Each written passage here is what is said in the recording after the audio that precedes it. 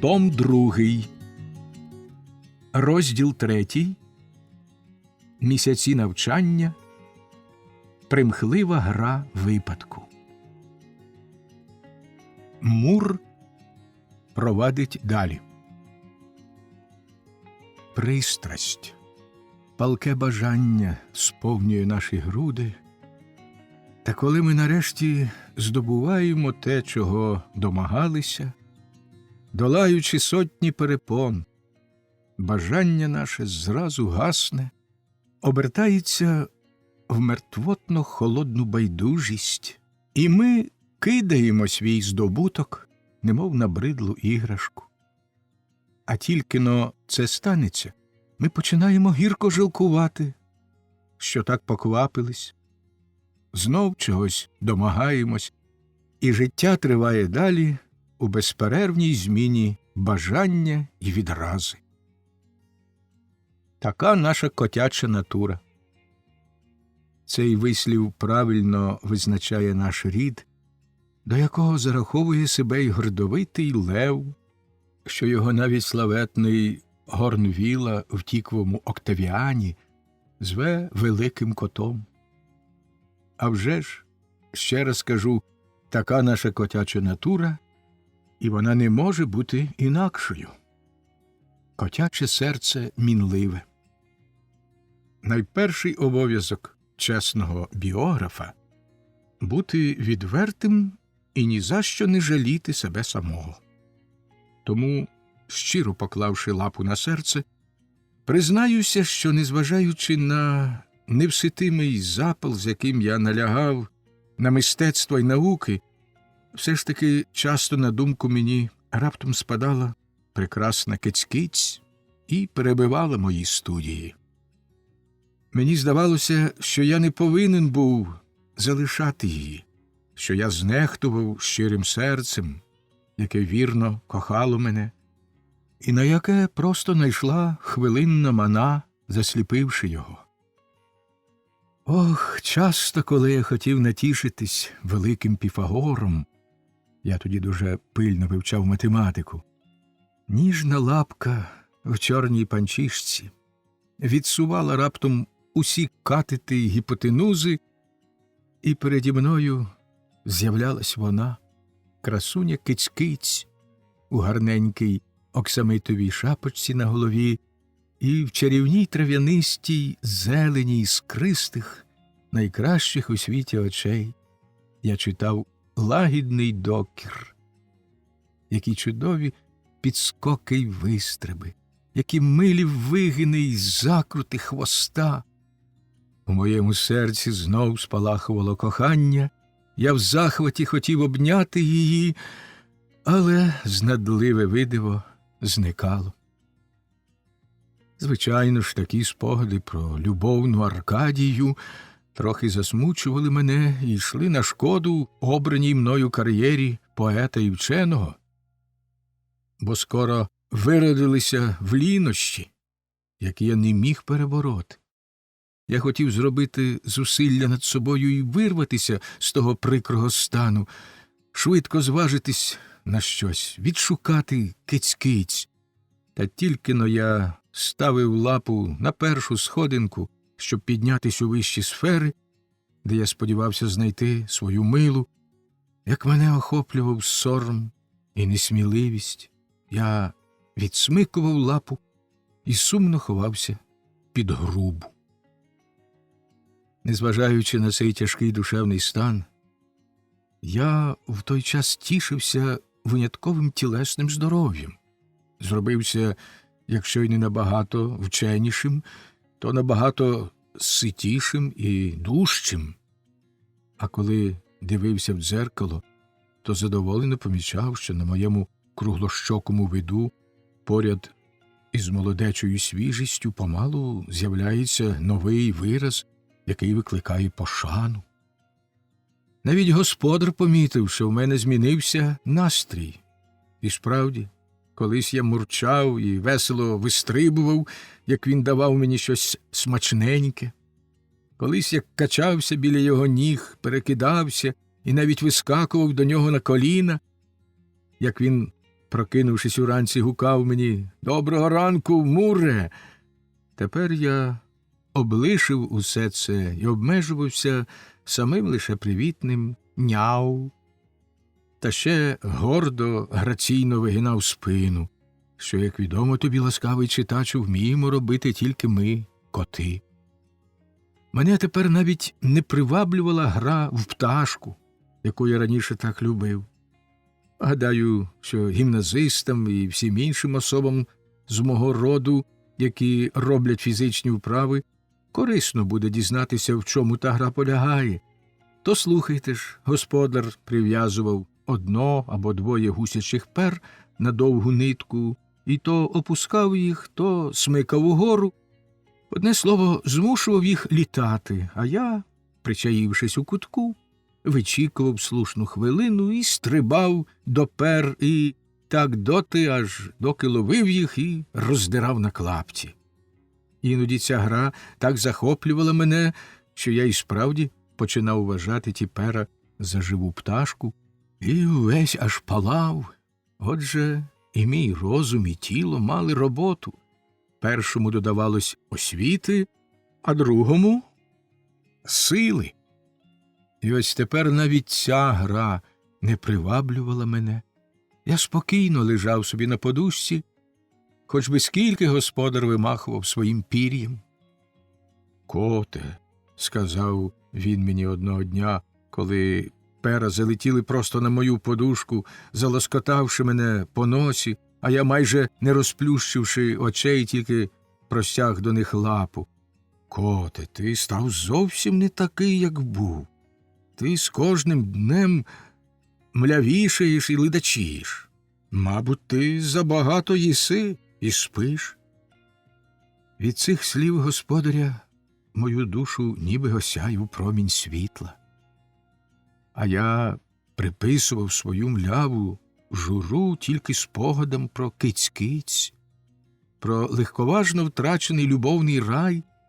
Я ж тепер раптом зрозумів, як земне життя, ставлячи свої вимоги, посварило мене з моїми студіями, що були виявом мого поривання до високого. В природі є речі, що яскраво показують нам, як закованій душі доводиться приносити в жертву свою волю тиранові, що зветься тілом. До цих речей я зараховую насамперед смачну манну кашу на молоці з маслом, а також широку, напхану кінським волосом подушку. Ту чудову кашу дуже добре вміла варити господарева служниця, тож я щоранку всмак з'їдав її 2 повні тарілки. А після такого ситого сніданку де вже було до наук? Вони здавались мені сухим шматком хліба. І дарма, як, кинувши їх, квапливо переходив до поезії, ні хвалені твори найновіших авторів, ні найвідоміші трагедії уславлених поетів не могли захопити моєї уяви. Думки мої починали снувати іншу, химерну нитку, вправна в куховарстві служниця господаря. Мимоволі вступала в конфлікт з автором книжки, і мені починало здаватися, що та служниця набагато краще, ніж він, знає, в яких частках і як саме треба змішувати смалець, солодощі, скільки доливати води. О, лихо! Я, наче в вісні, плутав духовні й тілесні насолоди.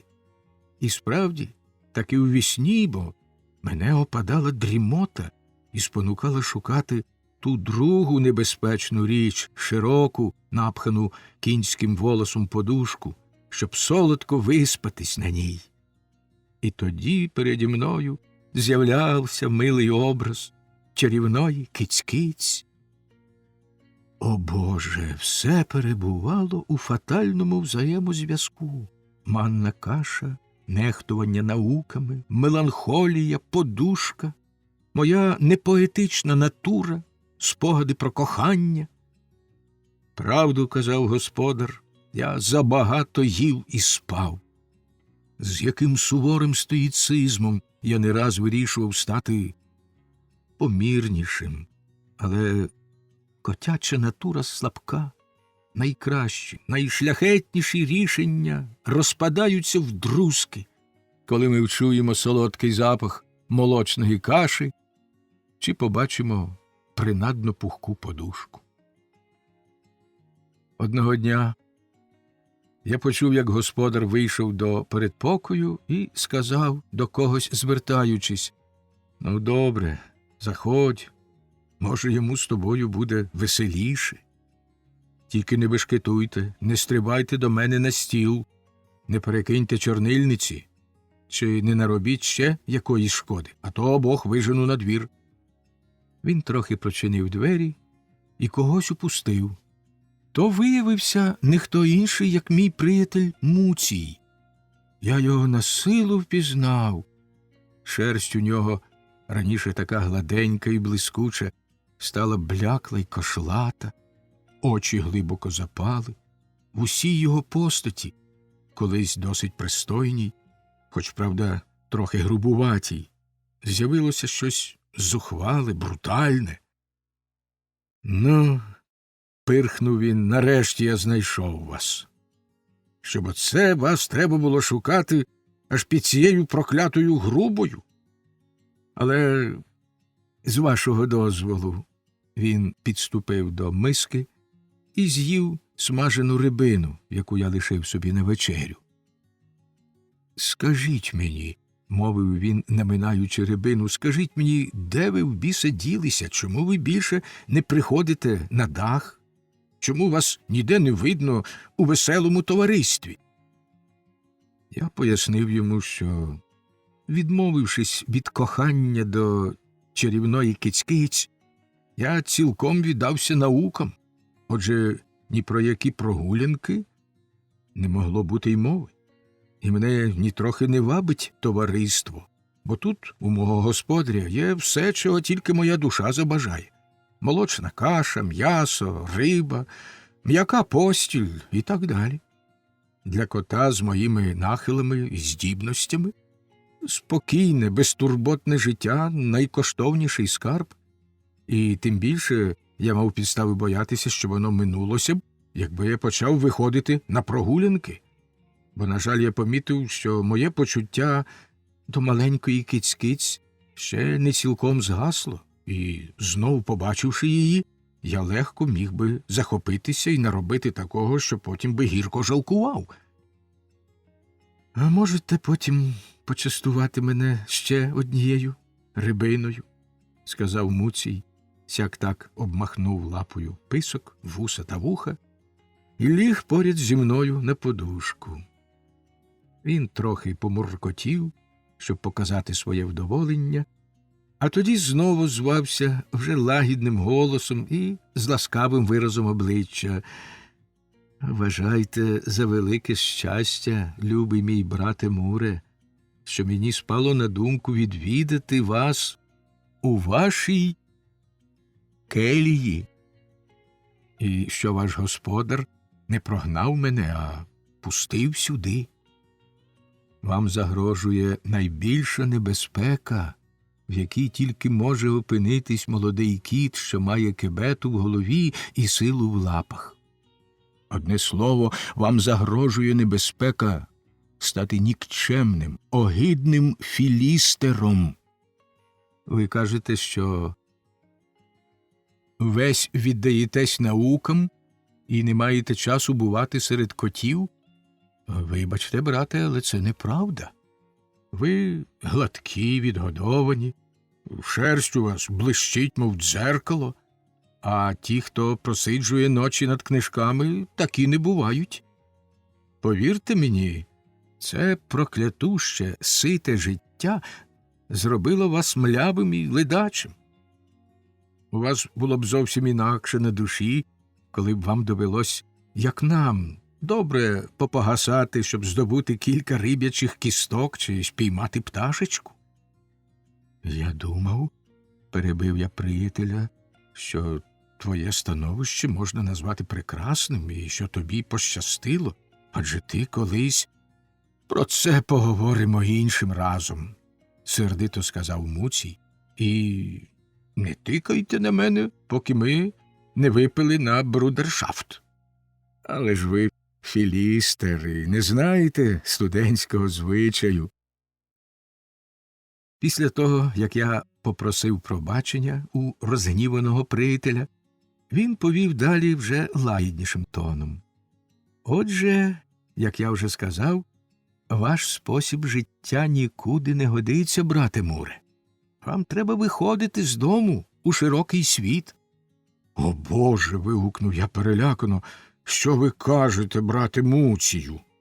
Мені треба виходити в широкий світ?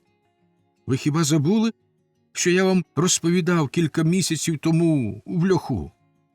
Як я одного разу вискочив з англійської карети в широкий світ, які небезпеки на мене чигали з усіх боків, і як нарешті добрий Понто врятував мене і привів назад до господаря.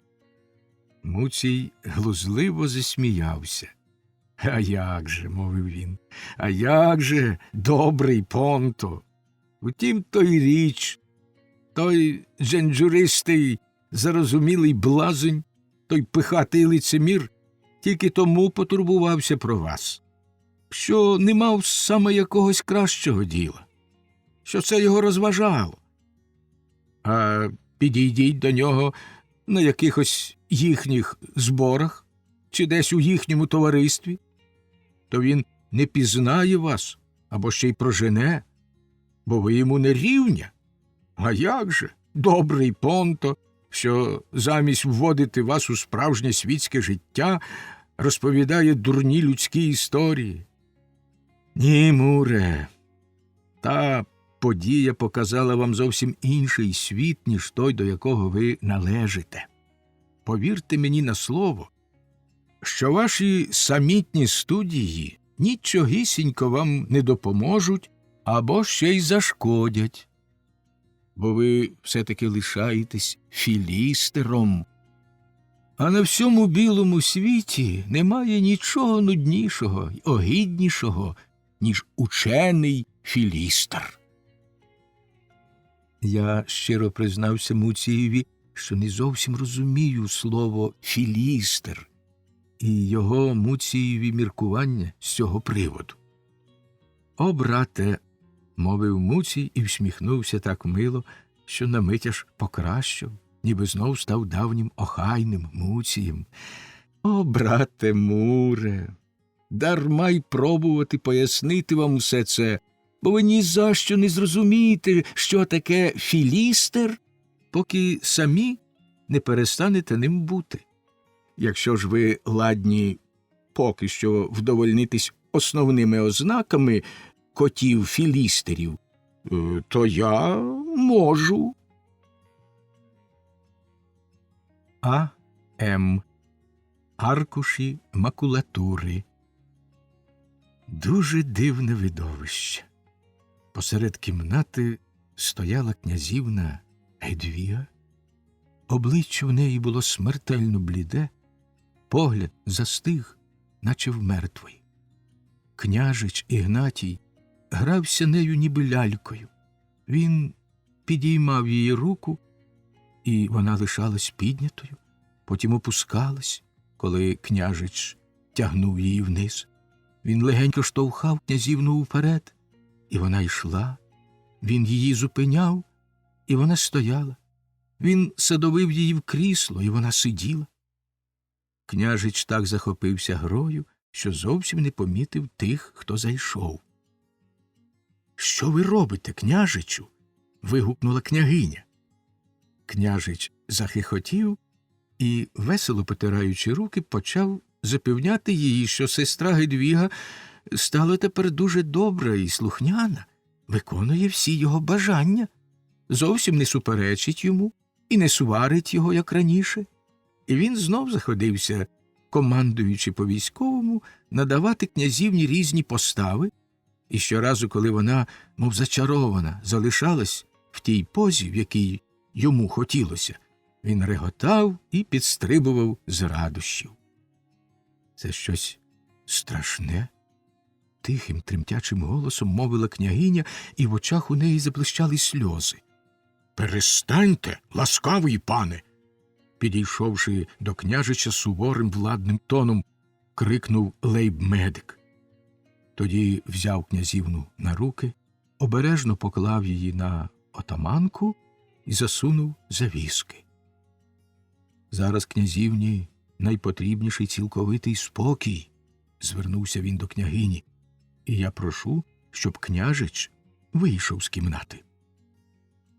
Княжич Ігнатій почав упиратися і, схлипуючи, нарікати, що тепер різні люди, зовсім не княжичі і навіть не дворяни, зважуються суперечити йому, а він тільки хоче лишитися у своєї сестри, яка йому стала милішою за найкращу чашку, і пан лейб-медик не має права наказувати йому.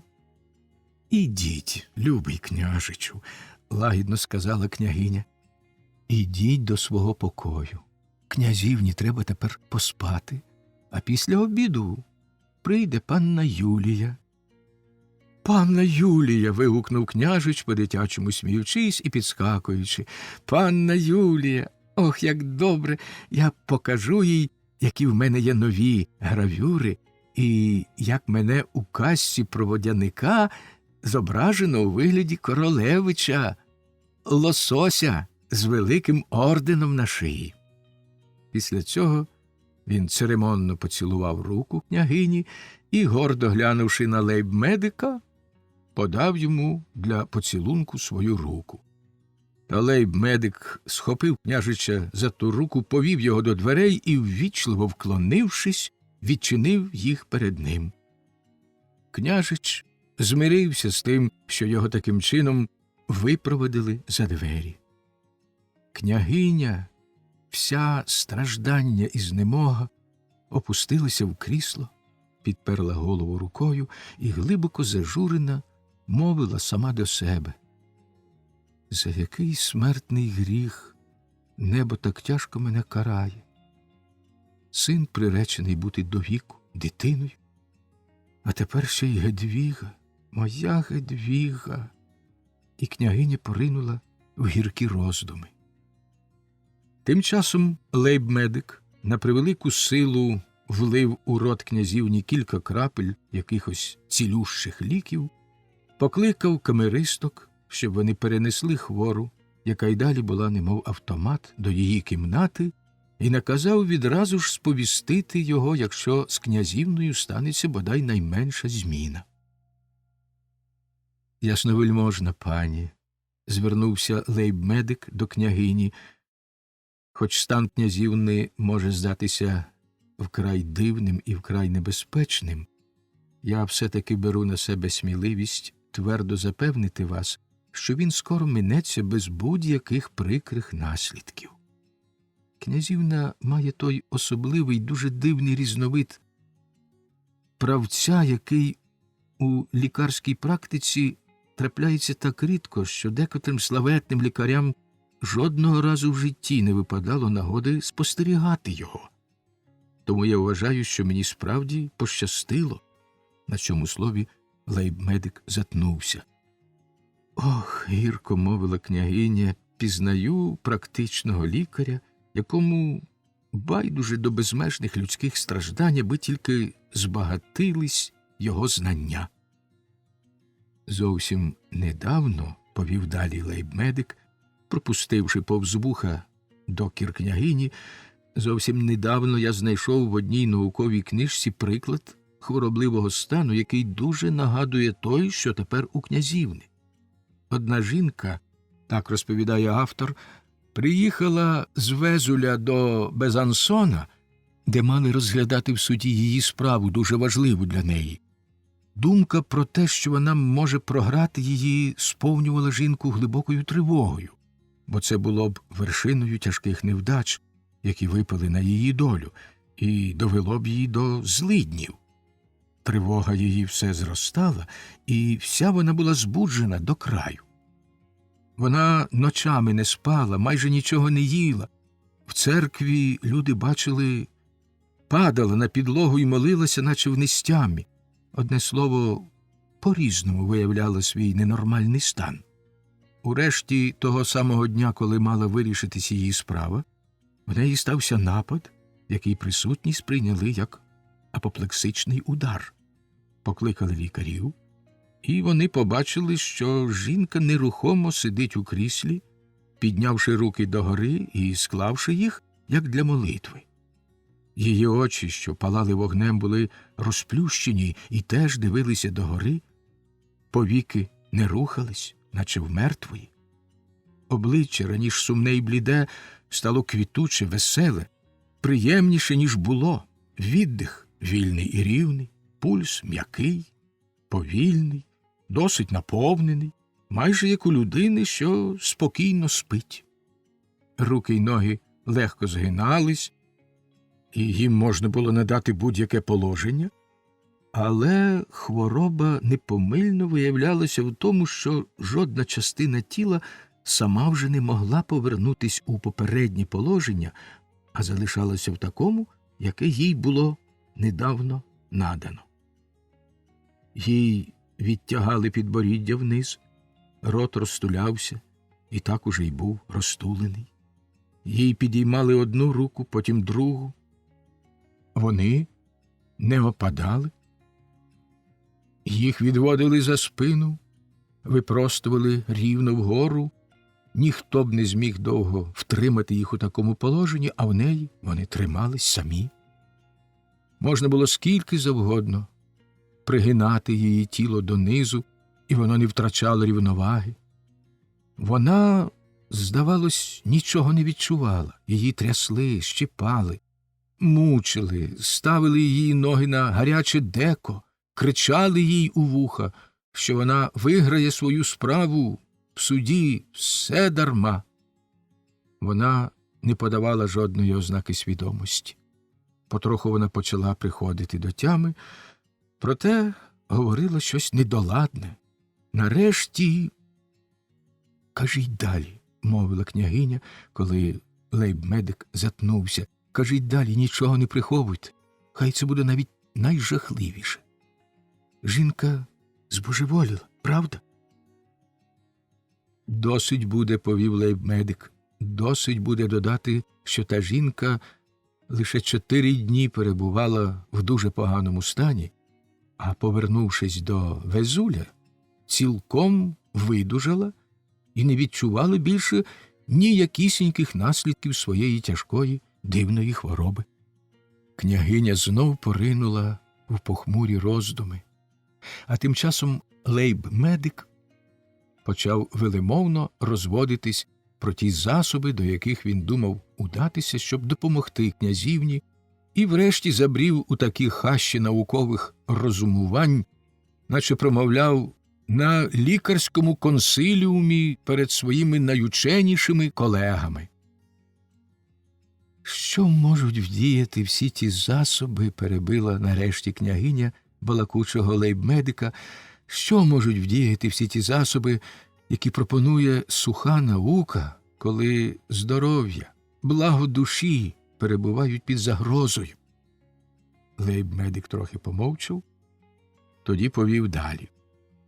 «Ясновельможна пані, приклад з дивовижним станом тієї жінки з Безансона свідчить про те, що причиною її хвороби був психічний струс. Коли вона трохи опам'яталася, лікування почали з того, що підбадьорили її, сказавши, нібито вона виграла справу. Найдосвідченіші лікарі погоджуються на тому, що до такого стану найперше призводить якийсь раптовий, сильний душевний порух. Князівна Гедвіга вразлива понад усяку міру. А вже ж, я навіть сказав би, що її нервова система часом відхиляється від норми. Мені видається безперечним, що її хворобливий стан також викликаний якоюсь сильною душевною вразою. Тож спробуймо знайти й дослідити причину, щоб можна було успішно впливати на психіку. Квапливий від'їзд княжича Гектора? Ну, що там казати, ясновельможна пані, мати здатна заглянути в душу дитини глибше за будь-якого лікаря, і могла б дати йому в руки кращі засоби для успішного лікування. Княгиня підвелася і гордо, холодно мовила: навіть міщанка береже таємниці жіночого серця, а князівська родина відкриває свою душу тільки церкві та її служникам, до яких лікар не має права себе зараховувати. «Як?» – палко вигукнув лейб-медик. «Хто може так чітко відмежувати тілесне благо від душевного? Лікар – це другий сповідник, і він повинен мати змогу заглядати в глибини психічного життя, якщо не хоче бути безпорадним у хвилину небезпеки. Подумайте про випадок із хворим княжичем, ясновельможна пані».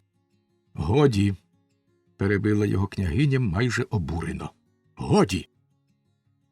Мене ніхто ніколи не звабить вчинити щось непристойне. І так само я не можу повірити, що бодай якась непристойна думка чи непристойне почуття могло спричинитися до дивної хвороби князівни». На цьому слові княгиня вийшла з кімнати і лишила лейб-медика самого. «Чудна жінка», – мовив той сам до себе. «Чудна жінка ця княгиня. Їй хочеться переконати всіх і навіть саму себе, що та глина, з якої природа ліпить душу і тіло, на нас, бідних земних дітей міщанського походження, йде одна, а коли настає пора зліпити щось вельможне, зовсім інше, яку годі й порівняти з нашою. Де таке бачено, щоб у князівни було серце? Все одно, що з тим іспанським придворним, який не взяв шовкових панчіх, що їх добрі нідерландські міщани хотіли подарувати своїй королеві, бо не годилось нагадувати про те, що в іспанської королеви справді є ноги, як у всіх звичайних жінок. І все-таки я ладен закластися, що причину найстрашнішої нервової хвороби, яка опанувала князівну, треба шукати саме в серці, цій лабораторії всіх жіночих бід. Лейб-медик думав про квапливий від'їзд княжича Гектора, про надмірну хворобливу вразливість князівни, про її далеко не байдуже, така до нього дійшла чутка, ставлення до княжича, і йому здалось безперечним, що князівну довела до раптової хвороби якась несподівана сварка з коханим. Ми ще побачимо, чи лейб-медик мав підставу для своїх здогадів чи ні. Що ж стосується княгині, то вона теж мала таку підозру, і саме тому вважала непристойними всі спроби лікаря щось випитати, бо двір взагалі відкидає будь-яке глибше почуття, як щось непристойне й банальне. Сама ж княгиня мала і серце, і душу, але сміховинне, огидне страховисько, зване етикетом, лягло їй каменем на груди, і звідти не проривались жодні зітхання, жодна ознака внутрішнього життя. Тому їй і вдавалося витримати навіть такі сцени, яка щойно відбулася з княжичем та князівною, і гордо відмовляти кожному, хто хотів їй тільки допомогти. Тим часом, як у замку все це відбувалося, в парку також сталося дещо таке, про що тут варто розповісти. У кущах ліворуч від входу стояв гладкий гофмаршал.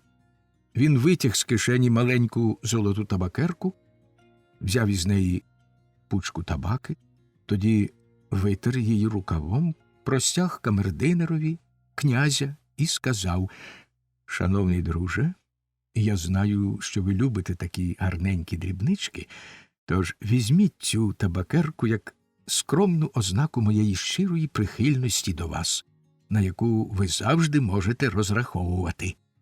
Але скажіть, голубе, що там вийшло з тією дивною, незвичайною прогулянкою? Уклінно дякую, відповів камердинер, ховаючи в кишеню золоту табакерку. Потім відкашлявся і повів далі. Можу вас запевнити, ваша світлість, що наш ласкавий володар дуже налякані від тієї миті, коли її ясновельможність князівна Гедвіга невідомо чому знепритомніла. Сьогодні вони простояли, виструнчившись, біля вікна, мабуть, чи не з півгодини, і так страхітливо зволили тарабанити пальцями правої руки по шибці, що вона брящала, аж поки лопнула. Але тарабанили самі гарні марші, приємні за своїм звучанням і бадьорі за своїм духом, як любив казати мій покійний зять, придворний сурмач. Ви, ваша світлість, знаєте, що мій покійний зять, придворний сурмач, був дуже вправний музикант. Його «до» звучало так, ніби сам диявол дув у сурму.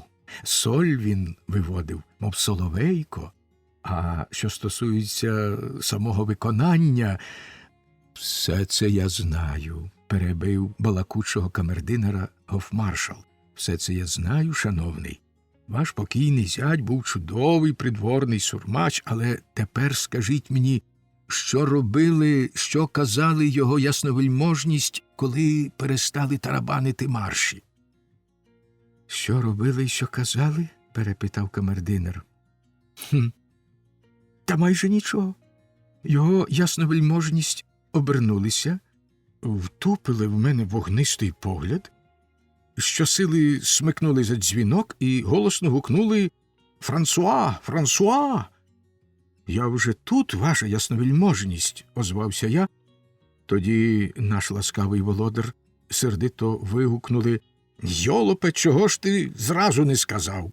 А потім «Вбрання для прогулянки». Я приніс, що мені наказано.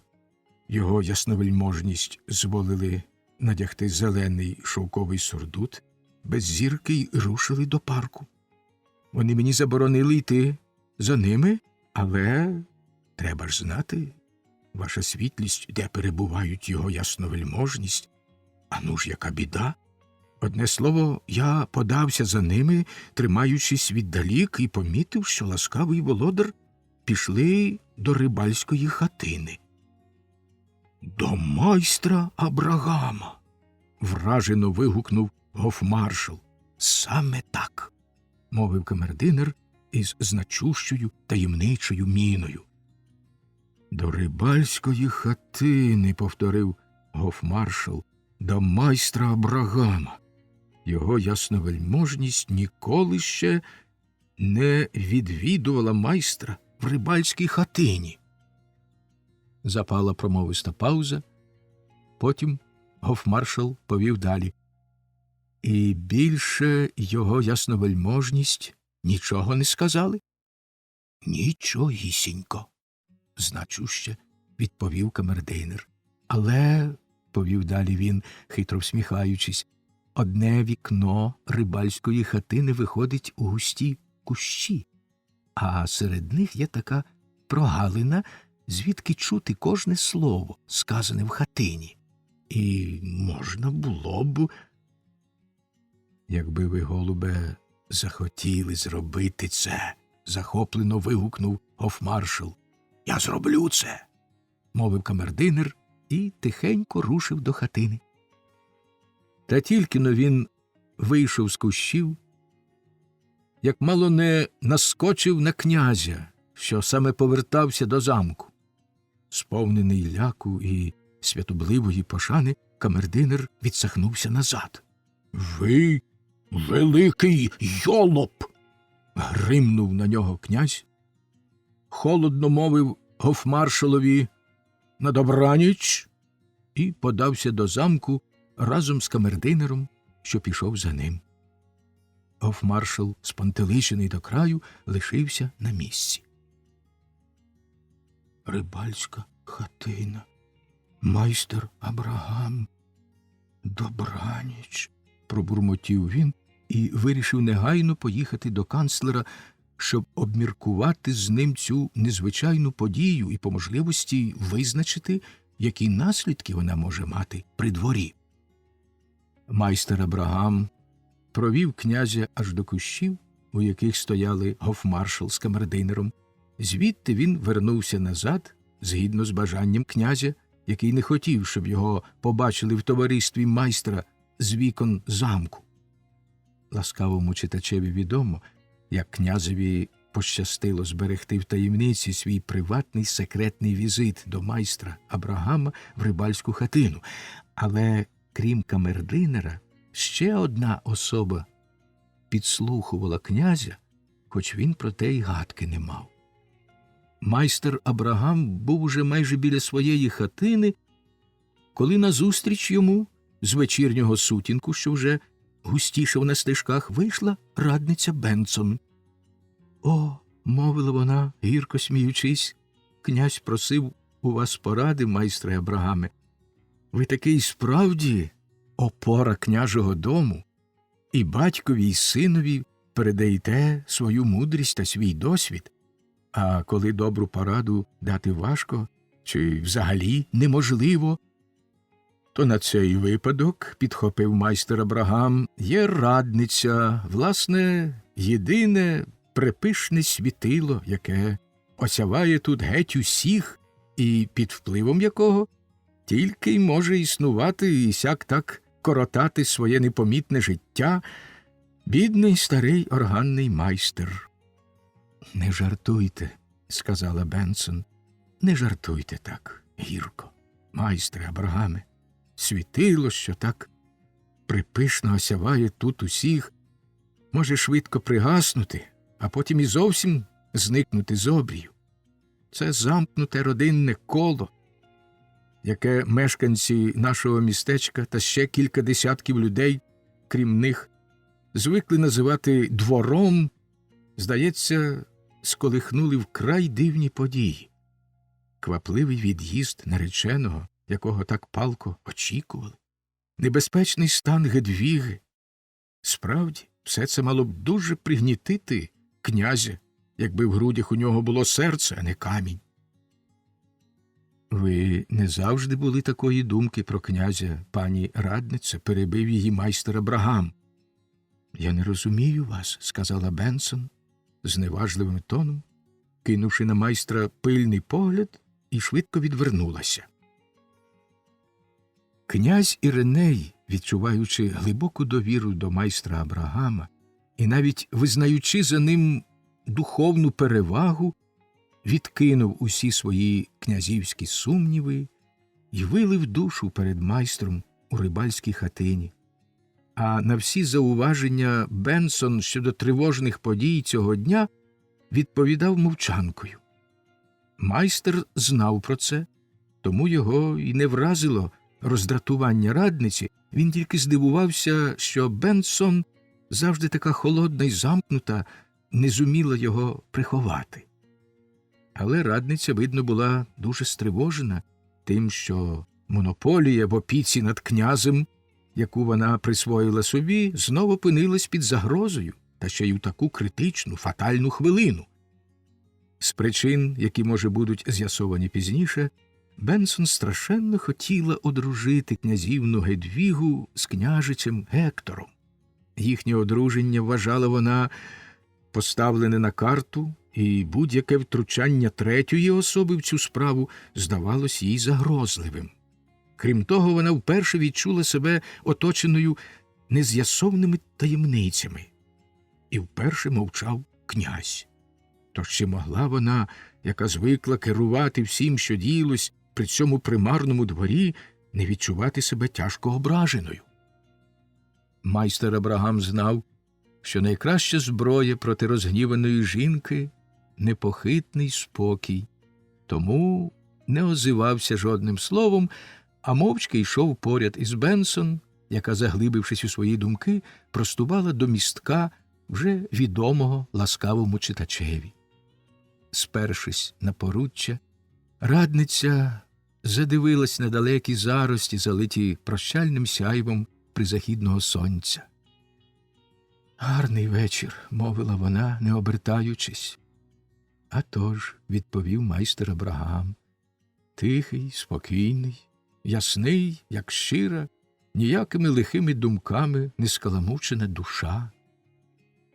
«Не ставте мені на карб», – сухо почала радниця, відмовившись від звичного для неї звертання «любий майстре Абрагаме», «не ставте мені на карб, пане Лісков, того, що я відчуваю себе прикро враженою, коли князь раптом обирає лише вас своїм повірником, лише у вас просить поради в справах, у яких досвідчена жінка може краще допомогти і словом, і ділом. Але те дріб'язкове роздратування, якого я не могла приховати, вже минулось, цілком минулось, я знов спокійна, адже порушена тільки форма. Князеві самому треба було розповісти мені те, що я довідалась іншим способом, і я справді можу лише всім серцем схвалити вашу відповідь, шановний майстре. Я навіть ладна визнати, що вчинила не найкраще, але мені той вчинок можна вибачити, бо спонукала мене до нього не стільки жіноча цікавість, скільки щира турбота про все, що стосується князівської родини. Знайте ж, майстре, що я підслухала всю вашу розмову з князем і чула кожне слово. Майстра Абрагама від цієї мови Бенсон охопило дивне почуття, суміш ядучої іронії і гіркого жалю. Він не гірше за княжого камердинера знав, що, причаївшись у прогалині під вікном рибальської хатини, можна почути кожне слово, сказане всередині, але й знав інше, що його не можна зрозуміти, бо з допомогою хитромудрого пристрою зумів домогтися того, що розмова в хатині долинало до вух підслухувача, як суцільний невиразний гомін, у якому годі було розрізнити не тільки окреме слово, а навіть склад. Через те йому й здалося такою жалюгідною спроба Бенсон брехнею вивідати таємницю, про яку вона здогадувалась і якої не знав і сам князь, а отже й не міг відкрити її майстрові Абрагаму. Про що розмовляли князь із майстром у рибальській хатині, читач ще довідається. «О!» – вигукнув майстер. «О, ласкава пані! Вас привів до рибальської хатини жвавий розум винахідливої досвідченої жінки. Як би я, бідолашний, старий, а проте ненавчений життям чоловік, утямив щось у всіх цих речах без вашої допомоги. Я саме хотів докладно переповісти вам усе, що мені довірив князь, але тепер уже в цьому нема потреби, бо вам і так усе відомо. Може, ви, ласкава пані, визнаєте мене гідним того, щоб розповісти мені все, як на сповіді? А ну ж воно виявиться не таким страшним, як здається». Майстрові Абрагаму так добре вдався тон простодушної довіри, що Бенсон, хоч яка була кмітлива, не відразу з'ясувало для себе, чи він з неї глузує, чи говорить щиро, і, розгубившись, випустила нитку, яку була спіймала, і з якої могла зв'язати небезпечну петлю на майстра. Отож і вийшло, що вона, марно шукаючи потрібних слів, застигла на мості, немов чарами позбавлена мови, і втупила очі в озеро. Якусь мить майстер тішився її мукою, та скоро думки його звернулися до подій цього дня. Він добре знав, що крейслер перебував у самому їхньому осередді. Думка про втрату найдорожчого приятеля сповела його серце глибокою тугою, і в нього мимоволі вихопилося: «Бідолашний Йоганнес». Бенсон рвучко обернулась до нього і сказала з несподіваним запалом: «Як, майстре Абрагаме? Невже ви такі немудрі, що повірили в Крейслерову загибель? Хіба закривавлений капелюх щось доводить? І що його могло так раптом навести на цю страхітливу думку, накласти на себе руки? А крім того, його ж би тоді знайшли. Майстер неабияк здивувався, що Бенсон говорила про самогубство, коли начебто просилась зовсім інша підозра. Та не встиг він щось відповісти, як радниця повела далі.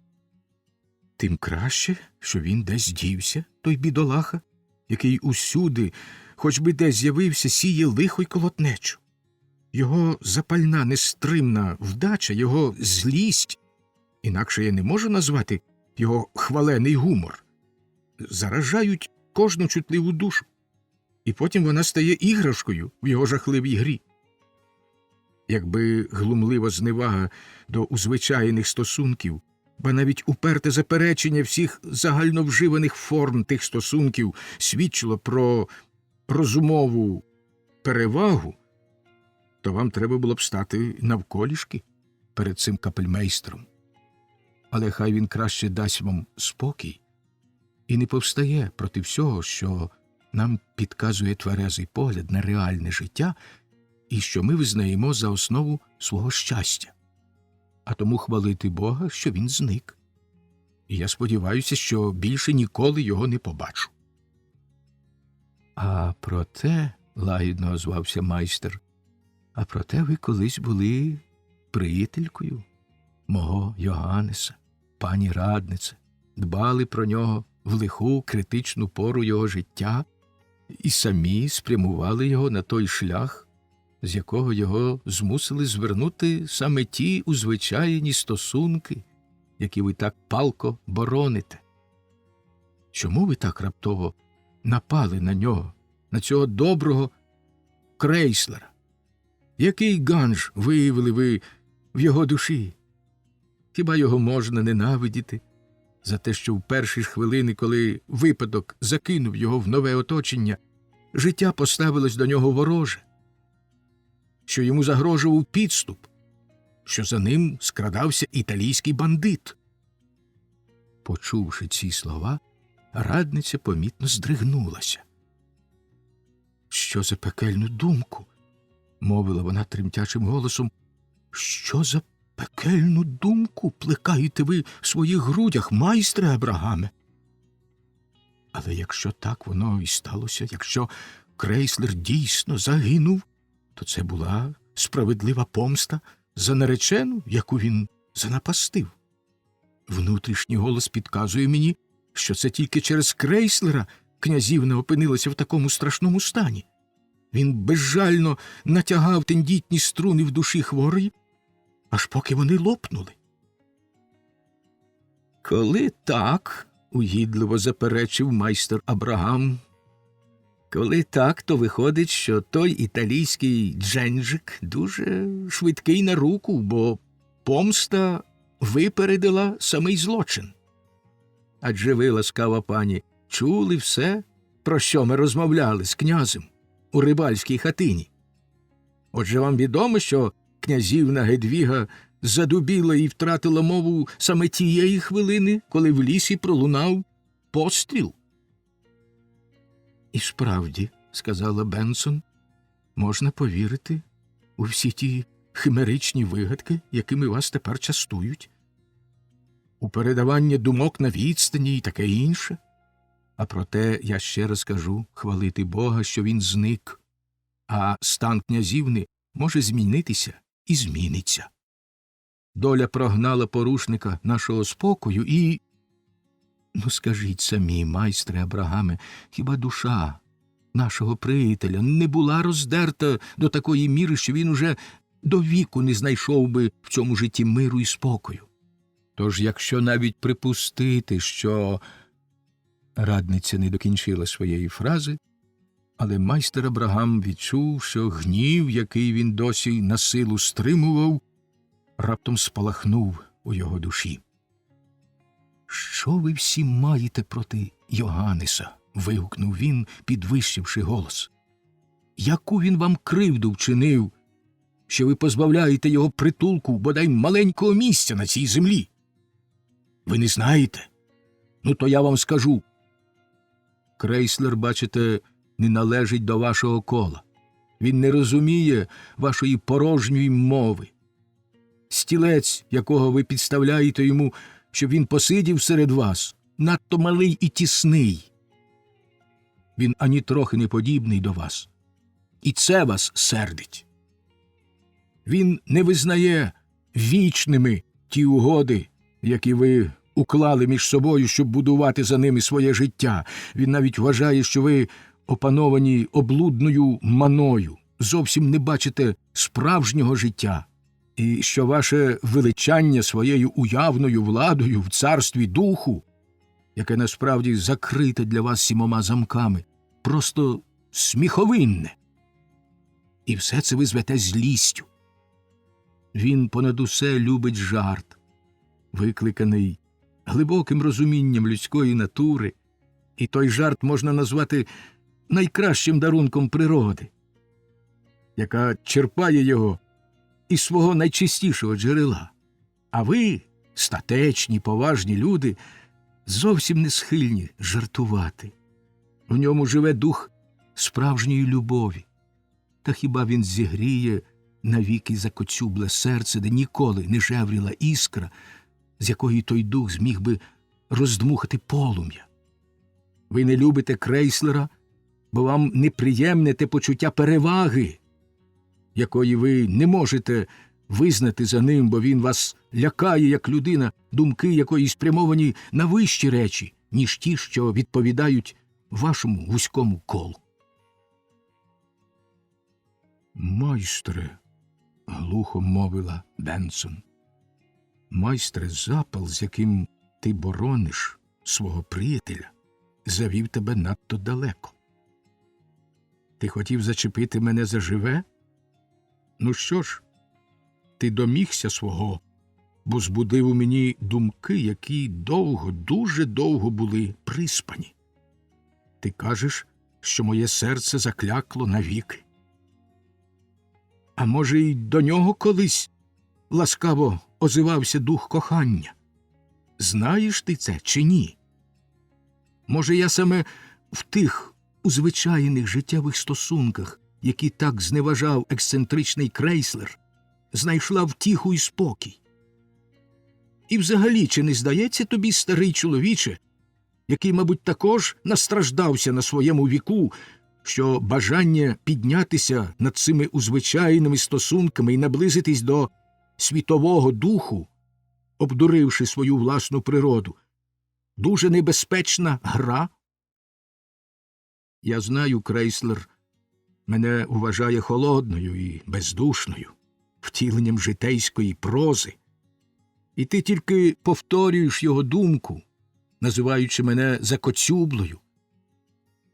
Але чи ви коли пробували прозирнути крізь цю кригу, що давно стала для моїх грудей захисним панциром? Для чоловіків кохання ще не все життя, а тільки його вершина, з якої ще ведуть униз надійні шляхи. Для нас же найвище осяйна мить, що творить і формує все наше буття, це мить першого кохання. Якщо лиха доля захоче, щоб нас поминула ця мить, у слабкої жінки все життя йде шкереберть. Вона приречена на сіре, безрадісне животіння, а сильніша духом жінка, напруживши всю свою силу, повстає проти долі, і саме в звичайних життєвих стосунках знаходить ту рівновагу, що дає їй мир і спокій. Послухай же, мій старий звинувачу, тут серед нічної пітьми, що ховає моє визнання, я розповім тобі все. Коли настала та мить у моєму житті, коли я побачила того, хто запалив у мені полум'я найглибшого кохання, на яке лише здатне жіноче серце, я стояла перед алтарем із тим самим Бенсоном, що став для мене потім найкращим у світі чоловіком. Його цілковита нікчемність дала мені все, що я тільки могла побажати для спокійного життя, і жодна скарга, жоден докір ніколи не злетів з моїх уст.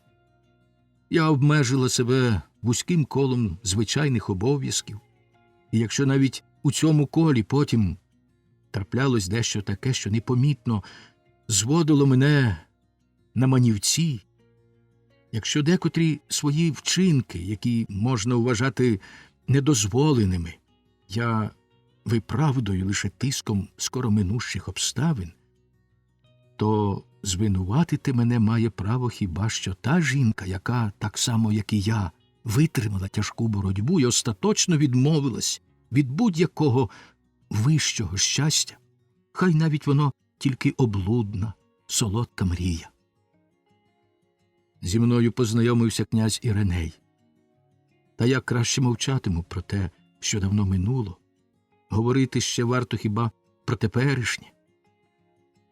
Я дозволила тобі заглянути в свою душу, майстре Абрагаме. І тепер ти знаєш, чому я боюся втручання будь-якого чужого, незвичайного елемента при тому становищі, що тут склалося. Чому я вважаю таке втручання загрозливим? Моя власна доля в ту фатальну пору мого життя постає переді мною і глузливо всміхається, мов страхітливий застережний привид. Я повинна врятувати тих, хто мені дорогий, і в мене є свої плани. Майстре Абрагаме, не ставайте мені на заваді, а якщо ви хочете почати зі мною боротьбу, то глядіть, щоб я не розладнала ваші найхитріші штуки. Нещасна жінко, мовив майстер Абрагам. Ти звеш мене нещасною? Обурилась Бенсон. Мене, яка зуміла побороти лиху долю, і там, де, здавалося, вже було втрачено все, знайти мир і спокій? Нещасна жінко, знов сказав майстер Абрагам, тоном, що свідчив про його глибоке хвилювання. Бідолашна, нещасна жінко. Ти гадаєш, що знайшла спокій і вдоволення, і не здогадуєшся, що розпука, немов той вулкан, вивергла з твоєї душі весь жар, усе полум'я, і тепер там лишився самий лише мертвий попіл, на якому ніщо вже не виросте й не розквітне. І в своєму впертому засліпленні ти вважаєш той попіл за родючу ниву життя, з якої ще сподіваєшся зібрати врожай. Ти хочеш збудувати майстерну будівлю на підвалині з каменю, який розтрощила блискавка. І не боїшся, що вона завалиться тієї миті, коли барвисті стрічки вінка, яким провіщають перемогу будівничого, весело замають на вітрі. Юлія, Гедвіга. Я знаю, це для них були зіткані ті спритні плани. Нещасна жінко, гляди, щоб те згубне почуття, те зло, яке ти дуже несправедливо приписуєш моєму Йоганнесові, не вихопилося з глибини твоєї власної душі, і твої мудрі плани не виявились пекельним бунтом проти того щастя, якого ти не зазнала сама і якого тепер хочеш позбавити своїх ближніх. Про твої задуми, а так само й про ті горизвісні житейські стосунки, що буцімто дали тобі спокій, а насправді штовхнули тебе на ганебні злочини. Я знаю більше, ніж ти гадаєш.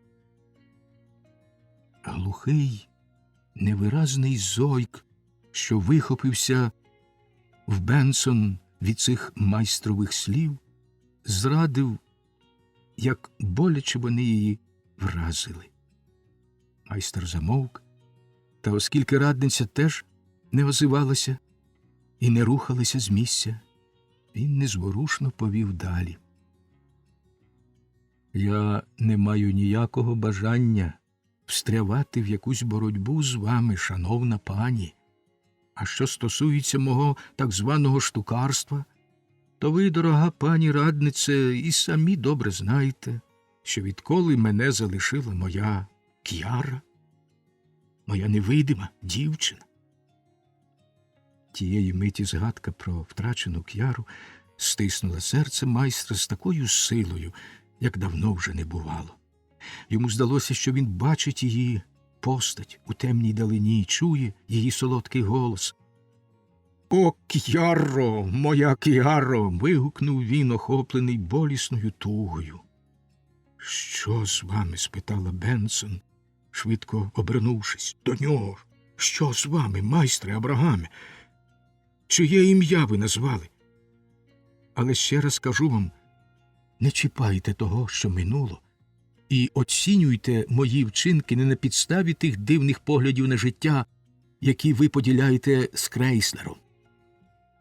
Обіцяйте мені не зловживати довірою, якою вас ушанував князь Іриней. Обіцяйте не ставати мені впоперек дороги». Та майстер Абрагам був такий заглиблений у сумні думки про свою К'яру, що майже не почув слів радниці і відповів їй щось невиразно і невлад. «Не відштовхуйте мене», – повела далі вона, – «не відштовхуйте мене, майстре Абрагаме. Ви, здається, і справді багато про що знаєте, краще, ніж я думала, але, може, і в мене є деякі таємниці, про які вам було б дуже корисно довідатись, і я, певне, могла б вам зробити послугу, про яку ви навіть не здогадуєтесь. Володарюємо разом у цьому невеличкому дворі, якому дійсно треба налигача». «К'яро!» – вигукнули ви з таким жалем, що… Раптовий гомін у замку перебив мову радниці. Майстер Абрагам отямився від своєї задуми.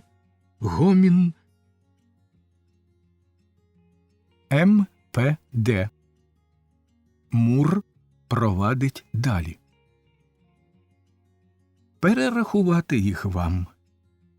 Кіт Філістер, хоч би який був спраглий, починає хлептати молоко біля вінців мисочки, щоб не намочити вусів і бороди, і не втратити гідності, бо гідність для нього важливіша за спрагу.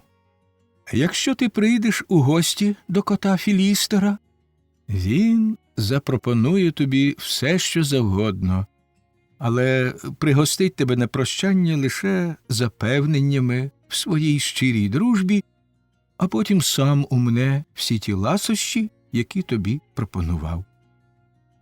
Кіт Філістер завдяки гострому, непомильному чуттю вміє скрізь, на горищі, в льоху і так далі, знайти найкраще місце і зручно, з приємністю там розлягтися. Він любить говорити про свої добрі якості і про те, що, дякувати Богу, не може нарікати на неуважність долі до тих його добрих якостей. Він дуже велимовно пояснює тобі, як йому дісталося тепле місце, яке в нього тепер є, і що він ще думає зробити, щоб покращити своє становище.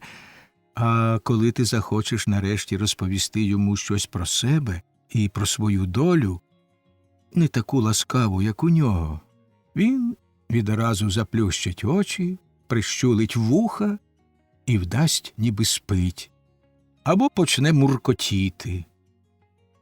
Кіт Філістер дбайливо вилизує своє хутро, щоб воно аж блищало, і навіть полюючи на мишу, струшує лапи на кожному кроці, коли ступить на мокре місце.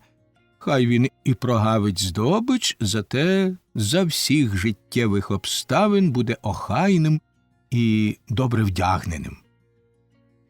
Кіт Філістер боїться і уникає кожної бодай найменшої небезпеки. А коли ти в якійсь скруті попросиш у нього допомоги, він, палко запевняючи тебе в своєму дружньому співчутті, почне бідкатися, що саме тепер його становище і певні міркування, з якими він мусить рахуватися, не дозволяють йому підтримати тебе. Взагалі, всі дії і вчинки кота Філістера в кожному випадку залежать від тисячі різних міркувань. Він, наприклад, до маленького мопса, який боляче вкусив його за хвіст, ставиться шанобливо й чемно, щоб не зіпсувати стосунків з дворовим псом, у якого спритно домігся протекції, і аж уночі, скориставшись пітьмою, видере тому мопсові око. Другого дня він від щирого серця поспівчуває любому приятелеві мопсу і полає злісні витівки підступних ворогів. Зрештою, всі його міркування схожі на добре влаштовану лисячу нору, яка дає котові Філістерові змогу ушитися саме тієї миті, коли тобі здається, що ти вже його спіймав. Кіт Філістер найдужче любить сидіти під рідною грубою, де він відчуває себе в безпеці, а на даху в нього зразу паморочиться в голові. Тепер ви бачите, друже мій Муре, що це стосується й вас. А коли я скажу вам, що кіт Бурш, відвертий, чесний, безкорисливий, щирий, завжди готовий допомогти приятелеві, що він не знає ніяких інших міркувань, крім тих, які йому диктують честь і сумління, одне слово, що кіт Бурш – цілковита протилежність котові Філістеру, то вам не важко буде піднятися над болотом філістерства і стати справжнім, порядним котом Буршем. Я серцем відчув, що Муцій каже правду. Я зрозумів, що досі тільки не знав самого слова «філістер», але така вдача була мені добре відома, бо я зустрічав уже багатьох філістерів, тобто поганих котів, яких я щиро зневажав. Тим болючіше переживав я свою помилку, через яку міг опинитися в категорії тих нікчем, і поклав собі в усьому дотримуватись Муцієвих порад. Ану ж із мене ще вийде порядний кіт Бурш. Якось один молодик розповідав моєму господареві про свого зрадливого приятеля і змалював його незвичайним, незрозумілим мені висловом, назвав його прилизаним типом. Тепер мені здалося, що означення «прилизаний» дуже пасує до слова «філістер». І я запитав свого приятеля Муція, що він про це думає. Тільки-но я вимовив слово «прилизаний», як Муцій підстрибнув з радощів і, міцно обнявши мене, вигукнув: «Милий друже, тепер я переконався, що ти цілком зрозумів мене. Так, прилизаний філістер саме і є те мерзенне створіння, яке гострить зуби на шляхетних буршів і яке ми повинні зацькувати до смерті, хоч би де воно трапилось. Так, друже мій Муре, тепер ти довів, що маєш глибоке, непомильне чуття до всього шляхетного і великого. Дай-но я ще раз пригорну тебе до своїх грудей, у яких б'ється вірне німецьке серце». Муцій знов обняв мене і сказав, що цієї ж таки ночі думає ввести мене в товариство буршів. Опівночі я повинен чекати на даху, а звідти він поведе мене на вечірку до старости буршів кота Пуфа. До кімнати зайшов господар. Як завжди, я кинувся йому назустріч, потерся об його ноги і покачався на підлозі, щоб виявити свою радість. Муцій також задоволено дивився на нього блискучими очима. Господар трохи почухав мені голову й шию, оглянув кімнату і, побачивши, що там усе стоїть на своєму місці, сказав: «Отак і треба. Ви поводилися тихо й мирно, як і належить статечним, вихованим людям. Отже й заслужили винагороду. Господар рушив до дверей, що вели до кухні, а ми з Муцієм, угадавши його добрий намір, подалися за ним, весело нявкаючи. І справді, господар відчинив кухонну шафу і дістав звідти кісточки 2 курчат, м'ясо з яких він учора з'їв. Усі знають, що ми, коти, вважаємо курячі кісточки найкращими в світі ласощами, тому очі в Муція засвітились яскравим світлом, він граційно замахав хвостом і голосно замурчав, коли господар поставив перед ним мисочку. Пам'ятаючи прилизаного філістера, я підсовував Муцієві найкращі шматочки – шиї, груди, гузки, а сам вдовольнявся твердішими кістками стегон і крилиць. Коли ми схрумали кісточки, я хотів запитати Муція, чи не вип'є він мисочку солодкого молока. Проте перед очима в мене стояв прилизаний філістер, тому я, нічого не питаючи, витяг мисочку, що, як я знав, стояла під шафою, приязно запросив Муція випити зі мною і навіть цокнувся з ним. Муцій вихлептав усе молоко і вилизав мисочку, тоді потиснув мені лапу і сказав розчулено зі сльозами на очах: «Справді, друже мій Муре, ви живете, мов Лукул, але ви довели, що маєте віддане, чесне, шляхетне серце, що суєтні світові втіхи не спокусять вас на шлях мерзенного філістерства. Дякую, красно дякую». За давнім німецьким звичаєм ми щиро потиснули на прощання один одному лапу. Муцій, певне бажаючи приховати, що він глибоко, до сліз зворушений, карколомним стрибком вискочив крізь відчинене вікно на найближчий дах.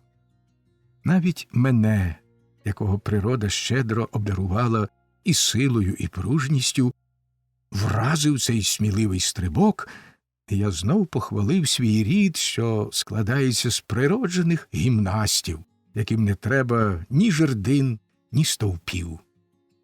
До того ж, на прикладі свого приятеля Муція, я ще раз переконався, що часто під грубою, відразливою зовнішністю схована ніжна, чутлива душа.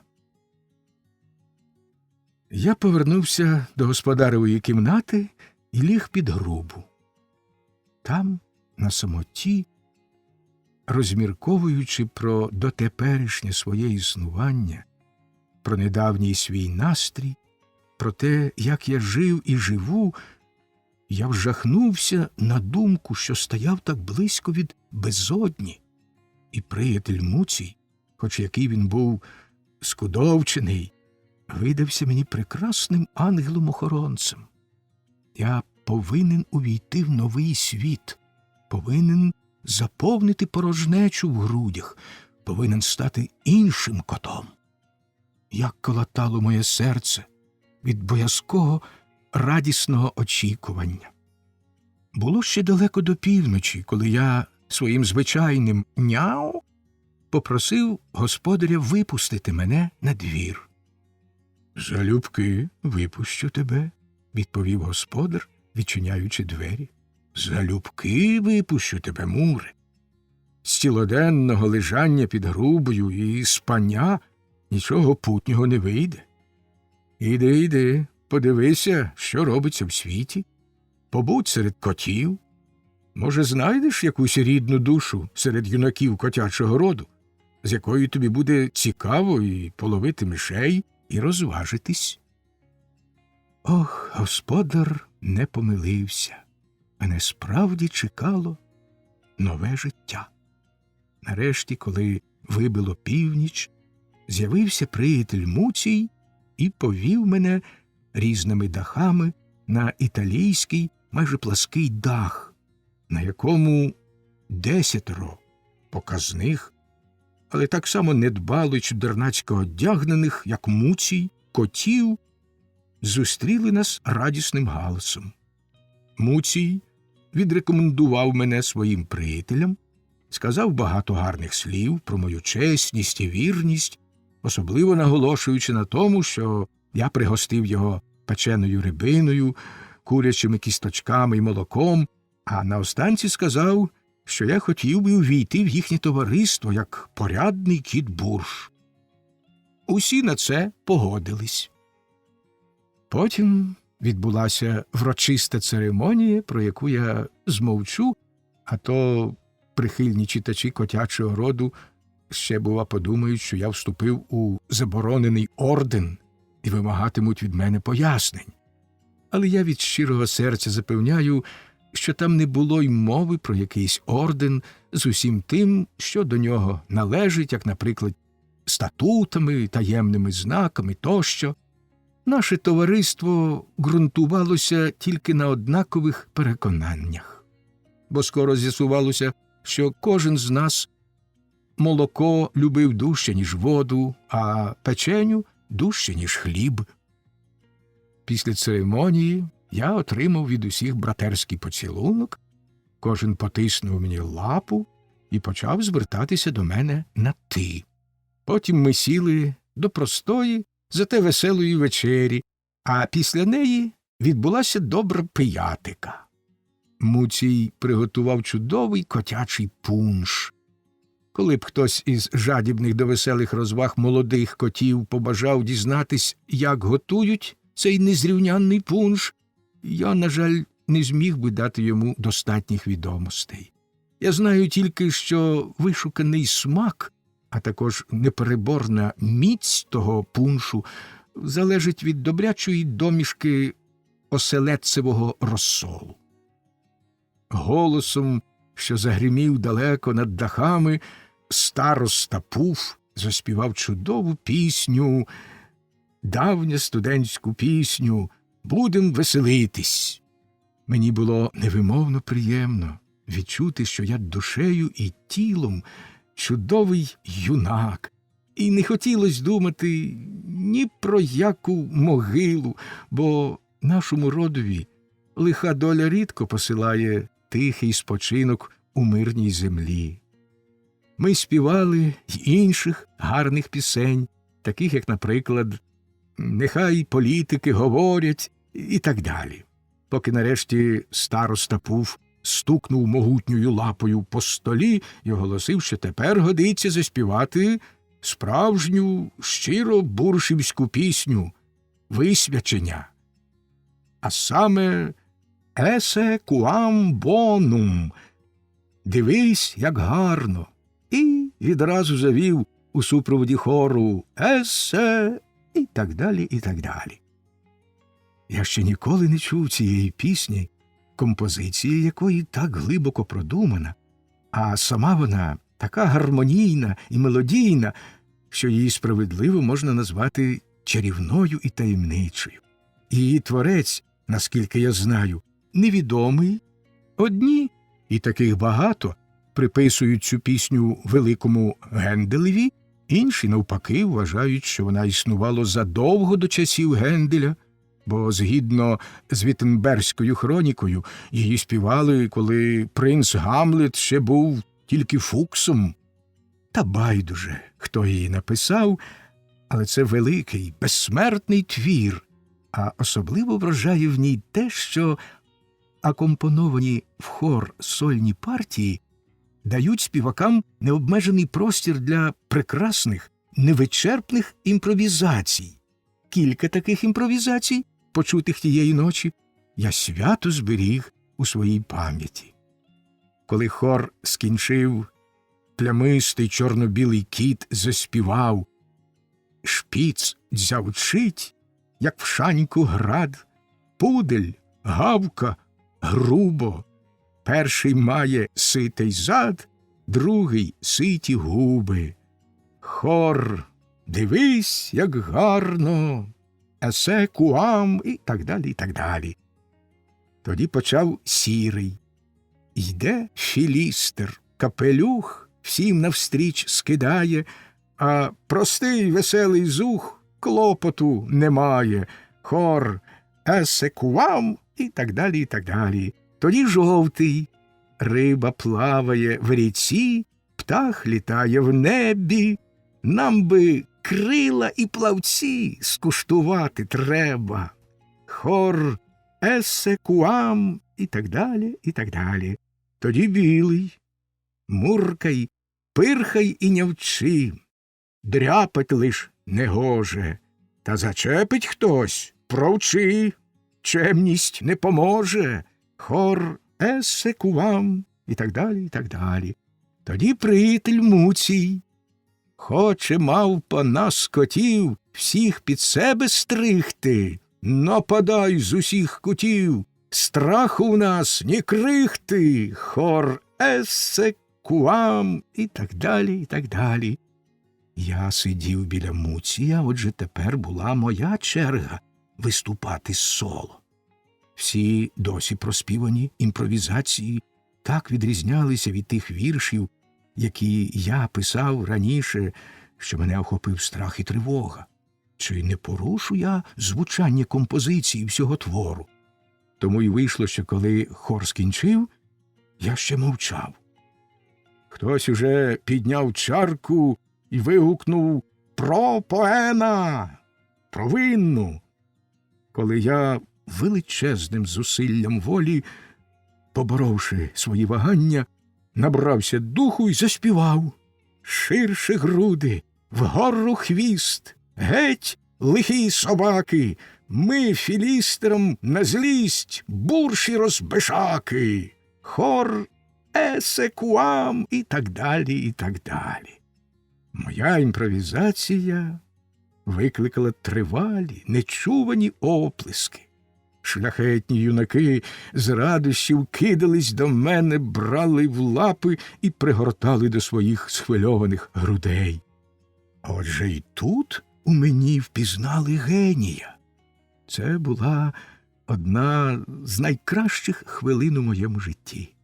Потім, на честь багатьох великих, славетних котів, насамперед тих, які, незважаючи на свою велич і славу, були далекі від філістерства, що вони довели словом і ділом, ми вигукнули полум'яне «Ура!», після чого розійшлись. Але пунш трохи затуманив мені голову, дахи немов хиталися перед моїми очима, і я на силу утримував рівновагу, користаючись хвостом, як акробати жердиною. Відданий Муцій, помітивши мій стан, допоміг мені і крізь слухове віконце щасливо довів додому. Голова у мене крутилася, як ніколи досі. Я довго не міг. А.М. Аркуші макулатури. Знав не гірше за прозірливу пані Бенсон. Та що я саме сьогодні, якраз тепер, отримую від тебе, вірний друже, звістку, моє серце не перечувало.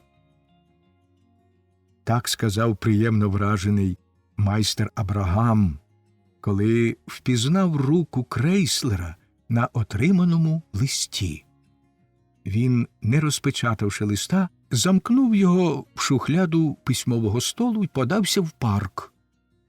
Майстер Абрагам уже багато років мав звичку по кілька годин або й по кілька днів не розпечатувати отриманих листів. «Якщо лист не цікавий, – казав він, – то байдуже, коли його прочитаєш, тепер чи згодом. Якщо в ньому погана звістка, то я виграю ще кілька радісних чи принаймні спокійних годин. А якщо звістка приємна, то розважна людина може трохи й почекати, щоб раптова радість не забила їй памороки.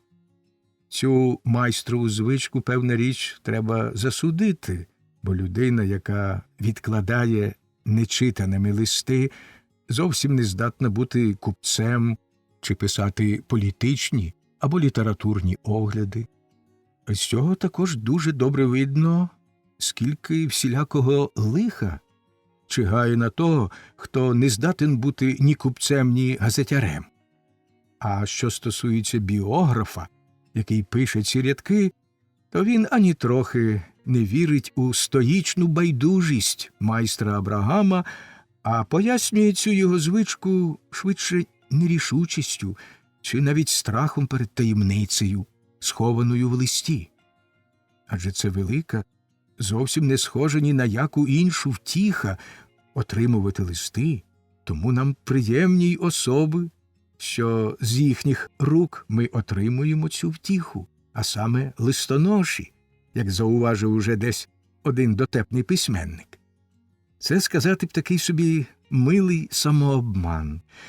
Біограф пригадує, що коли він, ще бувши студентом, з тугою в серці довго й надаремне очікував листа від однієї любої йому особи, то слізно благав листоношу, щоб той якнайшвидше приніс йому листа з рідного міста і за те обіцяв дати йому добру винагороду.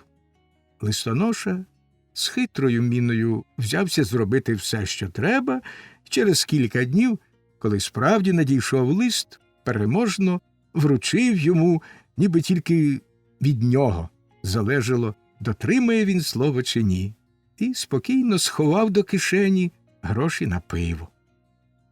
Проте біограф, може, теж надто схильний до самообману, не знає, чи й ти, любий читачу, розпечатуєш листи з таким почуттям, як він, з великою радістю, але водночас і з дивним острахом, від якого в тебе аж серце колотиться, хоч навряд чи в листі є щось дуже важливе для тебе. Може, це саме почуття, яке стискає нам груди, коли ми заглядаємо в пітьму свого майбутнього.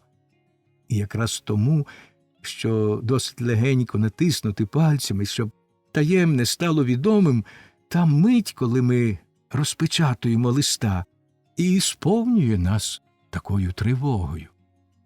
І справді, скільки прекрасних подій поламано разом з тією фатальною печаткою, скільки чудових образів, які ми викликали в своїй душі і які були втіленням наших палких бажань, обернулися в ніщо.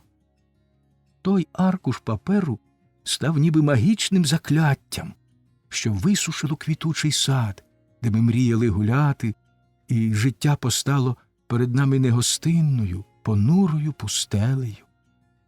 Та коли й нам здається, що не завадить трохи набратися духу, перше ніж довірити таємницю, сховану в листі, легенькому натискові пальців, то, мабуть, можна виправдати і звичку майстра Абрагама, яку ми засуджували.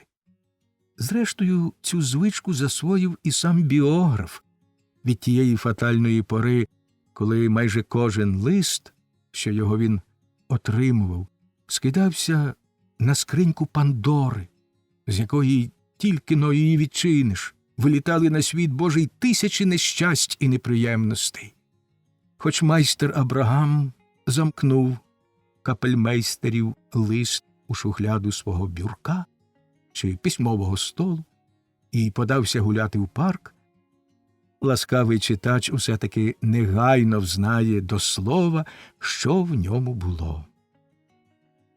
Йоганнес Крейслер писав: «Любий майстре, кінець діло хвалить», міг би я вигукнути, як лорд Кліфорд у Шекспіровому Генріхові VI, коли високоблагородний герцог Йоркський завдав йому смертельного удару, бо мій капелюх, Бог-свідок, тяжко поранений упав у кущі, і я за ним навзнак, мов той, про якого після бою кажуть, він поліг, або його скосила куля.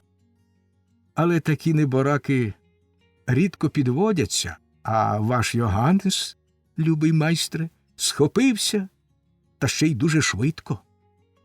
Про свого тяжко пораненого товариша який, щоправда, впав не поряд зі мною, а полетів через мою голову, чи радше з моєї голови, я не міг подбати, бо мав інший клопіт. Зробивши добрячий стрибок у бік, я вживаю це слово не в філософському і не в балетному його значенні, а тільки в гімнастичному. Я ухилився від дула пістолета, якого хтось не далі як за 3 кроки націлив просто в мене. Але я зробив щось іще більше.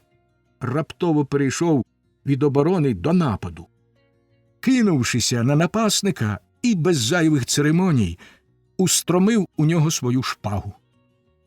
Ви завжди дорікали мені, майстре, за те, що я незугарний в історичному жанрі і не здатен нічого розповісти без зайвих фраз та відступів. Що ви тепер скажете про цей стислий опис моєї італійської пригоди в Зігартфордському парку, яким великодушний князь так лагідно порядкує, що терпить у ньому навіть бандитів, мабуть, задля приємної різноманітності?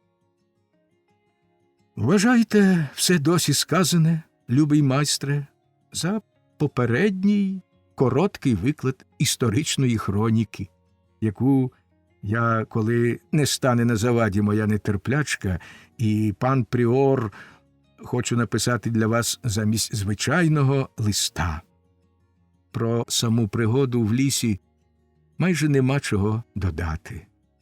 Звичайно, коли гримнув постріл, я відразу збагнув, що ним винагороджували мене, бо, падаючи, відчув пекучий біль з лівого боку голови, яку конректор у Генія Смюлі слушно називав упертою. І справді, мій відважний череп виявив упертий опір гидотному олову, тому сліду від рани майже непомітно. Але повідомте мене, любий майстре, повідомте мене відразу, як отримаєте листа, або сьогодні ввечері, чи хоча б завтра вранці, в кого я вгородив шпагу. Мені було б дуже приємно почути, що я пролив не звичайну людську кров, а бодай трішки князівської. Принаймні сподіваюся, що так воно й було. Отже, майстре, як випадок довів мене до вчинку, який пророкував мені злий дух у рибальській хатині. Може, маленька шпага тієї хвилини, коли я вжив її для оборони від убивці, обернулася в страшний меч Немезіди, що карає криваві злочини. Напишіть мені про все, майстре, а насамперед про те, що то за зброя, яку ви дали мені в руки, що то за портрет. Хоч ні, не кажіть мені про це нічого. Нехай цей образ медузи, від погляду якої скам'янів небезпечний злочинець, залишиться для мене нез'ясованою таємницею. Мені здається, що цей талісман утратить силу, тільки-но я дізнаюсь, який збіг обставин обернув його в чарівну зброю. Чи повірите ви мені, майстре, що я й досі не роздивився як слід на ваш мініатюрний портрет?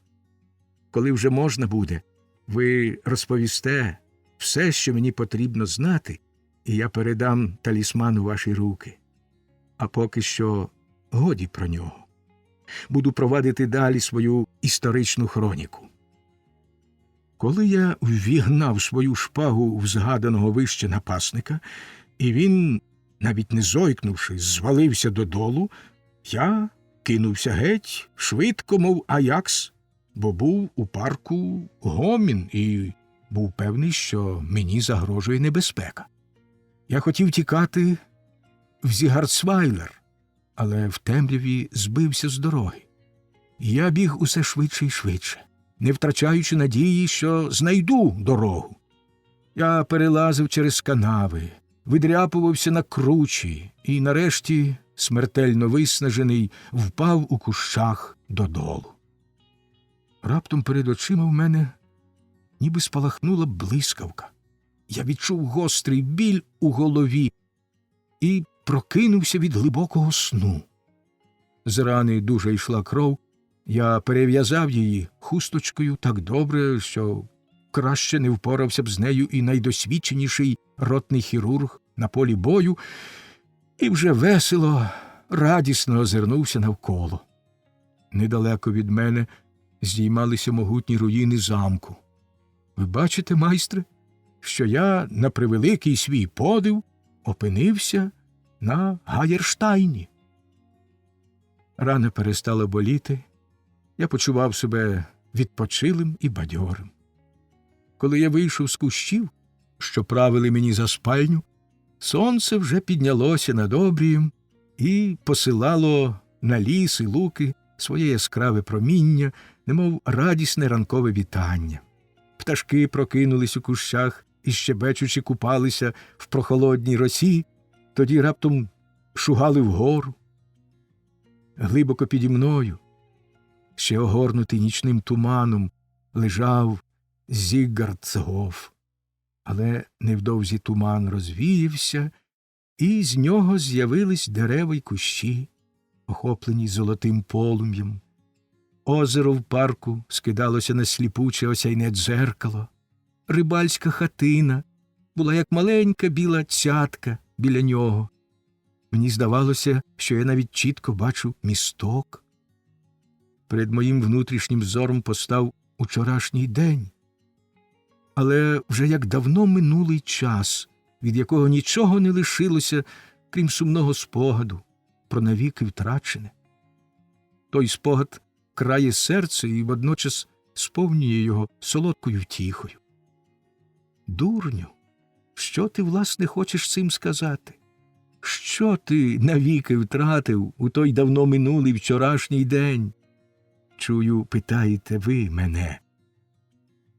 Ох, майстре, ось я знов стою на самісінькій вершині Гайерштайна, знов простягаю руки, наче орлині крила, щоб полетіти туди, де панували солодкі чари, де та любов, що живе поза часом і простором, вічна, як світовий дух, сходила на мене в промовистих райських звуках, сповнених спраглої туги і невситимого бажання.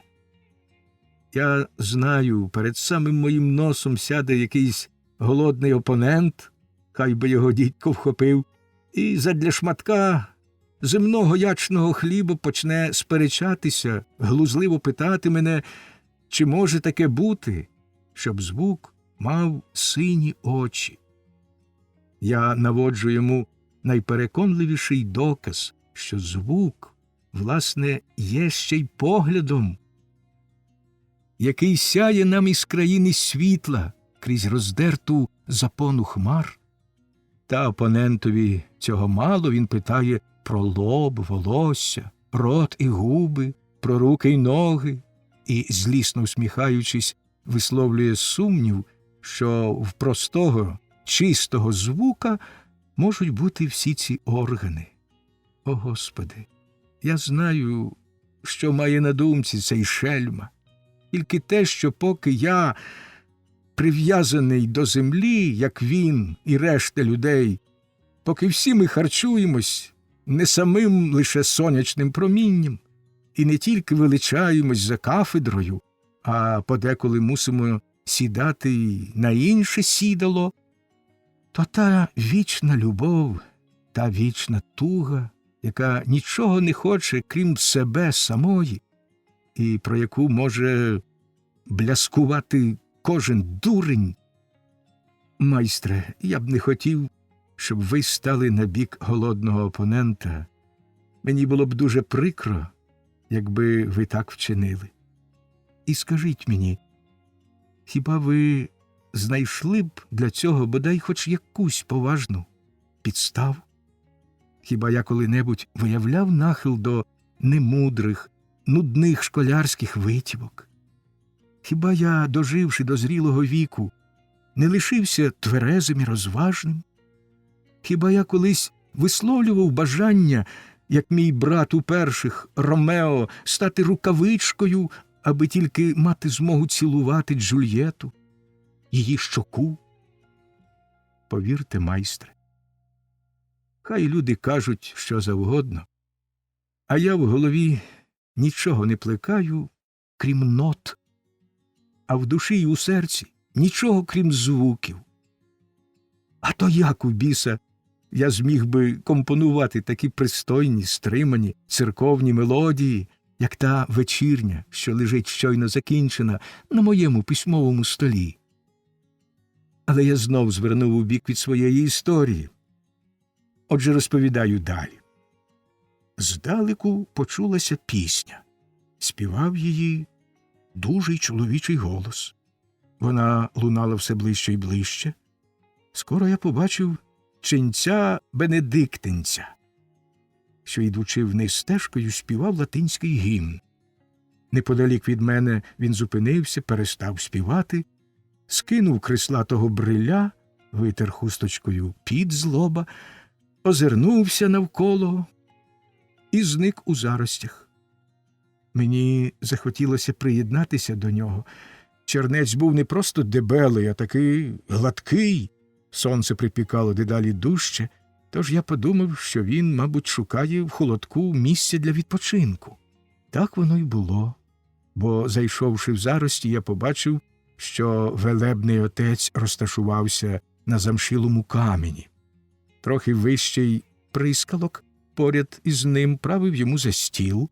Він розстелив на ньому білу хустку, дістав із саков хліб та печену пташку і почав усе те всмак наминати. Але спершу треба випити, сказав він сам до себе, дістав з кишені срібну чарку і налив в неї вина з оплетеною лозою пляшки. Він уже підніс чарку до уст, коли я підійшов до нього і сказав: «Слава Ісусу Христу!»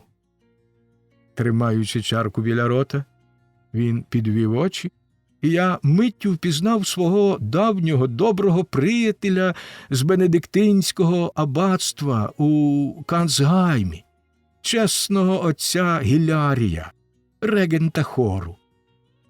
«Навіки слава!» – промурмотів отець Гілярій, витріщивши на мене очі.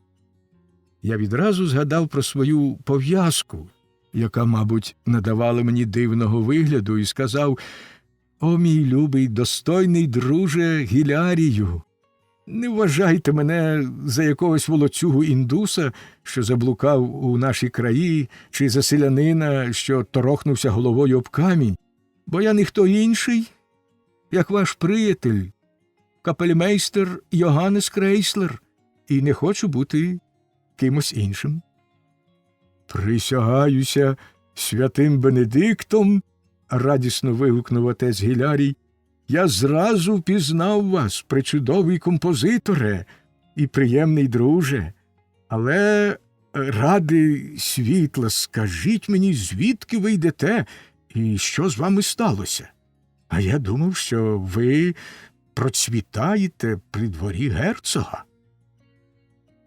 Я, не маніжачись, коротко розповів отцеві Гілярію про все, що зі мною трапилось, про те, як я був змушений увігнати шпагу в того, хто надумав зробити з мене ціль і вчитись на мені стріляти, і про те, що той стрілець був, мабуть, італійським княжичем, якого звали Гектор, як багатьох достойних мисливських собак.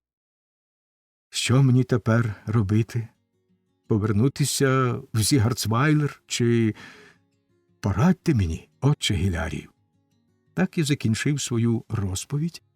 Отець Гілярій, що докинув не одне «Он як! Ох, святий Бенедикте!» до мого оповідання, тепер опустив очі додолу, промурмотів «Вип'ємо» і одним духом вихилив срібну чарку. Потім він засміявся і сказав: «Далебі, капельмейстре, найкраща рада, яку я тим часом можу вам дати, це гарненько сісти отут і поснідати зі мною. Я можу запропонувати вам ось цих куріпок, яких щойно вчора настріляв наш шановний брат Макарій. що, як ви знаєте, ні в чому не дає маху, тільки в респонзоріях, а коли скуштуєте приправленого травами оцту, яким ці пташки скроплені, то подякуєте за турботи братові Евсебієві, що сам спік їх з любові до мене. А що стосується вина, то воно варте того, щоб змочити горло капельмейстерові втікачеві. Справжній боксбойтель. Карісіме. Йоганнесе, справжній боксбойтель із притулку святого Йоанна у Вюрцбурзі, який ми, недостойні слуги Божі, отримуємо завжди найкращої якості. Ерго бібамус. На цьому слові він налив чарку по самі вінця, подав мені. Мене не треба було довго припрошувати, я випив і поїв, як людина, що добре зголодніла. Отець Гілярій вибрав гарне місце для сніданку. Густі березові зарості оточували невеличку галявинку, всіяну квітками, а кришталево чистий лісовий струмок, що живонів серед каміння, ще й додавав приємної прохолоди. Відлюдний затишок цієї місцини сповнював моє серце вдоволенням і спокоєм. І поки отець Гілярій розповідав мені про все, що за цей час сталося в монастирі, не забуваючи присмачувати розповідь своїми звичайними примовками і чарівною кухонною латиною, я слухав голоси лісу й струмка, що втішали мене своїми мелодіями. Отець Гілярій, мабуть, подумав, що я тяжко переживаю свою недавню пригоду і тому не озиваюсь до нього. «Не занепадайте духом», – мовив він, знов подаючи мені повну чарку. «Не занепадайте духом, капельмейстере.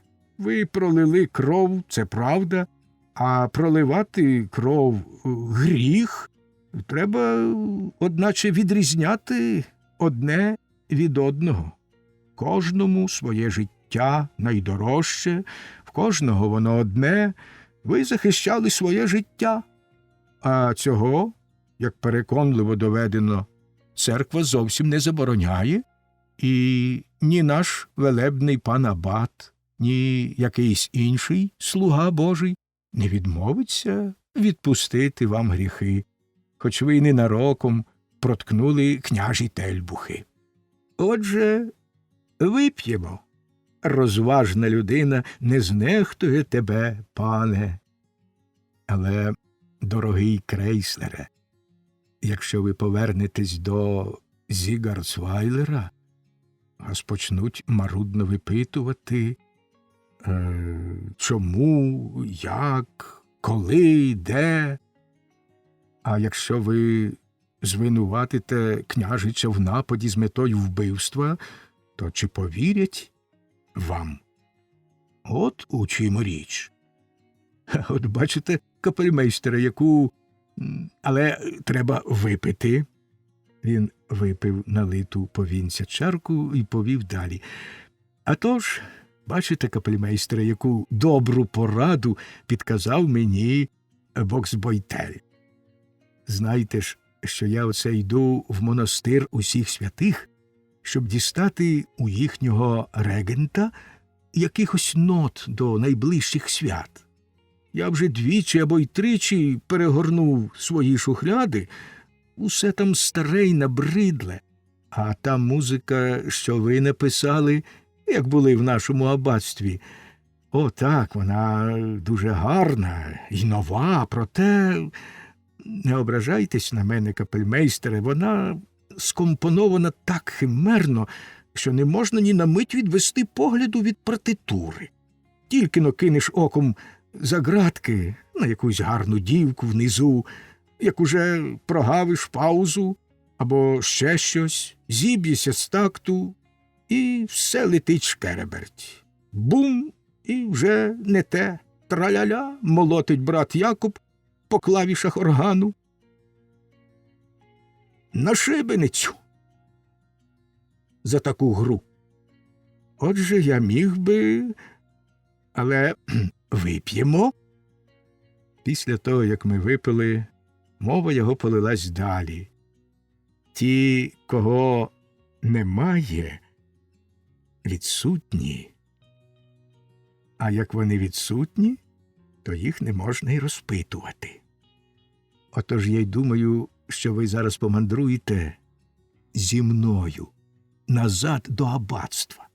І якщо ми не зіб'ємось з дороги, то це 2 години ходи. Там ви будете сховані від усяких переслідувань і від зловорожих підступів. Я приведу вас туди, як живу музику, і ви собі житимете в аббатстві, доки захочете, чи доки вважатимете за потрібне. Велебний пан аббат забезпечить вас усім необхідним. Ви одягнете найтоншу білизну, зверху вберетесь у рясу ченця Бенедиктинця, що дуже вам личитиме. А щоб дорогою ви не скидались на пораненого з малюнка про милосердного самаритянина, надягніть мого бриля. А сам я прикрою свою лисину каптуром. Бібендум кюїт, вип'ємо, любий. На цьому слові він ще раз вихилив чарку, сполоснув її в струмку, швидко спакував усе в сакви, нап'яв мені на голову бриля і весело мовив: «Поспішати нам нікуди, капельмейстре. Ми собі помаленьку подибаєм і прийдемо саме тоді, коли задзвонить «Збирайтесь, братове», тобто коли велебний пан абат сяде до столу. Ви, звичайно, розумієте, любий майстре, що я зовсім не заперечував проти пропозиції веселого отця Гілярія, а навпаки був радий опинитися в монастирі, який з багатьох поглядів міг стати для мене рятівним притулком. Ми помалу йшли собі, розмовляючи про те, про се, і потрапили до аббатства, як і хотів отець Гілярій, саме тоді, коли задзвонили до трапези. Щоб попередити всілякі розпитування, отець Гілярій сказав абатові, буцімто випадково довідавшись про моє перебування в Зігарцвайлері, він вирішив замість нот із монастиря всіх святих прихопити самого композитора, бо ж він невичерпна комора всілякої музики. Абат Хризостом, мені здається, я вже багато розповідав вам про нього, прийняв мене зі спокійною радістю, що властива тільки людям справді доброї вдачі, і похвалив мудре рішення отця Гілярія. Тепер уявіть собі, майстре Абрагаме, як я, обернений у більш-менш пристойного ченця Бенедиктинця, сиджу у високій просторій кімнаті в головному корпусі аббатства і старанно обробляю вечірні та гімни, і навіть подеколи вже занотовую деякі ідеї для врочистої літургії, як навколо мене збираються ченці, що співають і грають, і хор хлопчиків, як я сумлінно відбуваю проби, і як за ґратками диригую хором. Справді, я себе почуваю ніби похованим у цій самоті, і міг би порівняти себе з Тартіні, який, боячись помсти кардинала Корнаро, сховався в монастирі мінорітів в Асізі, де його через багато років виявив один падуанець, що випадково опинився в церкві і побачив на хорах втраченого приятеля, коли вітер на мить підняв завісу, яка приховувала оркестр. І з вами, майстре, могло б трапитись те саме, що з тим падуанцем, але я все-таки повинен був вам сказати, де я дівся, а то ви могли б подумати, хто знає що. Адже, мабуть, мого капелюха знайшли і здивувалися, де ж ділась голова. Майстре, в моїй душі запанував якийсь особливий, цілющий спокій. Може, мені тут об'якоритися.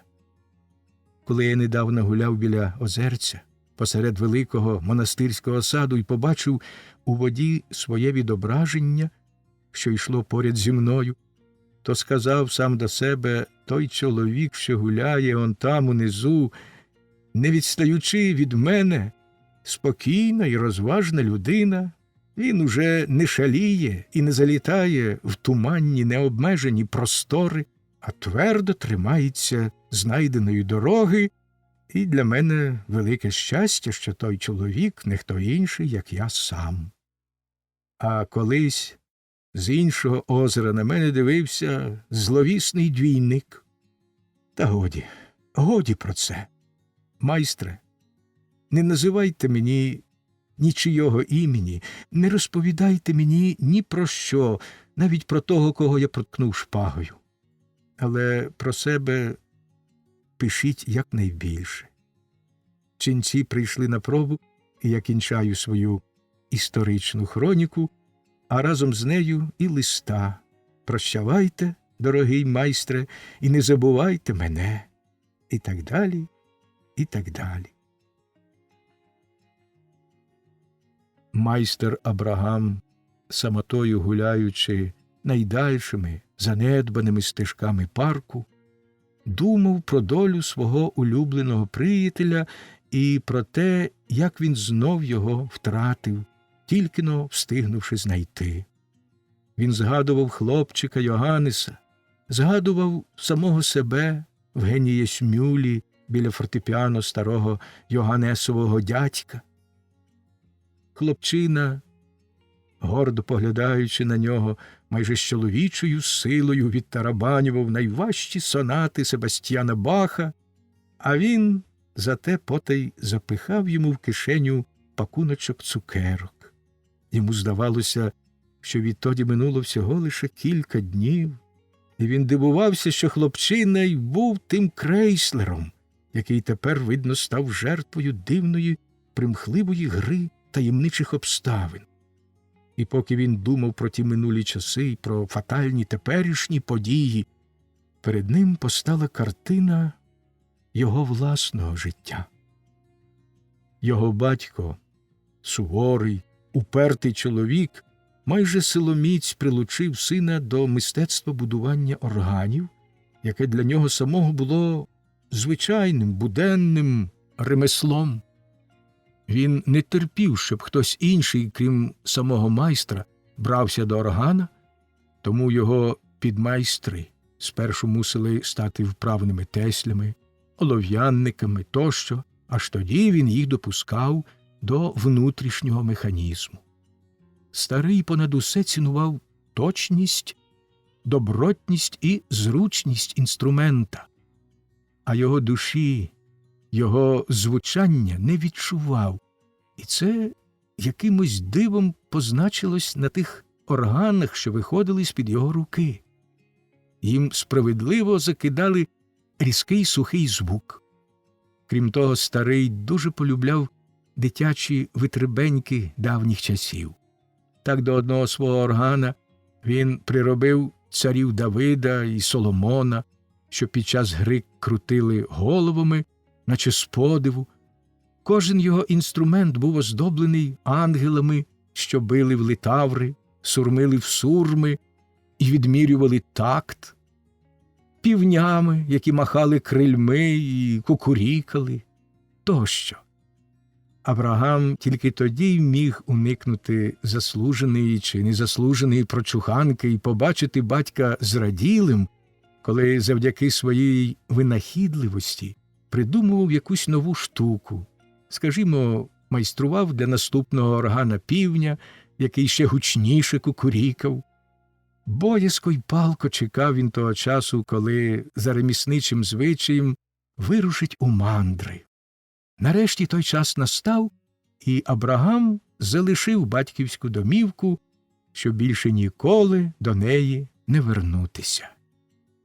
Під час тих мандрів, у які він подався в товаристві інших підмайстрів, здебільшого простакуватих гультяїв, він відвідав аббатство святого Власія, розташоване у Шварцвальді, і почув там славетний орган старого Йоганна Андреаса Зільбермана. Могутні, пригарні звуки того інструмента вперше відкрили його серцю чари гармонії. Він ніби опинився в іншому світі і від тієї хвилини запалав любов'ю до мистецтва, що досі було для нього тяжким ярмом. Але тепер і все попереднє життя, оточення, серед якого він досі обертався, здалися йому такими нікчемними, що він напружив усю силу, щоб вирватися з болота, яке його засмоктувало. Завдяки природженому розумові й кмітливості він домігся величезних успіхів у освіті, опанував багато наук, а все ж таки часто відчував на собі свинцеві гирі колишнього виховання і життя у ницому середовищі. К'яра, зв'язок з цією дивною таємничою істотою, був другою ясною цяткою в його житті, і ці дві події – пізнання гармонії і кохання К'яри – витворили той дуалізм його поетичного буття, що так благотворно подіяв на його терпку, але сильну натуру.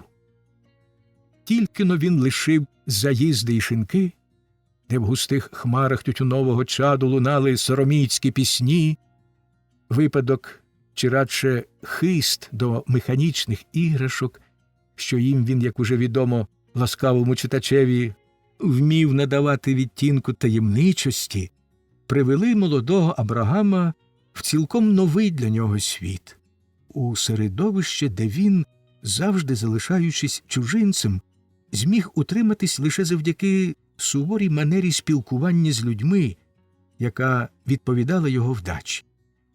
Та манера ставала дедалі суворішою, і оскільки вона не була виявом простацької брутальності, а ґрунтувалась на ясному, здоровому, людському розумові, правильних поглядах на життя і породженій ними влучній іронії, то й виходило, що там, де юнака тільки терпіли, не збивали з ніг, до зрілого чоловіка, в якому вбачали небезпечний елемент, дуже поважали. Нема легше, як імпонувати певним значним особам, що завжди стоять далеко нижче від того рівня, який начебто відповідає їм. Саме про це й подумав майстер Абрагам тієї миті, коли повернувся з прогулянки до рибальської хатини і голосно, щиро засміявся, від чого йому трохи полегшало на серці. Глибоку журу, раніше йому зовсім невластиву, навіяв майстрові Абрагамові яскравий спогад про ту мить у церкві аббатства святого Власія і про втрачену К'яру. Чому, мовив він сам до себе, чому саме тепер так часто відкривається рана, яку я вважав давно зарубцьованою? Чому я віддаюсь порожнім мріям, коли, мабуть, треба було б рішуче втрутитись у дію механізму, що його якийсь лихий дух, здається, крутить не в той бік? Майстра тривожила думка, що його своєрідному життю і діяльності невідомо звідки загрожує небезпека. Та потім, як ми вже казали, плин його міркувань звернув на значних осіб, він посміявся з них і відразу відчув полегшення. Він зайшов до рибальської хатини, щоб нарешті прочитати крейслерового листа. А в князівському замку відбувалося щось дивовижне. Лейб-медик сказав: «Неймовірно, такого ще не було в практиці. Це виходить за межі будь-якого досвіду». Княгиня: «Так і мало статися, і князівна не скомпроментована».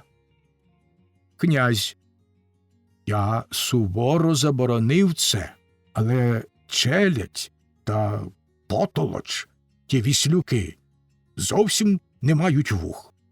Тепер хай головний лісничий подбає про те, щоб княжичеві не потрапляв до рук порох. Радниця Бенсон. Хвалити Бога, вона врятована. Тим часом князівна Гедвіга виглядала у вікно своєї спальні і подеколи брала кілька акордів на гітарі, тій самій, що її крейслер сердито кинув у кущі, а потім отримав назад із Юліїних рук, як він казав, освяченою. На канапі сидів княжич Ігнатій і, обливаючись слізьми, скиглив: «Боляче, боляче!» А перед ним Юлія, що старанно терла в срібну миску сиру картоплю. Все це стосувалося тієї події, яку лейб-медик цілком справедливо назвав неймовірною і такою, що виходить за межі будь-якого досвіду. Княжич Ігнатій, як ласкавий читач уже не раз помічав, зберіг грайливу невинність і щасливу безпосередність 6-річного хлопчика, а тому кохався в різних іграшках. Серед них була й маленька, вилита з металу гармата, що її княжич використовував для своєї улюбленої гри, яку, проте, влаштовував дуже рідко, бо до неї потрібні були ще деякі речі, які він не завжди мав під рукою, а саме пучка пороху, чимала широтина і пташка. Коли ж він мав усе це, то шикував своє військо, влаштовував військовий суд над пташкою, що щинили повстання у втрачених володіннях його вельможного татуся, наладовував гармату і вбивав пташку, спершу намалювавши на грудях у неї чорне серце і прив'язавши її до свічника. Та часом гармата не влучала в ціль, і тоді він докінчував цілком заслужену страту державного злочинця складаним ножиком. Фріц, 10-річний син садівника, спіймав княжичеві гарненьку строкату коноплянку і, як завжди, отримав за неї крону. Княжич негайно ж закрався до мисливської комори, де саме не було мисливців, справді знайшов там торбину із шротом та ріг з порохом і запасся всім, що йому було потрібне для екзекуції. Він уже хотів розпочати її, бо строкатий повстанець пищав і всіма приступними йому способами намагався вирватись, коли раптом згадав, яка слухняна стала князівна Гедвіга, і подумав, що негарно було б позбавити її такої втіхи, хай вона побачить страту малого державного злочинця. Отож він узяв коробку, в якій містилось його військо, під одну пахву, гармату під другу, пташку затис у жменю й тихесенько, бо князь заборонив йому відвідувати сестру, подався до спальні князівни. Вона лежала вбрана на канапі в такому самому каталептичному стані. На лихо, але, як ми побачимо далі, на щастя, камеристка саме десь вийшла. Княжич, не зволікаючи, прив'язав пташку до свічника, вишикував своє військо лавами і наладував гармату.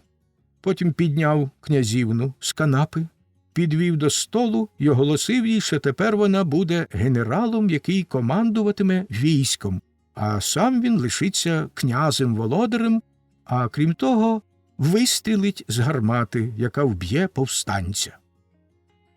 Надмір порохових запасів підвів княжича, і він не лише занадто сильно наладував гармату, а ще й розсипав порох по столі. Тільки-но він запалив гніт, пролунав страшний вибух, а до того ще й загорівся розсипаний порох, добре опікши княжичеві руку. Він голосно закричав і навіть не помітив, що князівна, коли гармата вистрілила, каменем упала на підлогу. Луна від вибуху покотилась коридорами, всі кинулись до спальні, передчуваючи біду, і навіть князь із княгинею, забувши про всякий етикет, вбігли туди разом із челяддю. Камеристки підвели князівну і поклали на канапу. зразу ж послано по лейб-медика й по хірурга. Князь, побачивши на столі іграшки, миттю збагнув, що сталося, і, гнівно блискаючи очима, крикнув княжичеві, який верещав і лементував на цілу кімнату: «Бачиш, Ігнатію, що виходить із своїх дурних дитячих витівок? Дай хай тобі помастять обпечене місце. І не реви, мов якесь старченя з вулиці. Тобі треба було б дати доброї березової каші. Губи в князя затремтіли. Він ще щось сказав, але так, що не можна було втямити жодного слова, і велично вийшов з кімнати. Челядь заніміла з жаху. Це втретє князь називав княжича просто Ігнатієм і звертався до нього на «ти», і щоразу це було ознакою шаленого, ледве стримуваного гніву. Коли лейб-медик оголосив, що настала криза, і він сподівається швидкого кінця небезпечної хвороби, князівни і її цілковитого одужання, княгиня мовила набагато стриманіше, ніж можна було очікувати. «Хвалити Бога! Хай мені повідомлять, як вона далі себе почуватиме». Зате вона ніжно обняла заплаканого княжича, ласкаво втішила його і вийшла слідом за князем. Тим часом Бенсон, що вирішила провідати з Юлією бідолашну князівну, прибула до замку. Почувши, що сталося, вона кинулася до Гедвіжиної спальні, підбігла до канапи, опустилась навколішки, схопила хвору за руку і втупилась у неї поглядом. Юлія, обливаючись гарячими слізьми, вже гадала, що її щира товаришка засне навіки. Зненацька Гедвіга глибоко відітхнула і мовила глухим, ледве чутним голосом: «Він убитий?»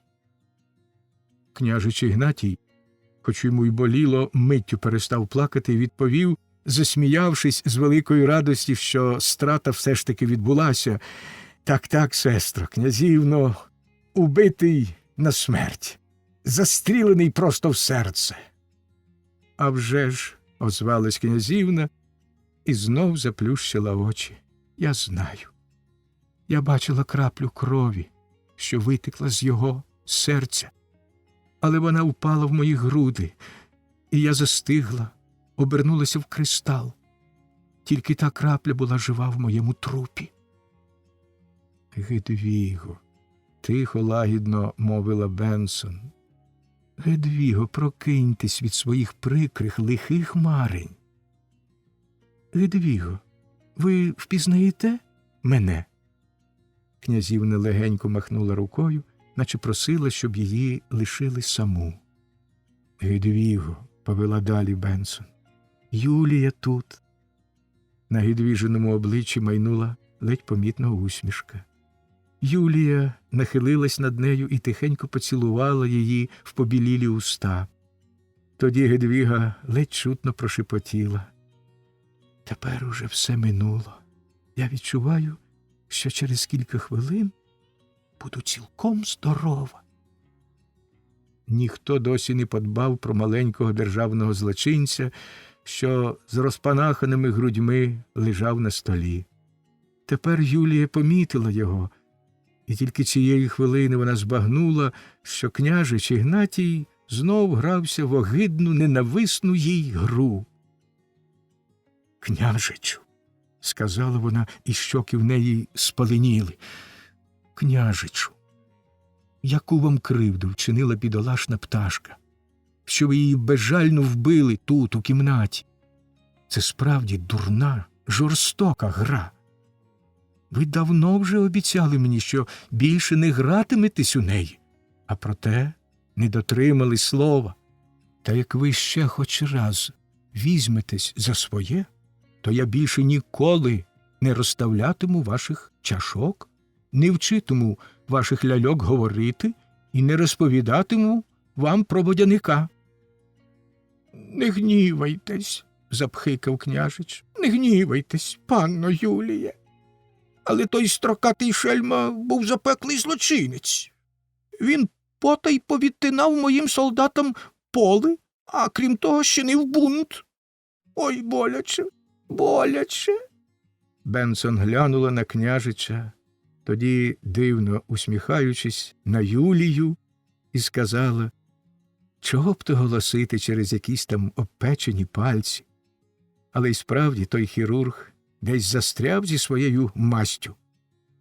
Та нічого, простий домашній засіб добре помагає і непростим людям.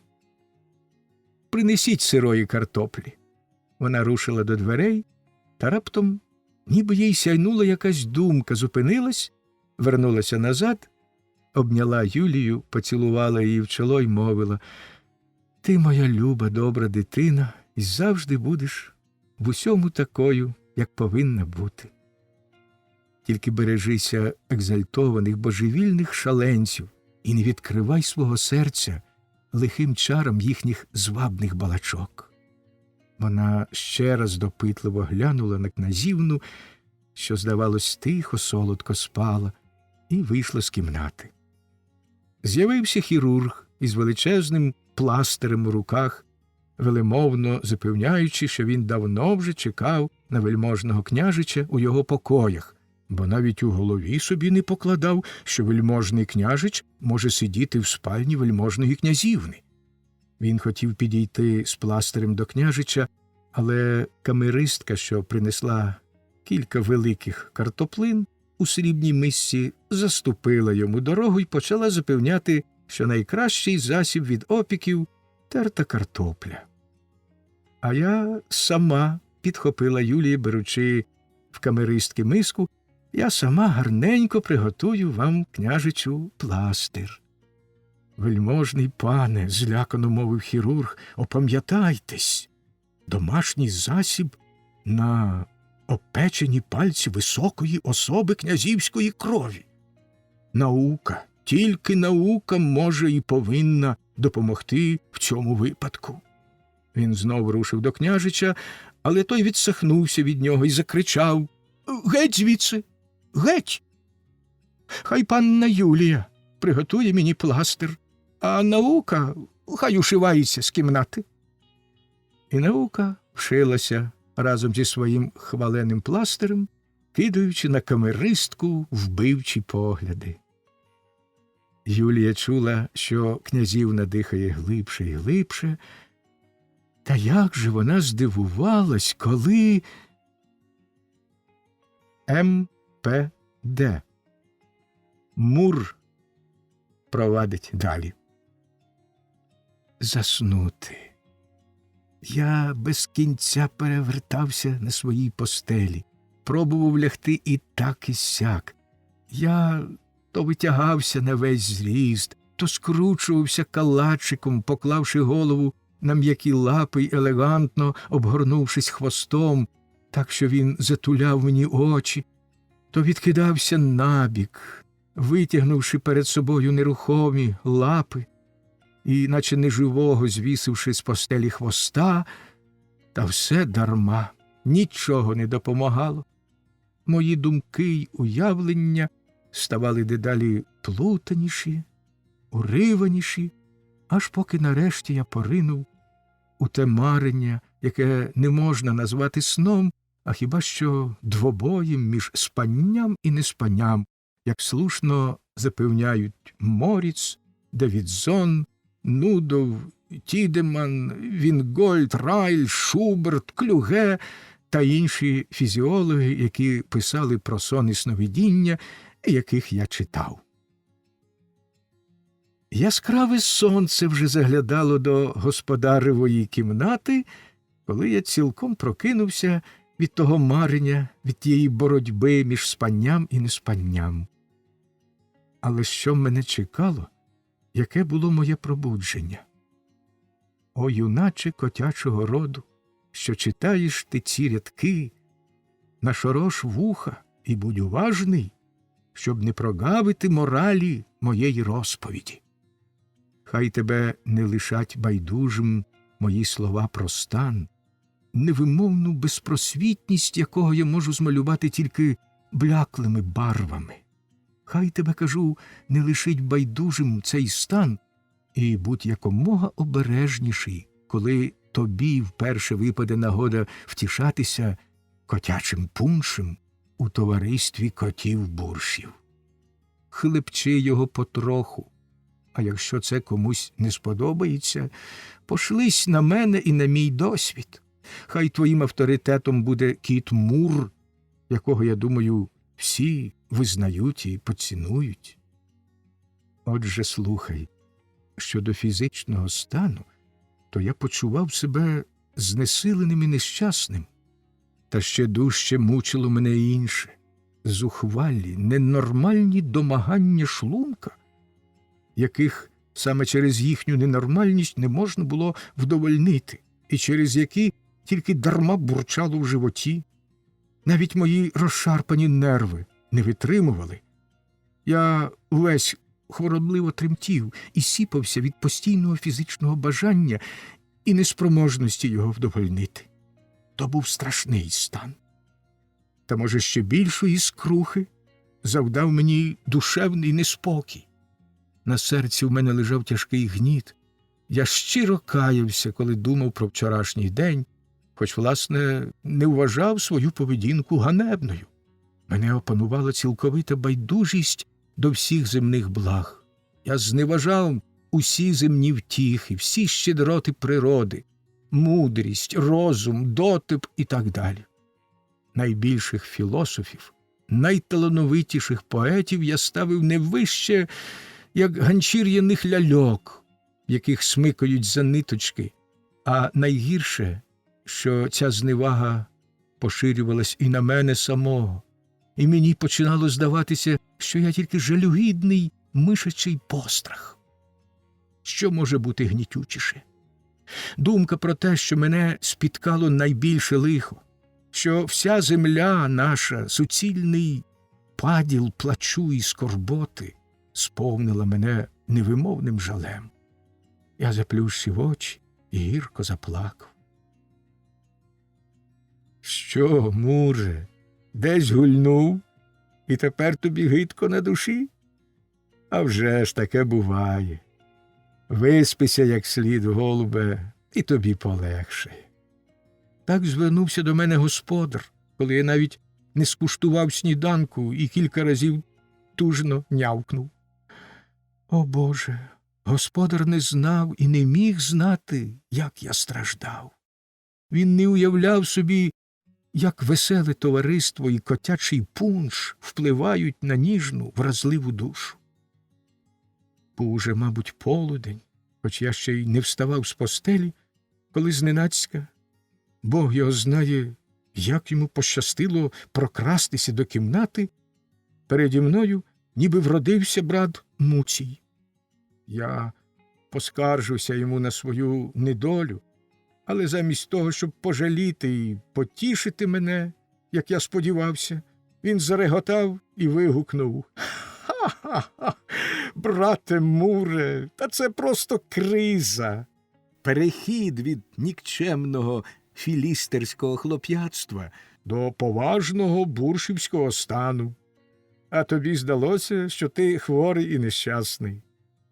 Ти ще не звик до шляхетної студентської гульні, але будь такий ласкавий, не розводься про свої страждання, бодай хоч господареві нічого не кажи. Про наш рід уже і так іде непогана слава, а ти ще й додаєш її. Але годі тобі вилежуватися. Зберись на силі й ходімо зі мною. Від свіжого повітря тобі полегше. До того ж, найперше треба похмелитися. Ходімо. Ти на ділі довідаєшся, що це таке. Брат Муцій мав наді мною необмежену владу, відколи вирвав мене з болота філістерства. Я робив усе, що він хотів. Тому я на превелику силу встав, потягнувся, наскільки дозволяло моє заклякле тіло, і пішов за вірним побратимом на дах. Ми трохи походили з кінця в кінець І мені справді ледь полегшало. Я наче став бадьоріший. Потім брат Муцій повів мене за димар, і там, хоч як я опирався, мені довелося випити 2 чи 3 чарочки чистого оселедцевого розсолу. Це й означало, як сказав Муцій, похмелитися. О, яким неймовірним дивом була для мене раптова дія цього засобу. Ненормальні домагання шлунка вляглися, бурчання стихло, нерви заспокоїлися. Життя знов здалося мені прекрасним. Я знов цінував земні блага, науку, мудрість, розум, дотип і так далі. Знов був повернений самому собі, знов був незрівняним, винятковим котом Муром. О, природо, природо! Невже це можливо, щоб кілька крапель, які легковажний кіт випив з надміру почуттів і спустощів, могли викликати бунт проти тебе, проти щасливого переконання, викликаного твоєю материнською любов'ю в його грудях, що цей світ з його радощами, смаженою рибою, курячими кісточками, манною кашею і так далі, найкращий з усіх світів, а сам кіт найкращий у цьому світі, бо всі ці блага створені тільки для нього і з думкою про нього. Але кіт-філософ визнає, що в цьому полягає глибока мудрість природи, те невтішне, нечуване страждання є лише противагою, дія якої необхідна для нашого дальшого існування. І воно, тобто страждання, передбачене у споконвічних задумах Всесвіту. Отож похмиляйтесь, юнаки котячого роду, і хай вас заспокоїть цей філософський висновок із власного досвіду вашого вченого, прозірливого товариша й брата. Досить сказати, що певний час я жив бурхливим, веселим життям бурша на навколишніх дахах у товаристві Муція та інших кришталево чистих і безтурботних юнаків, білих, жовтих і строкатих. Я підходжу до одного випадку зі свого життя, що не минув без наслідків. Якось, коли ми з Муцієм пізнього вечора при ясному місячному світлі йшли на пиятику, яку влаштували бурші, назустріч нам трапився той чорно-сіро-жовтий зрадник, що відібрав від мене киць-киць. Цілком можливо, що, побачивши ненависного суперника, перед яким на свій сором мені довелось відступити, я трохи збентежився. Чорно-сіро-жовтий пройшов повз мене, не привітавшись, і мені здалося, що він глузливо посміхнувся, усвідомлюючи здобуту наді мною перевагу.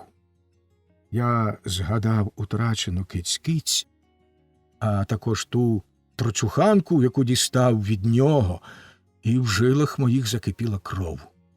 Муцій помітив моє хвилювання, а коли я поділився з ним своїм спостереженням, сказав: «Ти маєш слушність, брате Муре. Він скривився, коли побачив тебе, і хода його була зухвала. Певна річ, що він хотів тебе образити. Та ми скоро дізнаємось, чи так воно було. Якщо я не помиляюся, цей строкатий філістр завів тут новий роман, бо щовечора крутиться на цьому даху. Почекаємо трохи, мабуть, мосьє скоро повернеться. І ми все з'ясуємо». І справді, невдовзі той строкатий, ніби на злість нам, повернувся і вже здалеку зміряв мене зневажливим поглядом. Я сміливо й зухвало рушив йому назустріч, і ми пройшли один повз одного так близько, що не вельми делікатно зачепилися хвостами. Я відразу обернувся і твердо сказав «Няу». Він також став, обернувся і з викликом відповів «Няу». і ми розійшлися кожен у свій бік. «Це образа!» – люто крикнув Муцій.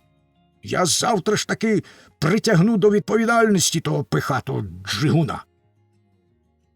Другого ранку Муцій подався до Строкатого і спитав його від мого імені, чи він зачепив мого хвоста. Той звелів відповісти мені: «Так, він зачепив мого хвоста».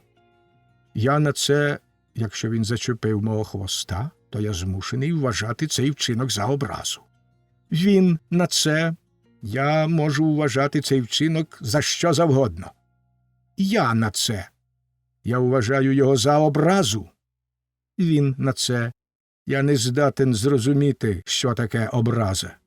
Я на це, я знаю дуже добре, що це таке, принаймні краще за нього. Він на це, я не та особа, яку б він захотів ображати. Я знов на це. Але я вважаю його вчинок за образу. Він на це, я дурний шмаркач. Я на це, щоб моє слово було останнє. Якщо я дурний шмаркач, то він мерзенний шпіц. Після цього надійшов виклик. Зауваження видавця на берегах рукопису. О, Муре, коте мій! Або правила честі змінилися від часів Шекспіра, або я ловлю тебе на літературній брехні, тобто на брехні, що має додати тій події, про яку ти розповідаєш, більше блиску й величі.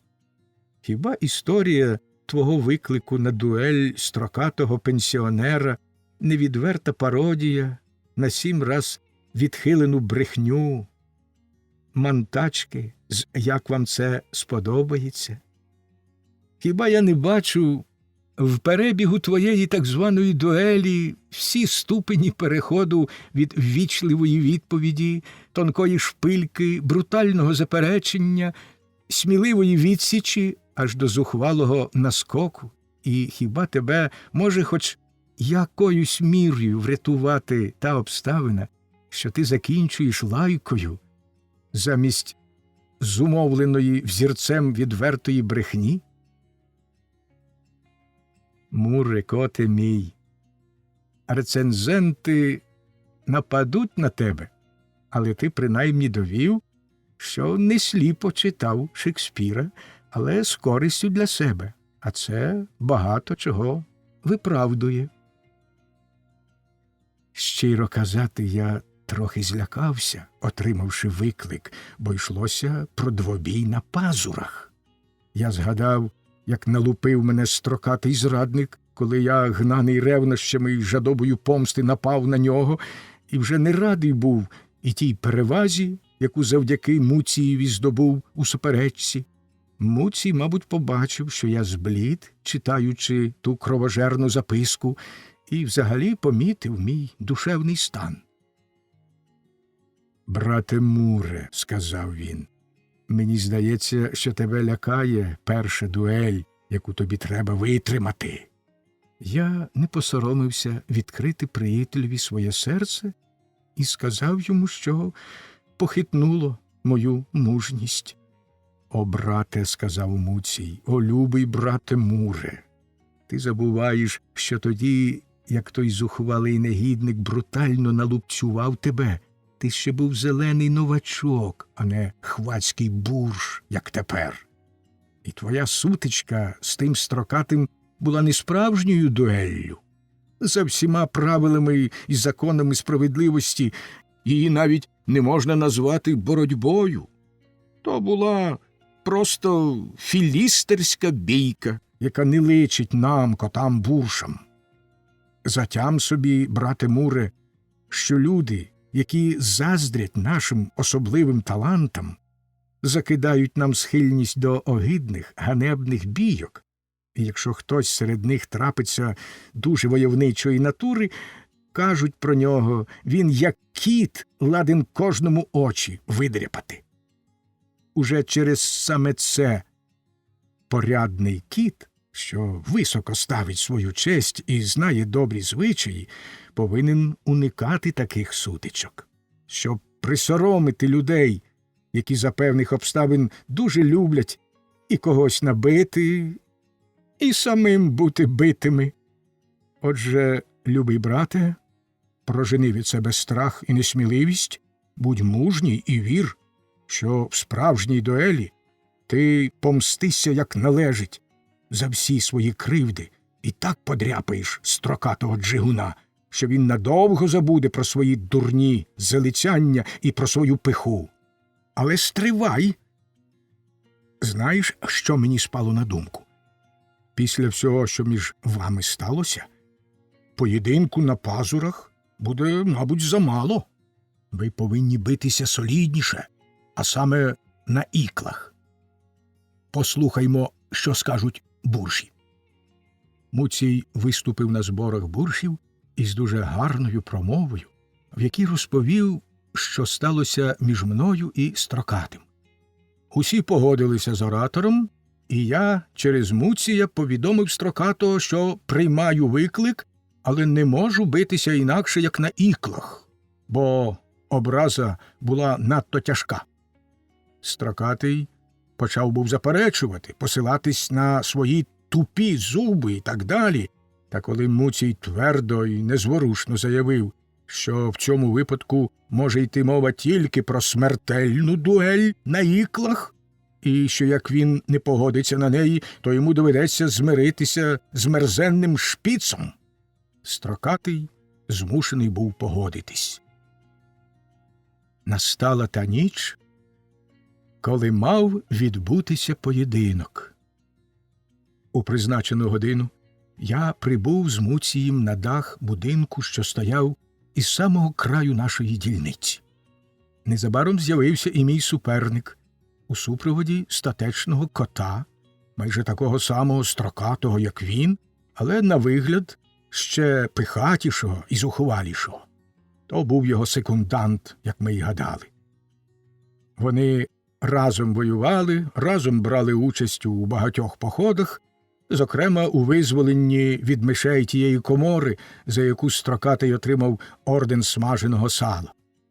Крім того, як я потім довідався, на пропозицію завбачливого і обережного Муція було запрошено попелясту кішку, що, як ніхто розумілась, на хірургії і належним способом дуже швидко гоїла небезпечні рани.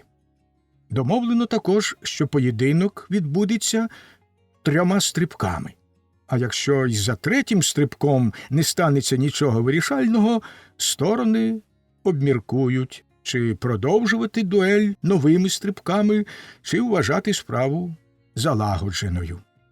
Секунданти відміряли кроки, і ми стали в позицію один проти одного. Зазвичай секунданти щинили гучний крик, і ми кинулись один на одного.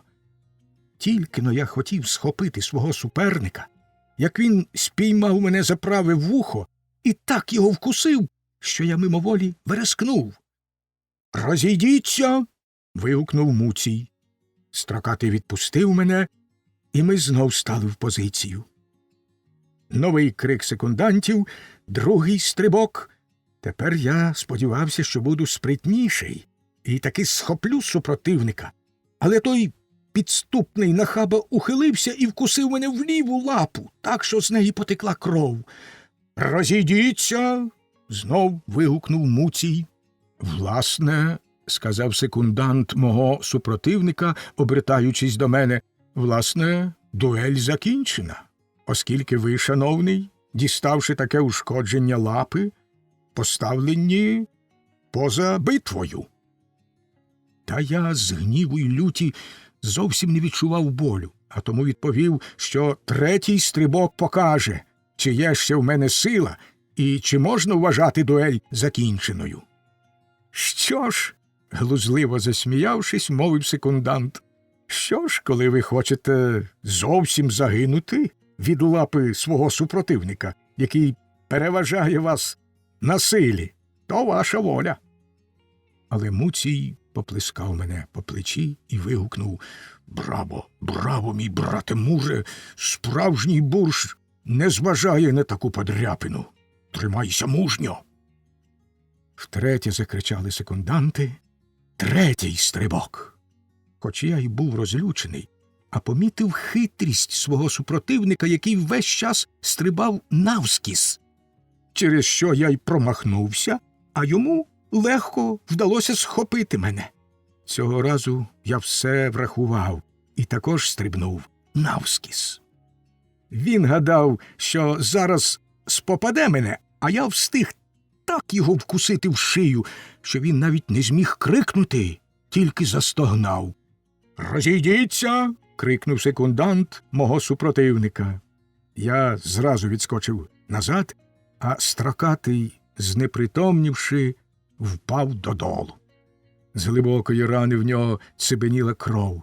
Попеляста кішка негайно підбігла до нього і, щоб хоч трохи спинити кровотечу, перш ніж перев'язати рану, вжила одного домашнього засобу, що його вона, як запевняв Муцій, завжди мала під рукою, бо постійно носила при собі. А саме вона миттю полила рану певною рідиною і взагалі обрискала нею непритомного з голови до лап.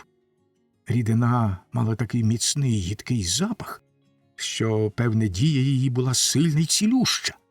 Проте ні примочки Тедена, ні одеколону вона не нагадувала. Муцій палко пригорнув мене до грудей і мовив: «Брате Муре, ти оборонив свою честь, як кіт, у якого серце недарма б'ється в грудях. Ти станеш окрасою товариства буршів. Муре, ти не попустиш ніякої ганьби і завжди будеш напоготові, коли доведеться підтримувати нашу честь».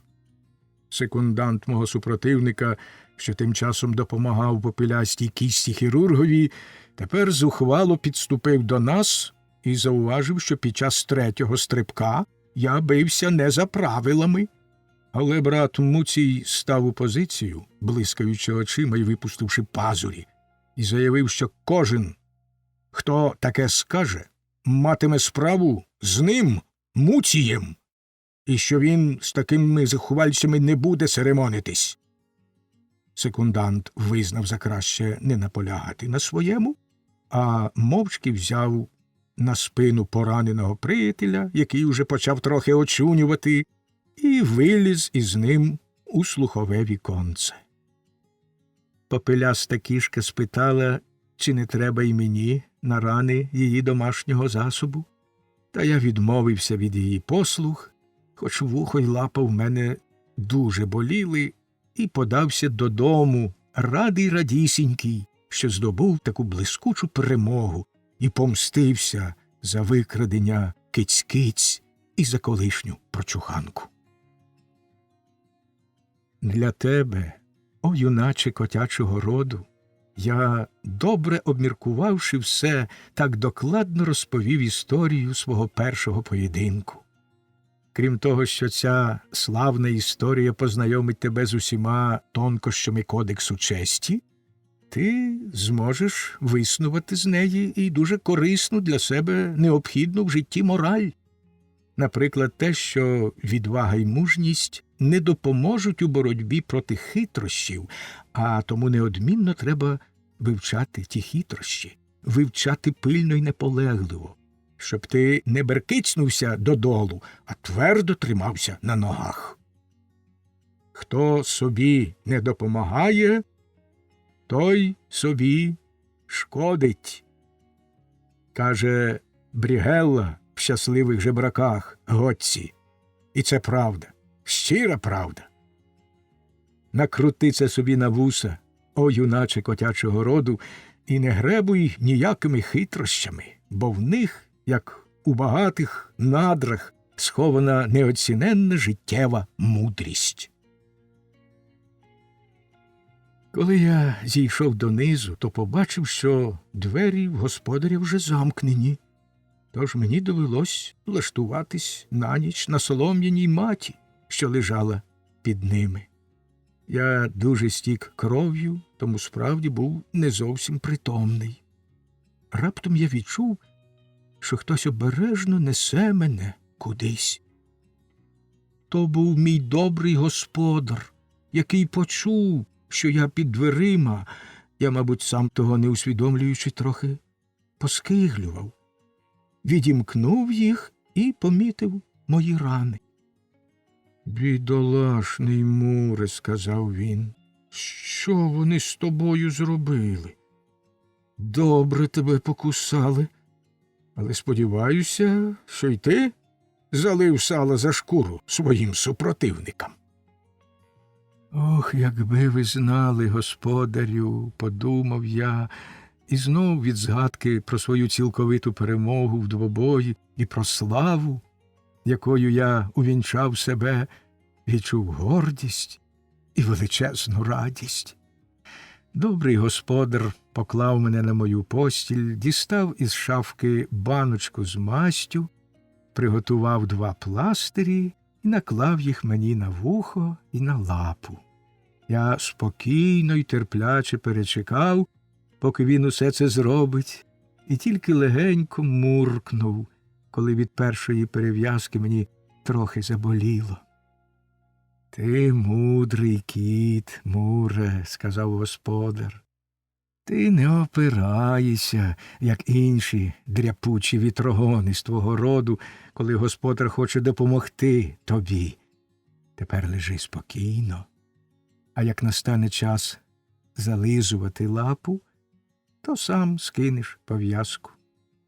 Ну, а що стосується вкушеного вуха, то нема іншої ради, бідолахо, доведеться тобі вдовольнитися пластирем». Я пообіцяв господареві, що послухаюсь його поради, і на ознаку свого вдоволення і вдячності за допомогу простяг йому здорову лапу. Він, як звичайно, взяв її і легенько потис, так, щоб мені було не боляче. Господар знав, як треба обходитися з освіченими котами.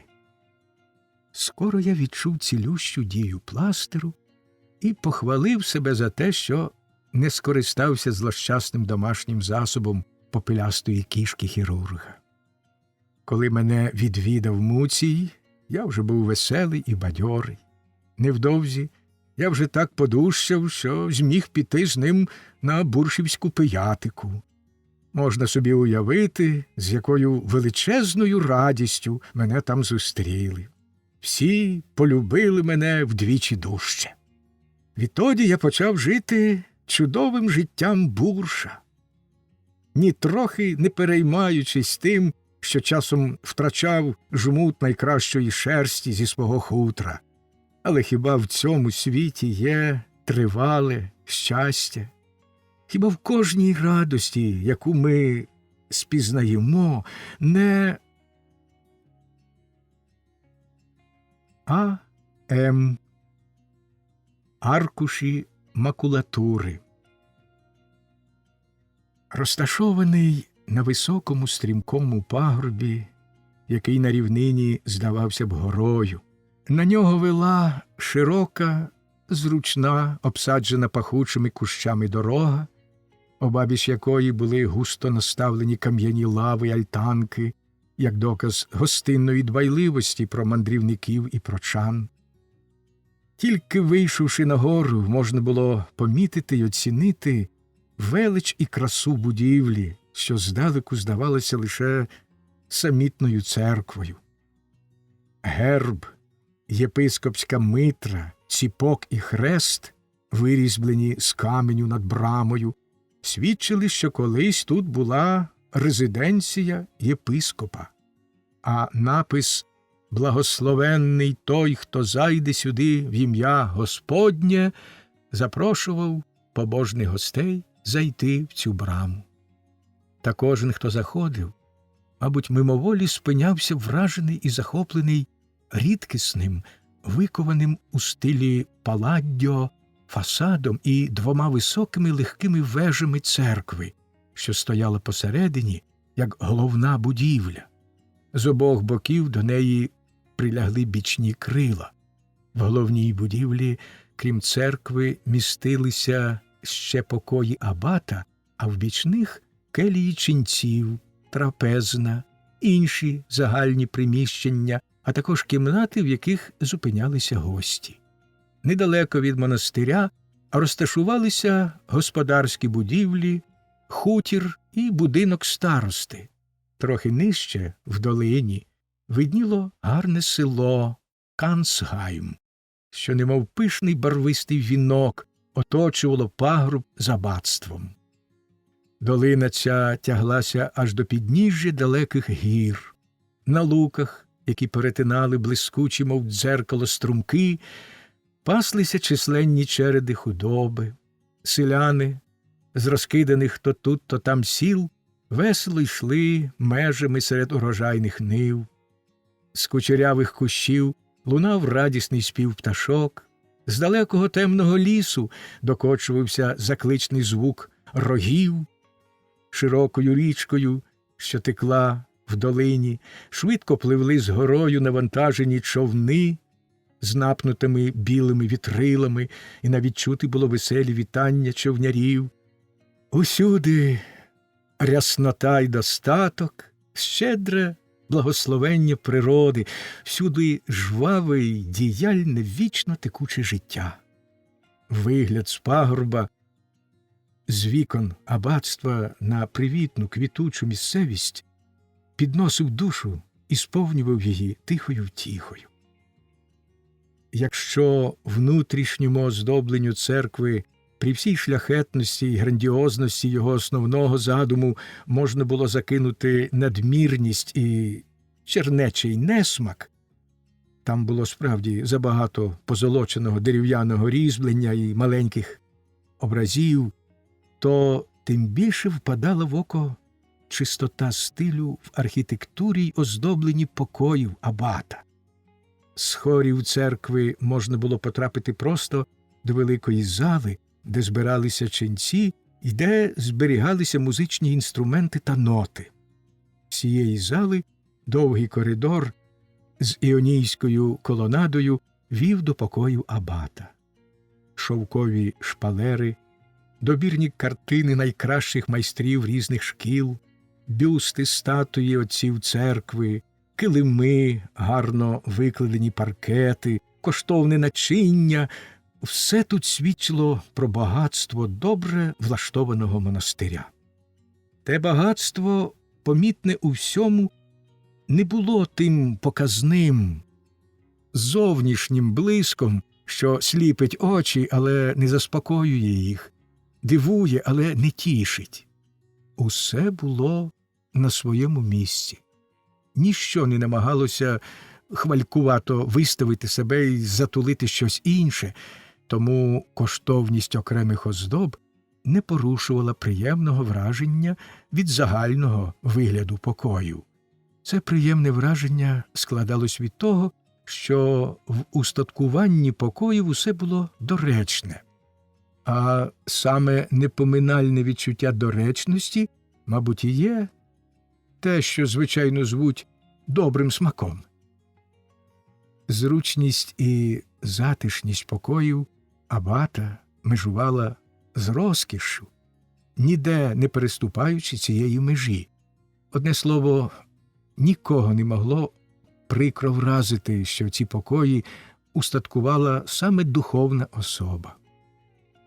Абат Хризостом, приїхавши кілька років тому до Кансгайма, звелів обладнати собі їх так, як вони обладнані й тепер, і з їхнього вигляду можна було яскраво уявити собі вдачу і спосіб життя абата, що навіть не бачивши його самого і не знаючи про його високу освіченість, йому ще не було 50 років, високий, ставний, вродливий, з натхненним обличчям, приємний у поведінці, але сповнений гідності, абат у кожного, кого з ним зводила доля, викликав пошану, яка й належала йому за званням. Ревний борець за справу церкви, невтомний оборонець прав свого ордену, свого монастиря, він, проте, здавався поступливим і поблажливим.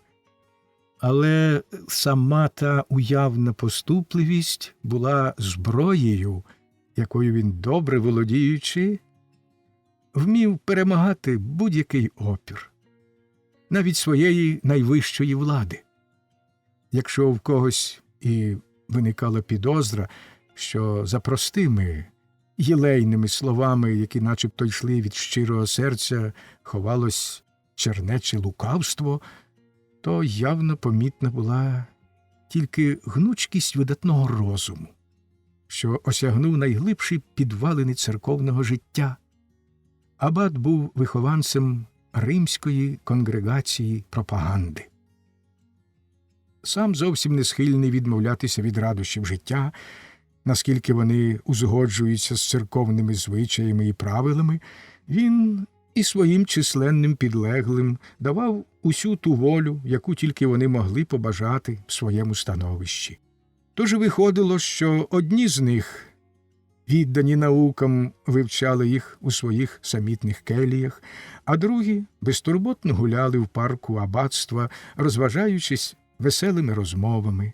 Одні, схильні до мрійливої побожності, постились і присвячували весь свій час молитві, а другі всмак наїдалися біля щедро накритого столу і виконували тільки ті релігійні обряди, яких вимагали правила ордену.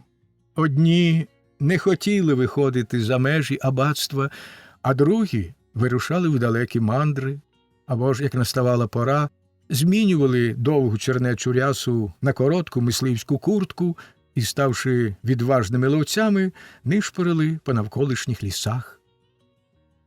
Та хоч нахили в ченців були різні, і кожен мав волю робити своє, всіх їх об'єднувала палка любов до музики.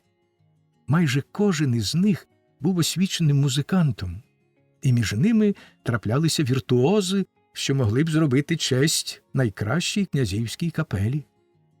Багата збірка нот, розкішний вибір найкращих інструментів дозволяв кожному віддаватися тому видові музичного мистецтва, який йому подобався. А оскільки у монастирі часто виконували найдовершеніші твори, ніхто з них не втрачав техніки гри. Саме цим музичним захопленням поява Крейслера в аббатстві дала новий поштовх. Вчені ченці відкрили свої книжки, побожні скоротили свої молитви, всі з'юрмилися навколо Крейслера, якого вони любили і твори якого цінували вище, ніж будь-чиї. Сам абат був щиро прихильний до нього і разом з усіма намагався виявити йому свою пошану і любов. Місцевість, де розташувалося аббатство, можна було назвати раєм. Життя в монастирі було зручне і приємне, чому немало сприяла смачна їжа, шляхетне вино, про яке дбав отець Гілярій. Серед братії панував веселий, невимушений настрій, приклад якого давав сам абат. До того ж Крейслер, що невтомно віддавався мистецтву, був тут у своїй стихії. Тому й вийшло, що його неспокійна душа втихомирилась, як ніколи досі. Навіть гумор його подобрішав, він став тихий і лагідний, як дитина. Але ще важливіше було те, що він повірив у себе. Зник той примарний двійник, що живився кров'ю його зраненого серця. Десь уже мовилось про капельмейстера Йоганнеса Крейслера, що друзі не могли присилувати його записати свої композиції. А як одного разу таке справді трапилось, то, натішившись тим, що твір вийшов дуже вдалий, він викинув його в грубу. Мабуть, це було в ту фатальну пору, про яку біографові й досі мало що відомо, коли бідолашному Йоганнесові загрожувала неминуча загибель.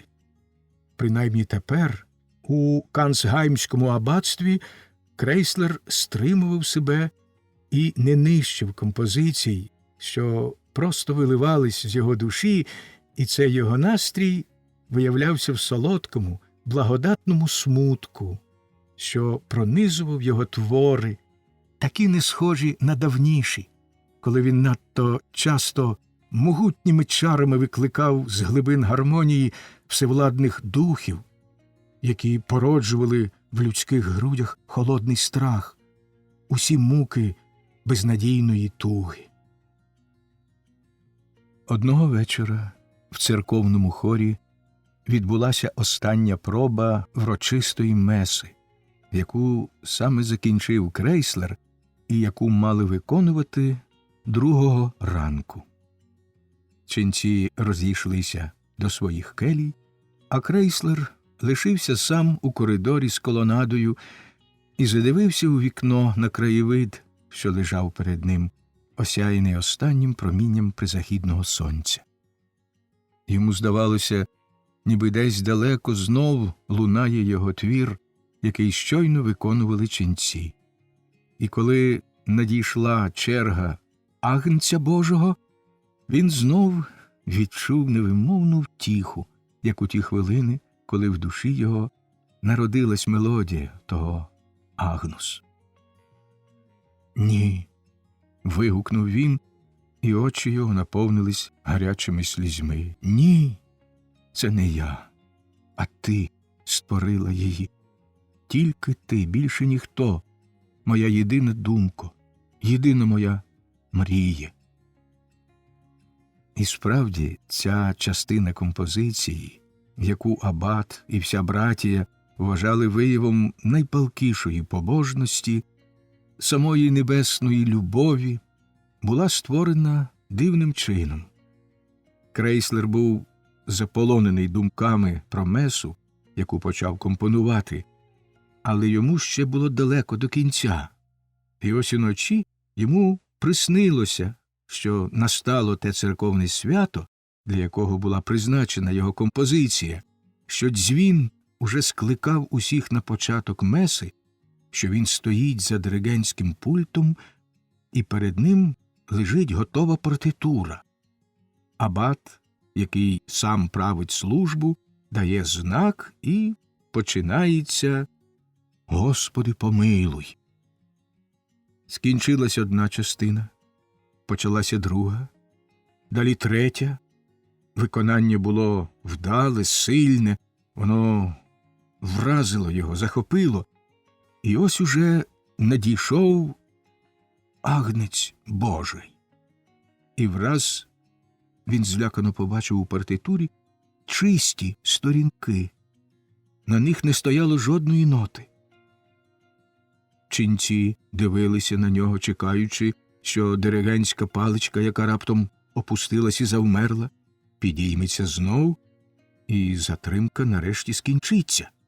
Та на нього свинцевим тягарем налягли збентеження і страх, і хоч весь Агнус був уже готовий у його душі, він ніяк не міг перенести його на партитуру.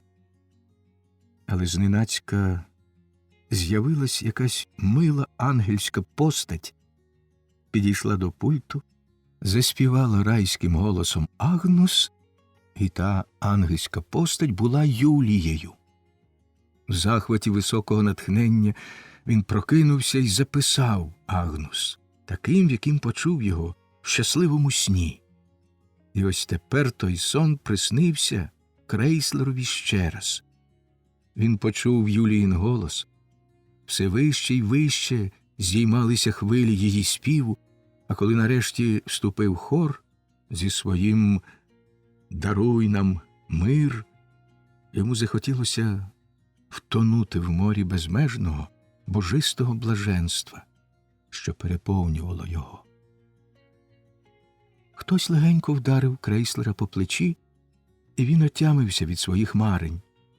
Перед ним стояв абат і привітно дивився на нього. «Правда ж, – почав абат, – правда ж, сину мій, Йоганнесе, ти тепер усім серцем тішишся, що тобі вдалося так гарно й сильно втілити в звуки ті почуття, що жили глибоко в твоїй душі?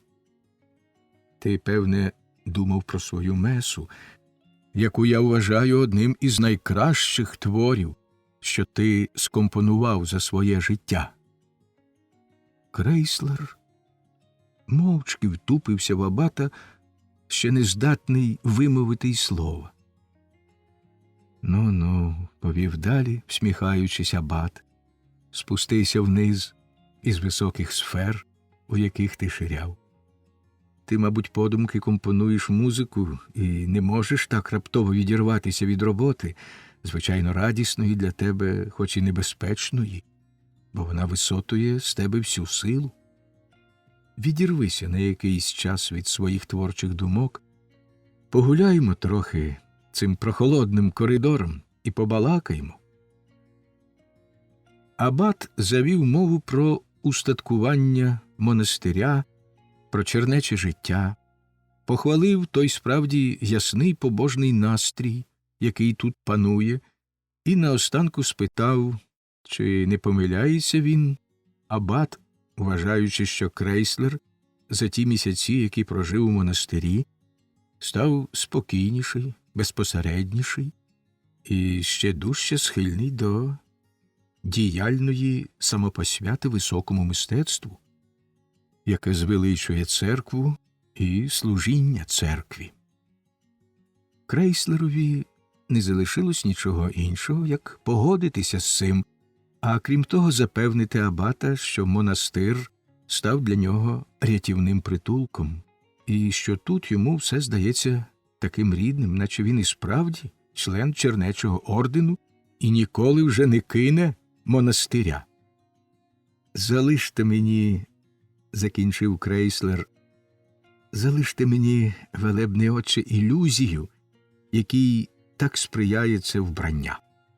Залиште мені віру в те, що коли я потрапив у небезпечну бурю і збився з дороги, ласкава доля допомогла мені пристати до острівця, де я перебуваю у безпеці і де ніколи не розвіється мрія, ім'я якій – натхнення мистецтвом». «І справді», – мовив абат, і обличчя його осяяла ще привітніша усмішка, «і справді, сину мій, Йоганнесе, вбрання, яке ти надів, щоб здаватися нашим братом, дуже тобі личить, і я хотів би, щоб ти його ніколи не скидав. Ти найдостойніший бенедиктинець з усіх, яких тільки можна будь-де побачити. Але, трохи помовчавши, сказав абат і взяв Крейслера за руку, не будемо з цим жартувати. Ви знаєте, Йоганнесе, як я полюбив вас від тієї миті, коли познайомився з вами, як моя щира прихильність до вас, разом з великою пошаною до вашого прекрасного хисту, дедалі зростає. А кого люблять, про того й турбуються, і ця турбота спонукала мене, може, трохи аж занадто пильно спостерігати за вами, відколи ви з'явилися в монастирі. Внаслідок цих спостережень я прийшов до переконання, від якого не можу відмовитись. Я давно вже хотів щиро поговорити з вами про це, все чекав сприятливої нагоди, і ось така нагода трапилась. Крейслере, відмовтесь від світу, вступіть у наш орден». Хоч як подобалось Крейслерові в аббатстві, хоч як хотілося йому продовжити своє перебування тут, яке давало йому мир і спокій, сприяючи його жвавій творчій діяльності, а все ж таки пропозиція аббата неприємно вразила його, бо в нього ніколи не було твердого наміру відмовитись від своєї волі і назавжди поховати себе серед ченців. А втім, часом йому спадала на думку така химера, і абат, видно, помітив це.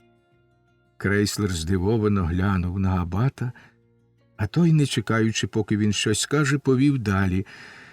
«Вислухайте мене спокійно, Крейслере, перше ніж відповісти мені. Звичайно, я зацікавлений у тому, щоб здобути для церкви доброго слугу, а проте сама церква відкидає будь-які зумисні вмовляння. Вона хоче лише викресити іскру справжнього визнання, щоб із неї розгорілося яскраве полум'я віри і спалило всі лихі чари. Тому я тільки прагну відкрити, з'ясувати для вас самих те, що, мабуть, невиразно жевріє у вашій душі. Чи треба мені говорити вам, Йоганнесе, про ті забобонні упередження проти монастирського життя, які ще не перевелися в світі? Ніби тільки лиха доля заганяє людину в монастирську келію, де вона, зрікшись усіх радощів світу, прирікає себе на ненастанну муку сірого, нудного животіння. Коли так, то монастир був би похмурою в'язницею, де панує безнадійний жаль за навіки втраченими втіхами, розпука й божевілля винахідливого самокатування, де виснажені бліді тіні нидіють, виливаючи свій страх, що пазурами вп'явся йому серце в глухому бубонінні молитов. Крейслер не втримався від усмішки, бо коли абат говорив про виснажені бліді тіні, він згадав гладких бенедиктинців, а надто веселого червонощокого Гілярія, що не знав більшої муки, як запивати їжу поганим вином, коли не було під рукою доброго та іншого страху, ніж той, який він відчував перед новою партитурою, що її не зразу міг прочитати. «Ви смієтеся, – сказав абат, – ви смієтеся з контрасту між тією картиною, що я намалював, і тим монастирським життям, яке ви тут пізнали, і, звичайно, маєте для цього підстави. Можливо, дехто справді тікає в монастир, зломлений земними стражданнями, назавжди відмовившись від щастя, від усіх радощів світу, і добре, якщо церква прийме його, бо в її лоні він знайде мир, що єдиний зможе втішити його після того лиха, якого він зазнав, і підняти над нікчемною світовою метушнею. Але скільки є таких, кого приводить у монастир внутрішня схильність до побожного, споглядального життя, хто не пристосований до життя в світі, де кожної хвилини на нього не посідають різні дрібні незлагоди, яких нікому не бракує, і хто тільки в добровільно обраній самотині почуває себе добре. Та є ще й інші, хто, не маючи твердого нахилу до монастирського життя, все ж таки саме в монастирі знаходить своє місце. Я маю на увазі тих, що завжди лишаються чужинцями в світі, бо вони призначені для вищого буття.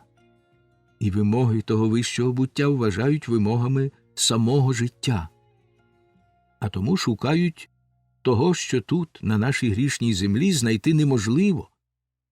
Вони вічно спраглі, бо їхнього палкого бажання не можна вдовольнити. Вони кидаються в усі боки в даремних пошуках миру і спокою. Їхні незахищені груди вражає кожна випущена стріла.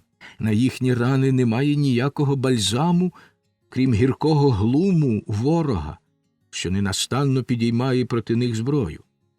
Лише самота, лише одноманітне життя, якого не порушує ніяке вороже втручання, а насамперед постійне, вільне споглядання ясного світу, до якого вони належать, може відновити в них рівновагу і сповнити їхню душу неземним щастям, недосяжним для них серед світової колотнечі. І ви, Йоганнесе, належите до тих людей, яких вічна сила, переборюючи земний гніт, підносить до небесних висот. гостре відчуття того вищого буття, що буде вічно сварити вас, та й повинне сварити із нікчемною земною суєтою, яскраво сяє в мистецтві, яке належить до іншого світу, і яке разом з тугою за високим заховане у ваших грудях, бо воно священна таємниця небесної любові. Це мистецтво втілення палкої побожності, і, цілком віддавшись йому, ви вже не будете мати нічого спільного з безладною світовою метушнею. Ви її зневажливо відкинете від себе, як хлопець, що виріс і обернувся в юнака, відкидає непотрібну іграшку. Ідіть до нас, і ви ніколи більше не почуєте безглуздих кпинів уїдливих дурнів, які часто мучили вас так, що у вас серце сходило кров'ю, бідолашний Йоганнесе. Друг розкриває вам свої обійми, він готовий прийняти вас і ввести в надійну гавань, де вам не загрожує жодна буря. Я серцем відчуваю, поважно й похмуро мовив Йоганнес, коли абат замовк. Я серцем відчуваю, які слушні ваші слова, шановний друже. Я справді чужинець у світі, який мені здається вічним загадковим непорозумінням. А проте відверто признаюся вам, упередження, яке я всмоктав з материнським молоком, змушує мене лякатися самої думки про вступ до монастиря. Він здається мені в'язницею, з якої я вже ніколи не зможу вийти. Здається, що той самий світ, у якому капельмейстер Йоганнес все ж таки знаходив чимало гарних садочків із запашними квітками, для ченця Йоганнеса раптом стане голою, непривітною пустелею, що для того, хто раз був уплутаний у живе життя, зречення... Зречення? Перебив капельмейстера абат, підвищивши голос. Хіба для тебе, Йоганнесе, існує зречення, коли дух мистецтва все дужче озивається в тобі, коли могутні крила підносять тебе до осяйних хмар? Які життєві радощі могли б ще засліпити тебе? А проте, повів далі він лагідним тоном, а проте вічна сила вклала в наші груди почуття, що з непереможною потугою стрясає все наше єство. Це ті таємничі пута, які з'єднують дух і тіло. Дух гадає, що він прагне до найвищого ідеалу, химерного блаженства, а насправді хоче тільки того, чого домагається тіло, як своєї доконечної потреби. І так виникає взаємодія, необхідна для продовження людського роду. Чи треба мені додавати, що я кажу про тілесну любов, і що я зовсім не вважаю дрібницею цілковиту відмову від неї? Але, Йоганнесе, якщо ти відмовишся від неї, то врятуєшся від загибелі. Ніколи не зможеш ти спізнати уявного щастя земної любові. Абат вимовив ці останні слова так урочисто, з таким пафосом, наче перед ним лежала розгорнута книга долі, і він вичитував з неї бідолашному крейслерові всі лиха, які йому загрожували, і яких він міг уникнути, тільки вступивши в монастир. Але тієї миті на обличчі у крейслера дивно заграли м'язи, як завжди перед тим, коли його опановував дух іронії. «Ха-ха!» – озвався він. «Ви, ваша велебність, не маєте рації. зовсім не маєте рації. Ви помиляєтесь щодо моєї особи. Вас увело в оману це вбрання, яке я надяг, щоб якийсь час у масці кипкувати з людей і, лишаючись невпізнаним, писати в них на долонях їхні імена, хай знають, хто вони такі. Хіба я поганий чоловік? Хіба я не в найкращому віці, не досить вродливий, неосвічений і нечемний? Хіба я не можу вбратися в суцільний шовк, надягти зверху найкращий чорний фрак, добре його почистивши, зухвало підступити до будь-якої червонощокої каро чи синьоокої дочки професора або радника двору і солодкавістю найвишуканішого коханця в жестах, на виду і в голосі, без зайвих церемоній спитати: «Красуне, чи ви не віддали б мені свою руку, а на додачу й свою неоціненну особу?» І професорська дочка опустила б очі і тихенько пролебеділа б: «Поговоріть з папа». Або ж дочка радника двору кинула б на мене мрійливий погляд і почала б запевняти, що давно вже про себе помітила любов, для якої я аж тепер знайшов слова, і, між іншим, поговорила б зі мною про мережево на шлюбну сукню. І, о Боже, як радо, шановні татусі спекалися б своїх донечок у відповідь на пропозицію такої поважної особи, як екс-капельмейстер великого герцога.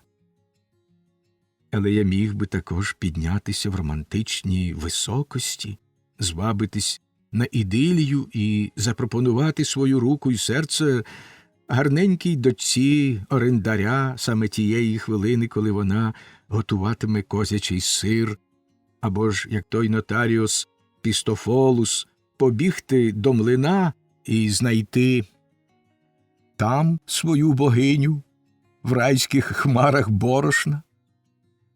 Хто б відштовхнув вірне, чесне серце, що нічого не бажає, нічого не вимагає, крім весілля, весілля, весілля? Не зможу спізнати щастя земної любові?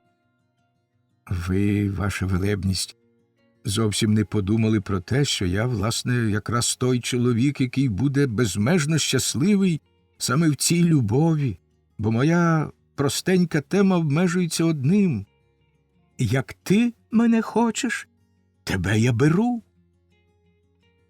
А її подальші варіації після весільного алегро я гратиму в шлюбі. Далі ви, ваша велебність, не знаєте, що я давно вже дуже поважно думав про одруження. Щоправда, я тоді був юнаком із замалим досвідом і недостатньою освітою, бо мав усього 7 років, але 30-річна панна, яку я вибрав собі в наречені, присягалася мені, що не одружиться ні з ким, крім мене. І я й сам не знаю, чому потім усе розладналося. Зауважте, ваша велебність, що щастя земного кохання усміхалося до мене ще з дитячих моїх років. Тож давайте мені шовкові панчохи, давайте шовкові панчохи й черевики, і я стрімголов кинуся в женихання, чим дуж помчу до тієї, яка вже простягла гарненького пальчика, щоб я негайно надяг на нього обручку. І якби порядному бенедиктинцеві личило виливати свої почуття заячими вистрибами, то я тут таки негайно затанцював би перед очима у вашої велебності матлот чи гавот, чи вальс-галоп з величезної радості, яка мене просто заливає, коли я думаю про наречену і весілля. Що стосується щастя в любові і весілля, то я тут не пасу задніх. Я хотів би, щоб ви зрозуміли це, ваша велебність.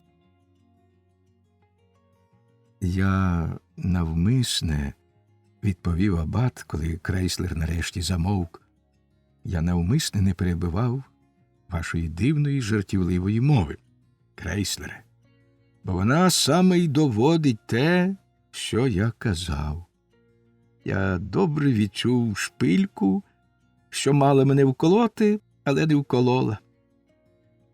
Щастя моє, що я не вірю в ту химеричну любов, яка безтілесно ширяє в повітрі і не має нічого спільного з потребами людської природи. Як таке могло статися, що ви з вашою душевною напруженістю? Та годі про це. Пора нам пильніше приглянутись до грізної небезпеки, що нависла над вами. Чи ви під час свого перебування в Зіггардсгофі чули про нещасливу долю художника Леонгарда Етлінгера? Крейслер затремтів з жаху, коли абат назвав це ім'я. На його обличчі не лишилося й сліду гіркої іронії, яка щойно була опанувала його, і він глухим голосом спитав: «Етлінгера? Яке мені діло до нього? В мене з ним нема нічого спільного. Я ніколи не був з ним знайомий. То була тільки гра розпаленої уяви, коли мені одного разу причулося, що він промовляє до мене з озера». «Заспокойся», – сказав абат ніжно й лагідно і взяв його за руку. «Заспокойся, сину мій Йоганнесе. Ти справді не маєш нічого спільного з тим бідолахою, якого надмірна, хибно спрямована пристрасть довела до загибелі, але хай його страшна доля стане для тебе пересторогою. Сину мій Йоганнесе, ти стоїш на ще небезпечнішому шляху, ніж він, тому тікай, тікай. Гедвіга, князівну міцного плутала лиха мара, і ті пута, мабуть, годі порвати, аж поки її не розітне вільний дух. А ти, Йоганнесе?» Тисячі думок зринули в голові крейслера від цих абатових слів. Він переконався, що абат знає не тільки про життя й усі події в князівському домі в Зіггардсгофі, а й про те, що сталося під час його крейслерового перебування там.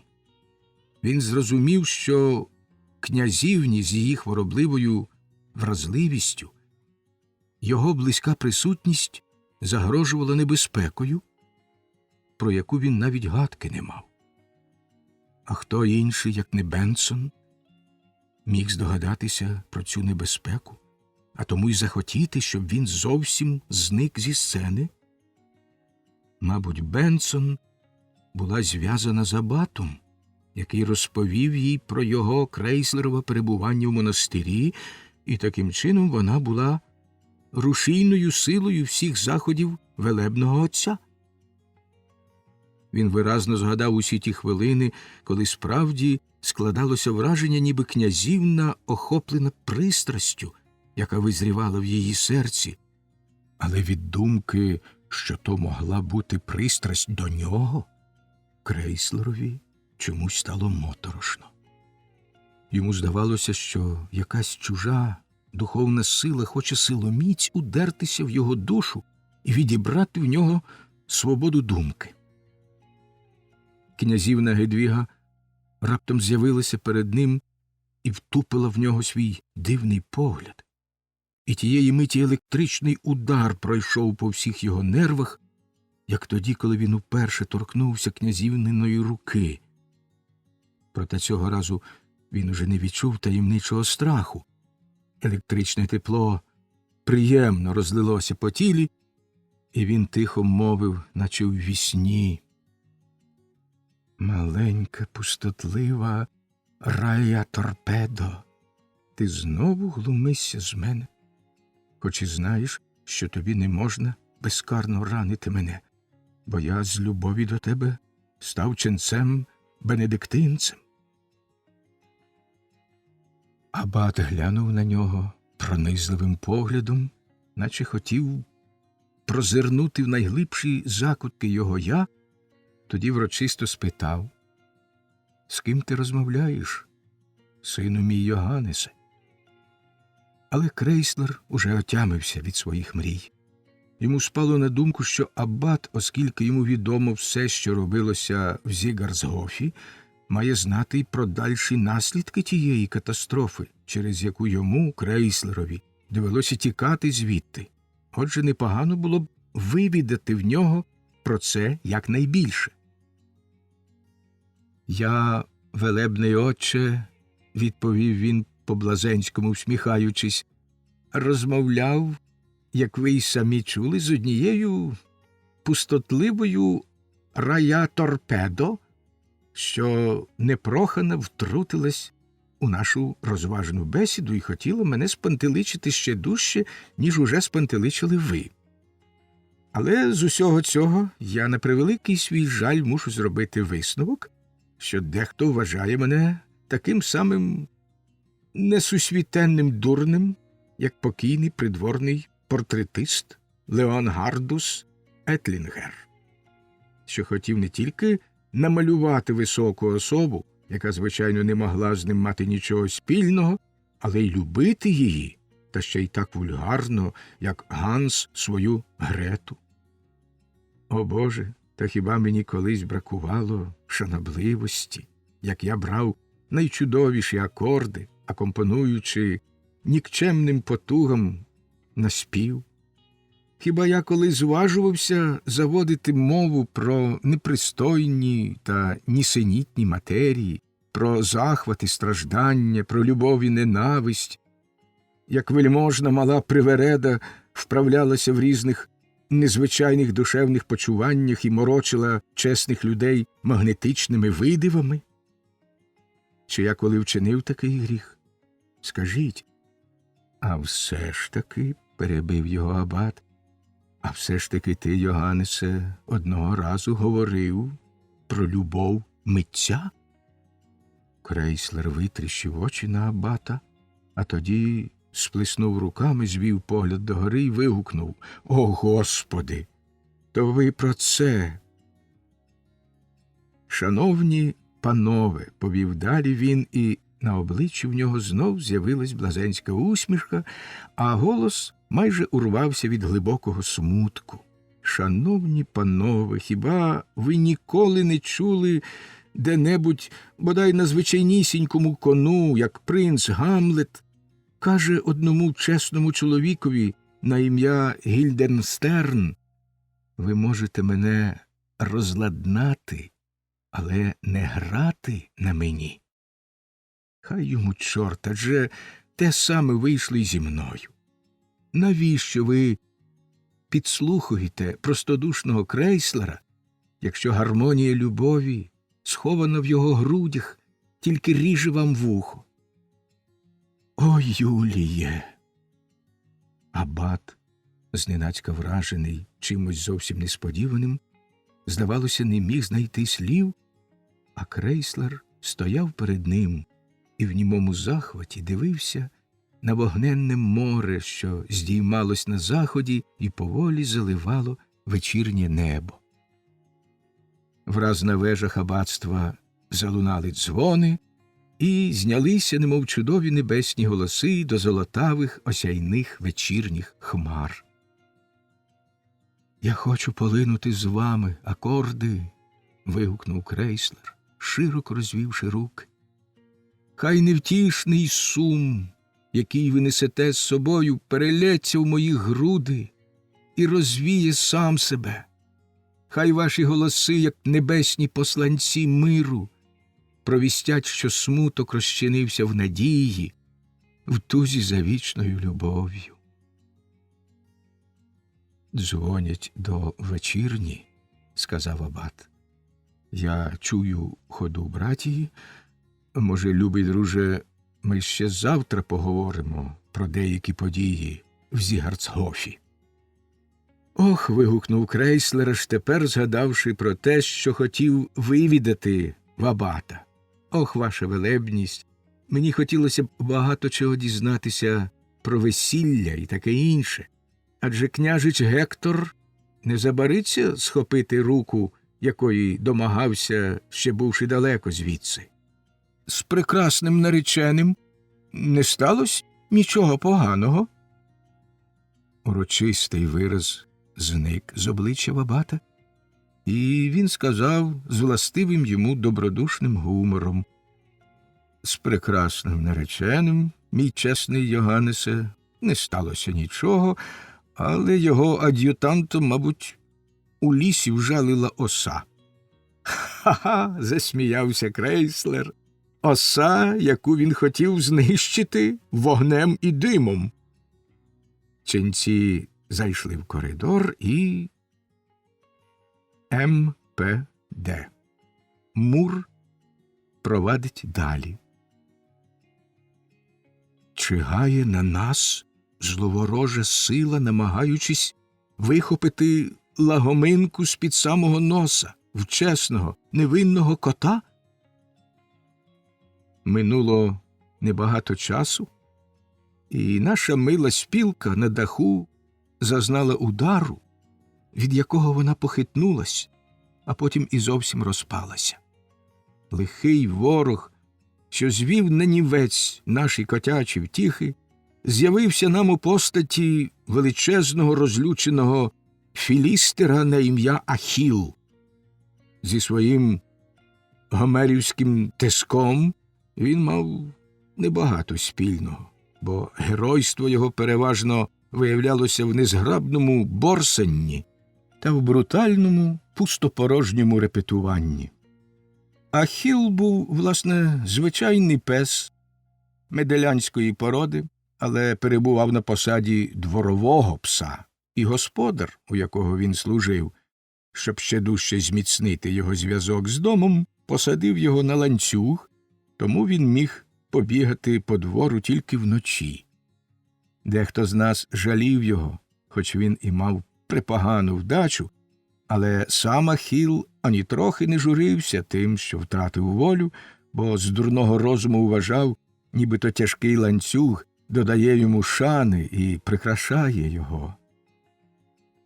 Ахіла неабияк дратували наші нічні гулянки, бо вони перебивали його сон у той час, коли йому належало бігати подвір'ям і охороняти будинок від злодіїв, тому він погрожував, що пороздирає нас, як порушників, його спокою.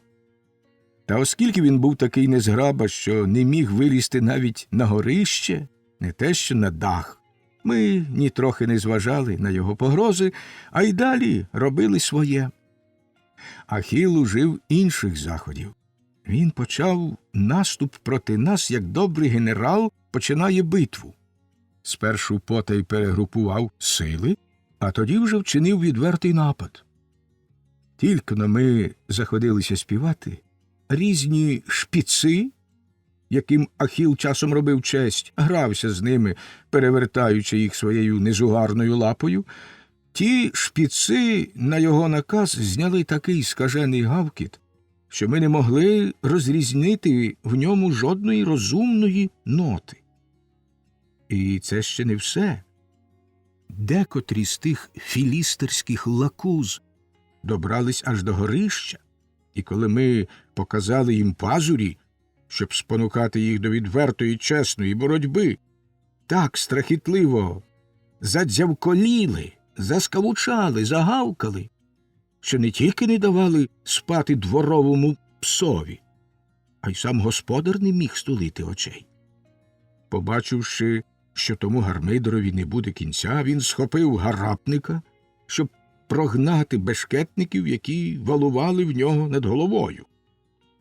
О, коте, що читаєш ці рядки, якщо ти маєш у грудях справжню мужність, а в голові ясний розум, якщо слух твій не спотворений, то чи є для тебе, кажу я, щось огидніше, нестерпніше, ненависніше й жалюгідніше, ніж верескливий, пронизливий, дисонансний у всіх тональностях гавкіт розлюченого шпіца. Бережись цих маленьких манірних істот, що крутять хвостиками і лащаться, не довіряй їм, коте. Повір мені, привітність шпіца небезпечніша за вистромлені пазурі тигра. Та краще промовчимо про гіркий і, на жаль, багатий досвід, який ми здобули в стосунках зі шпіцами, і вернімось до нашої історії. Отже, як уже сказано, господар схопив гарапника, щоб прогнати бешкетників з горища. І що ж сталося? Шпіци заметляли хвостами назустріч розгніваному господареві, облизали йому ноги і вдали, що щинили весь той лемент лише задля його спокою, хоч господар саме через нього і втратив спокій. Вони, мовляв, гавкали тільки для того, щоб прогнати нас, бо ми робимо всіляку мерзоту на даху, співаємо в надто високих тональностях і так далі. Господар, на жаль, не встояв перед балакучою красномовністю шпиців, геть усьому повірив, а надто що і дворовий пес, якого він також розпитався про те, підтвердив їхні слова, бо заховав у душі люту ненависть до нас, і почалося для нас не життя, а пекло. Челядь зганяла нас із дахів мітлами, шпурляла в нас черепицею, наставляла всюди пастки й тенета, щоб ми попалися в них. І ми, на жаль, справді попадалися. Навіть мій любий приятель Муцій потрапив у біду, тобто в пастку, і вона йому тяжко покалічила задню лапу. Так і закінчилось наше веселе товариське життя, і я вернувся назад під господареву грубу, щоб у глибокій самотині оплакувати долю своїх нещасних друзів.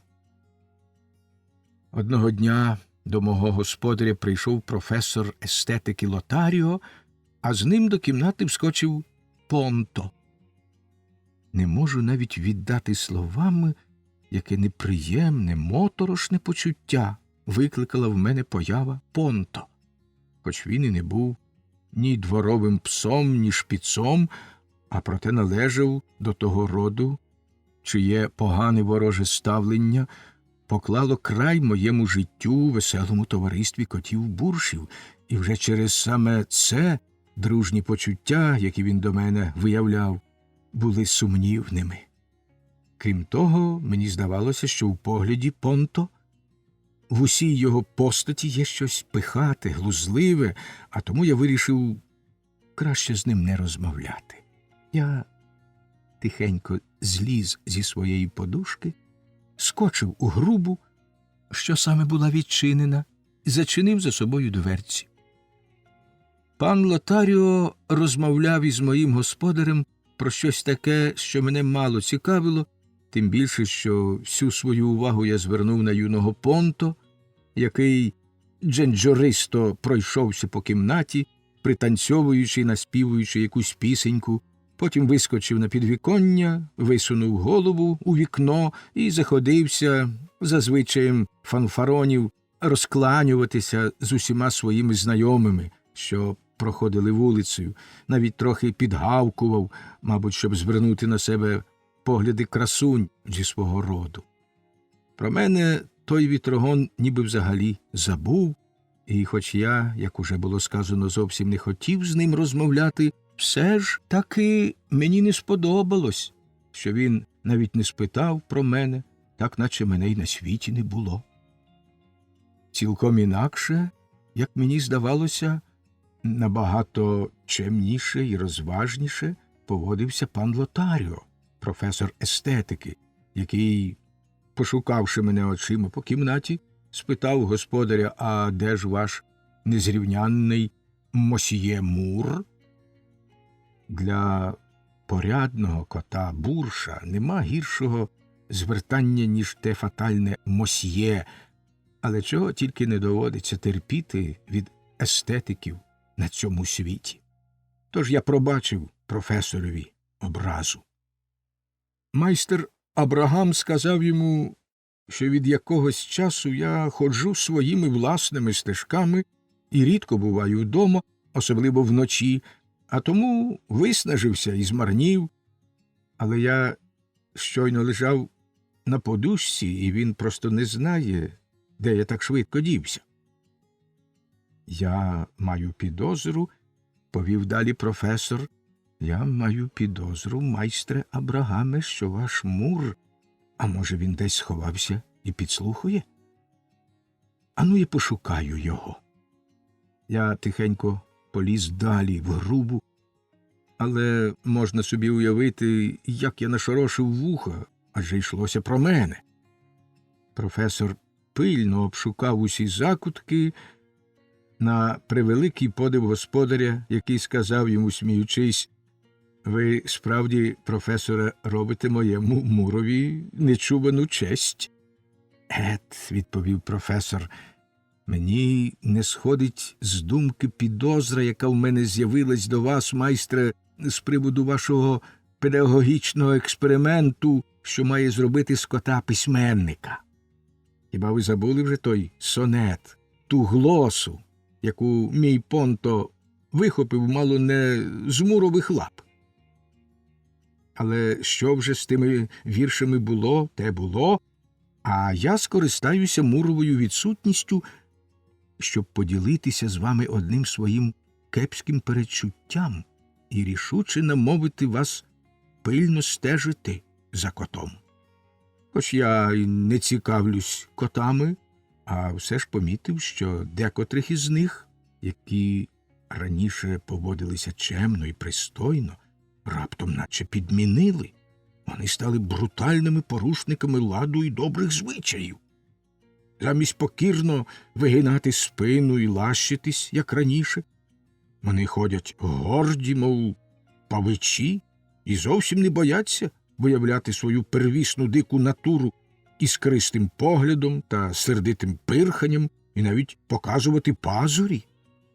Так само, як про скромну, тиху поведінку не дбають вони й про свою зовнішність, не хочуть бути вихованими світськими людьми. Вони не чистять вусів, не вилизують до блиску своєї шерсті, не відкушують занадто відрослих пазурів, а бігають зачучверені, патлаті, з розкуйовдженими хвостами, викликаючи в усіх освічених котів жах і відразу. Але найбільшого осуду, по-моєму, заслуговують ті нестерпні таємні збіговиська, які вони влаштовують ночами і на яких щиняють скажений вереск, називаючи його співом, хоч у ньому не можна вчути нічого, крім безглуздого крику, що не має ні пристойного ритму, ні правильної мелодії, ні гармонії. Я боюся, дуже боюся, майстре Абрагаме, що ваш Мур також ступив на погану стежку і бере участь у тих непристойних розвагах, які йому не дадуть нічого, крім доброї прочуханки. Мені було б дуже прикро, якби всі ваші зусилля, витрачені на того сірого шельму, пішли намарне, і він зі своєю вченістю пустився берега, як звичайні, вульгарні, безпутні коти. Коли я почув, яку наругу зводять на мене, на мого доброго Муція, на моїх великодушних братів, то мимоволі застогнав. «Що це було?» – вигукнув професор. «Я певен, що Мур десь сховався в кімнаті. Понто! Понто! Шукай!» Понто зіскочив з підвіконня і почав обнюхувати кімнату. Перед дверцятами груби він зупинився, загарчав, загавкав і скочив на них. «Він у грубі!» «Напевне, в грубі», – сказав господар і відчинив дверці. Я спокійно сидів, дивлячись на господаря ясними блискучими очима. «Справді», – вигукнув він, – «справді, він заліз глибоко в грубу». «Ну як?» Може, зробите нам таку приємність і вийдете звідти? Будьте так ласкаві. Хоч як мені не хотілося покидати свого сховку, а довелося послухатись господаря, а то б він витяг мене силоміць, і втіхи з того було б мало. Тому я, не поспішаючи, виліз із груби. Та тільки-но я з'явився на світ Божий, як професор і господар вигукнули в один голос: «Муре! Муре, який у тебе вигляд! Що це за штуки?» Звичайно, я був весь у попелі, до того ж мій зовнішній вигляд справді від деякого часу дуже погіршав, тож мені довелося впізнати себе в професоровому описі котів-відступників. І я міг собі уявити, яке з мене було жалюгідне видовисько. Я подумав про те, який вигляд я маю в порівнянні з моїм приятелем Понто, що справді був дуже гарний у своєму показному, блискучому, чудово накрученому хутрі, і мене пойняв глибокий сором. Я тихо, засмучено заліз у куток. «Невже це?» – вигукнув професор. «Невже це той самий розумний, вихований кіт Мур, вишуканий письменник, дотепний поет, що пише сонети й глоси? Ні, це звичайнісінький домашній котисько з тих, які нишпорять по кухнях та попід грубами і тільки й здатні що ловити мишей у льохах та на горищах. Скажи-но мені, вихований задрипанцю, чи ти скоро отримаєш учений ступінь? Чи навіть одержиш кафедру, ставши професором естетики? Гарну докторську мантію ти на себе нап'яв». Так він кепкував із мене й далі, знаходячи все нові образливі слова. Що я міг зробити? Тільки ще дужче прищулити вуха, як завжди, коли мене лаяли. Закінчивши свою глузливу промову, професор гучно зареготав, а господар і собі за ним. Той регіт був мені, як ніж у серце.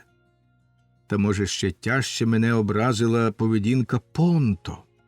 Він не тільки жестами й гримасами намагався показати, що поділяє глузливу думку про мене свого господаря, але й удавав, що гидує наблизитись до мене. Раз по раз відскакував у бік, наче боявся замастити об мене своє гарне чисте хутро. А котові, свідомому своєї вищості, як я, нелегко терпіти таку зневагу від якогось там дженджуристого пуделя. Далі професор завів із господарем довгу розмову, яка наче не стосувалась мене і мого роду, і з якої я, власне, мало що зрозумів. Але наскільки я все ж таки міг збагнути, йшлося про те, що краще, чи відверто виступати проти лихих, нестриманих вчинків екзальтованого юнацтва і силоміць навертати його на правдивий шлях, чи тільки спритно й непомітно обмежувати його і давати йому змогу набиратися досвіду, який сам покладе край тим вчинкам. Професор був за відверте застосування сили, бо впорядкування речей у світі для загального добра вимагає, щоб кожна людина, хоч би як вона опиралася, була якомога раніше втиснута у форму, зумовлену відношенням окремих частин до цілого. Інакше зразу виникне небезпечна невідповідність, що може довести хто зна до якої біди. Він ще говорив щось про вибивання шибок під вигуки «згинь», але я вже з того нічого не зрозумів. Господар, навпаки, вважав, що екзальтовані юнаки все одно, що трохи божевільні. Якщо проти них виступити відверто, їхнє божевілля ще збільшується, а здобуте власним досвідом усвідомлення свого божевілля виліковує їх, і хвороба ніколи вже не повертається. «Ну що ж», – мовив нарешті професор, підводячись і беручи капелюх та ціпок. «Ну що ж, майстре, визнайте, що я маю слушність хоча б в одному. Треба нещадно вживати відверту силу проти екзальтованої поведінки, як вона втручається в наше життя і заважає йому. А коли так, то дуже добре. Я знову вертаюся до вашого кота Мура, що, як я чув, порядні шпіци розігнали проклятущих котів, які так страхітливо співали, ще й вважаючи себе великими віртуозами». «Залежно, як на це дивитися», – відповів господар. «Якби їм дозволили співати, то, може, вони б і стали тими, за кого помилково себе вважали, тобто справжніми віртуозами. А тепер вони, мабуть, взагалі сумніваються, що може бути справжня віртуозність». Професор попрощався, і Понто підстрибом побіг за ним, навіть не кивнувши мені головою, хоч раніше завжди був дуже привітний до мене. «Я й сам», – звернувся до мене господар, – «я й сам невдоволений твоєю поведінкою, Муре.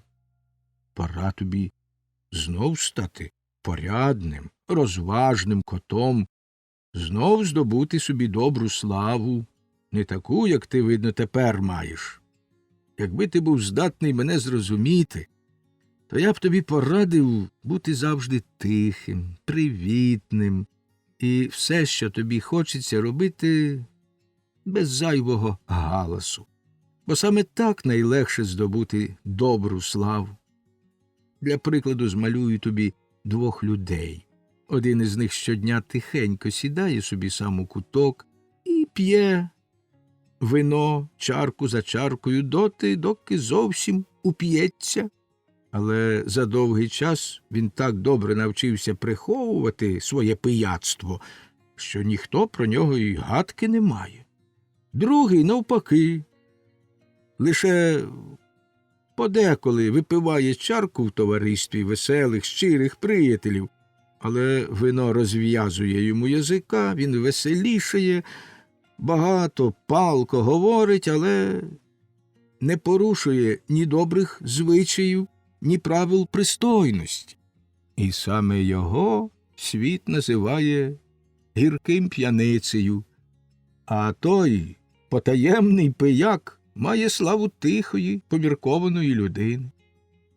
Ох, Муре, мій добрий коте, якби ти знав, як воно діється в житті, то зрозумів би, що Філістерові, який вічно ховається в мушлю, ведеться найкраще. Та як ти можеш знати, що таке Філістер, хоч і серед твого роду їх, мабуть, також вистачає? На цих словах господаря я не втримався і радісно запирхав та замурчав. Так мені приємно було усвідомлювати, що завдяки науці відважного Муція і своєму власному досвідові я чудово пізнав котячий рід. «Ох, Муре», – засміявся господар, – «ох, коте, я вже ладен повірити, що ти розумієш мене. І професор має рацію, відкривши в тобі якийсь особливий глузд і злякавшись тебе, як свого суперника в царині естетики». На підтвердження того, що це правда, я дзвінко, мелодійно нявкнув і без дальших церемоній стрибнув господареві на коліна. Я не подумав, що господар саме вдяг свій святковий халат із жовтого у великих квітках шовку і, певна річ, забруднив його. «Дзусь!» – сердито крикнув господар і так рвучко скинув мене додолу, що я перевернувся і, злякано прищуливши вуха і заплющивши очі, принишк на підлозі. Але хвала моєму господареві за його добре чуле серце. Ну, нічого, Муре, ласкаво сказав він, нічого, мій коте. Невелика біда. Я знаю, твої наміри були добрі, ти хотів показати мені свою прихильність, але зробив це незграбно. А в таких випадках помічаєш наслідки, а не наміри. Ну, ходи сюди, малий попелюху, я тебе вичищу, і ти знов матимеш вигляд пристойного кота. Сказавши так, господар скинув халат, узяв мене на руки і не полінувався добре вичистити мені хутром якою щіткою, а тоді ще маленьким гребінцем розчесати його так, що воно аж заблищало. Коли туалет був закінчений, і я пройшовся повз дзеркало, то сам здивувався, що так раптово став зовсім іншим котом. Я не втримався і задоволено замурчав сам до себе, таким гарним собі видався. Не буду заперечувати, що тієї хвилини в моїй душі з'явився великий сумнів щодо пристойності й користі буршівського клубу. А моя втеча в грубу здалася мені справжнім варварством, яке я сам собі міг пояснити лише своєрідним здичавінням. Тож мені навіть не треба було застереження господаря, який сказав: «Тільки ж гляди мені, не лазь більше в грубу». Наступної ночі мені вчулося, що в двері хтось тихо пошкрябав і боязко нявкнув. Голос був дуже знайомий. Я підкрався до дверей і спитав, хто там такий. Мені відповів, тепер я впізнав його, наш відважний староста Пуф.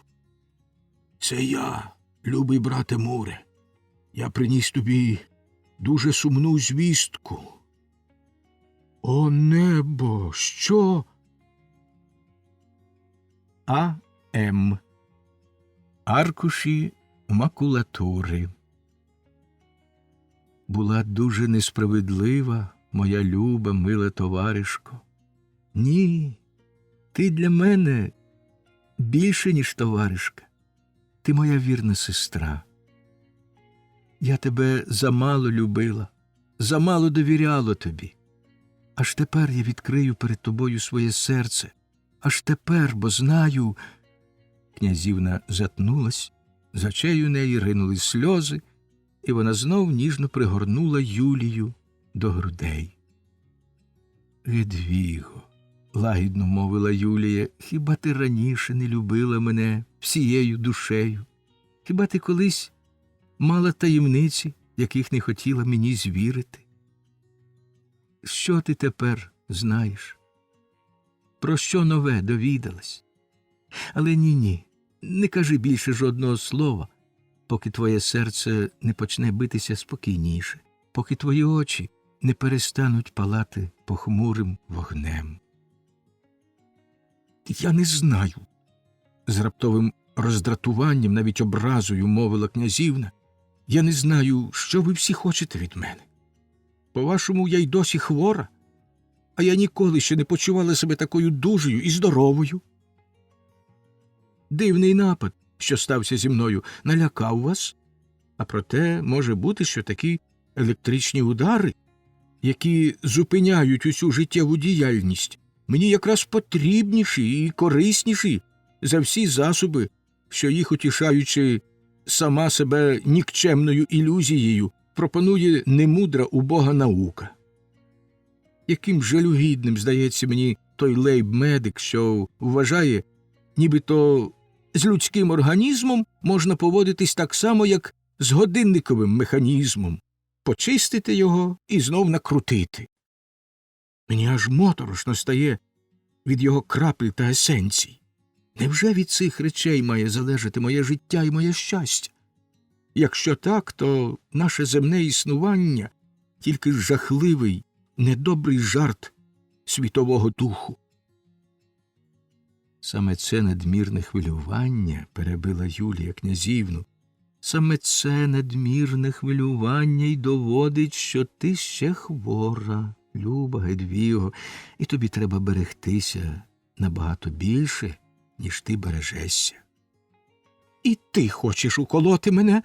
Вигукнула князівна, швидко схопилася, підбігла до вікна, відчинила його і виглянула в парк. Юлія пішла за нею, обняла її однією рукою і ніжно, сумно попросила, щоб вона остерігалася осіннього вітру і намагалась якомога зберегти спокій, що його лейб-медик уважав таким цілющим для неї. Але князівна відповіла, що саме холодне повітря з відчиненого вікна бадьорить і зміцнює її.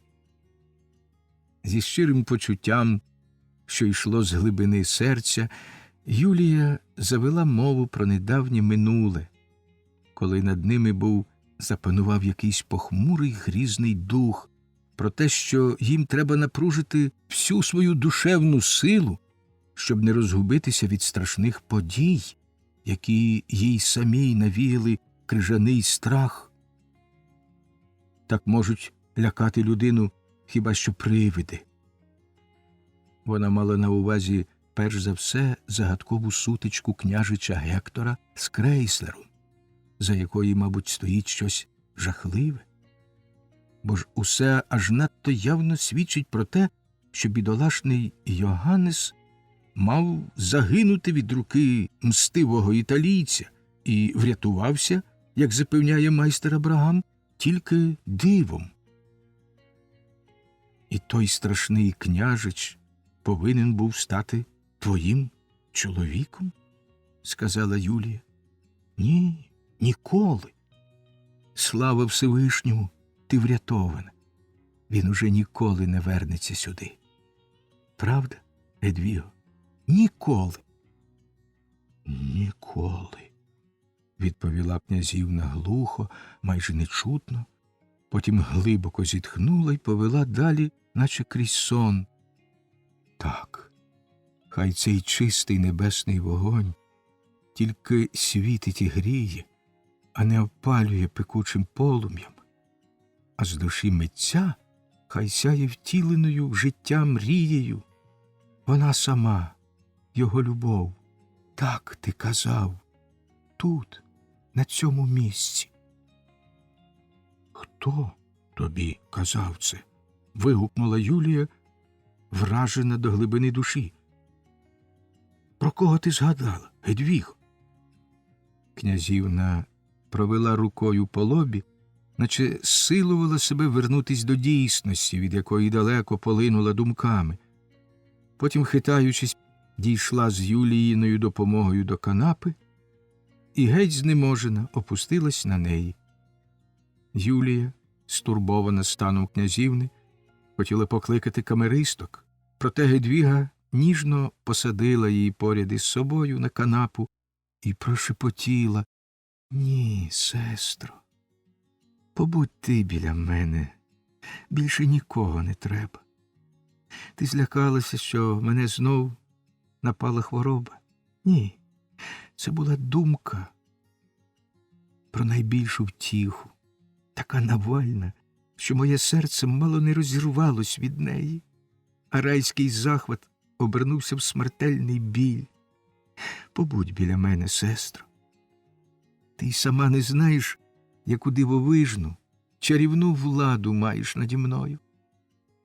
Дай я загляну в твою душу, як у ясне, чисте дзеркало, щоб побачити в ньому саму себе. Юлія, часто мені здається, що на тебе находить небесне натхнення, і слова, які, мов подих любові, злітають з твоїх солодких уст, втішне пророцтво. Юлія, сестро, будь зі мною, не покидай мене ніколи, ніколи. На цьому слові князівна, міцно тримаючи Юлію за руку, заплющила очі і знову впала на канапу. Юлія вже звикла до того, що в Гедвігі бувають напади хворобливого перенапруження, але цей теперішній її пароксизм був якийсь дивний і загадковий. Раніше то була палка озлість, викликана невідповідністю внутрішнього почуття життєвим обставинам, озлість, що доходила майже до ненависті, ображаючи невинну душу Юлії. А тепер здавалося, що Гедвіга як ніколи досі зломлена журбою і якимось невимовним горем, і той невтішний сум любої товаришки і зворушив Юлію, і сповнив страхом за неї. «Гедвіго!» – вигукнула вона.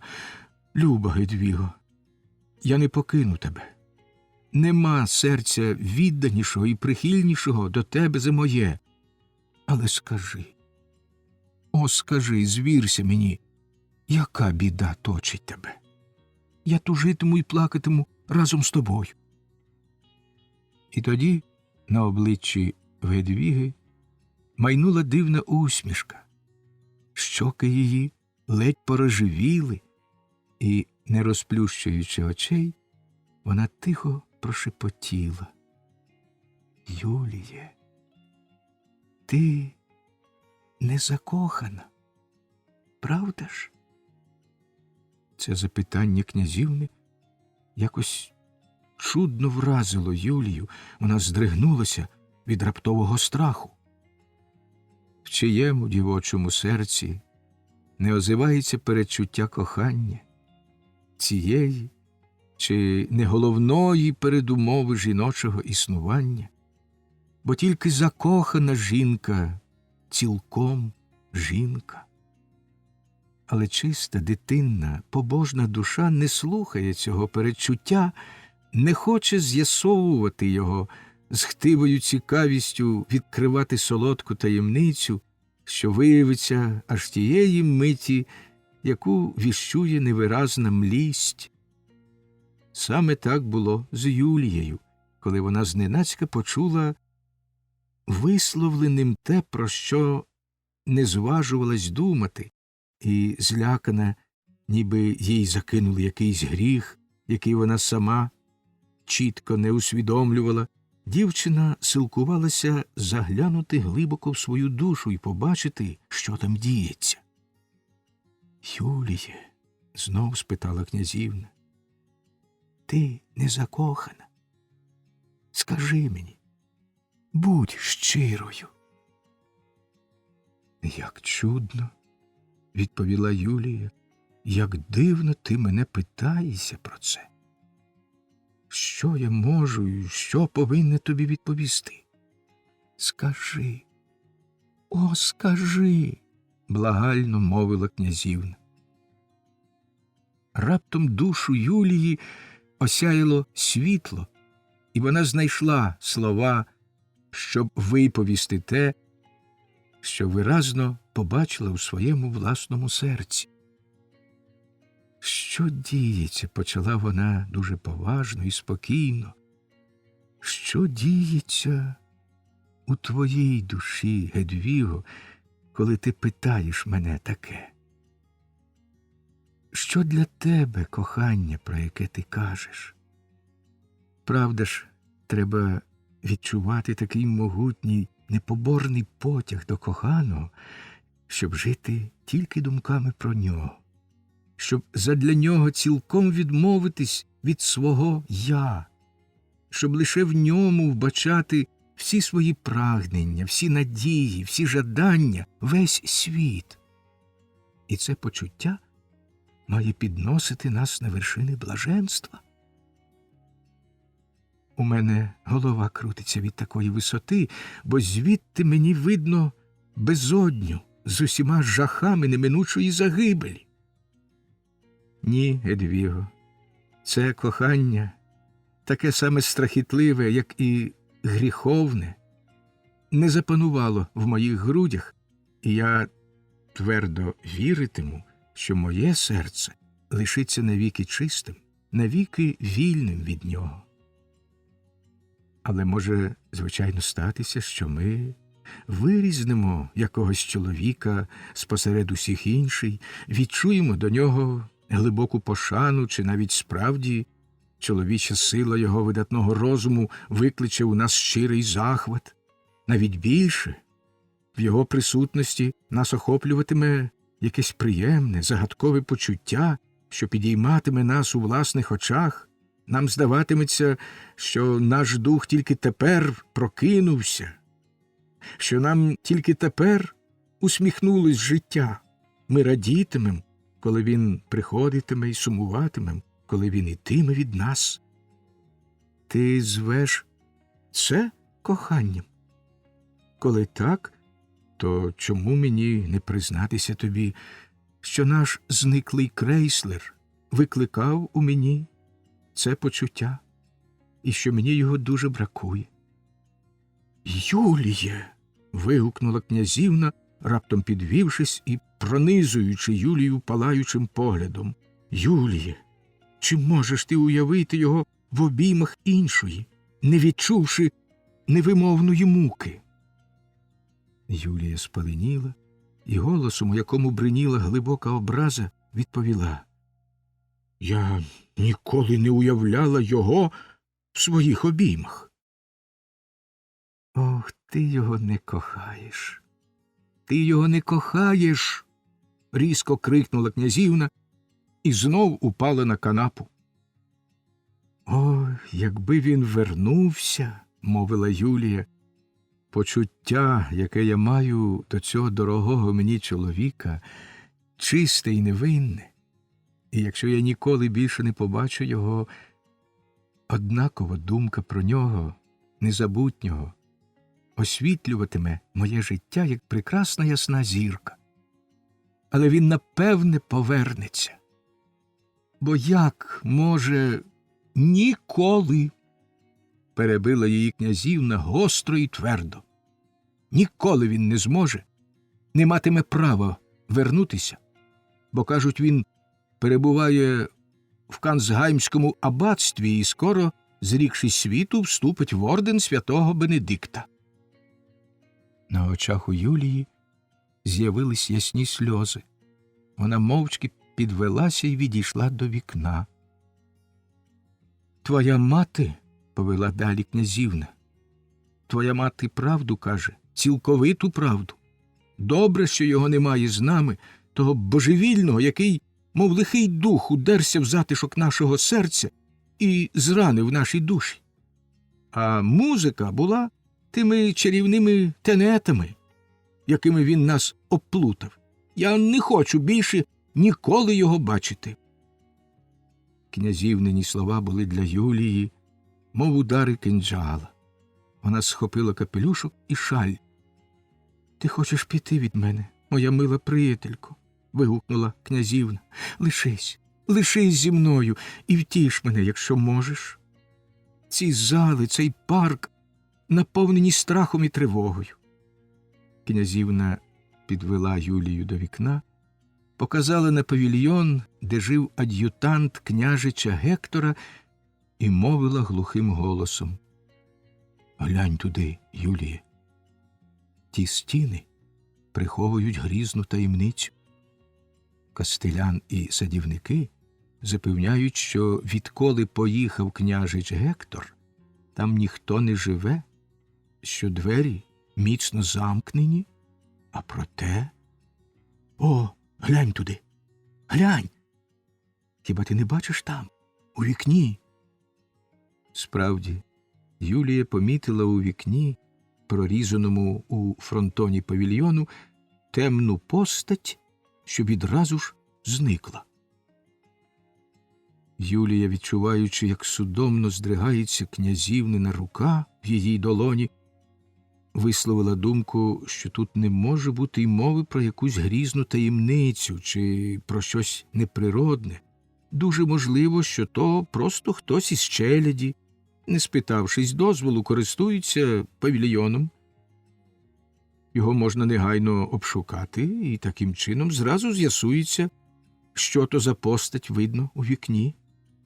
Князівна у відповідь на це сказала, що старий вірний кастелян давно вже на її бажання зробив це і запевнив її, що в цілому павільйоні не знайшов ніде й сліду живої істоти.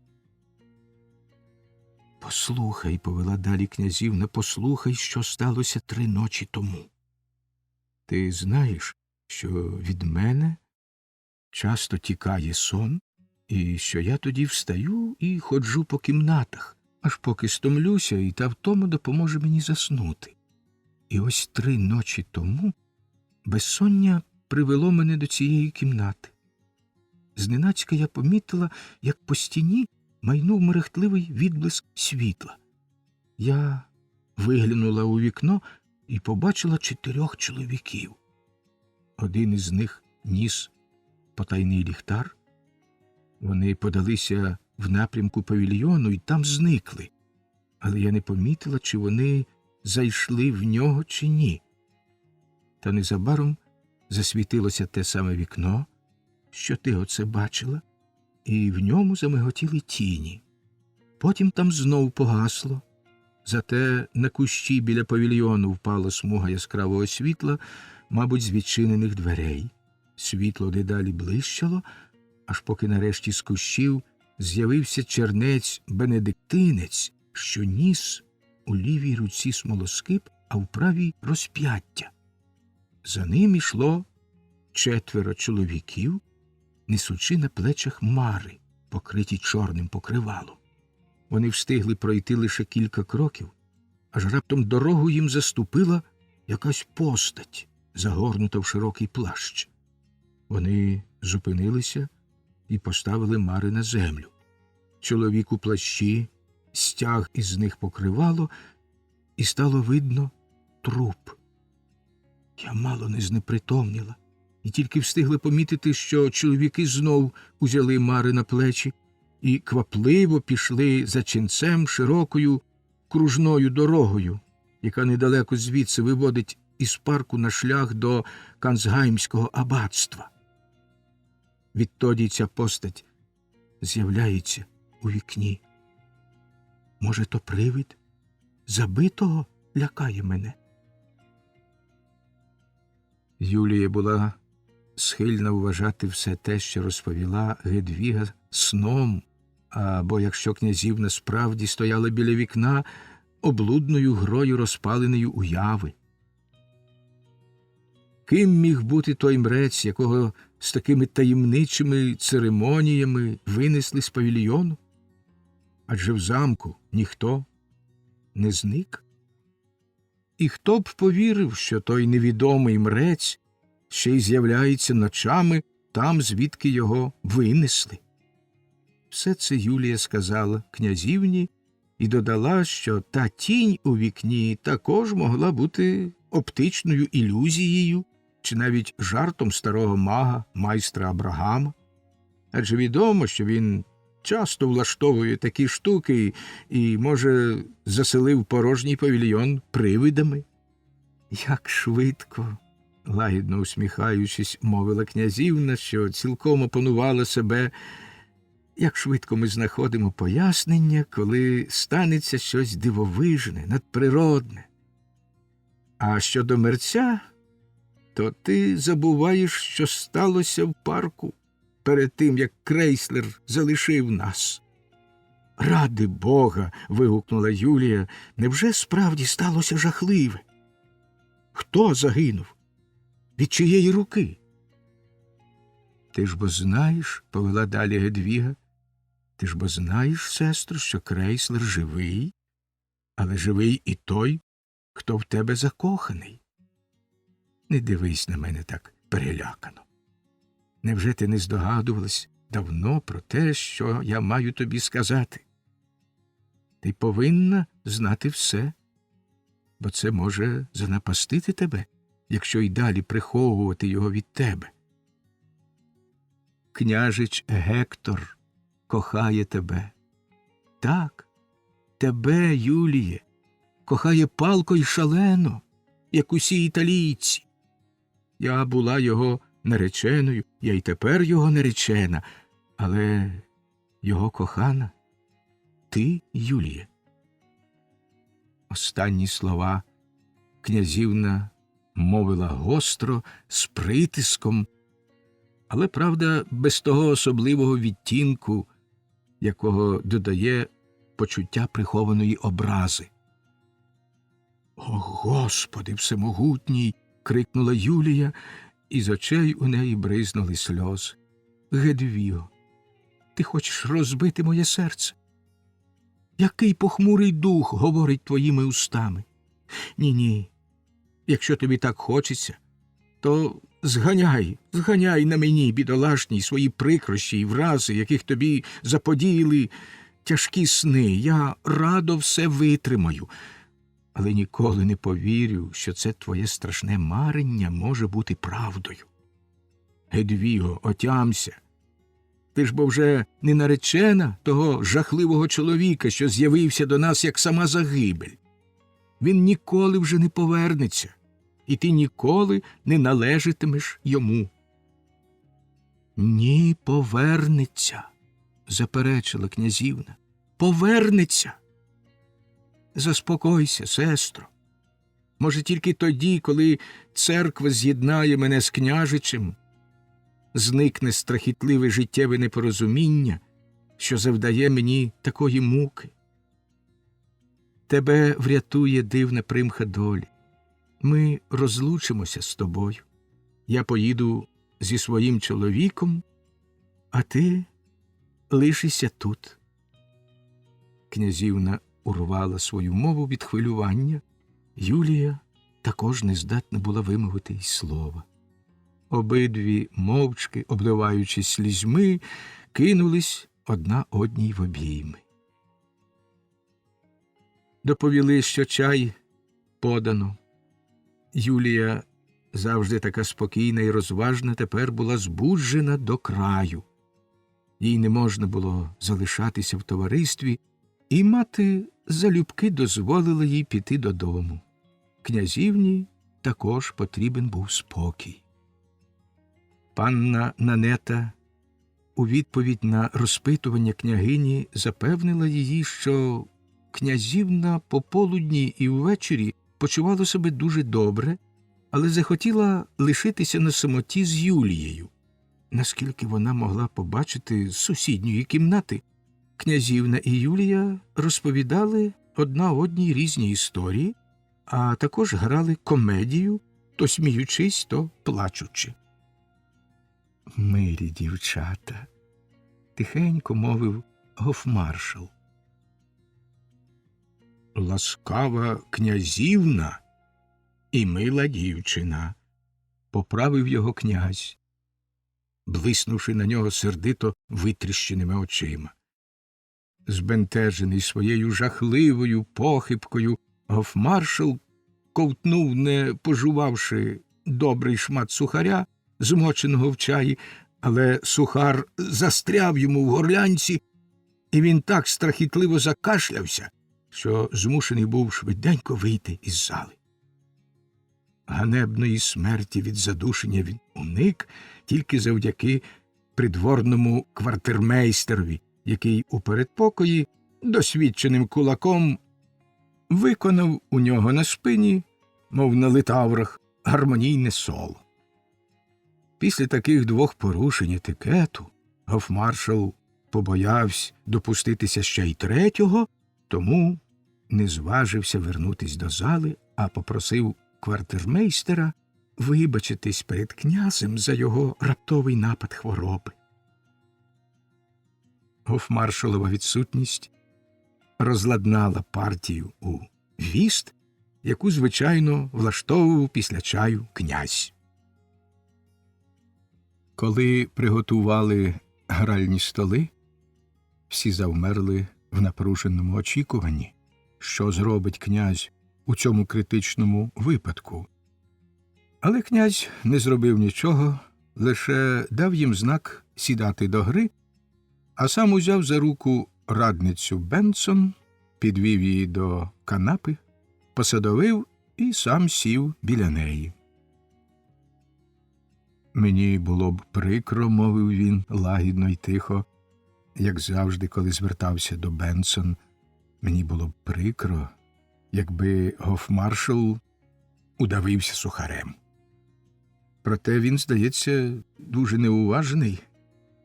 як я вже не раз помічав, бо назвав князівну Гедвігу дівчиною, а тому з нього був би нікчемний гравець у віст.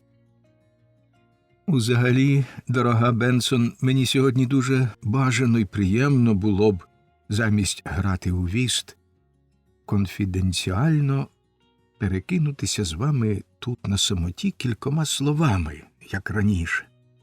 Ах, як раніше. Ну, ви ж знаєте мою прихильність до вас, люба пані.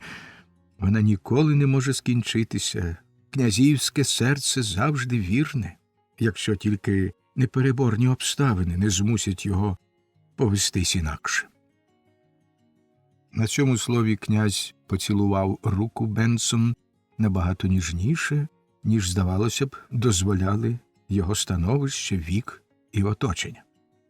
Очі в Бенсон радісно заблищали, і вона запевнила князя, що давно вже чекає нагоди поговорити з ним конфіденціально, бо має сказати йому немало такого, що не буде йому неприємне. «Знаєте ж, – мовила Бенсон, – знаєте ж, ваша ясновельможність». Таємний радник посольства знов написав, що наша справа раптом повернула на краще, що тихіше. Перебив її князь. Тихіше, шановна, жодного слова про державні справи.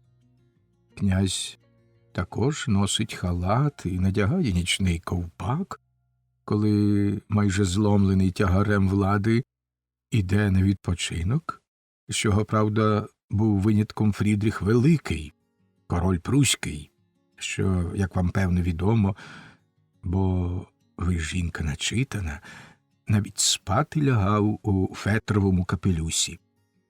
Одне слово, князеві, я вважаю, також властиве чимало того, що, того, на чому, як кажуть люди, ґрунтуються так звані приватні стосунки, як от подружнє почуття, батьківські радощі і так далі.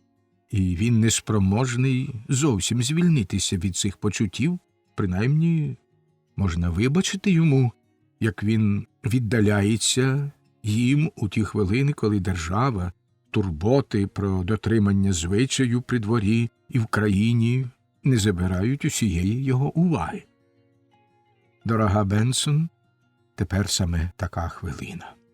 У мене в кабінеті лежать 7 уже підписаних паперів, і дозвольте мені тепер зовсім забути, що я князь, дозвольте мені тут за чаєм бути тільки батьком родини, німецьким батьком родини барона фон Геммінгена. Дозвольте мені поговорити про моїх дітей, які завдають мені стільки клопоту, що мене часто поймає зовсім непристойна тривога. «Мова буде?» – ущипливим тоном спитала Бенсон. «Мова буде про ваших дітей, ваша вельможність? Тобто про княжича Ігнатія та князівну Гедвігу?» «Говоріть, ваша вельможність, говоріть, може, я зумію дати вам пораду і втішити вас, як майстер Абрагам?» «Так», – повів далі князь, – «так, порада і втіха мені часом необхідні. Отже, шановна Бенсон, спершу щодо Ігнатія. Йому, певна річ, не потрібні розумові здібності, якими природа звичайно наділяє тих, хто інакше через своє низьке походження лишився б темним і ні на що не здатним, а проте йому можна було б побажати більше розуму, бо він, як є, так і лишиться дурником. Ви тільки гляньте, он він сидить, дригає ногами, раз порозкладе не ту карту і хихотить та регочеться, наче 7-річний хлопчик. Бенсон, між нами, його навіть не вдається навчити мистецтву письма в тих межах, у яких воно йому потрібне. його князівський підпис скидається на якісь закарлючки. Господи милосердний, що далі буде? Недавно, коли я заглибився в державні справи, мене потривожив огидний гавкіт за вікном. Я виглянув на двір, щоб прогнати набридливого шпіца, і що я побачив? Ви не повірите, люба пані, то був княжич, що, гавкаючи, мов божевільний, бігав за сином садівника. Вони гралися в зайця й собаку. Є в цьому хоч якийсь глузд? Хіба це князівські розваги? Чи княжич колись досягне хоч якоїсь самостійності? Тому необхідно, відповіла Бенсон, якнайшвидше одружити княжича і вибрати йому дружину, врода, принадність і ясний розум якої збудили б його приспані почуття, і яка мала б таке добре серце, що цілком спустилася б до його дитинності, щоб потім помалу підняти його до свого рівня. Жінці, що буде належати княжичеві, ці риси необхідні, щоб врятувати його з душевного стану, який, мені й боляче казати, це ваша ясновельможність, врешті може перейти у справжнє божевілля. Саме тому вирішальну роль у виборі нареченої повинні грати саме ці рідкісні риси, а на походження треба менше вважати. Ніколи, сказав князь, наморщивши лоба, ніколи в нашому роду не було мезальянсів, тож киньте цю думку, яку я не можу схвалити. Всі інші ваші побажання я завжди готовий був виконати, і так само готовий їх виконати й тепер. Я цього не помічала, ваша ясновельможність, гостро заперечила Бенсон. Як часто справедливим побажанням доводилось замовкати задля химерних міркувань. Але є домагання, що стоять вище за будь-які умовності. Облишмо, перебив князь радницю, відкашлявшись і взявши пучку табаки. Хвилю помовчавши, він повів далі. Ще більше, ніж княжич, мене турбує князівна. Скажіть, Бенсон, як могло вийти, щоб від нас народилася дочка з такою дивною вдачею, а надто з такою чудною хворобливістю, що збиває з пантелику самого лейб-медика? Хіба княгиня не тішилася завжди квітучим здоров'ям?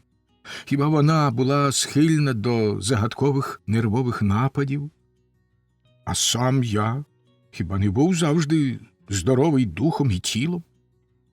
Як же в нас могла народитись дитина, що, хоч як мені гірко признатися в цьому, часто здається зовсім божевільною? Вона відкидає всі правила доброзвичайності, обов'язкові для особи князівського роду. Для мене також, відповіла Бенсон, для мене також організм князівни незбагненний. Мати завжди була розважна, мудра, непідвладна жодним палким, згубним пристрастям.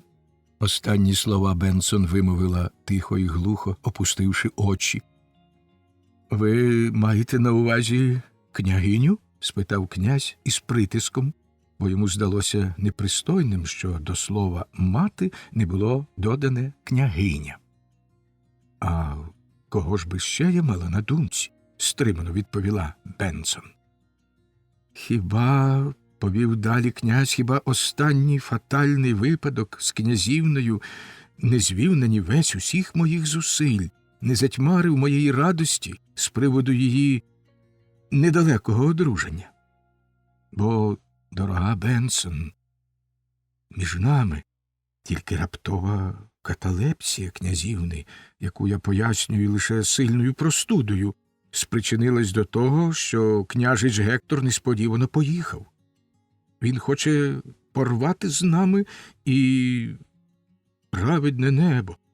я сам мушу визнати, що не можу за це звинувачувати його. Тож, якби вже і так правила пристойності не забороняли мені будь-яке подальше зближення, самий цей його від'їзд утримав би мене від нових кроків до здійснення того бажання, від якого я відмовляюся дуже неохоче і тільки під тиском обставин. Ви, звичайно, погодитесь зі мною, люба пані, що все-таки страшно мати дружину, в якої бувають такі дивні напади. Хіба не може в такої княжої, але каталептичної дружини під час блискучого прийому при дворі раптом статися напад хвороби? І вона застигне, мов автомат, тим самим змусивши всіх достойних осіб, присутніх на прийомі, так само завмерти, наслідуючи її. Звичайно, такий двір, охоплений загальною каталепсією, був би найурочистішим і найвеличнішим видовищем у світі, бо навіть найлегковажніші особи не могли б ані на крихту порушити належної гідності. А все ж почуття, що охоплюють мене як батька родини у хвилини домашньої ідилії, якось тепер, під час гри у віст, дають мені право зауважити, що від такого стану нареченої у вельможного жениха може до певної міри похолонути серце. Словом, він може вжахнутися. Тому, Бенсон, ви приємна, розважна жінка і, мабуть, знайдете якусь можливість залагодити справу з княжичем, якийсь спосіб. У цьому зовсім немає потреби, ваша ясновельможність, жваво перебила князя радниця. Не хвороба князівни так швидко прогнала звідси княжича. Тут є якась інша таємниця, і до цієї таємниці причетний капельмейстер Крейслер. Як? Вражено вигукнув князь. Що ви сказали, Бенсон? Капельмейстер Крейслер? То це правда, що він... Так, підтвердила радниця. Так, ваша ясновельможність. Княжича змусила поїхати звідси сутичка з Крейслером, яка, мабуть, була занадто героїчною. Сутичка? Перебив князь радницю. Сутичка була героїчною? Постріл у парку? Закривавлений капелюх? Бенсон, це ж неможливо. Княжич, капельмейстер, дуель, сутичка. І те неможливе. Нема сумніву, повела далі Бенсон, нема сумніву, ваша ясновельможність, що Крейслер справив величезний вплив на душу князівни, і що той дивний страх чи навіть смертельний жах, який вона спершу відчувала в присутності Крейслера, обернувся в згубну пристрасть. Можливо, княжич був досить спостережливий, щоб помітити в Крейслерові, який від самого початку зустрів його вороже, глузливою іронією, свого супротивника, а тому вирішив за потрібне спекатись його. Це й спонукало його до вчинку, який можна виправдати тільки палкою ненавистю за ображену честь та ревнощами, і який, хвалити Бога, скінчився невдачею. Я визнаю, що все це ще не пояснює квапливого від'їзду княжича, і що тут, як я вже сказала, є якась незбагненна таємниця. Княжич, як мені розповіла Юлія, втік наляканий портретом, який йому показав Крейслер, що носив той портрет із собою. Та хоч би там як, а Крейслера тут немає, і криза в князівни минула. Повірте мені, ваша ясновельможність, якби Крейслер лишився, в серці князівни спалахнула б шалена пристрасть до нього, і вона швидше б померла, ніж віддала б руку княжичеві. Тепер уже усе склалося інакше, княжич Гектор скоро повернеться, і його шлюб із князівною покладе край усім нашим тривогам. «Ви гляньте!» – гнівно вигукнув князь. «Ви гляньте, Бенсон, який нахабний цей мерзенний музикант! У нього хоче закохатися князівна, задля нього відмовитись від руки шановного княжича. Ох, негідник! Тепер я дуже добре зрозумів вас, майстре Абрагаме. Ви повинні звільнити мене від цього фатального зайди, щоб він ніколи сюди не вернувся». «Кожна рада, – заперечила Бенсон, – кожна рада, яку міг би запропонувати в цій справі мудрий майстер Абрагам, була б зайвою, бо все, що потрібно, вже сталося. Крейслер перебуває в Канцергаймському аббатстві, і, як написав мені брат Хризостом, мабуть, зважиться відмовитись від світу і вступити в орден. Князівна в слушний час довідалась про це від мене, і оскільки я не помітила в неї якогось особливого хвилювання, то ладна заприсягтися, що небезпечна криза, як уже сказано, минула». «Прекрасна, ласкава пані, – мовив князь, – яку увагу виявляєте ви до мене і до моїх дітей, як ви дбаєте про щастя і добробут мого дому». «Справді, – гірко сказала Бенсон, – справді дбаю. А чи могла, чи мала я право завжди дбати про щастя ваших дітей?» Останні слова Бенсон особливо наголосила. Князь мовчки дивився собі під ноги, сплівши руки і обертаючи великими пальцями. Нарешті він тихо промурмотів: «Анджела. І досі немає ніяких слідів? Зовсім зникла?» «Так, зникла», – відповіла Бенсон. «Я боюся, що бідолашна дитина стала жертвою якоїсь підлоти. Була чутка, що її бачили у Венеції, але це, безперечно, помилка. Признайтесь, ваша ясновельможність, що ви вчинили жорстоко, відірвавши свою дитину від материнських грудей і відіславши її у безнадійне вигнання. Ніколи не заживе в мене ця рана, яку ви завдали своєю суворістю».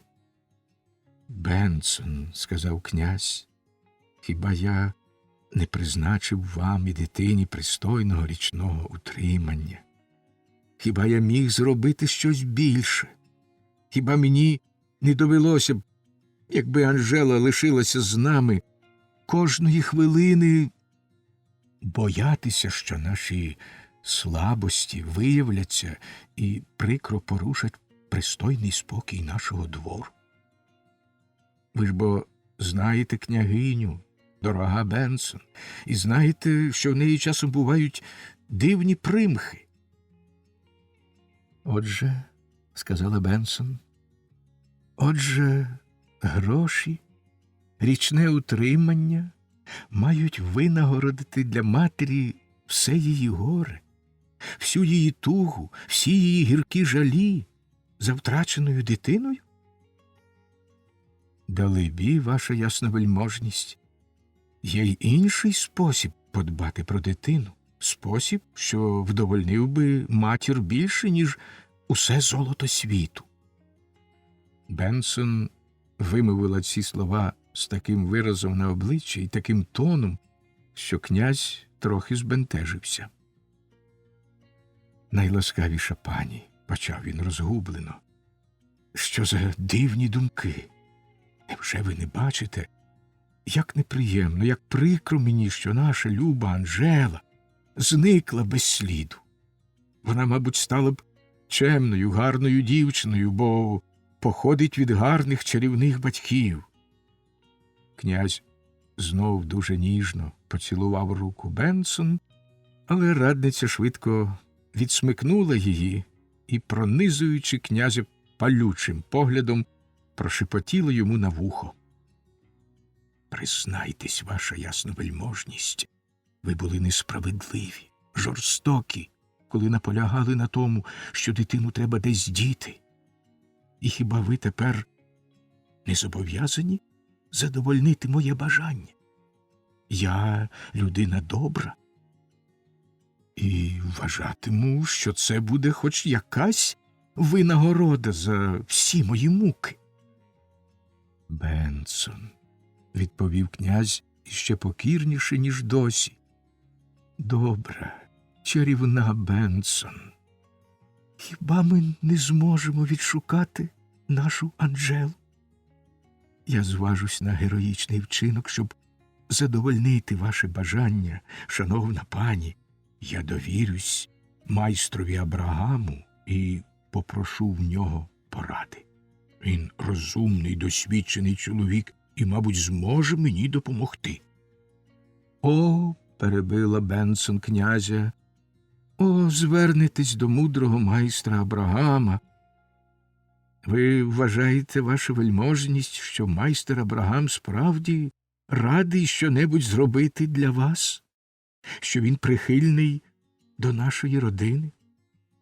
Та й як би він зміг щось вивідати про долю Анжели після того, як усі пошуки у Венеції, у Флоренції виявились даремними, а найгірше, коли в нього викрадено таємничий засіб пізнавати невідоме, який він мав раніше?» «Ви маєте на думці його дружину? Лиху чарівницю К'яру?» – спитав князь. «Це ще хто зна», – заперечила Бенсон. «Чи та обдарована вищою дивовижною силою жінка, яку, може, тільки хтось надихав, заслужила, щоб її називали чарівницею? В кожному разі несправедливо і нелюдяно було викрасти в майстра улюблену істоту, до якої він був прихильний цілою душею, яка навіть, можна сказати, була часткою його самого». «Бенсон», – вигукнув князь, наляканий до краю, – «Бенсон, я сьогодні вас не розумію. В мене аж у голові туманіє. Хіба ви самі не вважали, що ту небезпечну істоту, з допомогою якої майстер Абрагам міг би швидко викрити наші стосунки, треба було усунути? Хіба ви самі не схвалили мого листа до великого герцога, в якому я висловив свої міркування з приводу того, що, оскільки будь-яке чаклування в країні давно заборонене, осіб, які варто віддаються йому, не можна терпіти, і задля безпеки слід ув'язнити? Хіба не з огляду на почуття майстра Абрагама над тією таємничою К'ярою не був влаштований відкритий суд, а її тихенько схопили і вислали? Я сам не знаю куди, бо більше тим не сушив собі голови. Що ж мені можна закинути?» «Пробачте», – відповіла Бенсон, – «пробачте, ваша ясновельможність, але все-таки вам цілком справедливо можна закинути принаймні надмірну поквапливість. Знайте ж, ваша ясновельможність, майстрові Абрагаму донесли, що його К'яру усунено з вашого наказу.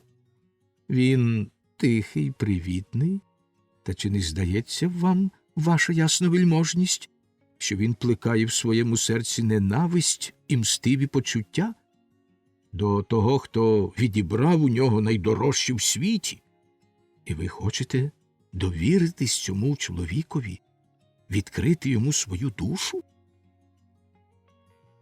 «Бенсон», – сказав князь, витираючи з лоба рясний піт, – «Бенсон, ви мене дуже хвилюєте, можна сказати, невимовно хвилюєте. Господи милосердний! Чи може князь до такої міри втрачати самовладання? Чи не повинен він, хай йому біс... Боже, я, здається, лаюся тут за чаєм, як драгун. Бенсон, чому ви не сказали мені про це раніше? Він уже знає все. Я вилив йому свою душу в рибальській хатині, коли був у цілковитій нестями через хворобу князівни. Я розповів про Анжелу, відкрив йому. Бенсон, це жах. Я був дурень. От і все. І що він сказав? Напружено спитала Бенсон. Здається мені, відповів князь, здається мені, майстер Абрагам спершу завів мову про нашу колишню прихильність і про те, що я міг би стати щасливим батьком, замість стати, як тепер, нещасним батьком. Але я добре пам'ятаю, що коли я скінчив свою сповідь, він, усміхаючись, сказав, начебто давно все знає і сподівається найближчим часом з'ясувати, де тепер Анжела. Тоді чимало оман виявиться і чимало ілюзій розвіється. Так сказав майстер? Спитала Бенсон, і губи в неї затремтіли. Слово честі. Він так сказав, відповів князь. 100 чортів йому в печінки. Вибачте, Бенсон, але я розгніваний. Що, як старий, захоче помститись мені? Бенсон, що робити? Князь і Бенсон мовчки втупили одне в одного очі.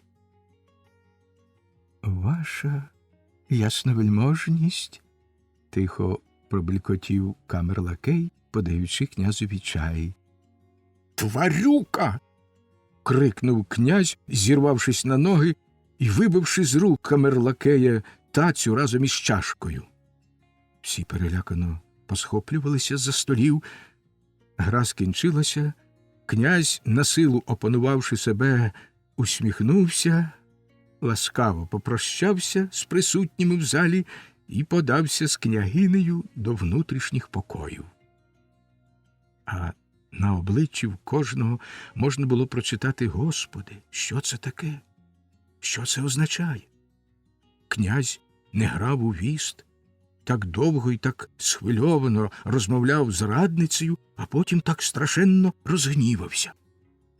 Бенсон навіть у голові собі не покладала, яка сцена чекає на неї у її власному помешканні, розташованому у флігелі поряд із замком.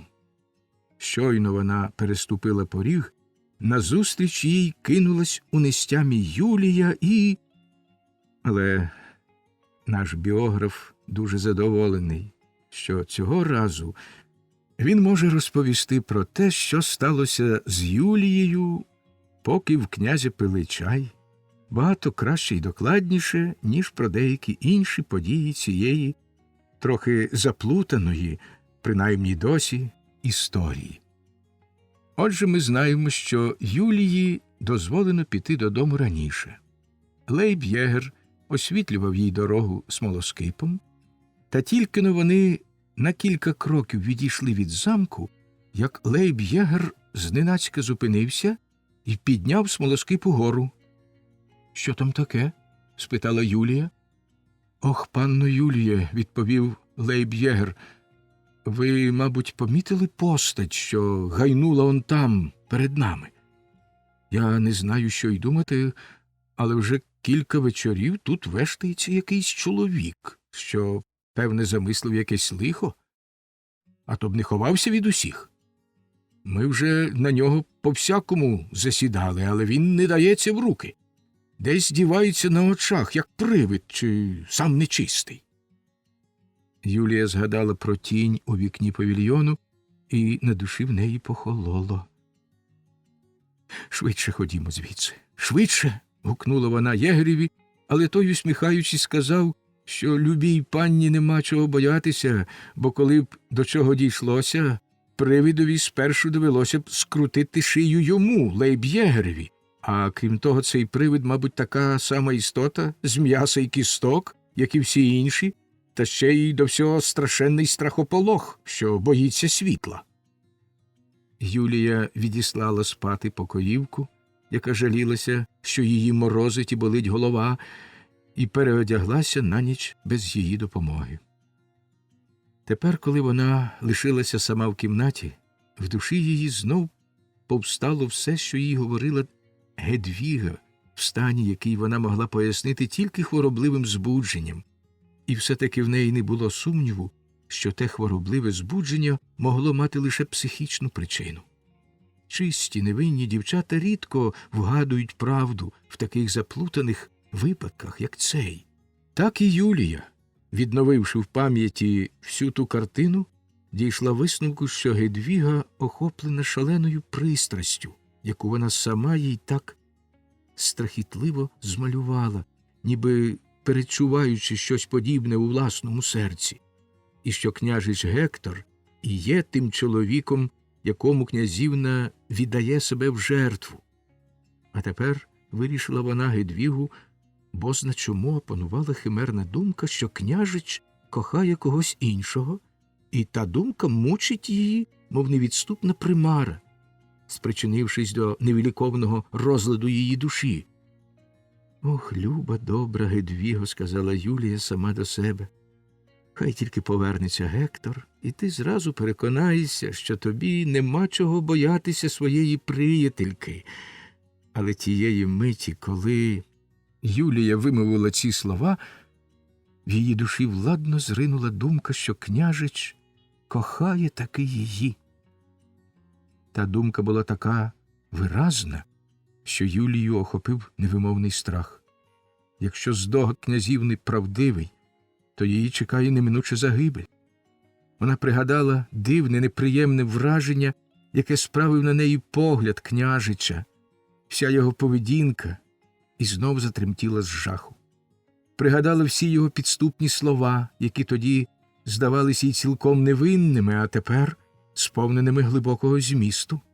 Пригадала і той зловісний сон, коли вона відчула себе в залізних обіймах, і обіймав її начебто княжич. Пригадала, як потім, прокинувшись, вона побачила в парку Крейслера, і він весь став їй зрозумілий, як вона повірила, що він оборонить її від княжича. «Ні», – мовила вголос Юлія, – «ні, цього немає, немає і не може бути. Це сам лихий пекельний дух будить у мені бідолашні гріховні сумніви. Ні, він не повинен опанувати мене». Разом із думкою про княжича, про ті загрозливі хвилини, в глибині Юліїного серця ворухнулось почуття про небезпечність, якого можна було здогадатися тільки з того, що від нього Юлії стало соромно, обличчя її спаленіло, а очі наповнились гарячими слізьми. На своє щастя, мила цнотлива Юлія була досить сильна, щоб погамувати лихого духа, не дати йому запанувати в своєму серці. Тут треба ще раз нагадати, що княжич Гектор був найвродливіший і найоблесливіший з усіх чоловіків, які лише є на світі, що його мистецтво подобатись ґрунтувалося на глибокому знанні жінок, яке він набув у житті, сповненому щасливих пригод, і що саме молоду, недосвідчену дівчину могла злякати переможна сила його погляду, всієї його постаті. «О, Йоганнесе», – лагідно мовила вона, – «ти добра, чудова людина. Хіба ти не станеш мені обороною, як обіцяв? Хіба ти не втішиш мене, промовляючи до мене райськими звуками, що відлунюють у моїх грудях?» Сказавши так, Юлія відкрила фортепіано і почала грати і співати Крейслерові твори, які вона найдужче любила. І справді скоро вона втішилась і повеселішала. Спів переніс її в інший світ, де не було ні княжича, ні Гедвіги, хворобливі марення якої так збентежили її. Ще мою улюблену канцонету, сказала Юлія і почала мовчки нарікаю, яку поклали на музику стільки композиторів. Справді, ця пісня вдалася Крейслерові найкраще. Солодкий біль палкої любовної туги був відданий простою мелодією, так правдиво і з такою силою, що жодна чутлива душа не могла лишитись байдужою до неї. Юлія скінчила і, цілком заглиблена в спогади про Крейслера, взяла ще кілька акордів, що були ніби відлунням її почуттів. Зненацька двері відчинилися, вона озирнулася на них і не встигла підвестися зі стільця, як княжич Гектор уже стояв навколішки перед нею і міцно тримав її за руки. З несподіванки і ляку вона голосно зойкнула, але княжич почав заклинати її Дівою Марією і всіма святими заспокоїтись і подарувати йому хоча б 2 хвилини райської втіхи, бачити і слухати її. Слова, з якими він звертався до неї, могло підказати тільки шаленство найпалкішої пристрасті. Він обожнює її, казав княжич, нікого більше, лише її. Йому страшно навіть подумати про одруження з Едвігою. То була б для нього смерть. Тому він хотів утекти, але скоро могутнє почуття, яке скінчиться тільки разом з його життям, погнало його назад, і він вернувся, аби лише побачити Юлію, аби поговорити з нею, сказати їй, що він живе тільки нею, що вона для нього все на світі. «Геть!» – крикнула Юлія в страшному збентеженні. «Геть! Ви вб'єте мене, княжичу!» «Ніколи!» – вигукнув княжич у нападі любовного шалу, притискаючи руки Юлії до своїх уст. «Ніколи!» Настала та хвилина, що подарує мені життя або смерть. Юліє, ангеле мій, невже ти знехтуєш мене? Знехтуєш того, для кого ти все життя, вся радість світу? Ні. Ні, ти кохаєш мене, Юліє, я знаю. О, скажи, що ти мене кохаєш, і для мене відкриються небеса невимовного блаженства. На цьому слові княжич обняв Юлію, майже непритомну з жаху, і палко пригорнув її до своїх грудей. «Горе мені!» – майже задихаючись, вигукнула Юлія. «Горе мені! Невже наді мною ніхто не змилосердиться?» Тієї миті полум'я смолоскипів осяяло вікна, і за дверима залунали голоси. Уста Юлії обпік палкий поцілунок, і княжич утік. Юлія в нестямі кинулась, як уже сказано, назустріч матері, і та з жахом почула від неї, що сталося. Вона почала, як тільки могла, втішати бідолашну Юлію і запевняти її, що неодмінно витягне княжича на його сором із того сховку, де він, мабуть, пересиджує дні. «О, не робіть цього, мамо», – сказала Юлія. «Я загину, якщо Гедвіга довідаються». І, гірко заплакавши, вона сховала обличчя в матері на грудях. «Ти маєш слушність», – мовила радниця, – «ти маєш слушність, моя люба, добра дитино. Нехай поки що ніхто не знає і навіть не здогадується, що княжич тут, що він чигає на тебе, моя мила, цнотлива Юлія. Ті, що в змові з ним, мусять мовчати, бо немає ніякого сумніву, що в княжича є спільники, а то як би він міг лишитися непоміченим тут, у Зігардсгофі, і закрастися в наш дім? Я не збагну, як княжич зумів утекти звідси, не зустрівши мене і Фрідріха, що освітлював мені дорогу. Старого Георга ми бачили, він спить, і сон у нього неприродно міцний. А де Нанні? О, горе мені, прошепотіла Юлія, о, горе мені, що вона захворіла, і мені її довелося відпустити. Мабуть, я зможу її вилікувати, мовила Бенсон, і швидко відчинила двері до сусідньої кімнати. Там стояла хвора Нанні, цілком одягнена. Вона підслухувала і тепер, перелякана до смерті, упала в ноги Бенсон. Для радниці було досить кількох запитань, щоб довідатись, що княжич з допомогою старого кастеляна, якого вважали таким вірним, МПД, Мур провадить далі. Що мені довелося почути? Муцій, мій відданий приятель, мій щирий брат внаслідок тяжкої рани на задній лапі передчасно помер. Ця смутна звістка вразила мене в саме серце.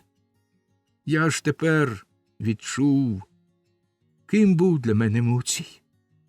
Пуф сказав мені, що найближчої ночі в льоху того будинку, де мешкав мій господар і куди занесли тіло, відбудуться поминки.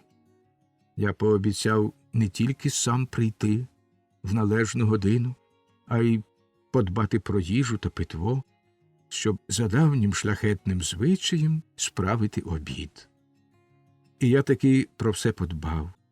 Цілий день переносив униз свої запаси риби, курячих кісточок та городини. Для читачів, що полюбляють всілякі подробиці, а тому бажали б дізнатися, як я роздобув питва, скажу, що в цій справі не треба було якихось особливих зусиль, бо мені допомогла одна добра служниця.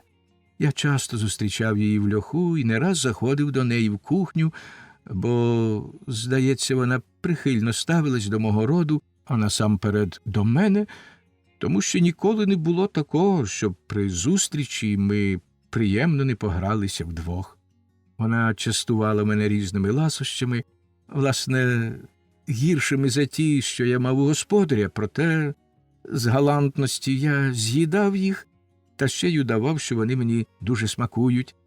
Це дуже зворушувало серце служниці, і вона робила те, що, власне, я від неї й хотів. Одне слово, я вистрибував до неї на коліна, і вона починала чухати мені голову і за вухами так приємно, що я аж млів з насолоди і дуже звик до руки, яка мітлою в будній день махає, а в свято палко обіймає.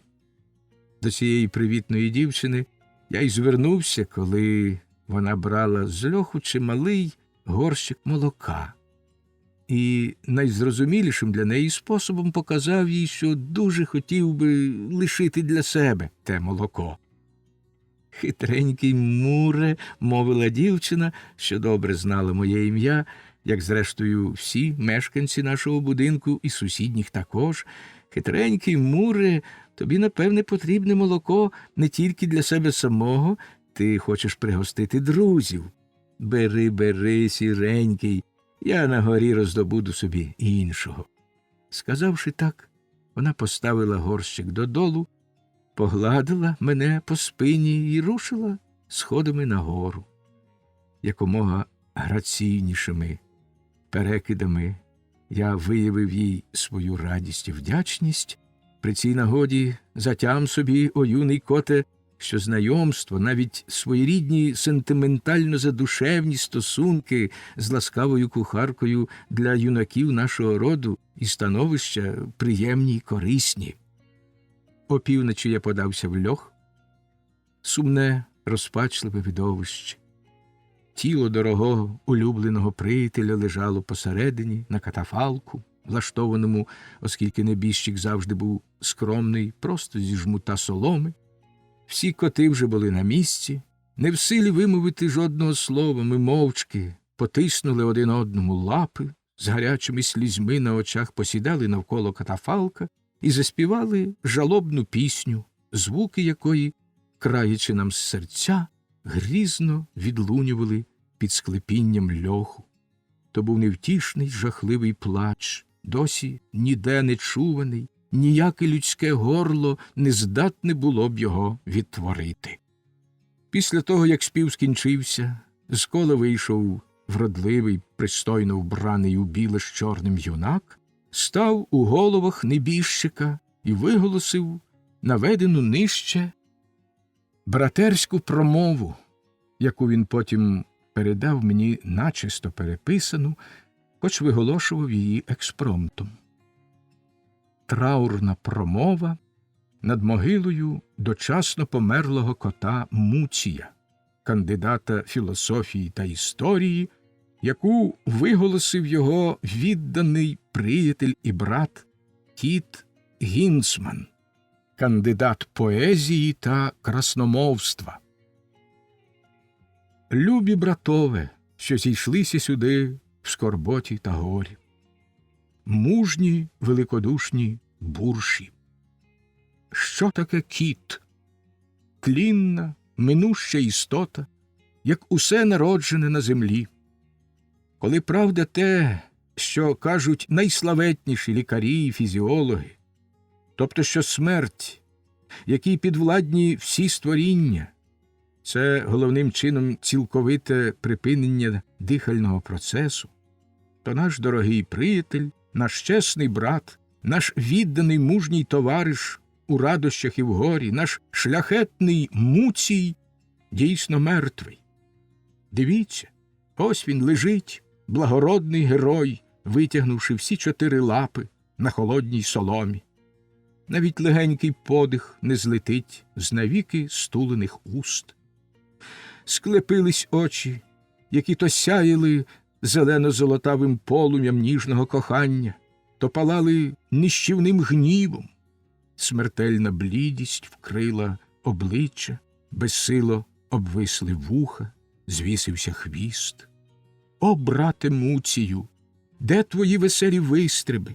Де твоє завзяття, де твій добрий гумор і твоє дзвінке радісне няу, що бадьорило всі серця? Де твоя мужність, твоя твердість, твій розум і твій жарт? Все забрала лиха смерть, і, мабуть, ти тепер і сам добре не знаєш, чи ти жив на світі, чи ні. А ти ж був втіленням здоров'я, сили, такий стійкий до тілесних болів, наче мав жити вічно. Жодне коліщатко твого внутрішнього механізму не було ушкоджене, і ангел смерті не тому махнув своїм мечем над твоєю головою, що той механізм сам зупинився, бо вже відслужив своє. Ні. Ворожий елемент, силоміць вдерся в твій організм і злочинно зруйнував те, що могло б ще довго діяти. Так, ще не раз привітно сяяли б ці очі, злітали б жарти з цих уст, лунали б радісні пісні з цих застиглих грудей, що не раз хвилясто вигинався б цей хвіст, радісно засвідчуючи душевну міць, ще не раз ці лапи могутніми відважними стрибками доводили б свою силу і спритність. А тепер, о, як природа дозволила знищити те, що вона з такими труднощами створила на тривалий час. Чи справді є якийсь темний дух, званий випадковістю, що з деспотичною злочинною свавільністю зважуються вриватися в ритмічні коливання, визначені вічною засадою природи, яка начебто є умовою всякого існування? О, дорогий небіжчику, якби ти міг сказати про це друзям, що зібралися тут, засмучені, проте живі. Але, шановні присутні, відважні братове, дозвольте мені не вдаватися в такі глибокі міркування, а перейти до оплакування нашого дочасно втраченого приятеля Муція. Так заведено, що той, хто виголошує жалобну промову, наводить присутнім цілий життєпис небіжчика з додаванням різних похвал та зауважень, і цей звичай дуже добрий, бо навіть у найзасмученішого слухача він викликає огиду й нудьгу, а згідно з досвідом та свідченнями авторитетних психологів, вони розвівають будь-який смуток. Отже, таким чином промовець заразом виконує обидва свої обов'язки, складає хвалу небіжчикові і втішає тих, кого той покинув. Є чимало прикладів цього, та й природно, що найзасмученіші після такої промови повертаються додому вдоволені й бадьорі, бо, радіючи, що їх уже ніхто не мучитиме промовою, легко витримують розлуку з небіжчиком. Любі братове, що зібралися тут, як би я хотів піти за цим вартим найбільшої хвали випробуваним звичаєм, як би хотів викласти вам докладний життєпис померлого приятеля й брата, і котів зажурених обернути в котів задоволених. Але це неможливо, справді неможливо. Зрозумійте мене, дорогі мої любі братове, коли я скажу вам, що про саме життя небіжчика, про його народження, виховання і подальшу діяльність майже нічого не знаю, отже, міг би розповісти вам тільки різні вигадки, недоречні тут, біля тіла небіжчика, бо це місце надто поважне і невідповідні нашому настрої, бо він надто врочистий. Тож вибачте, бурші, але я замість тієї довгої, нудної балаканини хочу просто кількома словами сказати, який сумний кінець судився цьому бідоласі, що лежить перед нами закляклий і мертвий, і яким чесним, порядним хлопцем він був за життя. Але, о небо, я збився з тону красномовства, хоча й кандидат цього мистецтва, і сподіваюся, якщо доля захоче, стати професором поезії і красномовства. Гінсман замовк, витер правою лапою вуха, чоло, ніс і вуса, довгим пильним поглядом зміряв небіжчика, відкашлявся, ще раз провів лапою по обличчі і, підвищивши голос, повів далі. «О, лиха доле! О, жахлива смерте! Навіщо ти так жорстоко забрала в розквіті літ цього померлого юнака? Братове, кожен промовець повинен знов і знов говорити слухачам те, що їм уже остогидло слухати, тому і я кажу вам те, що ви всі знаєте, а саме, що наш дорогий небіжчик став жертвою лютої ненависті шпіців філістерів. Туди, на той дах, де ми раніше розважалися, де панувала радість і мир, де лунали бадьорі пісні, де лапа до лапи і серце до серця, ми були одним цілим. Туди він хотів пробратися, щоб у тихій самотині, лише зі старостою Пуфом, відзначити пам'ять про ті чудові дні. Справді щасливі дні Аранхуеца, що вже минулись. Але шпіци, філістери, які хочуть будь-що не допустити відродження нашого веселого котячого товариства, понаставляли в темних кутках горища пастки, і в одну з них потрапив нещасний Муцій, розчавив собі задню лапу і мусив померти.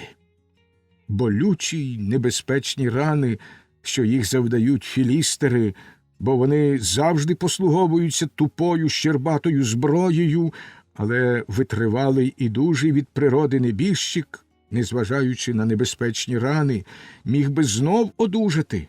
Проте гірке усвідомлення того, що його перемогли підступні шпіци, повалили на самій вершині блискучого життєвого шляху, постійна думка про ганьбу, якої ми всі зазнали, саме це вкоротило йому віку.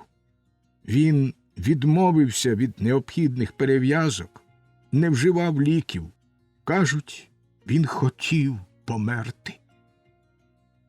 Мене, всіх нас, ці останні слова Гінсмана тяжко зажурили, і ми так гірко заплакали й заголосили, що навіть тверді скелі й ті розтопилися б від наших сліз. Коли ми трохи заспокоїлись і знову могли слухати Гінцмана, він натхненно повів далі. «О, Муцію, глянь сюди, глянь на ці сльози, які ми проливаємо за тобою. Послухай невтішне голосіння, що лунає по тобі, загиблий коте. Так, глянь на нас згори чи знизу, як тобі тепер зручніше, нехай дух твій буде між нас, коли ти взагалі ще ним порядкуєш, коли те, що жило в тобі, ще не використане десь інде. Братове, як уже сказано, я не буду розводитись про життєвий шлях небіжчика, оскільки нічого про це не знаю, зате ще яскравіше в моїй пам'яті постають прекрасні його риси. І я, мої любі братове, хочу вас ткнути в них носом, щоб ви в усій повняві відчули страшну втрату, якої ми зазнали зі смертю цього чудового кота. Послухайте, о юнаки, що поклали собі ніколи не звертати зі стежки доброчесності. Послухайте. Муцій був, як мало хто в житті, гідний член котячого товариства, добрий, вірний чоловік, чудовий, ласкавий батько, ревнивий оборонець правди і справедливості, невтомний добродійник, опора вбогих і відданий товариш у нещасті, гідний член котячого товариства. Так, бо він завжди висловлював найкращі погляди і навіть ладен був піти на певні жертви, коли ставалося так, як він хотів, а ворогував він тільки з тими, хто йому опирався і не улягав його волі. Добрий вірний чоловік, так, бо він бігав за іншими кішками тільки тоді, коли вони були молодші і вродливіші за його дружину, і коли його спонукало до цього непереборне бажання. Чудовий ласкавий батько? Так, бо ніколи не чути було, щоб він, як трапляється серед брутальних черствих батьків нашого роду, коли в них прокидається особливий апетит, поїдав котресь із своїх дітей. Він був дуже радий, коли мати забирала їх усіх з собою і далі вже не цікавився, де вони живуть. Ревний оборонець правди і справедливості? Так, бо він не пошкодував би за них свого життя. Та що життя нам дароване тільки одне, він не вельми дбав про них, і не можна за це його дорікати. Невтомний добродійник, опора вбогих. Так, бо щоразу під Новий рік він виносив на подвір'я маленький хвостик оселедця або кілька дрібних кісточок убогим голодним братам, а виконавши в такий спосіб свій обов'язок, як гідний друг котівства, він бурчав на тих бідних котів, які вимагали від нього ще чогось. Відданий товариш у нещасті, так, бо коли він сам опинявся в біді, то не відштовхував від себе тих друзів, якими досі зовсім не цікавився і яких цілком забув. Дорогий небіжчику, що мені ще сказати про твою хоробрість, про твоє високе, ясне чуття до всього прекрасного і шляхетного, про твою вченість, мистецький смак, про всі ті сотні чеснот, що поєднувались у тобі?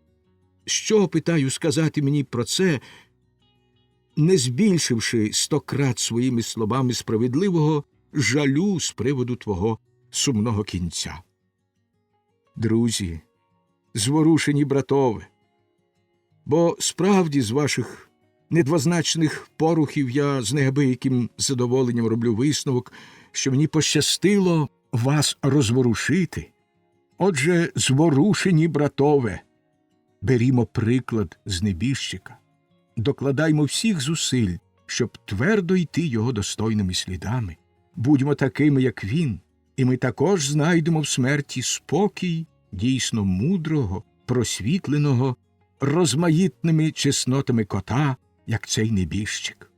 Гляньте лишень, як тихо він лежить, не ворухне жодною лапою, як уся моя хвала його чудовим рисам не здатна викликати бодай тіні вдоволеної усмішки на його обличчі. Але повірте, засмучені братове, що й найгірший осуд, найбрутальніша, найобразливіша лайка так само не справили б на небіжчика ніякогісінького враження. Повірте, що навіть сам сатанинський шпіц-філістр, якому він раніше неодмінно видряпав би очі, міг би зайти тепер у наше коло, не викликавши в небіжчика ніякого гніву і не збудивши його з солодкого приємного сну. Понад хвалу і осуд, понад усяку злобу і посміх, образливі жарти й глум, понад безладну життєву метушню піднісся наш незрівняний Муцій. Нема вже в нього ні привітної усмішки, ні полум'яних обіймів, ні щирого потиску лапи для приятеля, але немає й пазурів та зубів для ворога. Завдяки своїм чеснотам він зумів знайти в смерті спокій, якого надаремне шукав у житті. Хоч мені майже здається, що всі ми, хто зібрався тут і оплакує втраченого друга, знайдемо такий самий спокій, не обов'язково бувши взірцем усіх чеснот, як він, і що, мабуть, є й інша спонука до вдосконалення, ніж прагнення смертельного спокою, але це тільки моє припущення, яке я лишаю вам для подальшого опрацювання. Щойно я хотів переконувати вас присвятити своє життя головним чином тому, щоб навчитися так гарно померти, як наш друг Муцій. Але, мабуть, краще не буду, бо ви можете висловити мені чимало сумнівів. Наприклад, можете сказати, що небіжчикові треба було також навчитися обережності і уникати пасток, щоб не померти дочасно. І ще я згадав, як один школяр на нагадування вчителя, що кіт повинен присвятити своє життя тому, щоб навчитися померти, досить зухвало відповів, що це не така важка справа, бо кожному щастить померти з першого разу. А тепер, тяжко засмучені юнаки, присвятімо кілька хвилин тихим роздумам. Гінцман замовк, знову провів правою лапою по вухах і обличчю, потім, мабуть, поринув у глибоку задуму, бо міцно заплющив очі. Врешті, коли всі відчули, що він надто довго не озивається, староста Пуф штовхнув його і прошепотів. — Гінцмане, ти, певне, заснув? Мерщій закінчуй свою промову, бо ми всі страшенно зголодніли. Гінцман стрепенувся, знову став у красиву позу промовця і повів далі. «Любі мої братове, я сподівався здобутись ще на кілька високих думок і блискуче закінчити цю промову, але в голові в мене порожньо. Мабуть, з великого жалю, який я намагався відчути, я трохи отупів. Тому дозвольте вважати мою промову закінченою, і я сподіваюся, що ви не відмовитесь скласти їй найвищу оцінку. А тепер заспіваймо наше звичайне «Де» чи «Екс профундіс». Так цей чемний юнак закінчив свою жалобну промову, що хоч з погляду риторики здалася мені добре складеною і справила гарне враження, а проте мало в собі чимало зайвого. А саме я вважав, що Гінцман намагався швидше показати свій блискучий ораторський хист, аніж ушанувати бідолашного Муція після його сумного скону. Все, що він казав, зовсім не пасувало до нашого приятеля Муція, скромного, простодушного, відвертого кота, в доброті й щирості якого я сам переконався. Крім того, Гінцманова хвала була вельми двозначна, тож промова після закінчення, власне, мені не сподобалась, але поки він її виголошував, мене приваблювали врода промовця і його справді виразна декламація. Мабуть, староста Пуф теж був такої думки. Ми звернулися і порозумілись щодо гінцманової промови. Як і належало, після закінчення промови ми заспівали «Де профундіс», що, коли таке, можливо, звучало ще сумніше, ще несамовитіше, ніж жахлива поминальна пісня перед промовою. Відомо, що співаки нашого роду, як ніхто, вміють віддавати найглибший смуток, найтяжче горе, чи то буде скарга палкого або зневаженого кохання, чи плач за дорогим небіжчиком. Навіть холодну черству душу людини глибоко зворушує такий спів, і їй доводиться крутою лайкою полегшувати свої стиснені груди. Коли «Де профундіс» затихло, ми підняли тіло померлого товариша і опустили в глибоку могилу в кутку льоху.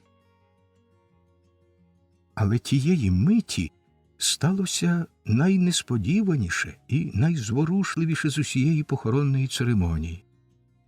3 молоденькі кішечки, гарні, мов білий день, підбігли до відкритої могили і заходились притрушувати її картоплинням і листям петрушки, зібраним у льоху, а 4-та, старша за них, ще й заспівала простеньку зворушливу пісню.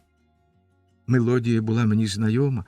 Коли я не помиляюся, текст пісні, з якої взято цю мелодію, починається словами «Ялиночко, ялиночко» і так далі.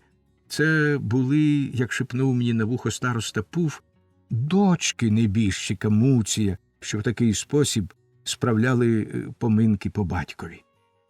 Я не міг відірвати очей від співачки, вона була чарівна. Звуки її милого голосу і зворушлива жалобна пісня так заполонили мене, що я аж заплакав. Але сум, який вона мені навіяла, був особливий, бо водночас він будив у моєму серці солодку втіху. О, як мені висловити, не злукавивши свої почуття! Я всім своїм серцем горнувся до співачки. Мені здавалося, що я ніколи не бачив молодої кішки, яка мала б таку шляхетну поставу, такий гордий погляд, була б така дивовижно вродлива. 4 дужих коти, не шкодуючи сили, нагребли стільки піску й землі, що вистачило засипати могилу. Похорон закінчився, і ми поквапились до столу.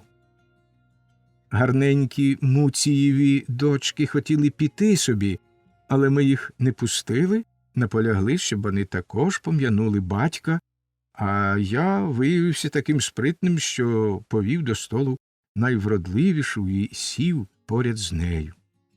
Якщо спершу мене засліпила її краса, зачарував її мелодійний голос, то тепер її ясний чистий розум, її щирість, ніжність почуттів, незіпсована цнотлива жіночність, що промініла з її душі, підняли мене на вершину захвату. В її устах, в її солодких словах усе набирало особливого чару. Розмова з нею була милою, ніжною ідилією.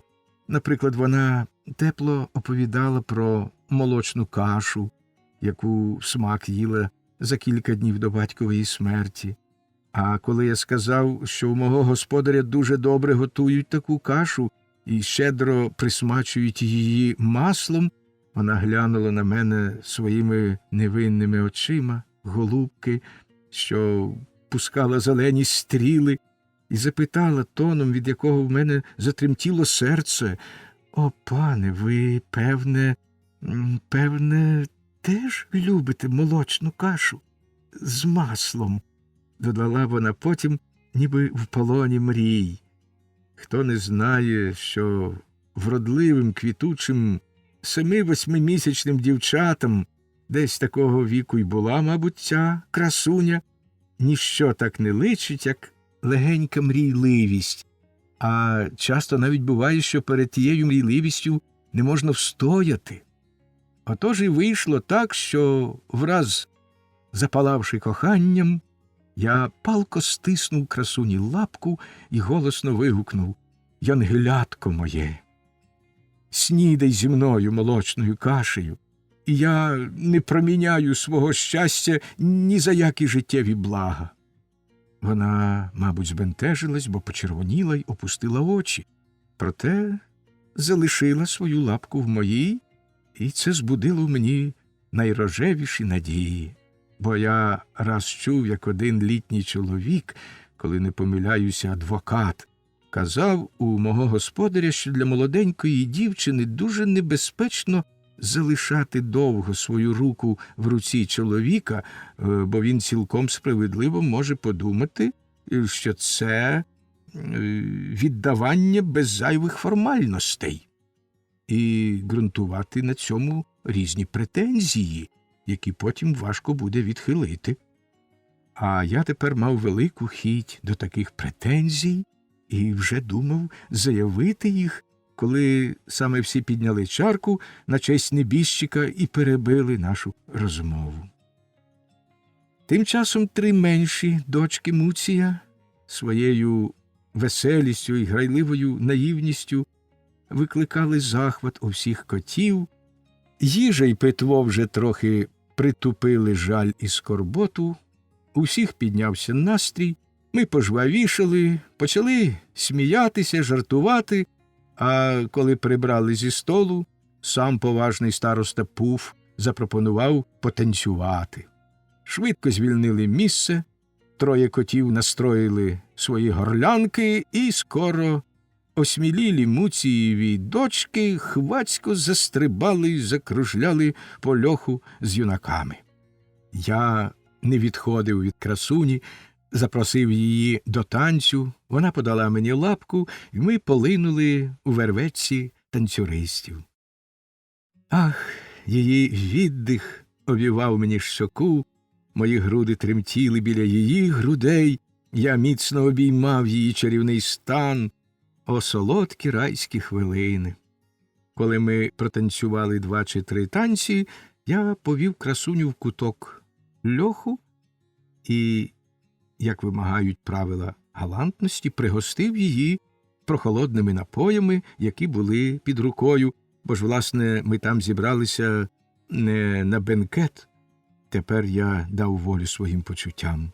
Я раз по раз тулив лапку красуні до своїх уст і запевняв її, що був би найщасливіший із смертних, якби вона захотіла хоч трішки мене покохати. «Нещасний!» – почувся раптом чийсь голос у мене за спиною. «Нещасний, що ти затіваєш? Це ж твоя дочка Міна!» Я задрижав, бо відразу впізнав голос. Це була Киць-Киць. Яка дивна примха долі. Тієї хвилини, коли мені здавалося, що Киць-Киць давно забута, я довідався про те, чого навіть не передчував. Я закохався у власну дочку. Киць-Киць була в глибокій жалобі. Я не знав, що мені й думати, тому лагідно запитав: «Киць-Киць, що привело вас сюди? Чого ви в жалобі? І, о Господи, скажіть, ті дівчата – сестри Міни?» Я знав щось дивовижне. Виявилось, що мій ненависний чорно-сіро-жовтий суперник відразу після того, як я завдяки своїй лицарській відвазі переміг його у смертельному двобої, розлучився з Киць-Киць і, зализавши свої рани, зник невідомо куди. Тоді Муцій попросив її лапи, і вона її радо віддала йому. Те, що він жодним словом не згадав про своє одруження, робило йому честь і свідчило про його делікатність. Отже, ті веселі наївні кішечки доводились Міні лише зведеними сестрами. «О, Муре!» – ніжно мовила Киць-Киць, розповівши мені про все це. «О, Муре! Ваше чуйне серце помилилося тільки в почутті, яке його переповнює. Це любов найніжнішого батька, а не палкого коханця, прокинулась у ньому, коли ви побачили нашу міну. Нашу міну. О, яке солодке слово! Невже, почувши його, ви можете лишитись байдужим, Муре? Невже у вашому серці згасло все почуття до тієї, яка так щиро вас кохала, і, о небо, і тепер ще кохає, бо вона була б вам вірною до смерті, якби не втрутився інший і не звів її своїм гидким мистецтвом спокусника? О, слабкосте, твоє наймення — кішка. Так думаєте ви, я знаю, та хіба не в тому полягає чеснота кота, щоб прощати слабку кішку? Муре, ви бачите мене згорбленою, невтішною після втрати третього ніжного чоловіка, але в цій невтішності знов спалахує кохання, що було моїм щастям, моєю гордістю, моїм життям. Муре, вислухайте моє визнання. Я й досі кохаю вас і думала знов з вами одружи. Сльози не дали їй докінчити. Вся ця сцена була для мене дуже прикра. Міна також сиділа поряд, бліда і гарна, мов перший сніг, що часом восени цілує останні квітки і відразу стає гіркою водою. Зауваження видавця. Муре, Муре, знов ти плагіат. У дивовижній історії Петера Шлеміля герой книжки змальовує свою кохану, яку також звуть Міна, цими самими словами.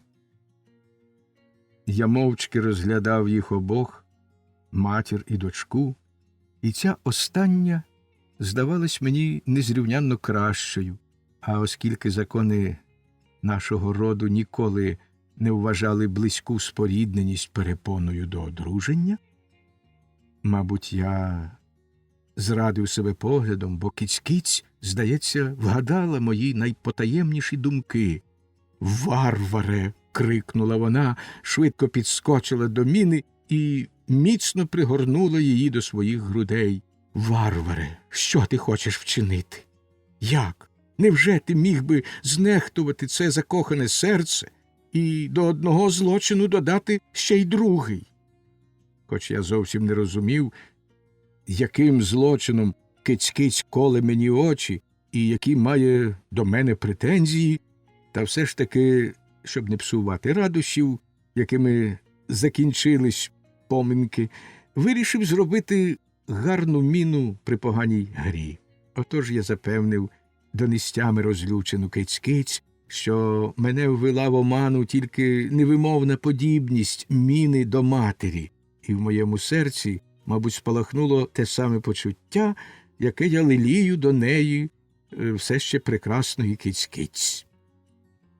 Вона відразу витерла сльози, сіла поруч зі мною і завела таку щиру розмову, ніби між нами не було ніяких чвар. До того ж юний Гінцман запросив чарівну Міну танцювати, тож можна уявити, в якому неприємному, нестерпному становищі я опинився. На щастя, староста Пуф нарешті забрав киць-киць на останній танок, а то б вона могла запропонувати мені ще й не таке. Я тихенько вшився з льоху нагору, думаючи, завтра буде видніше. Ці поминки я вважаю поворотним моментом у своєму житті. Ними завершились місяці мого навчання і почалося нове життєве коло. А.М. Аркуші макулатури.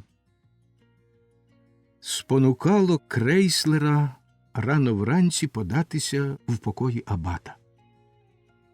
Він застав велебного отця за роботою. Той саме сокирою і долотом розбивав велику скриню, в якій, судячи з її форми, була, мабуть, запакована картина. «О, добре, що ви нагодилися, капельмейстере», – вигукнув назустріч Крейслерові абат. «Допоможете мені в цій марудній роботі. В скриню вгатили стільки цвяхів, ніби хотіли забити її навіки.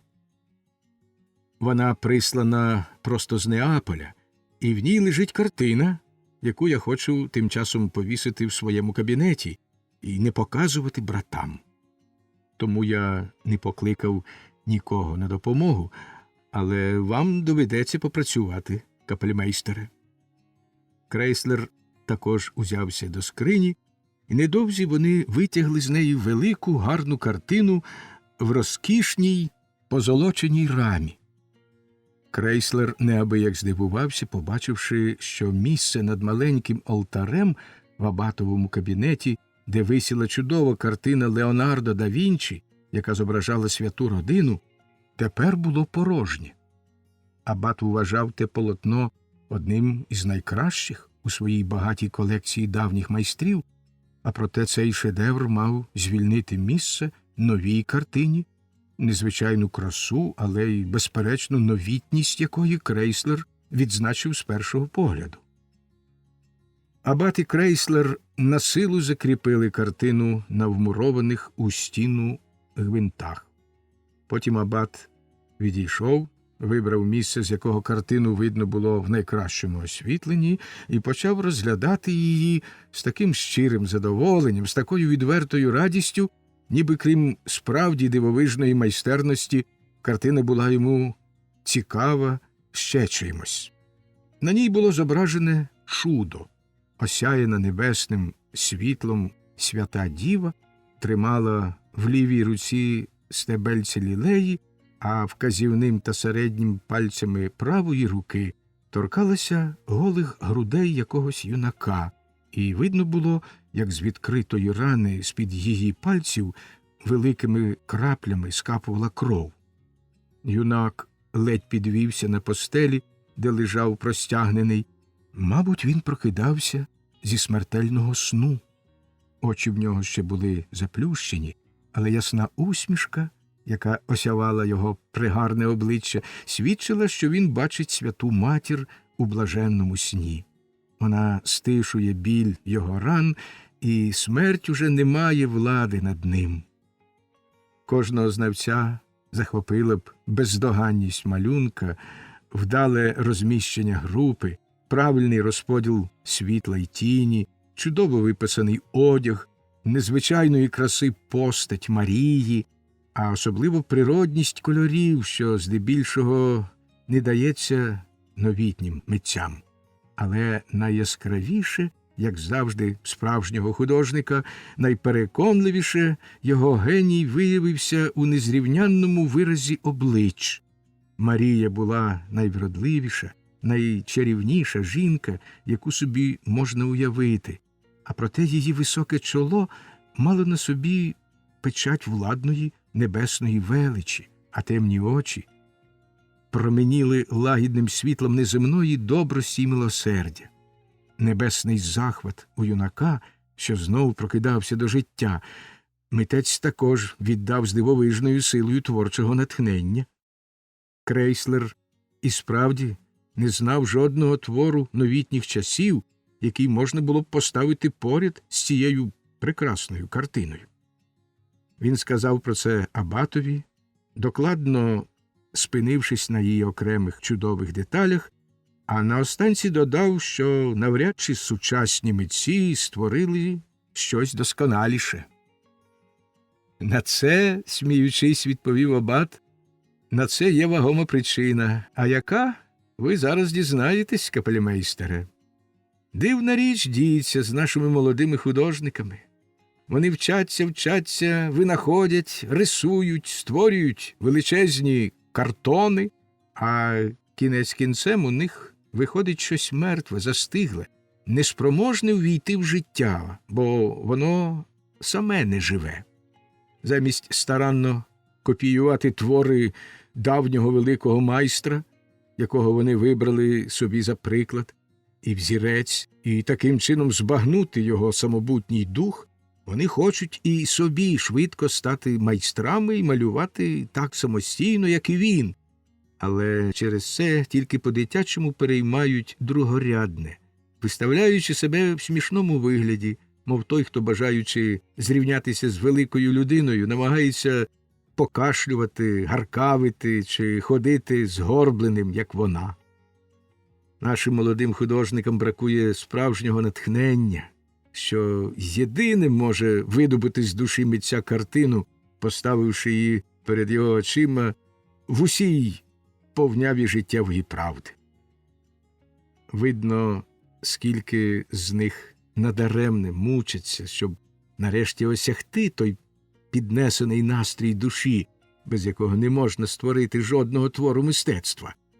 Але те, що вони сердешні вважають справжнім натхненням, яке підносило ясний спокійний дух давніх майстрів, тільки дивна суміш гордовитого захоплення своїми власними задумами і боязких виснажених потуг ні в чому, навіть у найменших дрібницях, не відступати від давніх взірців.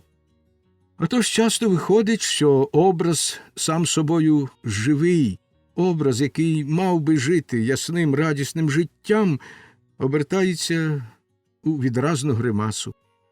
Наші молоді художники не можуть чітко і переконливо відтворити на полотні ті образи, що постають у їхній душі. І стається це, мабуть, чи не тому, що, незважаючи на всю свою вправність, вони погано віддають кольори. Одне слово, вони щонайбільше добрі рисувальники, але зовсім не вміють малювати. Бо неправда, що знання фарб і вміння послуговуватись ними втрачене навіки, і що молодим художникам бракує працьовитості. Щодо першого, то цього просто не може бути, адже мистецтво живопису від початку християнства, коли воно вперше стало справжнім мистецтвом, ніколи не припинялось у своєму поступові, а завжди майстер і учень утворювали безперервний рухомий ланцюг, і хоч зміна ланок поступово привела до відхилень від справжнього мистецтва, вона не могла вплинути на успадкування технічної майстерності. А щодо працьовитості, то нашим митцям можна закинути швидше надмір її, ніж брак. Я знаю одного молодого художника, який, коли картина в нього досить добре виходить, доти її перемальовує, доки все зникне в тьмяному олов'яному тоні. І, мабуть, аж тоді вона відповідає його внутрішньому задумові, далекому від живого життя. Гляньте, капельмейстере, ось картина, від якої віє справжнім прекрасним життям, бо її створило правдиве, благочестиве натхнення. Саме чудо вам зрозуміле. Юнака, що підіймається з постелі, залишили вбивці цілком безпорадним, рокованим на смерть.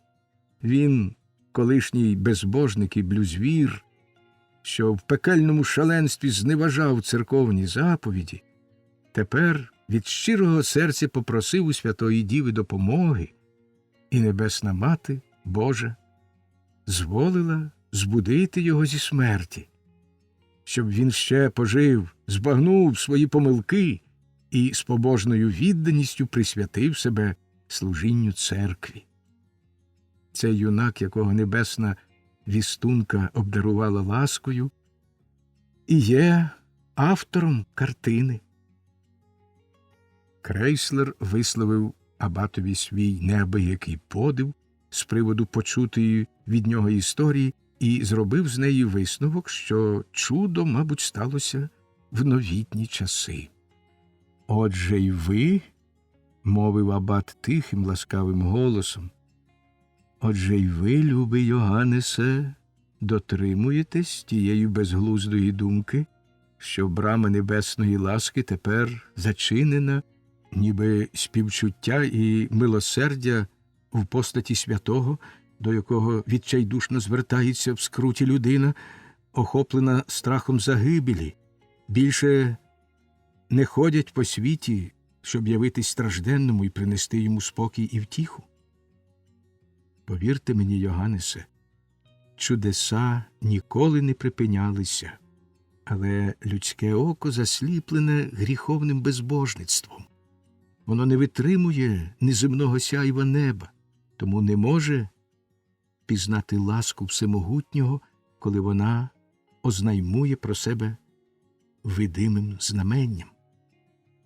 А проте, любий мій Йоганнесе, найпрекрасніші, найбільші чудеса стаються в потаємній глибині людської душі. І ті чудеса вона повинна ясувати як може – словом, звуком і кольором. Отак і той чернець, що намалював картину, чудово ясував чудо свого повернення. І так, Йоганнесе, я кажу про вас, і ці слова йдуть у мене з самого серця. Так ясуєте ви з глибини своєї душі могутніми звуками прекрасне чудо пізнання вічного, найчистішого світла. І те, що ви здатні це зробити, хіба не благодатне чудо, яке Всемогутній явив для вашого спасіння? Абатові слова якось дивно схвилювали Крейслера. І, що рідко з ним траплялося, сповнили глибокої віри в свою творчу потугу. Він аж затремтів з радості і втіхи.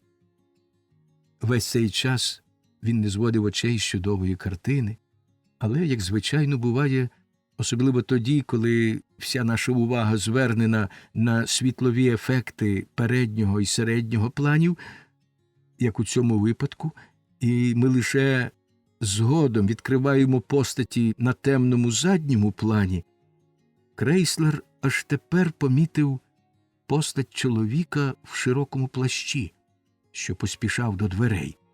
Тільки один промінь з того сяйва, що оточувало небесну царицю, падав на меч у руці чоловіка. Певне, це й був убивця. Тікаючи, він озирнувся назад, і на обличчі його проступив вираз безмежного жаху. Крейслера ніби вдарила блискавка, коли в убивці він упізнав княжича Гектора. Йому здалося, що і юнака, який прокидався зі смерті, він десь, хоч і мимохідь, уже бачив.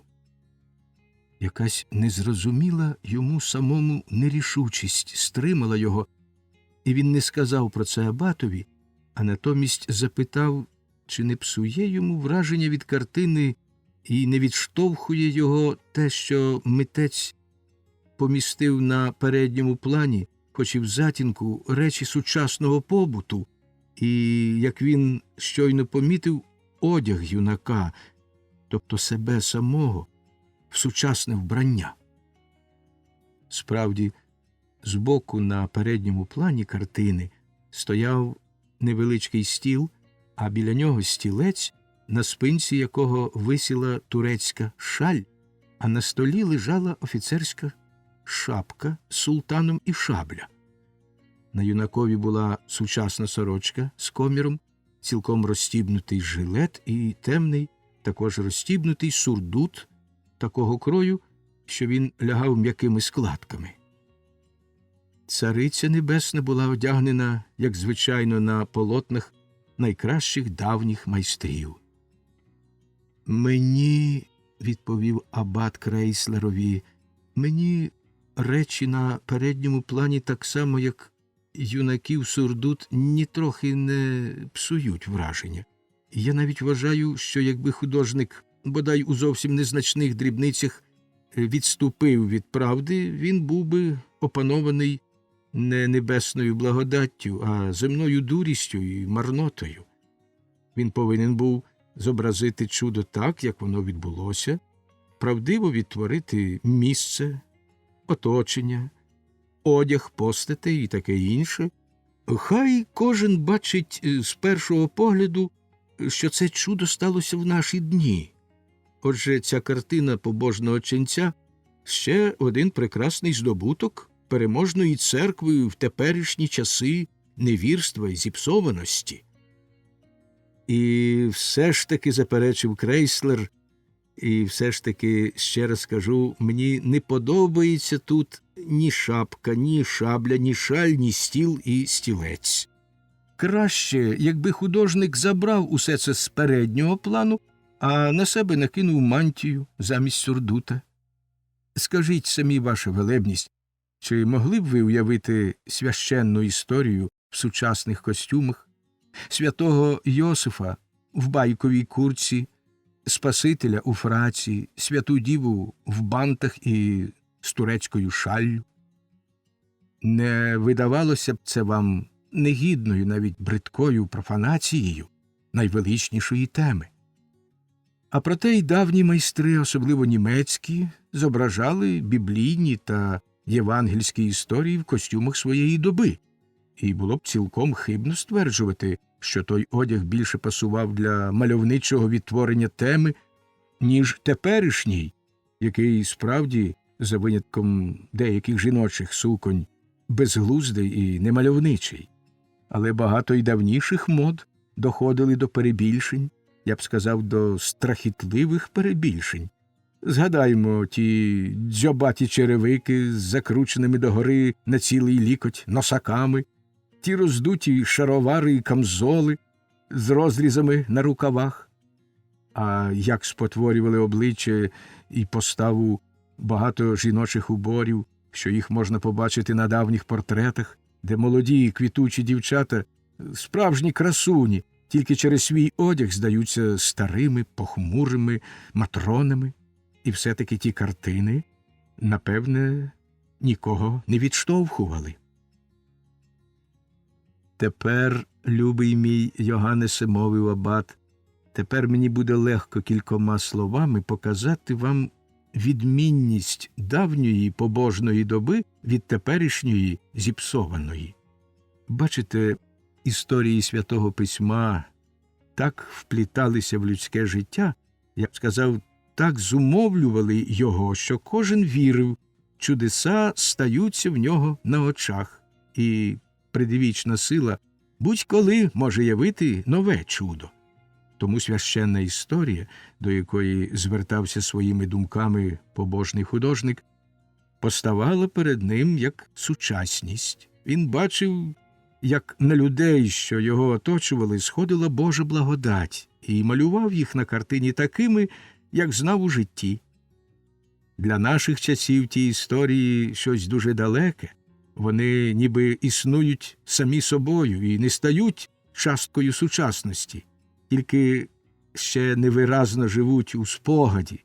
І художник даремно шукає їхнього живого втілення, бо, хай він навіть не признається в цьому сам собі, його внутрішні чуття притуплені земною суєтою.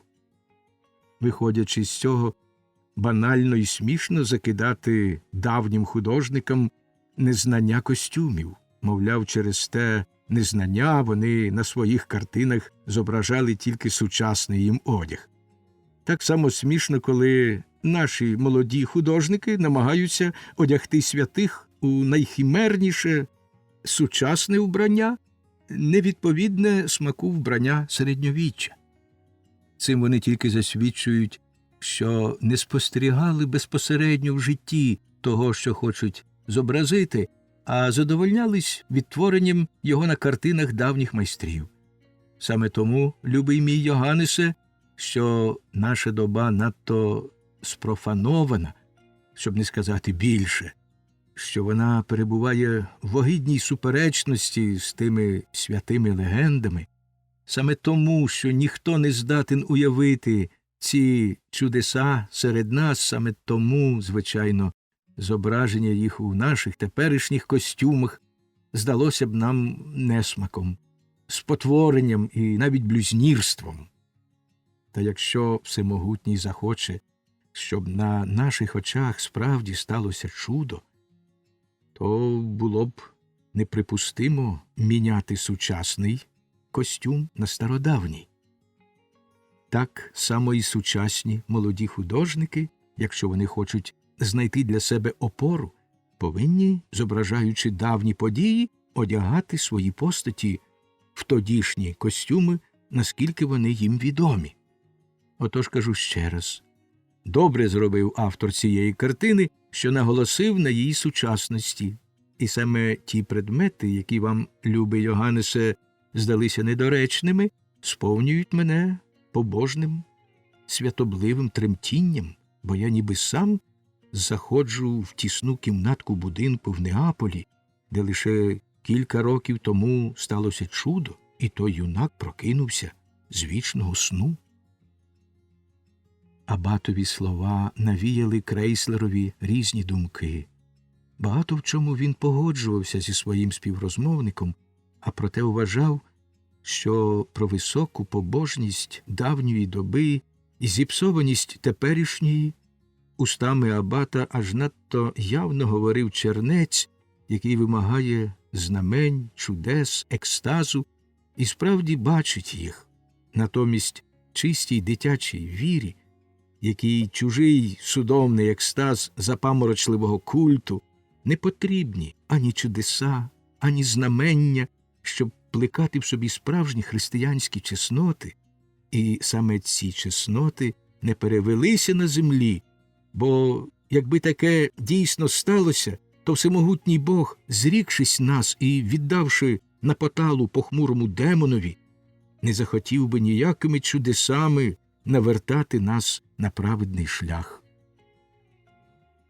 Але про ці свої міркування Крейслер не сказав абатові, а й далі мовчки дивився на картину, і чим уважніше він приглядався до неї, тим виразніше проступали риси вбивці на задньому плані, і врешті він переконався, що живим прототипом його був не хто інший, як княжич Гектор.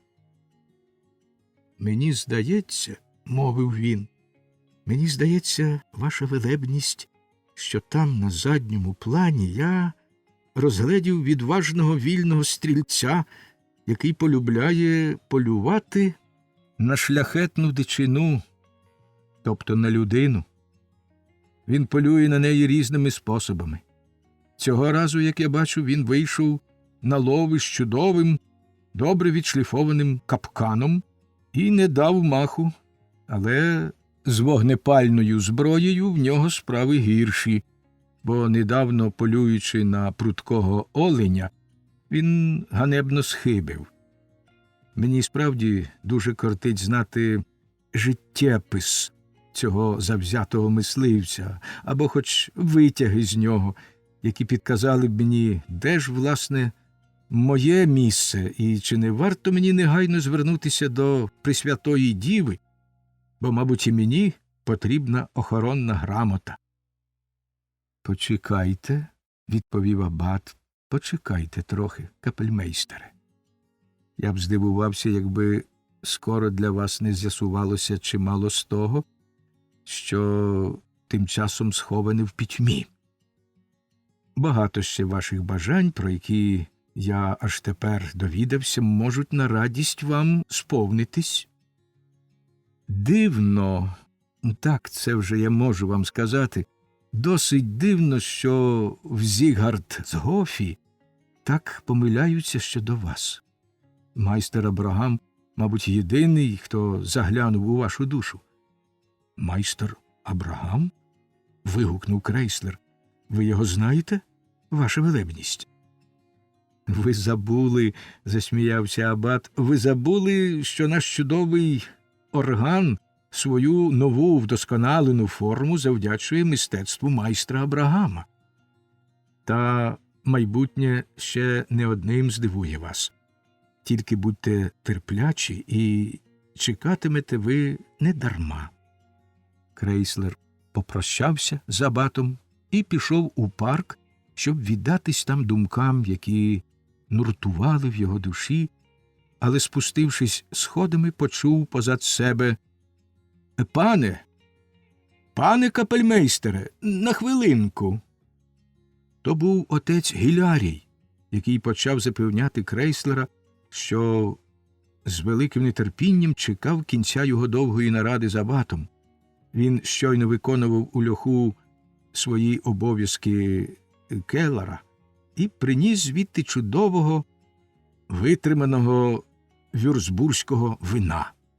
Тому просто необхідно, щоб Крейслер негайно випив келих до сніданку і сам переконався, який це добрий шляхетний трунок. Це вино підносить дух і зміцнює серце. Воно ніби створене для такого чудового композитора і справжнього музиканта, як він. Крейслер добре знав, що однаково не спекається захопленого своїм здобутком отця Гілярія.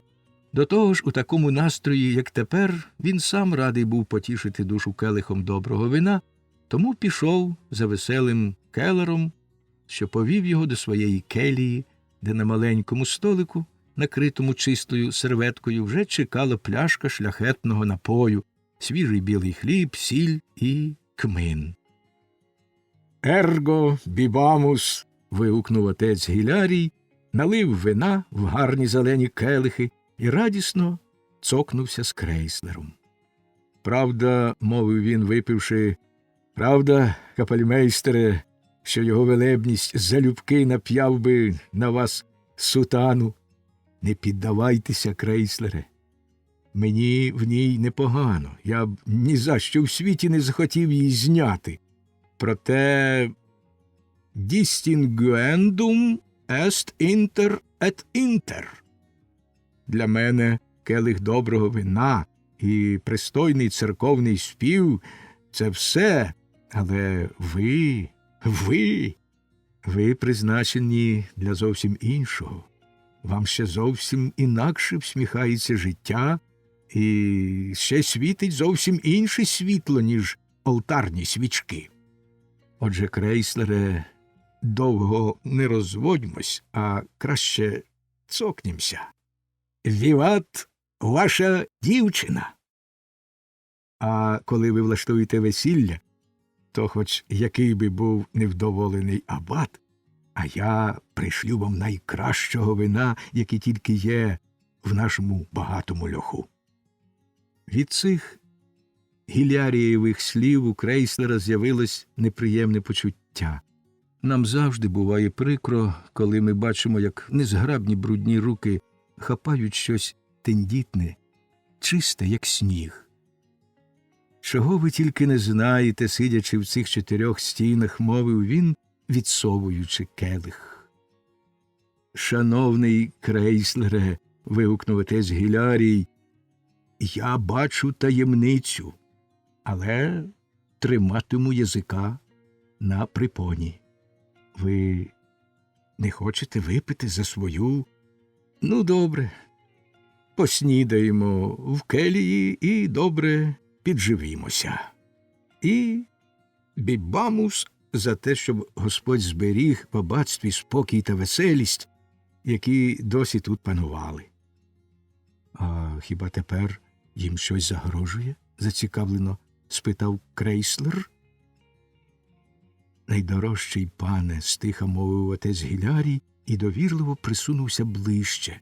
Найдорожчий пане, ви вже довгенько перебуваєте в нас і знаєте, в якій згоді ми живемо, як найрізноманітніші нахили братів поєднуються у веселе гроно, чому сприяють лагідні звичаї монастиря, весь наш спосіб життя. Так, мабуть, було б ще довго. Та знайте, Крейслере, щойно прибув отець Кипріян, якого ми давно вже очікували і якого аббатові настійливо рекомендував Рим. Він ще молодий, та на його висхлому, застиглому обличчі не знайдеш і сліду веселості. Навпаки, в його понурих, змертвілих рисах проступає невблаганна суворість, яка зраджує в ньому доведеного до найвищого ступеня самокатування аскета. До того ж він усім своїм єством виявляє ворожість і зневагу до оточення, може, й справді викликану почуттям духовної переваги над усіма нами. Він уже мимохідь питав про монастирську дисципліну, і, здається, ваш спосіб життя дуже його розгнівав. Ось побачите, крейслере, цей прибулець змінить усі наші звичаї, з якими нам було так добре. Ось побачите, тепер я доведу. Святенники відразу приєднаються до нього, і швидко утвориться партія проти абата, що, мабуть, візьме гору, бо, як мені здається, отець Кипріян – емісар його святості, і абат мусить йому скоритися. Що буде з нашою музикою і з вашим затишним життям у нас, крейслере? Я розповідав йому про наш добре злагоджений хор, про те, як гарно ми вже можемо виконати твори найбільших майстрів, але похмурий аскет страхітливо скривився і сказав, що така музика личить суєтному світові, а не церкві, звідки папа Марцел II справедливо хотів її взагалі вигнати. Якщо більше не буде хору і замкнуть від мене льох з вином, то... Але поки що бібамус. Не варто журитися наперед. Ерго буль-буль-буль. Крейслер сказав, що прибулець може виявитись не таким суворим, як здається, і все владнається. А крім того, він не вірить, що абат з його твердою вдачею, яку він завжди виявляв, так легко скориться волі чужого ченця, тим паче, що і у нього самого не бракує зв'язків з впливовими людьми в Римі. Тієї миті задзвонили дзвони, вістуючи, що зараз будуть урочисто приймати брата Кипріяна в орден святого Бенедикта. Крейслер рушив до церкви разом з отцем Гілярієм, який з боязким бібендум к'юїт ще встиг допити вино в своєму келиху. З вікна в коридорі, яким вони йшли, можна було зазирнути в покої абата. «Гляньте, гляньте!» – вигукнув отець Гілярій і потяг Крейслера до вікна. Крейслер зазирнув у покої і побачив ченця, з яким абат про щось палко розмовляв. Обличчя його аж стало темне, так почервоніло. Нарешті він опустився навколішки, і чернець благословив його. «Хіба я не мав слушності?» – тихо спитав Гілярій. «Хіба я не мав слушності, коли казав, що в цьому чужому ченцеві, який, мов сніг на голову, з'явився в нашому аббатстві, є щось дивне, незвичайне?» «Так», – відповів Крейслер, – «так, цей Кипріян справді якийсь особливий чернець. Я не здивуюсь, якщо незабаром виявиться, що певні події пов'язані між собою». Отець Гілярій приєднався до братів, що врочистим походом простували до церкви. Спереду несли хрест, а вбабіч ішли послушники з засвіченими свічками і хоругвами. Коли абат з чужим ченцем поминали Крейслера, той з першого погляду впізнав у тому ченці юнака з картини, якого воскресила свята діва. Та зненацька йому сяйнув ще один здогад. Він кинувся нагору до своєї кімнати і витяг з шухляди портрет, якого йому дав майстер Абрагам. Так, він не помилився. Це був той самий юнак, але молодший, здоровіший і в офіцерському мундирі. Коли ж... Розділ 4. Корисні наслідки вищої культури. Місяці дозрілого чоловіка. М.П.Д. Мур провадить далі. Зворушлива Гінцманова промова, поминки, прекрасна міна, віднайдена киць-киць, танок – усе це викликало в моїх грудях бурю найсуперечливіших почуттів. Тож я, як кажуть, у буденному житті не знав, де дітись, і з безмірної душевної тривоги ладен був опинитися в льоху, в могилі, як мій приятель Муцій. Мені дійсно було дуже погано, і я просто не знаю, що зі мною сталося б, якби в мені не жив справжній високий поетичний дух, що відразу щедро обдарував мене віршами, які я не забув записати. Божиста велич поезії виявляється насамперед у тому, що складання віршів, хоч рима інколи виганяє з тебе 7 потів, дає дивовижну душевну втіху, яка переборює кожне земне страждання. Навіть, кажуть, голод і біль зубів. Хтось, коли смерть забирає в нього батька, матір, дружину, як і належить у таких випадках, сам мало не помирає з розпуки, проте думка про чудову жалобну пісню, що вже снується в його душі, завжди дає йому розраду. Він знов одружується тільки задля того, щоб мати надію ще раз спізнати таке трагічне натхнення. Ось ті вірші, що правдиво, з дійсно поетичною силою віддають мій стан і перехід від страждання до радості. Хто бродить під склепінням темним, в похмурій льоху самоті, хто квилить голосом стражденним, нема назад мені путі, там друга вірного могила, живого в пам'яті моїй, хоч його душу пітьма вкрила, я вічність обіцяю їй. Та ні, це квилить не примара, не тінь померлого тремка, дружині вірній, туга яра, сльозами очі випіка, до давніх пут, до мук колишніх, Рінальдо серцем рветься знов. Та що це? Пазурі припишні, це гнів і ревність чи любов? Так, це вона.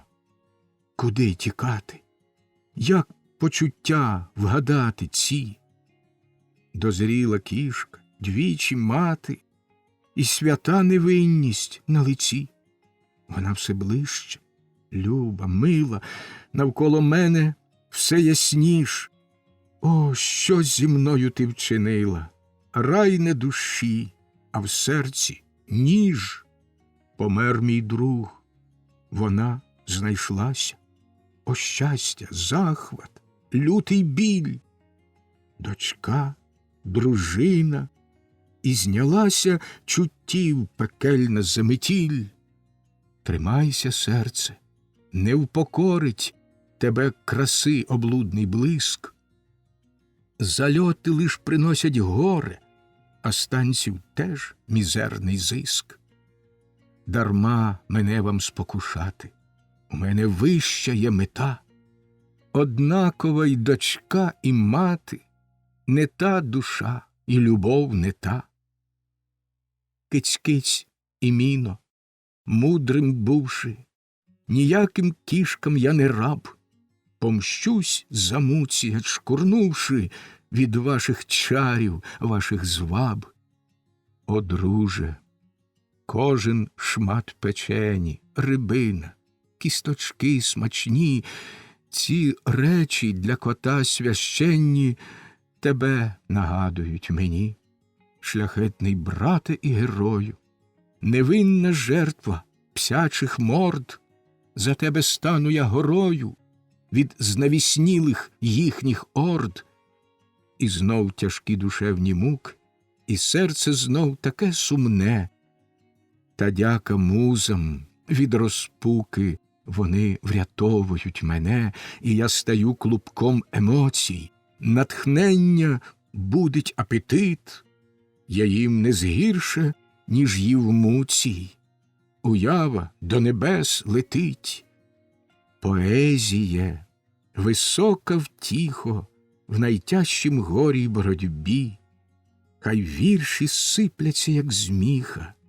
Всім, геній, я слуга тобі.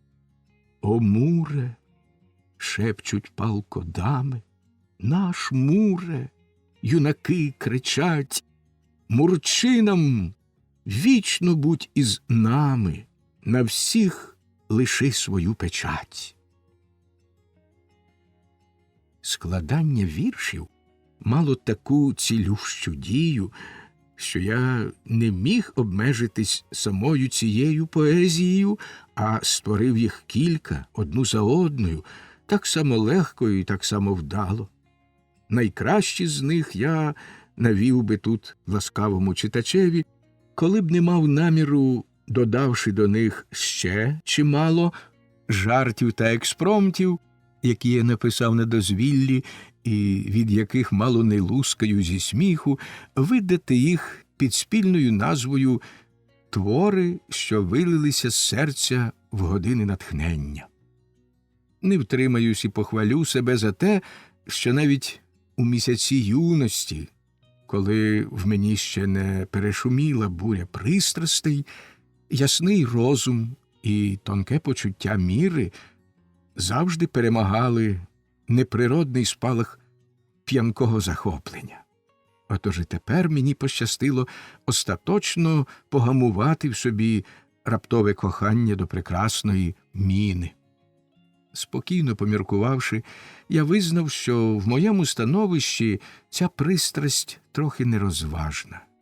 Крім того, я довідався, що Міна, хоч з вигляду скромна і невинна, була зухвалою, впертою істотою і за певних обставин могла видряпати очі найчемнішим юнакам-котам.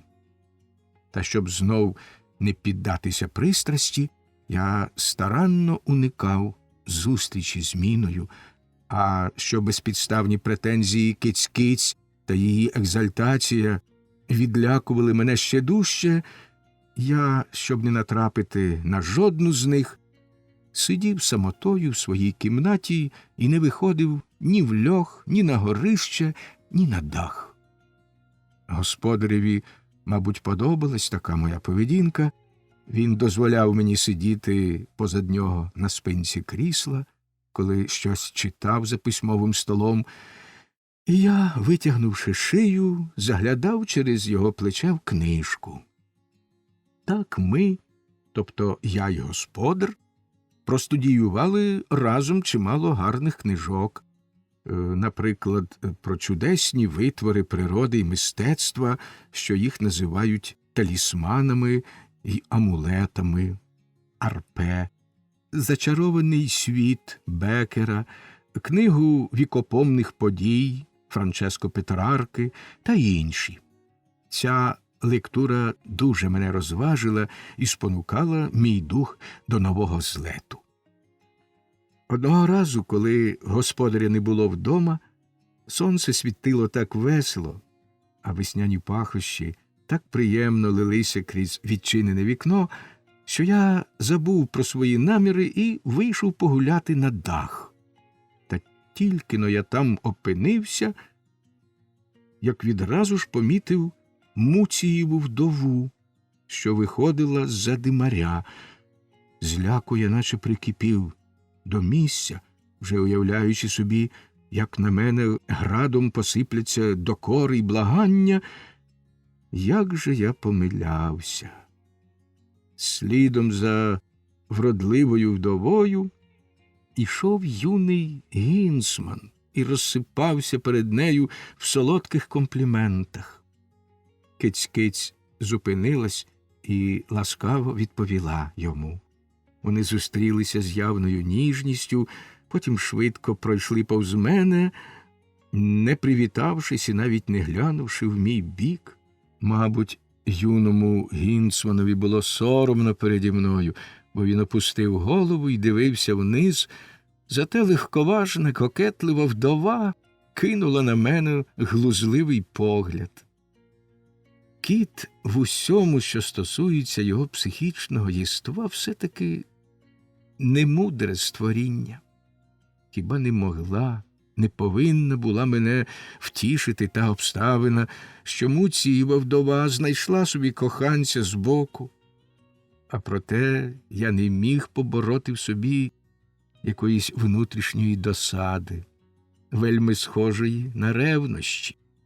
Я заприсягнувся ніколи більше не з'являтися на даху, де, здавалось мені, зазнав тяжкої образи. Натомість я тепер часто стрибав на підвіконня, грівся на сонечку, дивився задля розваги на вулицю і поринав у глибокі міркування, таким чином поєднуючи приємне з корисним. А міркував я про те, чому мені ще ніколи не спадало на думку з власної волі посидіти перед дверима або погуляти по вулиці, як у мене на очах без страху і ніяковості гуляло багато котів. Я уявляв собі ті прогулянки як щось надзвичайно приємне і був переконаний, що тепер, коли я став цілком дорослий і здобув неабиякий життєвий досвід про ті небезпеки, які мені загрожували, коли доля кинула мене незрілого хлопчака в світ, не може бути й мови. Отож я спокійно зійшов сходами вниз і для початку сів на порозі, де пригрівало сонце. Певна річ, я прибрав таку позу, що кожен відразу впізнав би в мені освіченого, добре вихованого кота. Сидіти перед дверима мені було невимовно приємно.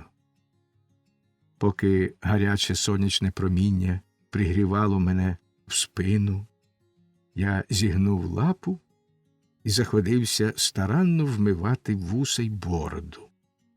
Кілька дівчаток, які, мабуть, ішли зі школи, понесли чималі ранці з застіпками, не тільки з великим задоволенням дивилися на моє вмивання, але й дали мені шматочок булки, за що я з властивою мені галантністю подякував їм.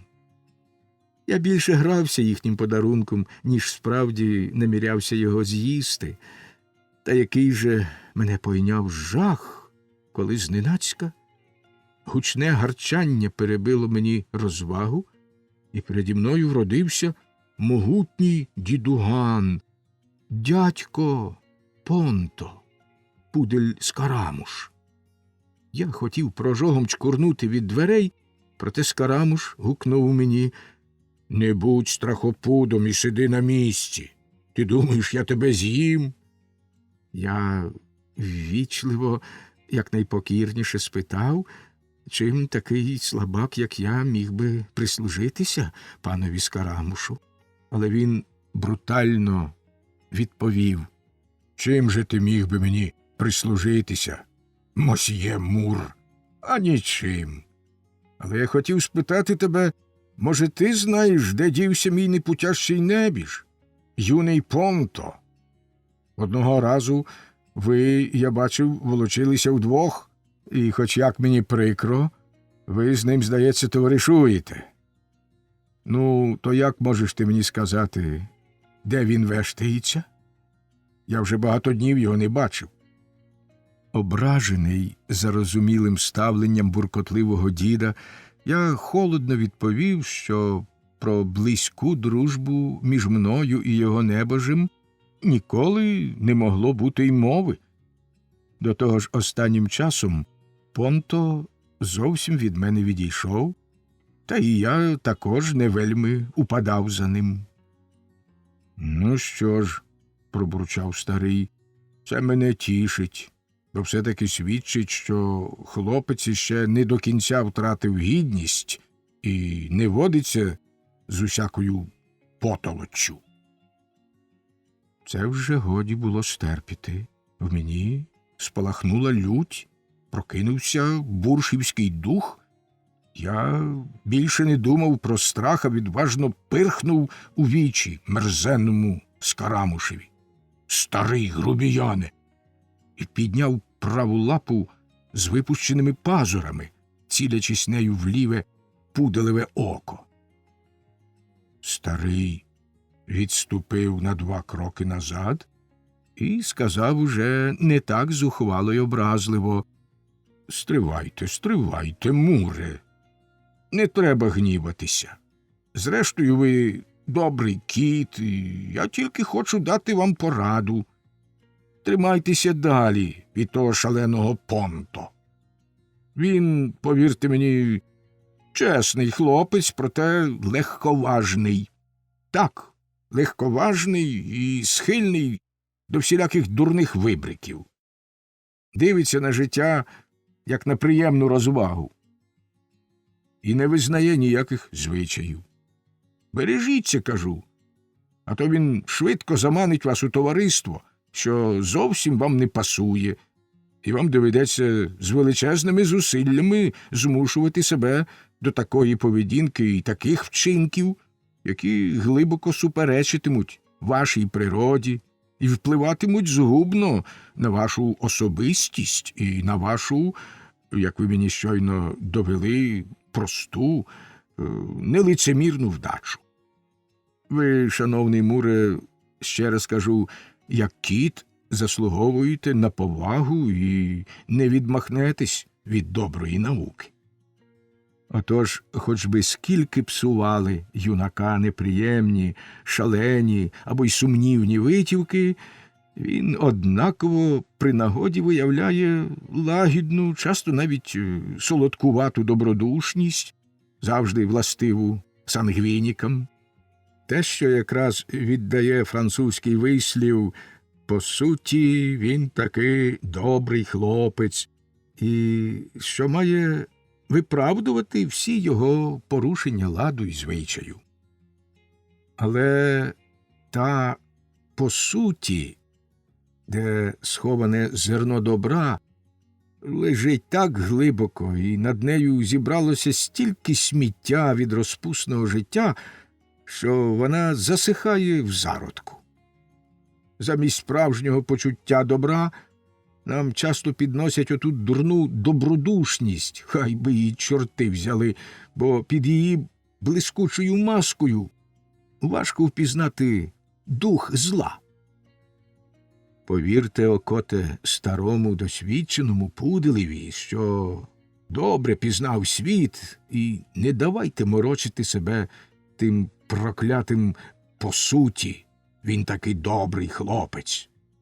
А коли ви побачите мого непутящого небожа, можете навпростець переповісти йому те, що я вам сказав, і надалі порвати з ним стосунки. Бувайте здорові. Ви, звичайно, не будете вже цього їсти, шановний Муре. На цьому слові старий пудель Скарамуш швидко схопив у зуби шматочок булки, що лежав переді мною, і неквапом пішов геть, звісивши голову так низько, що замітав вулицю довгими волохатими вухами і ледь метляючи хвостом. Я задумливо дивився вслід старому, життєва мудрість якого глибоко запала мені в душу. «Він уже пішов? Уже пішов?» – зашепотів хтось позад мене, і я неабияк здивувався, побачивши юного Понто, що сховався за двері і довго чекав, поки старий попрощається зі мною. Несподівана поява Понто трохи збентежила мене, бо доручення його старого дядька, яке, власне, я мав би тепер виконати, здалося мені дещо небезпечним. Я згадав ті страшні слова, що їх мені колись сказав Понто. «Якби ти замислив проти мене щось лихе, то я переважаю тебе і спритністю, і силою. Стрибну, схоплю тебе своїми гострими зубами за карк, і тобі каюк». Я вирішив, що найрозважніше буде промовчати. Через це моє внутрішнє вагання могло здатися, що я зустрів Понто холодно й силувано. Він спершу втупився в мене своїм пронизливим поглядом, а тоді дзвінко засміявся і вигукнув: «Бачу, любий Муре, що дядько вже набалакав тобі бозна чого про мою поведінку.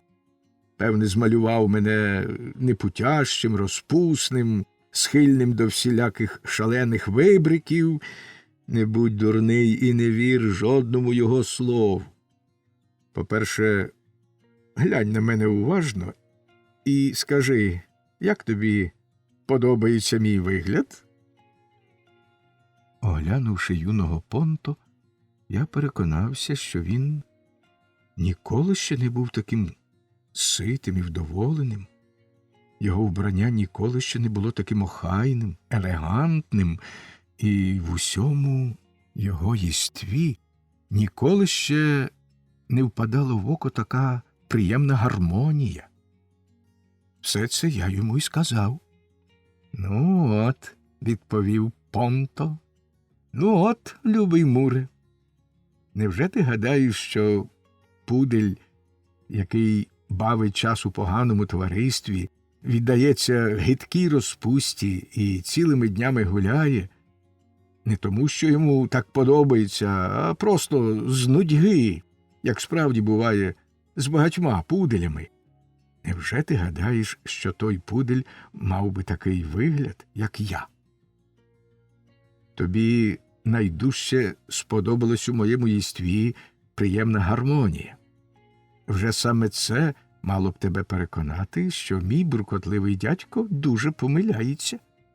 А оскільки ти начитаний кіт, то згадай одного мудреця, який відповів тому, хто ганив непутящих людей насамперед за дисгармонію в їхньому зовнішньому вигляді. Чи можливо, щоб вади були гармонійні? Тому хай тебе ні на мить не здивує, друже мій Муре, чорна брехня мого старого дядька. Похмурий і скупий, як зрештою кожен дядько, він спрямував на мене всю свою лють через те, що йому довелося заплатити з міркувань честі кілька моїх невеличких картярських боргів ковбасникові, який дозволяє в себе заборонені ігри і часто дає гравцям чималі позики ковбасами, начиненими м'ясом, крупами і печінкою. Крім того, дядько й досі має на думці той час, коли я поводився не вельми похвально. Та це вже давно минуло. Тепер я втілення найбездоганнішої пристойності. Тієї миті надійшов зухвалий Пінчер, витріщив на мене свої баньки, наче ніколи не бачив котів, почав просто у вуха мені викрикувати найгірші образи, а потім схопив мене за хвоста, який я простягнув на всю довжину, що йому, видно, не сподобалось.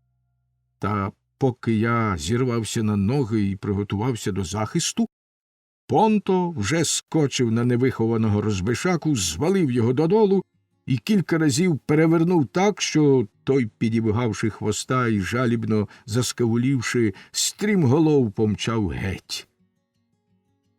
Цей доказ прихильного ставлення до мене Понто і його діяльної приязні дуже мене розчулив, і я подумав, що вислів по суті він такий добрий хлопець, який дядько Скарамуш хотів зневажити в моїх очах, все ж таки до Понто можна застосувати в кращому його розумінні і, може, з більшою підставою виправдати мого приятеля, ніж багатьох інших.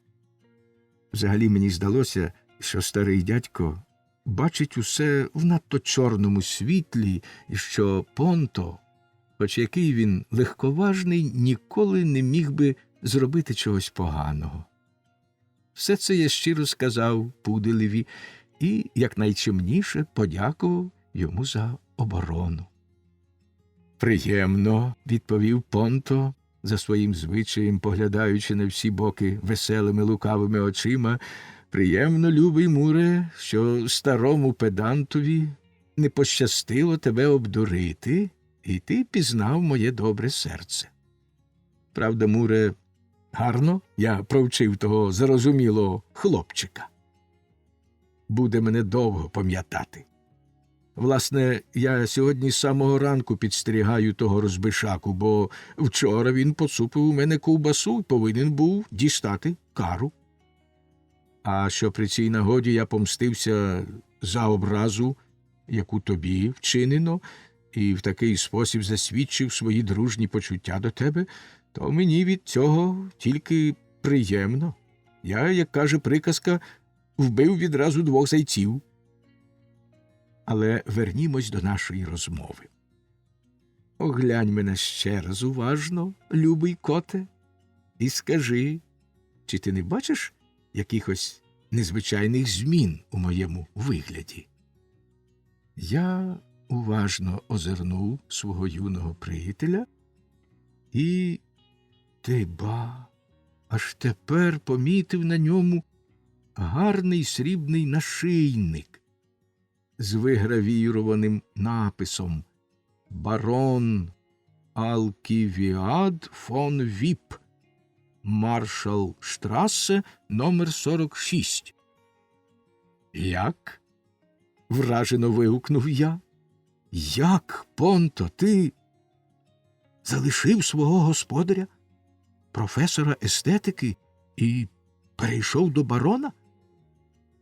«Власне, я не залишав професора», – відповів Понто. «То він вигнав мене штурханами і копняками». «Невже?» – вигукнув я. «Адже твій господар всіляко виявляв свою любов і ласку до тебе». – відповів Понто. «Це безглузда, неприємна історія, що тільки через дивну примхливу гру долі скінчилась для мене щасливо.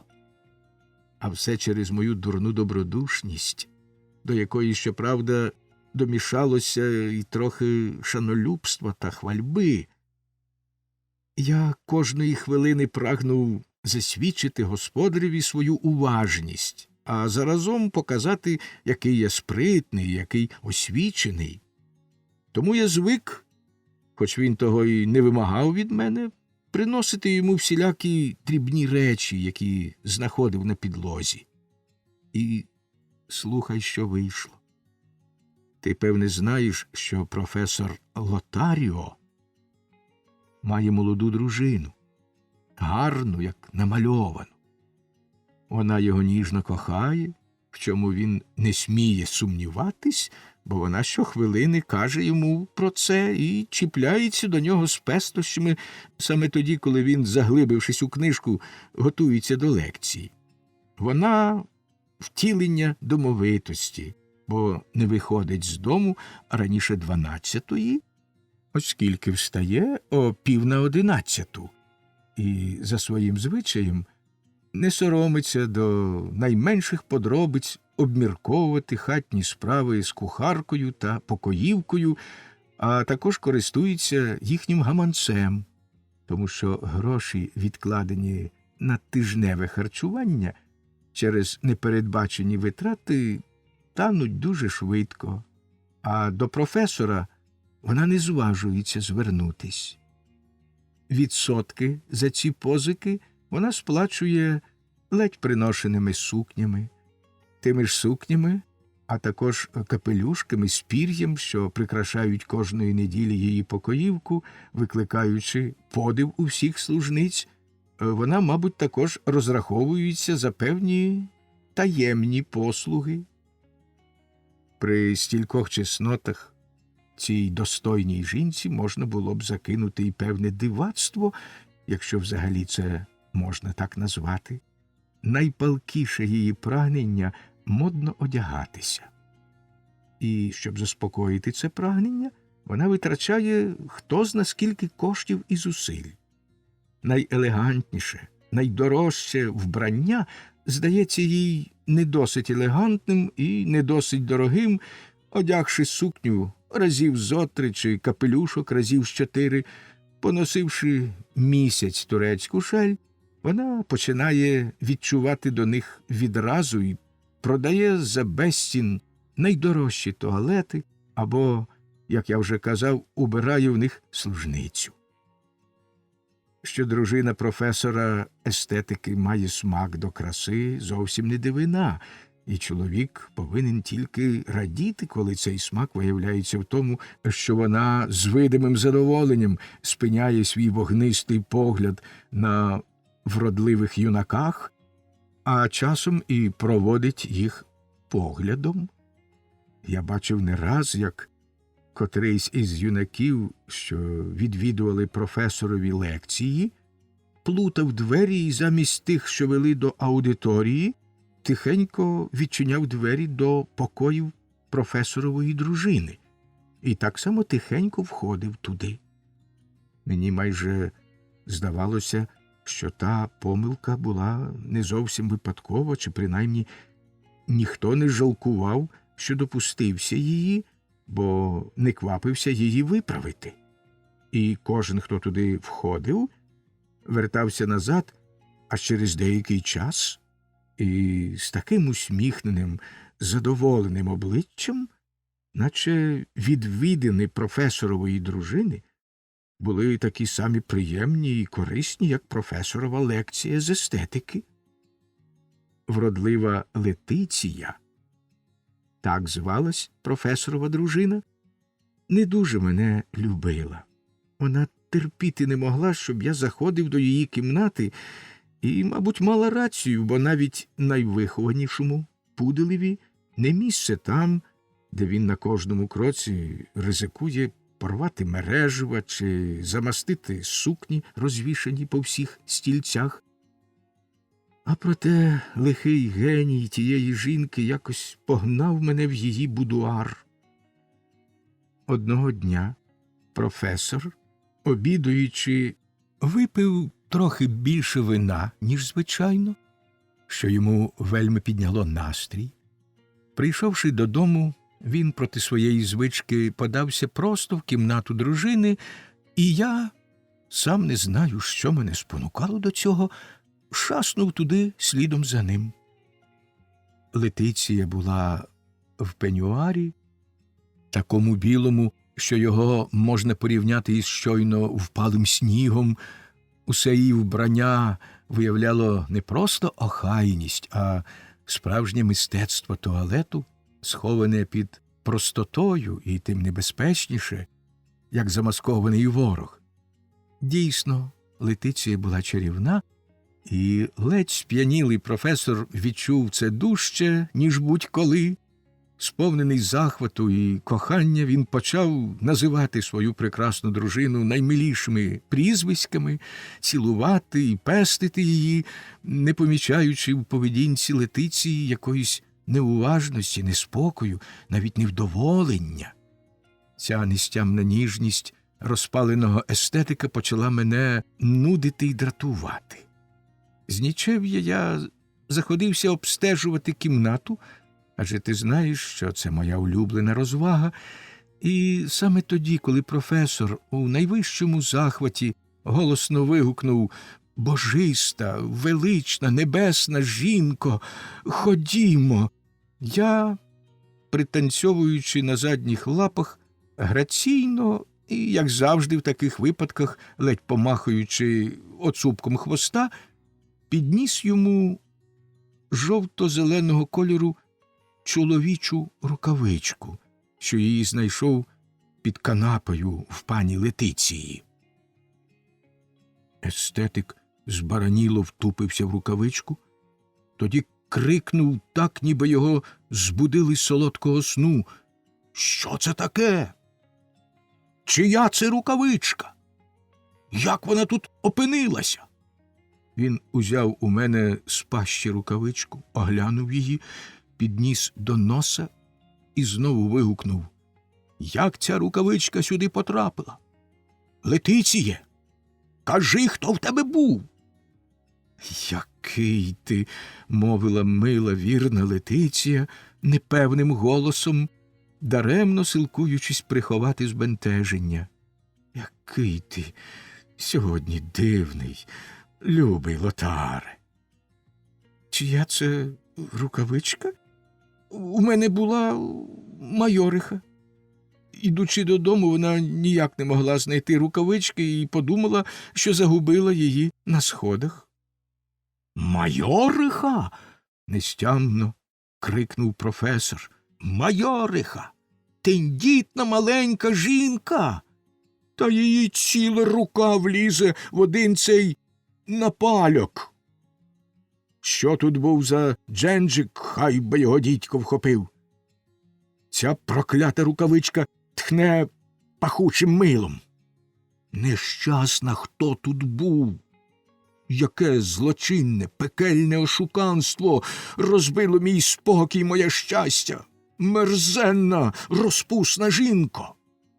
Пані Летиція саме налаштувалася зомліти, коли зайшла покоївка, і я, радий, що можу спекатись прикрої подружньої сцени, до якої сам спричинився, швидко вибіг геть. Другого дня професор був дуже мовчазний і пригнічений. Здавалося, в голові в нього снується одна згадка, одна думка ятрить йому душу. Хто б то міг бути? Такі слова часом мимохідь зривалися з його занімілих уст. Надвечір він узяв у руки капелюха й паличку. Я схопився і радісно загавкав. Він довго дивився на мене і врешті сказав: «Мій добрий Понто, віддана чесна душе».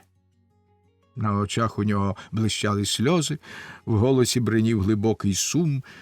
Потім він швидко вийшов за браму, і я побіг слідом за ним, твердо поклавши собі розвеселити бідолаху всіма тими штуками, які знав.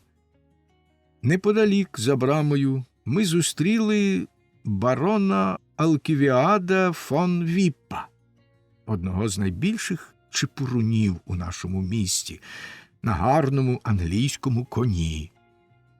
Тільки-но барон побачив професора, він хвацько під'їхав до нього і запитав про здоров'я його та дружини. Професор, спантеличений такою увагою, видушив із себе кілька незрозумілих слів. «Справді, на дворі задуха», – мовив барон і витяг з кишені сурдута шовкову хустину, а, витягаючи її, впустив рукавичку, яку я, за своїм звичаєм, відразу підніс господареві. Професор швидко схопив її і вигукнув: «Це ваша рукавичка, пане бароне?» «А вже ж», – відповів той, здивований хвилюванням професора. «А вже ж? Думаю, що я впустив рукавичку з кишені, і ваш послужливий пудель підняв її». «Тоді я», – гострим тоном сказав професор, простягаючи йому ту рукавичку, що я знайшов під канапою, «тоді я маю честь вручити вам пару від неї, яку ви вчора загубили». І, не чекаючи відповіді від помітно зніяковілого барона, він стрімголов помчав додому. Я, звичайно, завбачливо не побіг за професором до кімнати його вірної дружини, сподіваючись бурі, яка й справді швидко щинилась, і яку чути було аж із передпокою. Сидячи там у кутку, я бачив, як професор, багряний з люті, вигнав за двері покоївку, а коли та почала пащикувати, і взагалі з дому.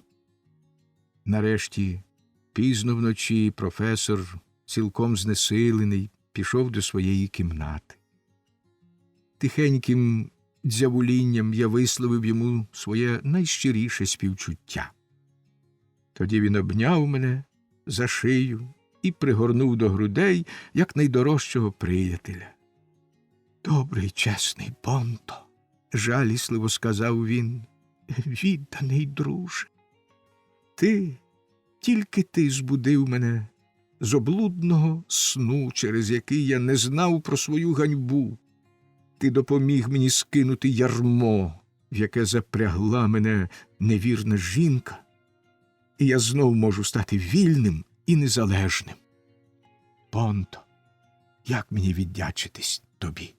Ніколи, ніколи не кидай мене, а я дбатиму про тебе, як про найкращого, найвірнішого приятеля. Ти єдиний зможеш мене втішити, коли я буду в розпачі від думки про свою нещасну долю.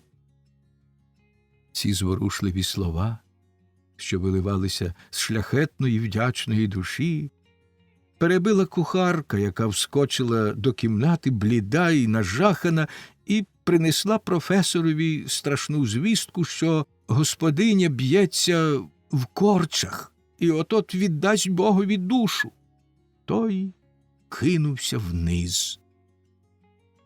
Після цього я кілька днів майже не бачив професора. Турбота про мої харчі, яку, звичайно, радо брав на себе сам професор, перейшла до кухарки, а та сварлива, мерзенна особа давала мені замість смачної їжі найгірші, майже неїстівні шматки, та й ті неохоче. Інколи вона взагалі забувала про мене, і мені доводилось випрохувати щось у добрих знайомих або йти на лови, щоб погамувати голод. Нарешті одного дня, коли я, голодний і млявий, з обвислими вухами, тинявся по будинку, професор звернув на мене увагу. «Понто!» – вигукнув він, сміючись і взагалі весь сяючи. «Понто, мій добрий, чесний песику, де ти дівся? Невже я так довго тебе не бачив? Мені здається, що всупереч моїй волі тебе занедбували і погано годували. Ходи-но сюди, сьогодні я знов сам тебе нагодую». Я пішов за ласкавим господарем до їдальні. Його зустріла пані Летиція, квітуча, мов троянда, так само сяючи вся, як і професор. Вони були такі ніжні одне до одного, як ніколи досі. Вона звала його «мій ангеле», а він її «моя мишко». Вони пестились і цілувались, мов пара голубів. На них було радісно дивитися. Зі мною мила пані Летиція також була привітна, як ніколи. І ти можеш собі уявити, любий Муре, що з моєю природженою галантністю я зумів показати себе чемним і вихованим. Хто б подумав, що на мене чекало. Мені самому було б тяжко, якби я почав докладно розповідати тобі про всі підступні витівки моїх ворогів, та й тебе б це стомило б. Тому я змалюю лише кілька з них. Цього вистачить, щоб показати тобі правдиву картину мого тяжкого становища. Мій господар звик, коли їв сам, давати мені мою пайку юшки, городини й м'яса в кутку біля груби. Я їв так пристойно та охайно, що на паркетній підлозі не лишалось жодної масної плямки. Та який же мене пойняв жах, коли одного разу, під час обіду, тільки-но я доторкнувся до миски, вона розпалася на шматки, і масний навар вилився на чистий паркет. Розлючений професор напав на мене з лайкою, а на зблідлому виду пані Летиції, хоч вона й намагалась виправдати мене, теж можна було прочитати гірку досаду. Вона сказала, що бридку пляму, мабуть, не можна буде витерти. Доведеться те місце стисати рубанком або й зовсім замінити паркетини. Професор мав велику відразу до таких робіт. Йому вже вчувалося, як столярчуки тешуть і стукають у кімнаті, тому ці співчутливі виправдання дружини тільки допомогли йому до кінця збагнути всі наслідки моєї гаданої незграбності, і, крім лайки, він ще й дав мені кілька добрячих ляпасів. Я зовсім розгубився, усвідомлюючи свою невинність, і не знав, що думати і що казати. І аж коли те саме сталося вдруге і втретє, я помітив лихий підступ. Мені ставили розбиту миску, і від найменшого дотику вона розсипалася в друзки. Тепер я не мав права заходити до їдальні. Їжу мені виносила за двері кухарка, але так мало, що, гнаний голодом, я шукав, де б схопити шматок хліба чи якусь кістку. Через це щоразу здіймався страшний галас. Мені доводилось терпіти звинувачення в крадіжці з корисливою метою, а йшлося ж тільки про вдоволення найнеобхідніших потреб. Дійшло до ще гіршого. Кухарка учинила ґвалт, що в неї в кухні пропав цілий баранячий окіст, і що його, напевне, вкрав я. Ця справа, як одна з найважливіших хатніх подій, дійшла до професора. Він сказав, що досі не помічав у мене схильності до крадіжок, і що залоза злодійства в мене зовсім не розвинута. Та й неймовірно, щоб я з'їв цілий окіст, не залишивши ніякого сліду. Почали шукати і знайшли в моїй постелі недогідки окисту. Муре, дивись, я присягаюсь тобі, поклавши лапу на серце, що був цілком невинний, що ніколи і в голові собі не покладав нажитись на печеню, та що ті присяги й виправдання, коли речовий доказ був проти мене. Професор розсердився тим більше, що він став на мій бік і вважав себе обдуреним. Мовляв, я не виправдав його гарної думки про мене. Я дістав доброї прочуханки. Відтоді, чим дужче професор виявляв своє невдоволення мною, тим ласкавішою ставала пані Летиція. Вона гладила мене по спині, чого, звичайно, ніколи не робила, часом пригощала якоюсь лагоминкою. Хіба ж міг я здогадатися, що все це лицемірство і облуда, як скоро виявилось? Двері до їдальні були відчинені, і я з порожнім шлунком тужливо заглядав туди, сумно думаючи про ту щасливу пору, коли я, тільки-но вчувши солодкий дух печені, недарма благально дивився на професора і водив носом. Раптом пані Летиція покликала «Понто! Понто!» і простягла мені, зграбно тримаючи його м'якеньким великим пальцем і гарненьким вказівним, чималий шматочок м'яса. Дуже можливо, що виголоджений я схопив його пожадніше, ніж годилося. Проте повір мені, любий Муре, не вкусив тієї тендітної білої ручки. Але пані Летиція заверещала «Мерзенний собацюро!», впала, ніби зомлівши, у крісло, і я, на свій переляк, справді помітив на її пальці кілька крапельок крові. Професор осатанів. Він бив мене кулаками й молотив ногами так немилосердно, що якби я квапливо не втік з дому, то, мабуть, не сидів би тепер з тобою, любий Муре, тут перед дверима й не грівся на сонечку. Про повернення назад годі було й думати. Я бачив, що не виплутаюся з тих підступних тенет, які пані Летиція наставляла на мене, щоб помститися за баронівську рукавичку, і поклав собі пошукати іншого господаря. Звичайно, з тими чудовими здібностями, якими обдарувала мене ласкава матінка природа, неважко було б знайти його. Та через голод і журбу я дуже занепав і боявся, що з таким жалюгідним виглядом я скрізь отримаю відмову. Засмучений, пригнічений думкою про харчі, я вийшов за браму і побачив, що переді мною йде барон Алківіад фон Віп. Я й сам не знаю, як мені спало на думку запропонувати йому свої послуги.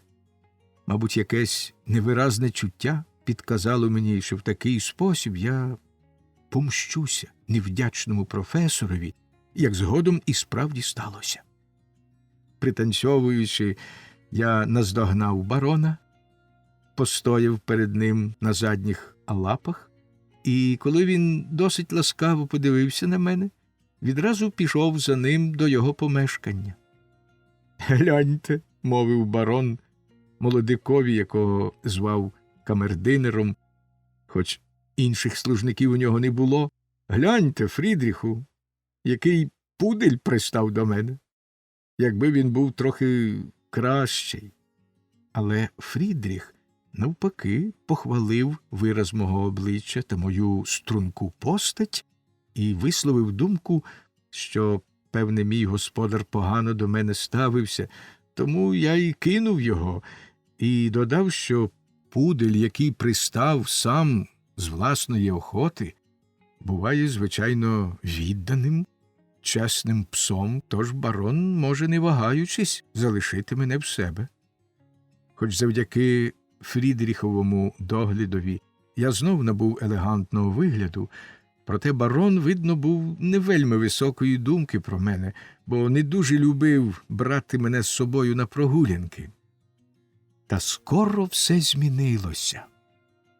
Якось гуляючи, ми зустріли пані Летицію. І ти дивись, любий Муре, яка добра душа в чесного пуделя.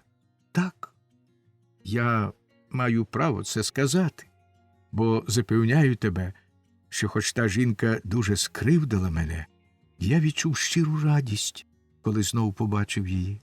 Я затанцював перед нею і весело загавкав, усіма способами виявляючи їй ту свою радість. «Ви гляньте, та це ж Понто!» – вигукнула вона, погладила мене і значуще подивилася на барона фон Віппа, що теж зупинився.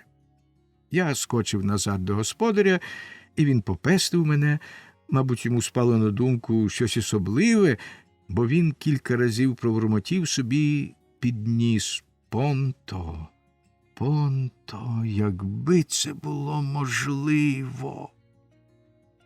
Так ми дійшли до найближчого парку розваг. Пані Летиція приєдналась до свого товариства, серед якого, проте, не було любого доброго пана професора, і сіла до столика. Недалеко від неї знайшов собі столик барон Віп, так, щоб весь час бачити її і водночас не впадати в око іншим. Я став перед своїм господарем і, стиха помахуючи хвостом, втупився в нього поглядом, ніби чекаючи наказів. «Понто», – знов сказав він, – «Понто, невже це можливо?» І, трохи помовчавши, додав: «Ну що ж, спробуємо». Він витяг з гаманця клаптик паперу, написав на ньому олівцем кілька слів, згорнув його трубочкою, засунув мені під нашийник, показав на пані Летицію і тихо мовив: «Понто, я не був би таким розумним, навченим життєвим досвідом пуделем, як є, коли б відразу не збагнув усього». Я миттю підбіг до столу, де сиділа пані Летиція, і вдав, що мені дуже кортить скуштувати чудового тістечка, що лежало перед нею. Пані Летиція була сама привітність. Вона однією рукою подала мені тістечко, а другою почухала мені шию. Я відчув, як вона витягла папірець. Невдовзі після того вона залишила товариство і пішла на бокову доріжку. Я подався за нею і побачив, як вона жадібно прочитала баронову записку, а потім дістала зі своєї коробочки для плетива олівець, написала на тому самому папірці кілька слів і знов згорнула його трубочкою. «Понто», – сказала вона, лукаво дивлячись на мене, – «Понто, ти дуже розумний, розважний пес, коли приносиш те, що треба, і тому, кому треба». На цьому слові вона засунула записочку мені під нашийник, і я, не гаючись, вистрибом побіг до господаря. Той відразу здогадався, що я приніс відповідь, бо негайно витяг записочку з-під нашийника. Мабуть, слова пані Летиції були дуже втішні й приємні, бо очі в барона заблищали з радощів, і він захоплено вигукнув: «Понто! Понто, ти чудовий пудель! Тебе привела до мене моя щаслива зірка!» Можеш собі уявити, дорогий Муре, що я зрадів не менше за нього, бо зрозумів, як високо піднявся в очах господаря після всього, що сталося. З тих радощів я виконав усі штуки, на які був здатний, хоч мене й не дуже просили. Я розмовляв по-собачому, завмирав, знов оживав, не хотів брати шматок булки з рук іудея і смак з'їдав його з рук християнина і так далі. «Надзвичайно тямущий пес», – сказала стара дама, що сиділа біля пані Летиції. «Надзвичайно тямущий», – відповів барон. «Надзвичайно тямущий», – луною відгукнувся голос пані Летиції. Одне слово скажу тобі, любий Муре, що я взяв на себе обов'язок носити листи таким-то способом і виконую його й досі. Часом, коли професор десь піде, я приношу записочку навіть до нього додому. А як інколи барон Анківіад фон Віп закрадається в сутінках до милої Летиції, я лишаюся коло брами і тільки-но побачу здалеку пана професора, щиняю такий лютий скажений гавкіт і гвалт, що мій господар не згірше за мене відчуває наближення ворога і хутенько зникає. Мені здалося, що я навряд чи можу схвалити поведінку Понто. Я згадав небіжчика Муція, свою власну глибоку відразу до будь-яких нашийників, і вже саме це переконало мене, що чесне серце порядного кота погидувало б таким сважкуванням. Усе це я цілком відверто й висловив юному Понто. Але він зареготав мені в обличчя і запитав, чи справді котяча мораль така сувора, і чи сам я іноді не ступав на слизьку стежку, тобто чи не робив нічого такого, що не влазило б у вузькій рамці моралі. Я згадав міну і замовк. «По-перше, – повів далі Понто, – по-перше, шановний Муре, є просте життєве правило, яке твердить, що хоч би ти як викручувався, а своєї долі не минеш. Як освічений кіт, ти можеш прочитати про це докладніше в дуже повчальній, дуже гарно написаній книжці під назвою «Жак Фаталіст». Професорові естетики, панові Лотаріо, судилося бути... ти розумієш мене, шановний коте. До того ж, професор своєю поведінкою в тій давній історії з рукавичкою, вона заслуговує широкого розголосу. Напиши про неї, Муре. Довів, що в нього є від природи яскраво виявлене покликання вступити в той великий орден, ознаки якого самі того не знаючи, з гордовитою гідністю і прекрасною незворушністю носять стільки чоловіків. Пан Лотаріо пішов би за тим покликанням, навіть якби не було на світі ніякого барона Алківіада фон Віппа і ніякого Понто. І взагалі, хіба пан Лотаріо своїм ставленням до мене не заслужив, щоб я кинувся просто в обійми його ворога? Та й барон, напевне, знайшов би інший спосіб порозумітися з його дружиною, і на професора впала б така сама ганьба, не давши мені тієї користі, яку я тепер справді маю від приємних стосунків барона з милою Летицією. Ми, пуделі, не такі запеклі моралісти, щоб чинити собі на шкоду і нехтувати смачним куснем, який нам у житті не так часто й перепадає. Я спитав юного Понто, чи справді користь, яку йому дає служба у барона Алківіада фон Віппа, така велика і значна, що вона переважає неприємність і гніт, пов'язаного з нею рабства. Кажучи це, я недвозначно дав йому навздогад, що саме це рабство завжди було огидне котові, в грудях якого ніколи не згасне дух волелюбства. «Ти говориш, — відповів Понто, зневажливо всміхаючись, — ти говориш, шановний Муре, про мою службу так, як ти її розумієш, чи швидше, як ти собі її уявляєш, зі своєю цілковитою недосвідченістю в усьому, що стосується вищого способу життя.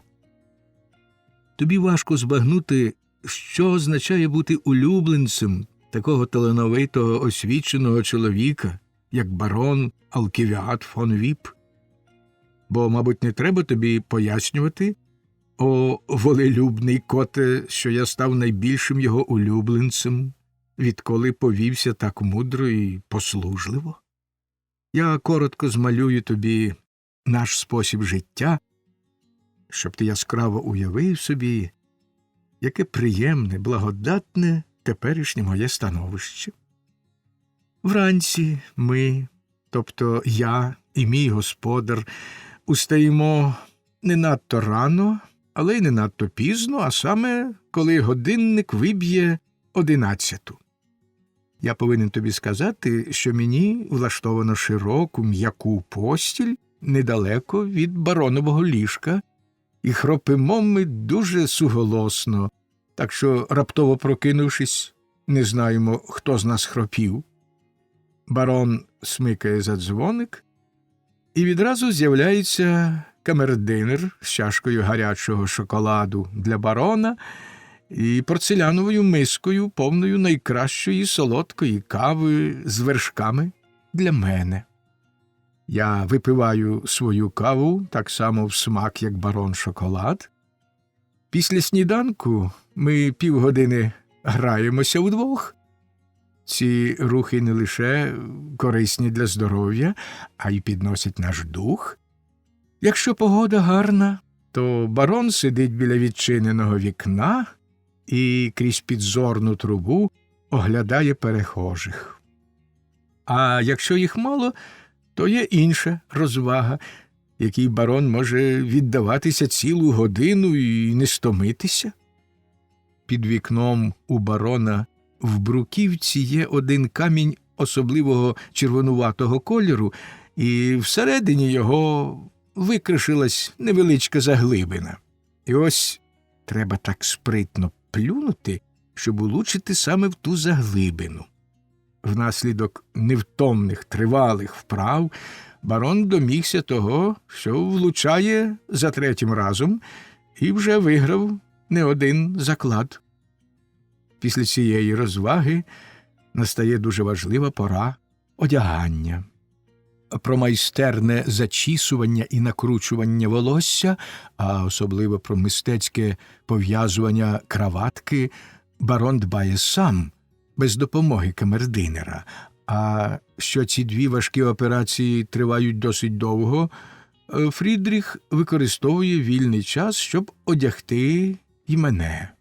Тобто він миє мене змоченою в теплій воді губкою, розчісує густим гребінцем довгу шерсть, яку перукар позалишав у належних місцях, і надягає на мене гарного срібного нашийника, яким барон ушанував мене зразу, тільки-но виявив мої таланти.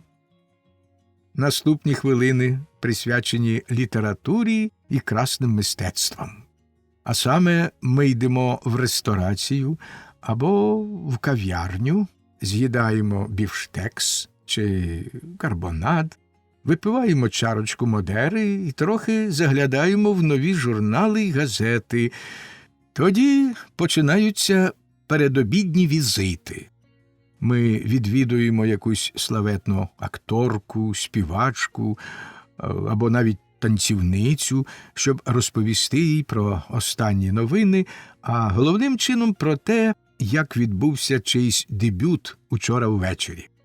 Дивна річ, як спритно вміє барон Алківіад фон Віп подати свої новини, щоб завжди підтримувати в дам гарний настрій. Супротивниці чи навіть колезі не дістається й маленької частки тієї слави, яка вінчає господиню того будуару, де він саме сидить. Бідолаху обсвистали, висміяли, а якщо вже ніяк не можна замовчати справді блискучого успіху суперниці, то барон, напевне, пригостить господиню новою скандальною історійкою про ту даму, і її так само радо вислухають, як і поширять далі, щоб належною пайкою отрути покропити квітки на вінку суперниці. Візити до дам з аристократичного кола, до графині А, баронеси Б, дружини посла В і так далі, заповнюють час до 3:45. Тепер барон скінчив свої основні справи і о 4:00 може спокійно сідати до столу знов у ресторації. Після обіду ми йдемо до кав'ярні, інколи граємо партію в більярд, потім, якщо дозволяє погода, вирушаємо на коротку прогулянку. Я завжди пішки, а барон часом на коні. Так надходить пора йти в театр на виставу, а її барон ніколи не пропускає. Йому в театрі, мабуть, належить дуже важлива роль. Він мусить не тільки знайомити публіку з акторами, що виступають на кону, і з їхнім життям за лаштунками, але й казати, коли треба хвалити, а коли гудити, таким чином спрямовуючи мистецький смак на правильний шлях. У нього від природи є покликання до цього, оскільки навіть найбільшим аристократом з мого племені несправедливий звичай категорично забороняє заходити до театру, то поки триває вистава, я вперше за цілий день розлучаюся зі своїм любим бароном і розважаюсь, як собі сам хочу. Які то розваги і як я використовую свої зв'язки з левретками, спанієлями, мопсами та іншими шляхетними особами, ти довідаєшся потім, любий Муре. Після вистави ми знов-таки вечеряємо в ресторації, а потім барон у веселому товаристві розважає свою душу, тобто всі розмовляють, усі сміються, все вважають слово честі божистим, і ніхто не знає, що він каже, з чого сміється і що вважає слово честі божистим. Але в тому й полягає вся вишуканість світської розмови, все громадське життя тих, хто молиться Богові елегантності, як мій господар. Часом господар ще й уночі їде в якесь товариство, і там уже він, певне, взагалі незрівняний. Та про це я також нічого не знаю, бо барон ніколи мене ще туди не брав. І, мабуть, на це в нього є свої причини. Ну, А як мені гарно спати на м'якій постелі поблизу барона, я вже тобі казав. А тепер поміркуй сам, шановний коте, чи може старий буркітливий дядько звинувачувати мене в гультяйстві й розпусті, коли я живу таким життям, як оце докладно змалював тобі? Трохи раніше він таки мав вагомі підстави для всіляких докорів. Це правда, я вже тобі признавався в цьому. Я тоді обертався в поганому товаристві, і особливо мені подобалось пхатися всюди, де мене не просять, надто ж на весілля і влаштовувати там безглузду бучу. Проте все це я робив не з сутого потягу до бешкетів і бійок, а тільки з браку вищої культури, якої не міг набути в домі професора за тамтешніх обставин. Тепер усе змінилося. Але стривай, кого я бачу? Он іде барон Алківіад фон Віп. Він озирається, шукає мене. Він свистить. «Оревуар, шановний!» Понто блискавично кинувся назустріч своєму господареві. Зовнішність барона цілком відповідала тому образові, який я собі склав зі слів Понто. Він був дуже високий і не те що стрункий, а худий, як тріска. Вбрання, постава, хода, манери – все було в нього взірцем останньої моди, але доведеної до фантастичних крайнощів. І це надавало йому якогось дивного химерного вигляду. Він тримав в руці маленький, дуже тоненький ціпок із крицевою ручкою і змусив Понто кілька разів перестрибнути через нього. Хоч яким здалось мені це принизливим, а проте мушу визнати, що в Понто завжди дуже спритного і сильного тепер ще й з'явилася грація, якої я раніше ніколи в нього не помічав.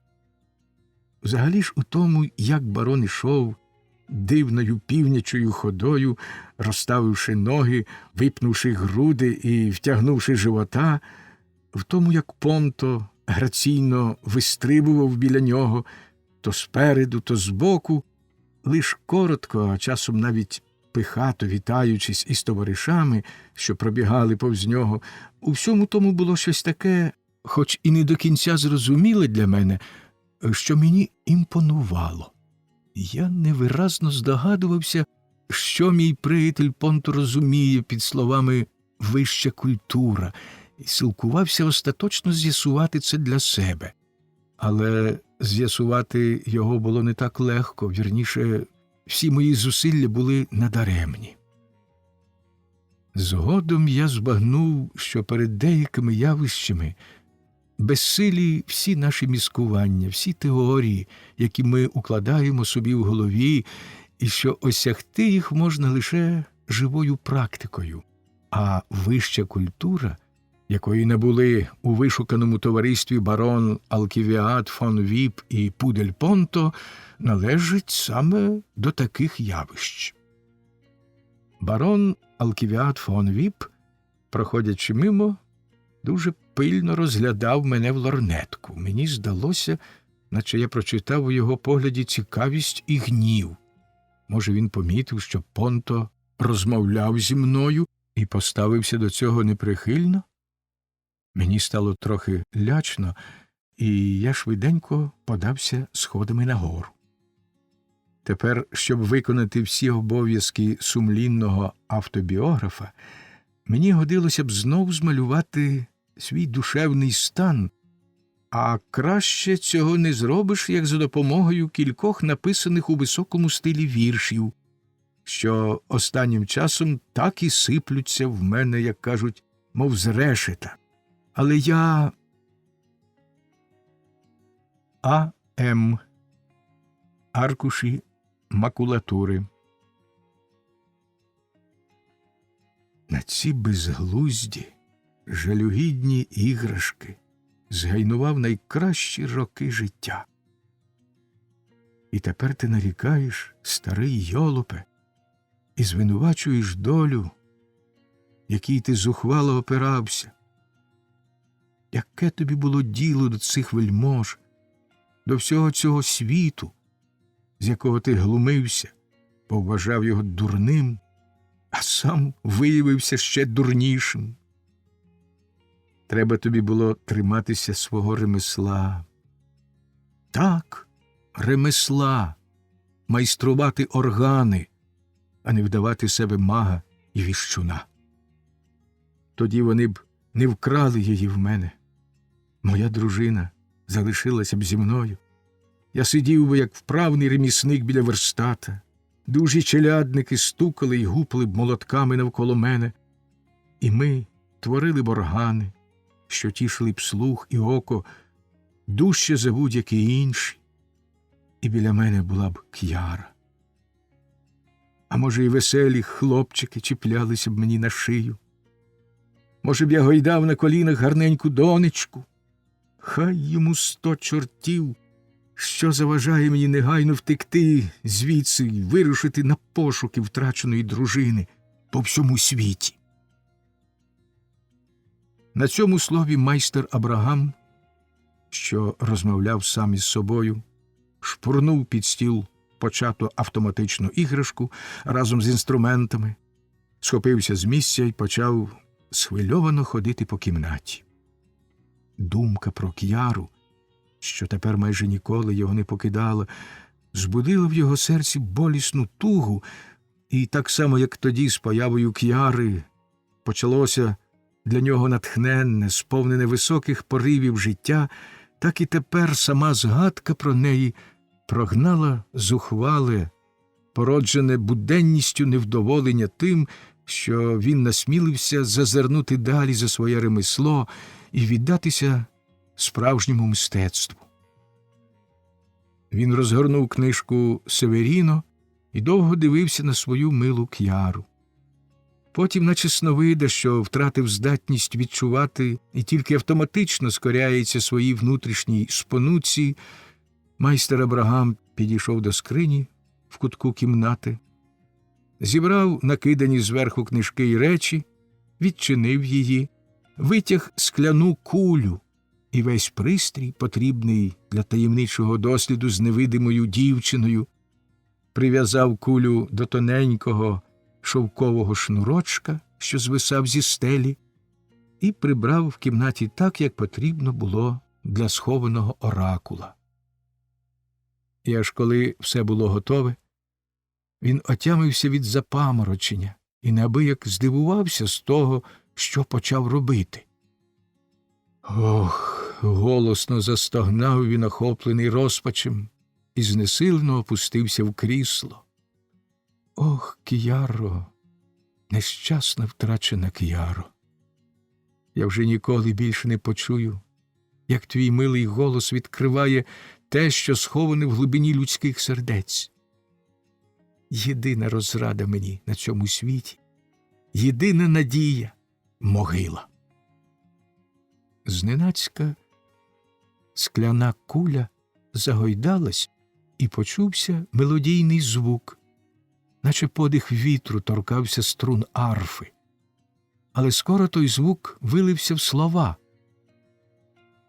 Не минуло ще життя, не погасли всі надії, фатум шлях твій перетяв, сила клятви й досі діє, та тримайся, страдна мати всім розраду нам дає, все поможе подолати, в горі проблиск щастя є.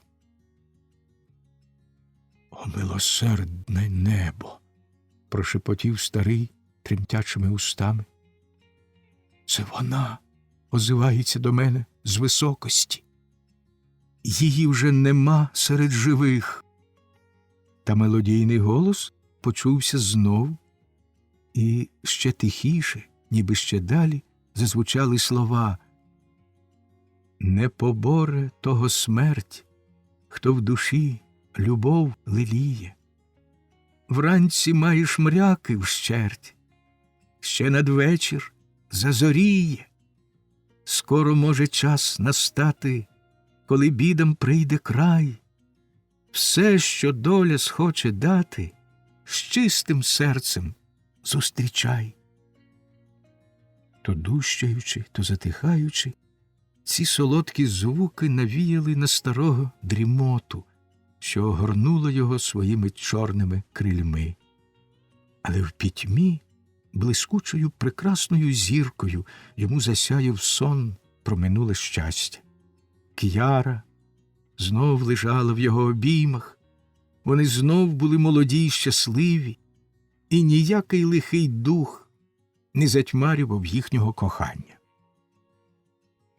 Тут видавець змушений попередити ласкавого читача, що кіт знов видер кілька аркушів макулатури, тому в цій повісті, повній прогалин, утворилася ще одна прогалина. Проте, як видно з нумерації сторінок, бракує тільки 8 колонок, де, мабуть, не було нічого важливого, оскільки наступне досить добре пов'язується з попереднім. Отже, далі йде такий текст. Не сподівався. Князь Іриней взагалі був запеклий ворог будь-яких незвичайних подій, а надто коли від його власної особи вимагали ближче ознайомитися з ними. Тому він, як завжди, в критичних випадках, узяв подвійну пайку табаки, глянув на лейб-єгера значущим проникливим фрідріхівським поглядом і сказав: «Лебрехте, чи ти, бува, несновида, що бачиш привидів і щиняєш цілком непотрібний гвалт?» «Найясніший пане», – відповів лейб-єгер дуже спокійно, – «накажіть мене прогнати як найгіршого негідника, коли все, що я вам розповів, нещира правда. Я не боюся знов відверто сказати вам, Руперт – найпослідущий шахрай». «Як? Руперт?» – крикнув князь, розлючений понад усяку міру. «Мій старий відданий кастелян, що служив княжому двору 15 років, ніколи не давав жодному замкові заіржавіти і завжди вчасно відмикав і замикав двері. Цей Руперт – шахрай? Лебрехте, ти ж божеволів? Сказився, сточор!» Князь затнувся, як завжди, коли ловив себе на лайці, що не личила князівській гідності. Лейб-єгер скористався цією миттю і сказав: «Хоч ви, найясніший князю, і зволили так хвилюватися і так страшно лаятись, а однаково про таке не годиться мовчати. Треба сказати правду». «Хто хвилюється?» – мовив князь уже спокійніше. «Хто лається? Віслюки лаються. Я хочу, щоб ти ще раз коротко розповів мені всю справу, аби я міг викласти її на таємному засіданні своїм радникам для докладного обговорення й для постанови про необхідні заходи. Коли Руперт і справді шахрай, то... побачимо далі». «Як я вже сказав, – почав лейб-єгер, – коли я вчора присвідчував панні Юлії, той чоловік, що вже давно тут вештається скрізь, прошмигнув повз нас. Стривай, думаю я собі, я вже тебе, шалапуте, спіймаю. І, довівши милу панну нагору, гашу смолоскип, а сам ховаюсь у темряві. Минуло небагато часу, як той чоловік вилазить з кущів і тихо стукає в двері. Я нечутно підкрадаюся ближче, ось двері відчиняються. Виходить дівчина, і той незнайомий заходить з нею до будинку. Це була Нанні. Ви ж, найясніший пане, знаєте Нанні, ту кралю, що служить у пані радниці. «Негіднику!» – вигукнув князь. з високими коронованими особами не балакають про кралю Нанні. Але кажи далі, сину мій. Так, мовив Лейб-Єгер, так, то була краля Нанні. Я зроду б не подумав, що за нею водиться такий гріх. Отже, просто любовне побачення, подумав я собі, але якось мені не бгалося в голову, що за цим не схована ще якась таємниця. Тому я лишився стояти біля будинку. Минув якийсь час, і вертається радниця. Та не встигла вона зайти, як на горі відчиняється вікно, і з нього вистрибує той чужий чоловік. Ви не повірите, як спритно. І просто на чудові гвоздики та ливкої, що там обгороджені, ті, що їх так дбайливо доглядає панна Юлія. Садівник страх як лається, він там стоїть на дворі з потовченими вазонами. Хотів сам поскаржитись вам, найясніший князю, та я його не впустив, бо він, ледащо, з самого ранку напився. Лебрехте, перебив князь Лейб-Єгеря. Лебрехте, це вже, мабуть, наслідування. Таке саме відбувається в опері пана Моцарта «Весілля Фігаро», яку я бачив у Празі. Не захоплюйся, а кажи так, як було, єгерю. Та я ж, мовив Лебрехт, та я ж ні слова не кажу інакше і можу заприсягнути, що все це правда. Той гицель упав на квітки, і я вже хотів його спіймати, але він швидко, як блискавка, схопився і побіг, аж загуло. А куди? Як ви думаєте, найясніший князю? Куди він дременув? Я ніяк не думаю, велично відповів князь. Не дратуй мене зайвими запитаннями про мої думки, єгерю. А спокійно розповідай, поки скінчиш свою історію. Тоді я почну думати. Дременув просто в порожній павільйон, повів далі Лейб-Єгер. Так, у порожній павільйон. І коли він постукав у двері, всередині засвітилось, звідти вийшов не хто інший, як чесний, бездоганний пан Руперт. Завів незнайомця до павільйону і знов замкнув двері. От бачите, найясніший князю, Руперт знається з чужими небезпечними гостями, що, напевне, задумали якесь лихо. А то б чого? Вони ховалися. Хто зна, на що вони наважаться? Може, ті поганці чигають тут, у тихому, спокійному Зігардгофі, на самого найяснішого князя? Оскільки князь Іриней вважав себе надзвичайно важливою, вельможною особою, то бувало, що часом йому ввижалося різні двірські інтриги і зловорожі задуми. Останні єгерові слова важким тягарем упали на його серце, і він на мить глибоко задумався. «Єгерю», – нарешті мовив він, витріщивши очі, – «єгерю, ти маєш слушність. Справа з тим незнайомим чоловіком, що вештається тут, зі світлом, яке світиться вночі в павільйоні, підозріліша, ніж здавалось на перший погляд. Життя моє в Божих руках, але мене оточують віддані слуги, і якби котрийсь пожертвував за мене своїм життям, я б, певна річ, щедро винагородив його родину. Розголоси це між моїми людьми, добрий Лебрехте. Ти знаєш, княже серце нелякливе, йому невідомий людський страх смерті, але не можна забувати про обов'язки перед своїм народом. Треба берегти себе для нього, особливо ж поки спадкоємець трону ще малолітній. Тому я не вийду із замку, аж поки змова в павільйоні не буде придушена. Лісникові з його об'їзними і всією лісовою службою наказую прибути сюди а всім моїм людям озброїтись. Павільйон негайно оточити, замок міцно замкнути. Доглянь за цим, добрий Лебрехте. Сам я причеплю до пояса мисливського ножа, а ти насип пороху в мої пістолі, але не забудь перед тим надавити курки, щоб не сталося якогось лиха.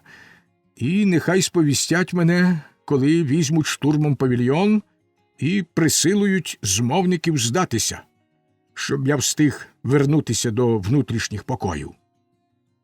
Полонених, перше ніж вести перед трон, пильно обшукати, щоб котрийсь із розпачу. Та чого ти стоїш? Чого дивишся на мене? Чого всміхаєшся? Що все це означає, Лебрехте? Та я вважаю, озвався лейб-єгер з хитрою міною, я вважаю, найясніший пане, що нема потреби викликати лісника і його людей. Чому? Розгнівано запитав князь. Чому? Здається, ти зважуєшся заперечувати мені. А небезпека зростає з кожною секундою. Сточор! Лебрехте, швидше на коня!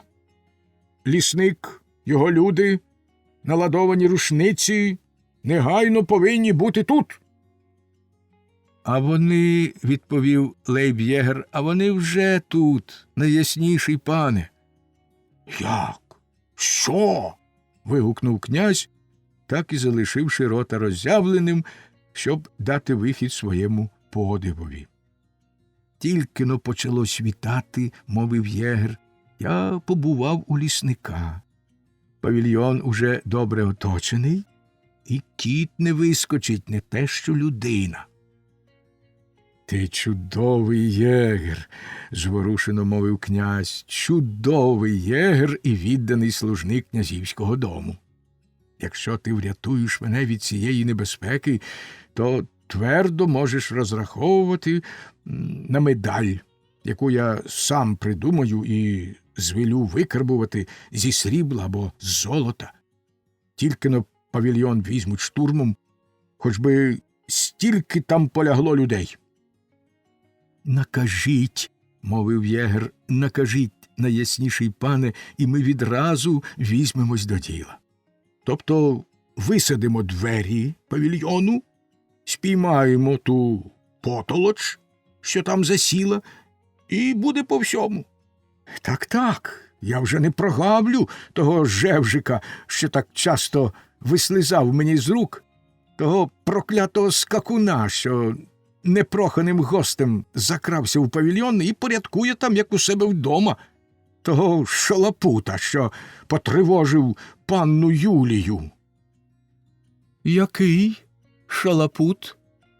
Запитала радниця Бенсон, входячи до кімнати. Який шалапут потривожив панну Юлію?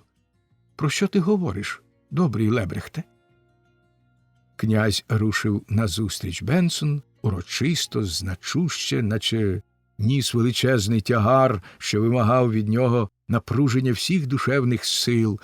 Він узяв радницю за руку, ніжно потис її і дуже лагідно сказав: «Бенсон, навіть найсамітніше, цілком відлюдне життя не гарантує безпеки князівській голові. Така доля князів. Ніяка лагідність, ніяка доброта не може оборонити їх від ворожого демона, що розпалює заздрощі й жадобу влади в грудях зрадливих васалів. Бенсон, найчорніша зрада підняла проти мене свою змієволосу медузину голову. Ви бачите мене в хвилину величезної небезпеки. Та скоро настане катастрофа, і, можливо, я завдячуватиму цьому відданому служникові своє життя і свій трон. А коли мені випаде інше, що ж, нехай збудеться моя доля. Я знаю, Бенсон, ви зберегли до мене свої почуття і, мов той король у трагедії німецького поета, якою недавно князівна Гедвіга зіпсувала мені чай, я можу шляхетно вигукнути: не все пропало. ви ж бо ще моя. Поцілуйте мене, дорога Бенсон, люба Мальхен. Ми ті самі, що були, і тими самими й залишимось. Господи Боже, з душевного страху я забалакуюсь. Тримаймося, моя кохана, коли зрадників спіймають, я знищу їх самим поглядом. Лейб'єгере, починай наступ на павільйон. Лейб'єгер кинувся до дверей. «Стривайте!» – гукнула Бенсон. Який наступ? Який павільйон? На вимогу князя Лейб'єгерові довелося ще раз скласти докладний звіт про все, що сталося. Бенсон, здавалося, слухала розповідь Лейб'єгера з дедалі більшою цікавістю, а коли він скінчив, сміючись, вигукнула: «Смішнішого непорозуміння важко собі й уявити. Я прошу вас, ваша ясновельможність, негайно відправити лісника та його людей додому. Про змову не може бути й мови. І вам, ваша ясновельможність, не загрожує ніяка небезпека. Незнайомий, що розташувався в павільйоні, вже ваш полонений». «Хто?» – запитав приголомшений князь. «Хто? Яка біда оселилася в павільйоні без мого дозволу?» «В ньому», – шепнула Бенсон князеві на вухо, «у ньому ховається княжич Гектор». Князь відступив кілька кроків назад, ніби його зненацька вдарила якась невидима рука, і вигукнув: «Хто? Як? Est it possible? Бенсон, я сплю. Княжич Гектор?» Князь спинився поглядом на Лейб-Єгерові, що приголомшено м'яв в руках шапку. «Єгерю!» – закричав він до нього. «Єгерю! Гайда звідси! Лісник та його люди хай теж їдуть геть. Додому, щоб духу тут вашого не було!» «Бенсон, ви можете собі таке уявити?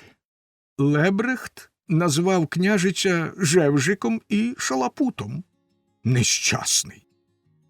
Та хай це залишиться між нами, Бенсон, це державна таємниця. Тепер поясніть мені, як там могло статися, що княжич, удавши, ніби їде геть, сховався тут, немов якийсь шукач пригод?» Бенсон зрозуміла, що Лейб'єгер, вистеживши княжича, допоміг їй вийти з великого клопоту. Твердо переконана, що з її боку було б нерозважно зраджувати князеві Гекторову присутність у Зігартгофі, а тим паче його наскок на Юлію. Вона проте вважала, що не можна залишати цю справу в такому стані, який кожної хвилини може зробитися ще загрозливішим для Юлії і для цілого того плану, який сама Бенсон з такими труднощами здійснювала. Тепер, коли Лейб'єгер відкрив сховок княжича, і з'явилась небезпека, що його звідти витягнуть не вельми почесним способом, Бенсон могла вже розповісти про нього князеві без шкоди для Юлії. Отож вона пояснила князеві, що, мабуть, любовна суперечка Гедвіги з княжичем спонукала останнього оголосити про свій раптовий від'їзд, а самому раптом з відданим камердинером сховатись поблизу коханої. Годі заперечити, що в цьому вчинкові є щось романтичне і авантурницьке, але кожен закоханий на таке здатен. До речі, княжичів камердинер палко закохався в її Нанні, яка й зрадила їй таємницю. «Ага, – зрадів князь, – хвалити Бога, то це камердинер, а не княжич, закрався до вашого дому і потім вистрибнув крізь вікно на вазони, мов паж Керубіно. бо в мене снувалися різні неприємні думки. Княже чи вистрибнув крізь вікно, де таке чувано в світі? О, відповіла Бенсон, лукаво сміючись, я знаю одну особу князівської крові, що не гребувала вилазити крізь вікно, коли... Ви мене дратуєте, Бенсон, перебив радницю князь. Ви неможливо дратуєте мене. Мовчимо про минуле, а краще подумаємо, що тепер робити з княжичем. Уся дипломатія, все державне право, всі двірські звичаї, геть усе полетіло до біса в цьому проклятому становищі. Чи мені його не добачати? Чи виявити ніби випадково? Чи що, чи як? Усе йде обертом у моїй голові. От що виходить, коли князівські голови принижуються до романтичних витівок. Бенсон справді й сама не знала, якої форми надати дальшим стосункам з княжичем. Але й ця перепона зникла. Не встигла вона відповісти князеві, як зайшов кастелян Руперт і передав йому згорнуту вчетверо записочку, сказавши з хитрою усмішкою, що вона від однієї високої особи, яку він мав честь тримати замкненою неподалік звідси. «Отже, ти знав, — мовив князь дуже ласкаво, — отже, ти знав, Руперте, що... я завжди вважав тебе чесним, відданим служником мого дому, і тепер ти таким і виявився, бо, як і велів тобі обов'язок, слухався наказів мого ясновельможного зятя. Я подумаю, як тебе винагородити». Руперт якнайчемніше подякував і вийшов з кімнати. В житті часто буває, що когось вважають особливо чесним і порядним саме тієї хвилини, коли він зробить якусь підлоту. Про це й подумала Бенсон, яка більше знала про зухвалий напад княжича і була впевнена, що старий лицемір Руперт втаємничений у ту справу. Князь розпечатав записку і прочитав: «Що є могутніше на світі від любові». У цих віршах великого поета ви, князю, знайдете причину мого загадкового вчинку. Я подумав, що мене відштовхнула та, яку я обожнюю, яка стала моїм життям, до якої звернені всі мої пожадання і надії, для якої гарячим вогнем палає моє полум'яне серце. Та, о щастя, я пересвідчився, що доля ласкавіша до мене, ніж я гадав, бо віднедавна знаю, що мене кохають, і виходжу зі свого сховку. Кохання і щастя — таким гаслом я сповіщаю про себе. І скоро, князю, я привітаю вас із синівською пошаною. Гектор. Може, ласкавий читач не вельми гніватиметься, коли біограф у цьому місці на кілька секунд відхилиться від розповіді і подасть свій переклад тих італійських віршів.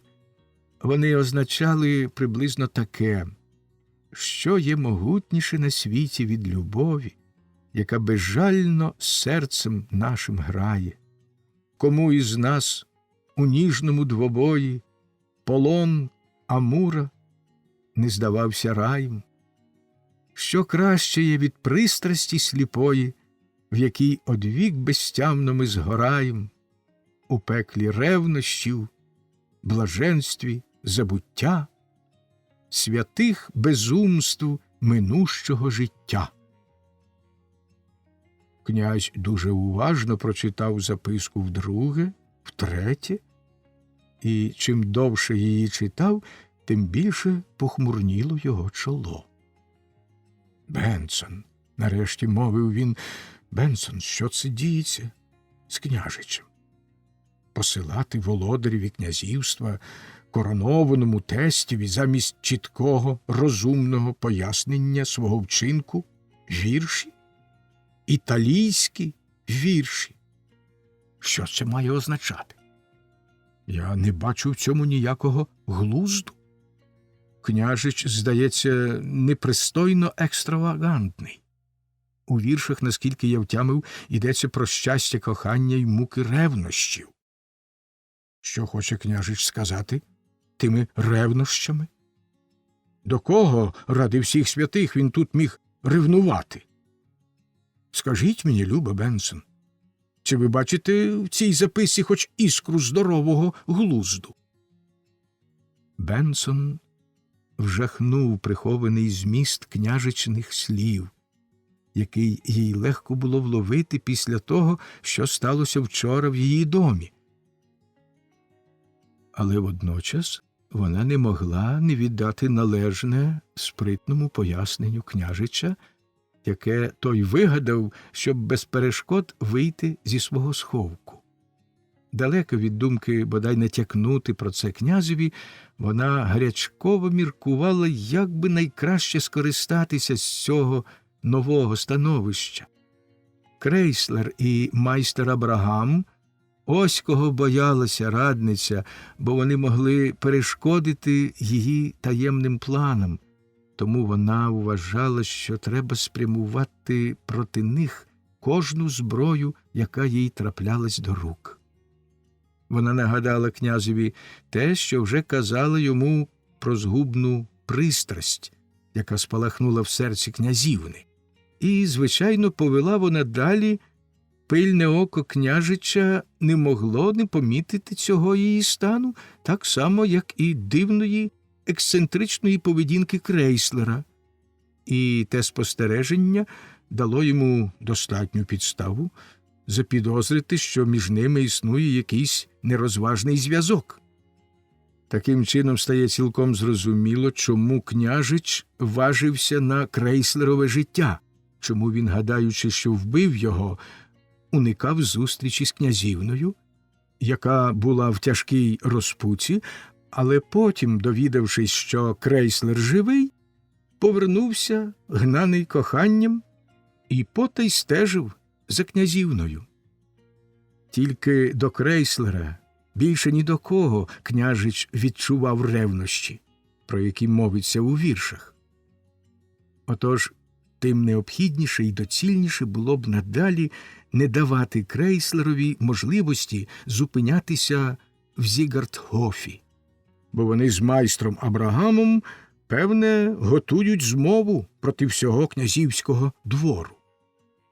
«Бенсон», – мовив князь дуже поважно, – «Бенсон, я обміркував те, що ви сказали мені про негідну симпатію князівни, і не повірив, та й тепер не вірю жодному слову. Адже в жилах князівни тече князівська кров». «Ви гадаєте, – палко мовила Бенсон, почервонівши по самі вуха, – ви гадаєте, ваша ясновельможність, що жінка князівської крові здатна краще за інших погамовувати свій пульс, голос життя в своїх жилах?» «Ви сьогодні, – роздратовано мовив князь, – ви сьогодні в дуже дивному настрої, раднице. Я ще раз кажу, коли в серці князівни спалахнула якась негідна пристрасть, то це був тільки хворобливий напад, так би мовити, корчі, адже вона має до них схильність, і той напад швидко минувся. А щодо Крейслера, то він вельми цікава людина, йому тільки бракує відповідної культури. Щоб він хотів наблизитись до князівни? Я ні за що не повірю, що він здатен на таку відчайдушну зухвалість. Він зухвалий, так, але по-інакшому. Визнайте, Бенсон, з його химерною вдачею, саме князівна не мала б ніякої надії на його увагу, якщо взагалі можлива річ, щоб така висока особа могла опуститися до того, щоб закохалася б у нього. Бо між нами, Бенсон, Для нього ми, вельможні особи, не так багато й важимо, і саме через цей свій сміховинний безглуздий погляд він не може перебувати при дворі. Тому хай собі живе далі від нас, але якщо він повернеться, я буду радий його бачити.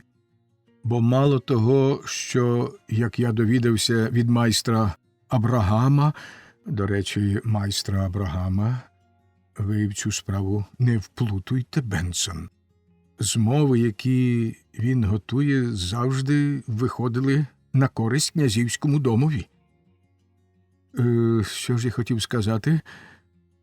Ага, мало того, що капельмейстрові, як я довідався від майстра Абрагама, довелось тікати неприпустимим чином, хоч я ласкаво прийняв його в себе, він був і є цілком розумною людиною, що, незважаючи на свою дивацьку поведінку, потішає мене, і цього досить.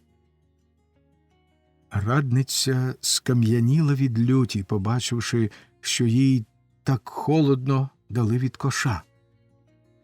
Зовсім того не сподіваючись, вона наштовхнулася на підводний риф, там, де сподівалась легенько плисти за течією. Зненацька на подвір'ї замку щинився страшенний гармидер. Туди в'їздила ціла валка екіпажів у супроводі чималого загону гусарів великого герцога. З екіпажів злізли обер-гофмаршал, президент, радники князя, а також дехто з вельможних осіб Зігарцвайлера. До них дійшла чутка, що в Зігарцгофі вибухнула революція, і життя князя перебуває під загрозою, і ось ці вірні васали разом з іншими шанувальниками двору прибули, щоб стати стіною навколо державної особи, і прихопили з собою захисників вітчизни, яких на силу випросили в губернатора. За тими гучними запевненнями прибулих, що вони ладні пожертвувати собою задля життя його ясновельможності, князь не міг і слова сказати. Тільки-но він зібрався нарешті звернутись до своїх оборонців, як увійшов офіцер, що командував загоном, і спитав його, який буде план операції. Така вже людська природа, коли небезпека, що наганяла нам страху, на очах у нас обертається в сміховинне нікчемне опудало, нас охоплює злість. Ми радіємо тоді, коли уникаємо справжньої небезпеки, а не тоді, коли її взагалі не було. Отак і вийшло, що князь на силу стримував свою злість, своє роздратування, викликане даремним переполохом. Хіба він міг сказати, що вся ця буча щинилася через побачення камердинера з покоївкою, через шалені, як у романах, ревнощі закоханого княжича? Він міркував і так, і сяк, а сповнена тривожного очікування тиша в залі, яку перебивало тільки переможне іржання гусарських коней на дворі, налягала на нього каменем. Нарешті він відкашлявся і дуже врочисто почав: «Панове, чудесне втручання неба! Що ви хочете, монамі?» Цим запитанням, адресованим гофмаршалові, князь перебив самого себе. Справді, гофмаршал усе кланявся і поглядом намагався дати навздогад, що він приніс якусь важливу звістку. Виявилося, що княжич Гектор щойно звелів доповісти про себе. Обличчя в князя проясніло, він побачив, що прогадану небезпеку, від якої захитався його трон, можна сказати дуже коротко, і, немов помахом чарівної палички, обернути поважні збори оборонців у веселий придворний прийом. Так він і зробив. Минуло небагато часу, і до зали ввійшов княжич Гектор у пишному парадному мундирі, гарний, дужий, гордий, наче молодий бог, що потрапив сюди з далеких небесних високостей. Князь ступив кілька кроків йому назустріч і раптом відсахнувся назад, ніби його влучила блискавка. Зразу за княжичем Гектором до зали вскочив княжич Ігнатій. Цей вельможний юнак, на жаль, ставав з кожним днем усе дурнішим і нетямущішим. Йому, певне, страшенно сподобались гусари на подвір'ї, бо він випрохав у котрогось із них шаблю, сумку та ківер і нап'яв на себе всю цю пишноту. Він вистрибом, наче сидів на коні, почав гасати по залі з шаблею наголо, з брязкотом волочити за собою по підлозі піхви, надзвичайно чарівно сміючись і хихочучи. «Забирайтесь геть! Геть звідси, негайно!» Блискаючи очима, громовим голосом крикнув князь на переляканого Ігнатія, і той чимдуж шкурнув із зали. Ніхто з присутніх не був настільки нетактовний, щоб помітити княжича Ігнатія і всю ту сцену. Князь знов весь засвітився добротою та привітністю і перекинувся з княжичем кількома словами, а потім вони вдвох, князь і княжич, обійшли всіх, хто зібрався в залі, коротко перемовляючись то з тим, то з іншим. Прийом був закінчений, тобто всі дотепні, глибокодумні фрази, що їх кажуть при такій нагоді, були належним чином сказані, і князь подався з княжичем у покої княгині, а потім, оскільки княжич конче хотів зробити сюрприз своїй коханій нареченій, і в покої князівни. Там вони застали Юлію. З нетерпінням найполум'янішого коханця княжич кинувся до князівни і раз по раз, ніжно прикладаючи її руку до своїх уст, почав присягатися, що жив тільки думками про неї, що прикре непорозуміння завдавало йому пекельних мук, що він не міг би довше витерпіти розлуки з тією, яку обожнює, що аж тепер для нього відкрилась брама райського блаженства. Едвіга зустріла княжича з веселою невимушеністю, зовсім їй невластивою. Вона сприйняла ніжні завіряння княжича так, як, мабуть, і личить нареченій, не поспішаючи завчасу здаватися на його слова. Вона навіть не відмовила собі в задоволенні трохи подражнити княжича його грою в хованку, запевняючи, що навряд чи можна уявити собі краще і приємніше диво, ніж перетворення бовванця для капелюшків у голову княжича, бо саме таким бовванцем вважала вона голову, що з'являлась у вікні павільйону.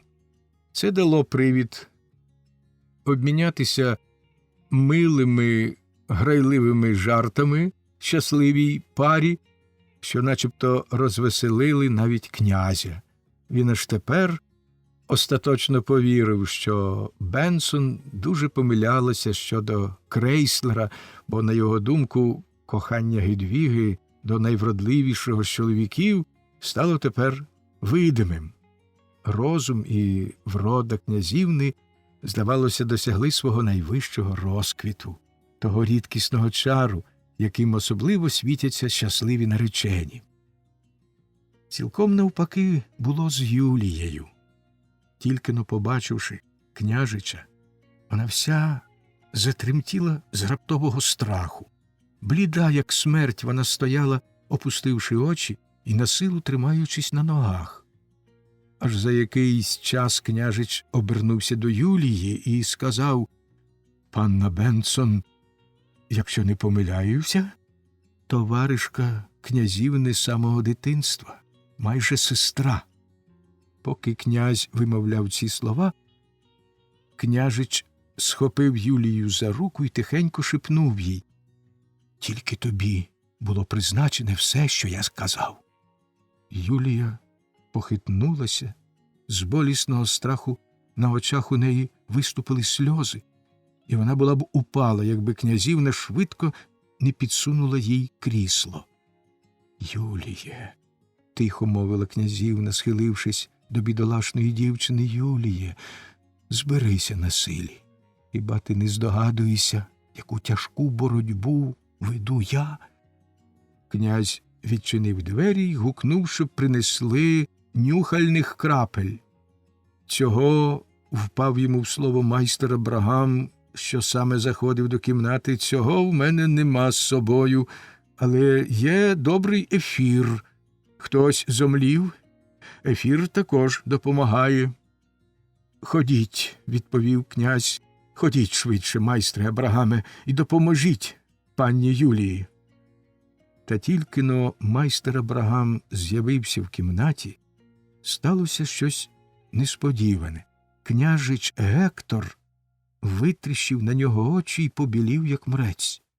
Здавалося, зі страху волосся у нього стало сторч, з лоба покотився холодний піт.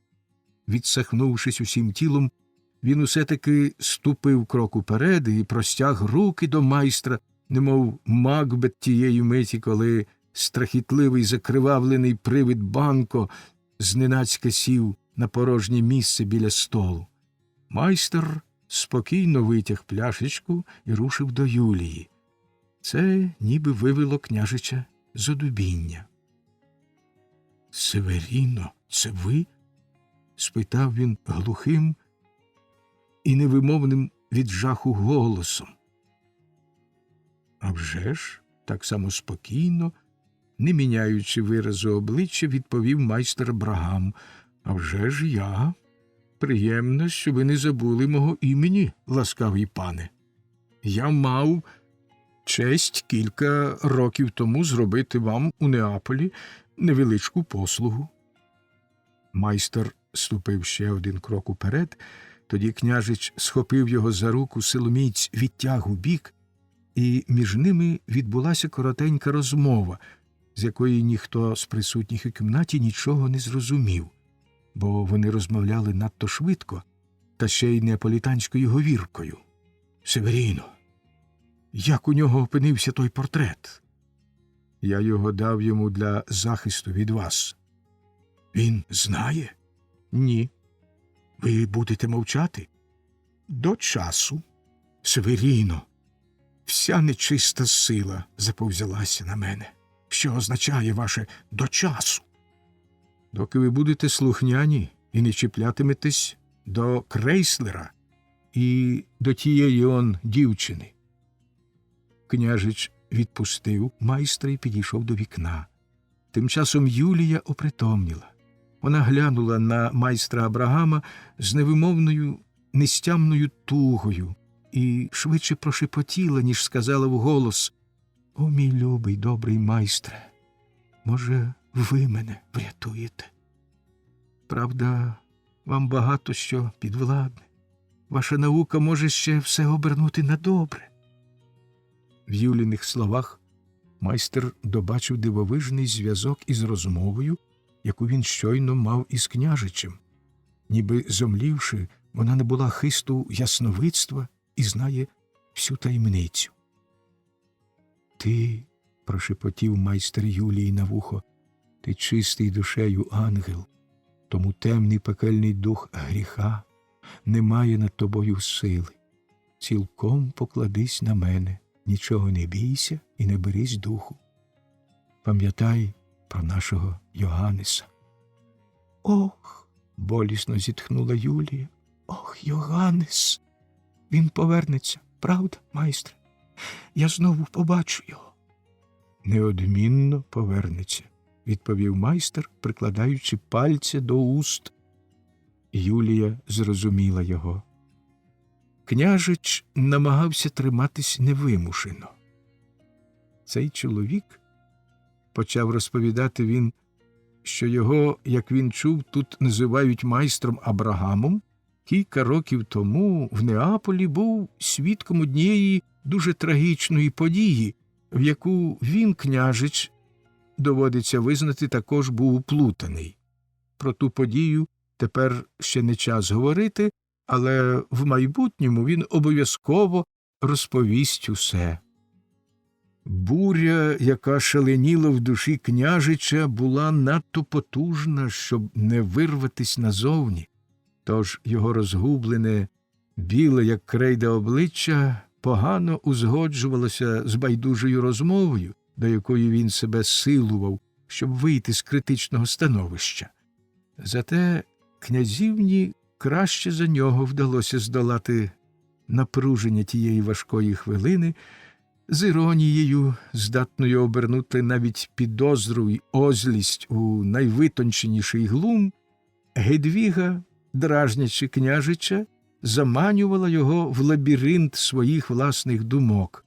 І він, спритний світський джигун, до того ж озброєний душевною розпустою, згубною для всього щирого й живого, не зміг витримати наступу цієї незвичайної істоти.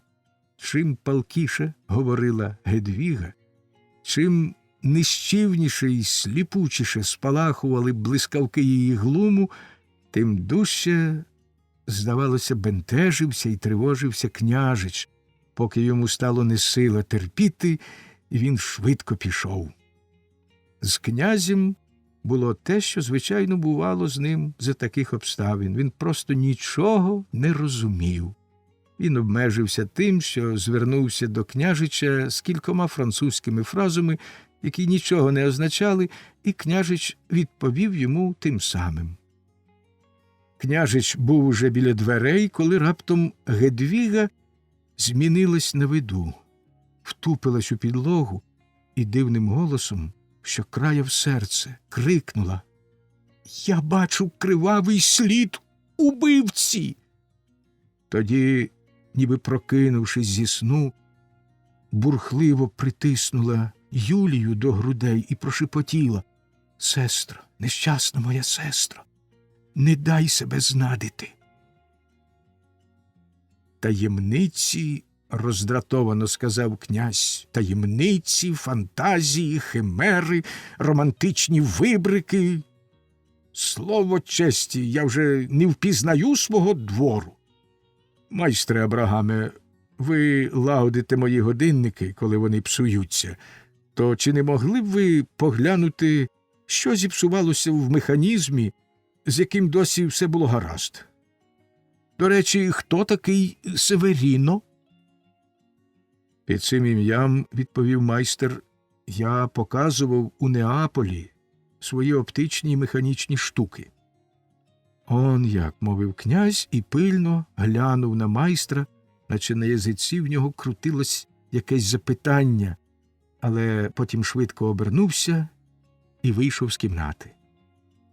Думали, що Бенсон сидить у княгині, та виявилось, що вона пішла додому. Юлії захотілось на свіже повітря. Майстер повів її в парк, і, гуляючи під майже голими вже деревами, вони говорили про Крейслера та про його перебування в аббатстві. Так вони дісталися до рибальської хатини. Юлія зайшла в неї відпочити. Крейслерів лист лежав на столі. Майстер вважав, що в ньому немає нічого такого, що могло б її збентежити чи прикро вразити. Юлія читала листа, і щоки її все дужче розживіли, а в очах засяяло лагідне світло, відблиск повеселілої душі. «Бачиш, – привітно мовив майстер, – бачиш, люба дитино, як добрий дух мого Йоганнеса навіть здалеку шле тобі слово втіхи. Чого тобі боятися небезпечних зазіхань, коли сталість почуттів, кохання й відвага бережуть тебе від переслідувань лиходія?» «Господи милосердний!» – вигукнула Юлія і звела очі до неба. «Оборони мене тільки від самої себе!» Вона затремтіла, наче перелякалася своїх слів, що мимоволі злетіли з її уст. Майже непритомна вона опустилася в крісло і затулила руками спаленіле обличчя. «Я тебе не розумію, дівчино», – сказав майстер. Мабуть, ти й сама себе не розумієш, і тому тобі треба зазирнути в свою душу аж до самого дна, суворо і безжально, нічого не приховуючи від себе.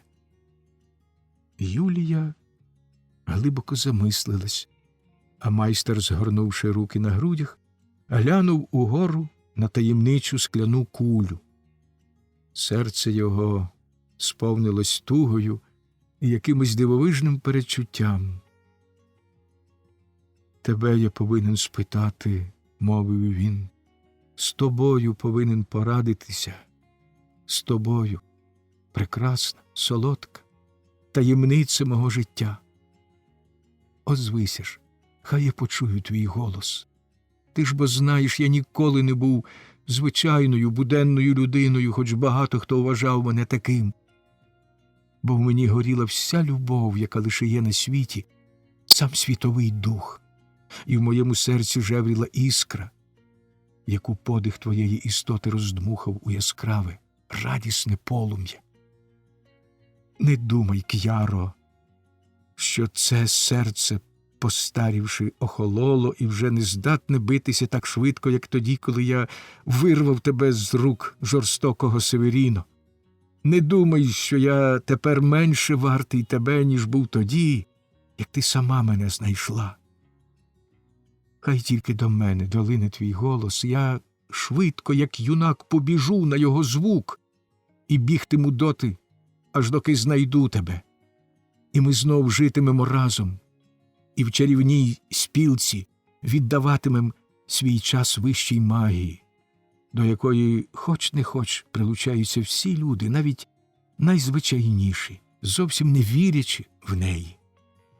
А якщо ти вже не ходиш у тілесній оболонці на цій землі, то хай твій голос озветься до мене з царства духів. Я буду й тим задоволений, і стану, може, ще вправнішим, ніж був усе своє життя. Але ні.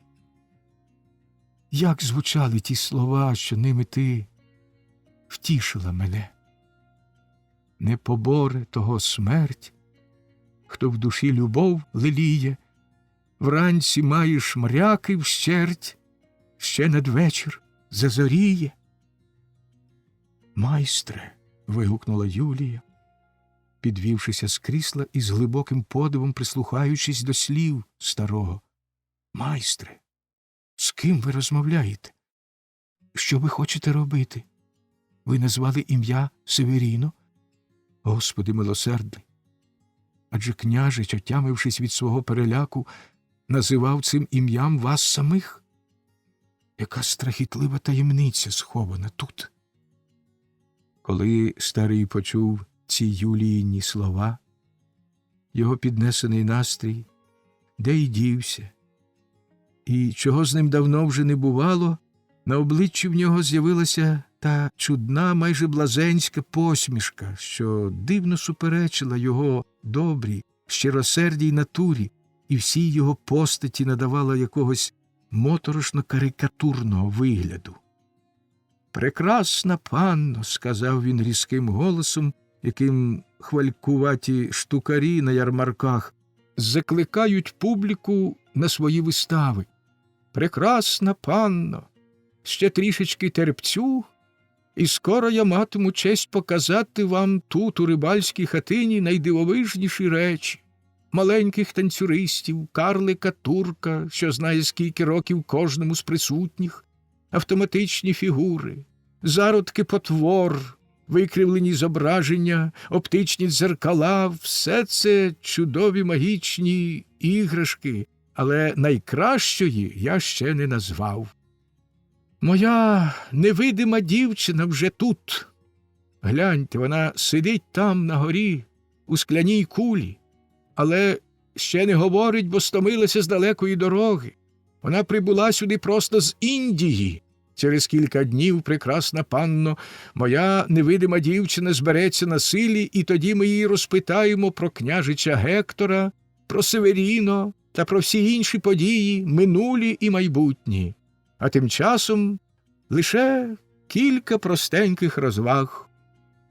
Сказавши так, майстер по-юначкому швидко і жваво забігав по кімнаті, заводячи машини і налаштовуючи магічні дзеркала. І в кожному куточку все ожило й заворушилося. Автоматичні фігури заходили і закрутили головами, механічний півень залопотів крильми і закокурікав, папуги пронизливо заджерготіли. Сама Юлія і майстер стояли начебто в кімнаті і одночасно на дворі. Хоч Юлія давно вже звикла до таких штук, а все ж дивна майстрова поведінка вжахнула її. «Майстре», – перелякано спитала вона, – «майстре, що з вами сталося?» «Щось дивовижне», – відповів майстер уже звичайним своїм тоном. «Щось дивовижне й прекрасне, дитино моя. Але тобі не слід про нього знати. Та хай ці живі мерці показують тут свої штуки, а я тим часом розповім тобі дещо таке, про що тобі потрібно й корисно довідатись. Люба Юліє, твоя власна мати замкнула від тебе своє материнське серце. Я відімкнув його тобі, щоб ти заглянула в нього і дізналася про небезпеку, яка нависла над тобою, і змогла її уникнути. Отже, по-перше, кажу тобі навпростець, що твоя мати твердо поклала собі не більше і не менше, як МПД. Мур провадить далі. Краще не наводитиму їх. О, юначе котячого роду, будь скромний, як я, і не пхайся відразу зі своїми віршами туди, де цілком вистачить простої, чесної прози, щоб виповісти свої думки. Вірші в прозовій книжці мають те саме призначення, що сало в ковбасі, тобто вкраплені маленькими шматочками, вони не дають усій мішанині масного блиску і солодкого приємного смаку. Я не боюся, що моїм колегам-поетам це порівняння видасться банальним і нешляхетним, бо воно навіяне нашими улюбленими ласощами. Та й справді часом добрий вірш може так прислужитися посередньому романові, як сало пісній ковбасі. Кажу це як кіт, що дістав естетичного світу і має великий досвід. Хоч якими негідними, навіть підлими здавалися мені з погляду моїх дотеперішніх філософських і моральних засад поведінка Понто, його спосіб життя, манера здобувати господареву ласку, а проте мене дуже приваблювала його невимушеність, елегантність, чарівна легковажність у товариських стосунках. Я всіляко хотів переконати себе, що зі своєю науковою освітою, зі своєю солідністю, яка прозирає в усіх моїх вчинках, я стою набагато вищому щаблі за неука Понто, який тільки нахапався поверхових знань. Та якесь настирливе почуття вперто говорило мені, що Понто скрізь узяв би гору наді мною. Я змушений був визнати, що існує якийсь вищий стан, і пудель Понто належить до нього. У такій геніальній голові, як моя, з кожного приводу, після кожного життєвого випробування зринають особливі оригінальні думки. Тож і тепер, розмірковуючи про свої стосунки з Понто, я зробив для себе такі цікаві відкриття, що ними варто поділитися. Чого так виходить, питав я сам себе, глибокодумно підперши лапою чоло, чого так виходить, що великі поети, великі філософи, мудрі й досвідчені в усіх інших справах, у стосунках із так званим вищим світом бувають такі безпорадні. Вони завжди опиняються там, де тієї хвилини їм не місце, розтуляють рота тоді, коли мали б мовчати, і навпаки мовчать, коли від них чекають слова. В кожному середовищі, такому, як воно вже склалося, вони йдуть проти течії, набиваючи гулі і собі, і іншим. Одне слово, вони схожі на того, хто проштовхується до брами крізь веселий гурт людей, які вийшли на прогулянку і, торуючи собі дорогу, порушує їхній лад. Я знаю, що це пояснюють браком культури товариської поведінки, якої не навчишся за письмовим столом, а проте вважаю, що її дуже легко набути, і що та нездоланна безпорадність, напевне, має ще й іншу причину. Великий поет чи філософ саме тому й великий, що він відчуває свою духовну перевагу. Але в нього не було б цього глибокого відчуття, властивого кожній мудрій людині, якби він не розумів, що та перевага не може бути визнана, бо вона порушує рівновагу, збереження якої і є основною засадою так званого вищого світу. В тому світі кожен голос повинен зливатися з іншими голосами, створюючи бездоганну гармонію цілого, тим часом як голос поета звучить дисонансом, і коли навіть за інших обставин тон його може бути добрим, то в цьому випадку він поганий, бо не узгоджується з цілим. Мати добрий тон, як і добрий смак, означає не допускатись недоречності. Далі я вважаю, що поганий настрій, викликаний суперечністю між почуттям переваги і доречністю її вияву, якраз і заважає недосвідченому в товариському житті поетові або філософові пізнати його в цілому і піднятися над ним. Необхідно, щоб він у такому випадку не занадто переоцінював свою духовну перевагу, і якщо це йому вдаватиметься, то він так само не переоцінюватиме і так звану культуру товариської поведінки, яка полягає тільки в намаганні згладжувати всі гострі кути і формувати на один кшталт усі обличчя, тим знеособлюючи їх. Тоді, подолавши поганий настрій, він легко, просто пізнає найглибшу суть тієї культури і жалюгідні передумови, на які вона спирається. І вже через саме те, пізнавши, відчує себе повноправним громадянином химерного світу, що саме цю культуру вважає необхідною. Інакше виходить з митцями, а також із поетами і письменниками, що їх інколи якийсь вельможа запрошує у своє коло, щоб за добрим звичаєм здобути собі славу мецената.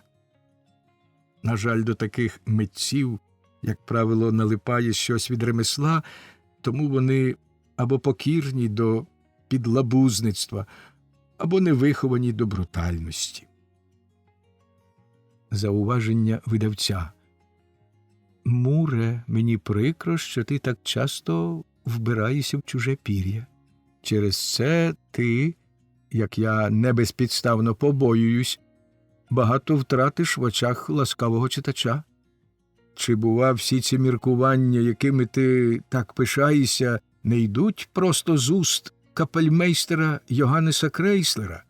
І чи можливо, щоб ти взагалі нагромадив стільки життєвої мудрості і так глибоко заглянув у найдивовижнішу таємницю на землі, в душу людського письменника? Чому б, міркував я далі, чому б геніальному котові, чи він буде поет, чи письменник, чи митець, не піднятись до пізнання цієї вищої культури у всій її значущості і не перейняти самому краси і чару її зовнішнього вияву? Хіба природа обдарувала перевагами цієї культури тільки собак?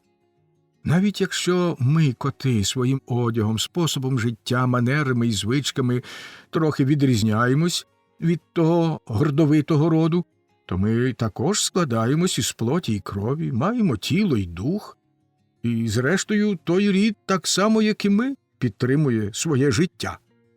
Собакам теж треба їсти, пити, спати тощо, і їм також болить, коли їх б'ють. Ну, а що ж далі? Я вирішив засвоїти науку свого родовитого юного приятеля Пуделя Понто і, ставши на цьому, вернувся назад до кімнати господаря. Кинувши погляд у дзеркало, я переконався, що вже сам твердий намір засвоїти вищу культуру чудово позначився на моєму зовнішньому вигляді. Я роздивлявся на себе з величезним задоволенням. А чи є приємніший стан, ніж бути задоволеним собою? Я замурчав. Другого дня я не обмежився тим, що посидів перед дверима, а пішов прогулятись вулицею і побачив здалеку барона Алківіада фон Віппа. Позад нього підстрибом біг мій веселий приятель Понто. Кращої нагоди й бути не могло. Я прибрав якнайвеличнішої постави і пішов назустріч приятелеві таким незрівняно граційним кроком, якого не може навчити ніяке мистецтво, оскільки він коштовний дарунок ласкавої природи. Та леле, який жах! Тільки-но помітивши мене, барон зупинився, уважно оглянув мене в лорнет і гукнув: «Понто! Гуджі! Гуджі! Кіт! Кіт!» І Понто, облудний приятель, люто накинувся на мене. Нажаханий, приголомшений його ганебною зрадою, я задубів, нездатний боронитися, і тільки якомога дужче зіщулився, щоб урятуватися від гострих зубів Понто, які він, загарчавши, вищерив на мене. Але Понто кілька разів перестрибнув через мене, не завдавши мені ніякої шкоди, а тоді шепнув мені на вухо: «Муре, не будь дурний, не бійся. Ти ж бачиш, що я нападаю не насправді, а тільки на догоду господареві». Понто знову застрибав навколо мене, навіть схопив мене за вухо, але зовсім не боляче. «А тепер», — нарешті прошепотів він, «а тепер гайда, друже Муре, он у той льох». Я не чекав, щоб він мені казав це двічі, а чимдуж дременув у віконце. Бо хоч Понто запевняв, що не зробить мені ніякої кривди, я однаково боявся, адже в таких скрутних випадках ніколи не можна знати напевне, чи дружба виявиться досить сильною, щоб перемогти природні нахили. Коли я шаснув у льох, Понто не переставав розігрувати комедію, яку почав з примхи свого господаря. Він гарчав і гавкав перед віконцем, тикався писком між грати, удавав, наче хто зна який розлючений, що я втік і він не може мене дістати, а сам тим часом казав мені в льох: «Тепер ти ще раз можеш пересвідчитись, яку величезну користь дає вища культура. Я показав себе перед господарем чемним і слухняним, але й тебе не зробив своїм ворогом, дорогий Муре. Так завжди поводиться справжній світський пес, якому доля призначила бути знаряддям у руках могутнішого за нього. Коли його нацьковують, він повинен нападати, але так спритно, щоб кусати тільки тоді, коли це вигідно для нього». Не зволікаючи ані секунди, я признався своєму юному приятелеві Понто, що дуже хотів би засвоїти дещо з його вищої культури. і запитав, чи міг би він трохи навчити мене, а якщо міг би, то в який спосіб.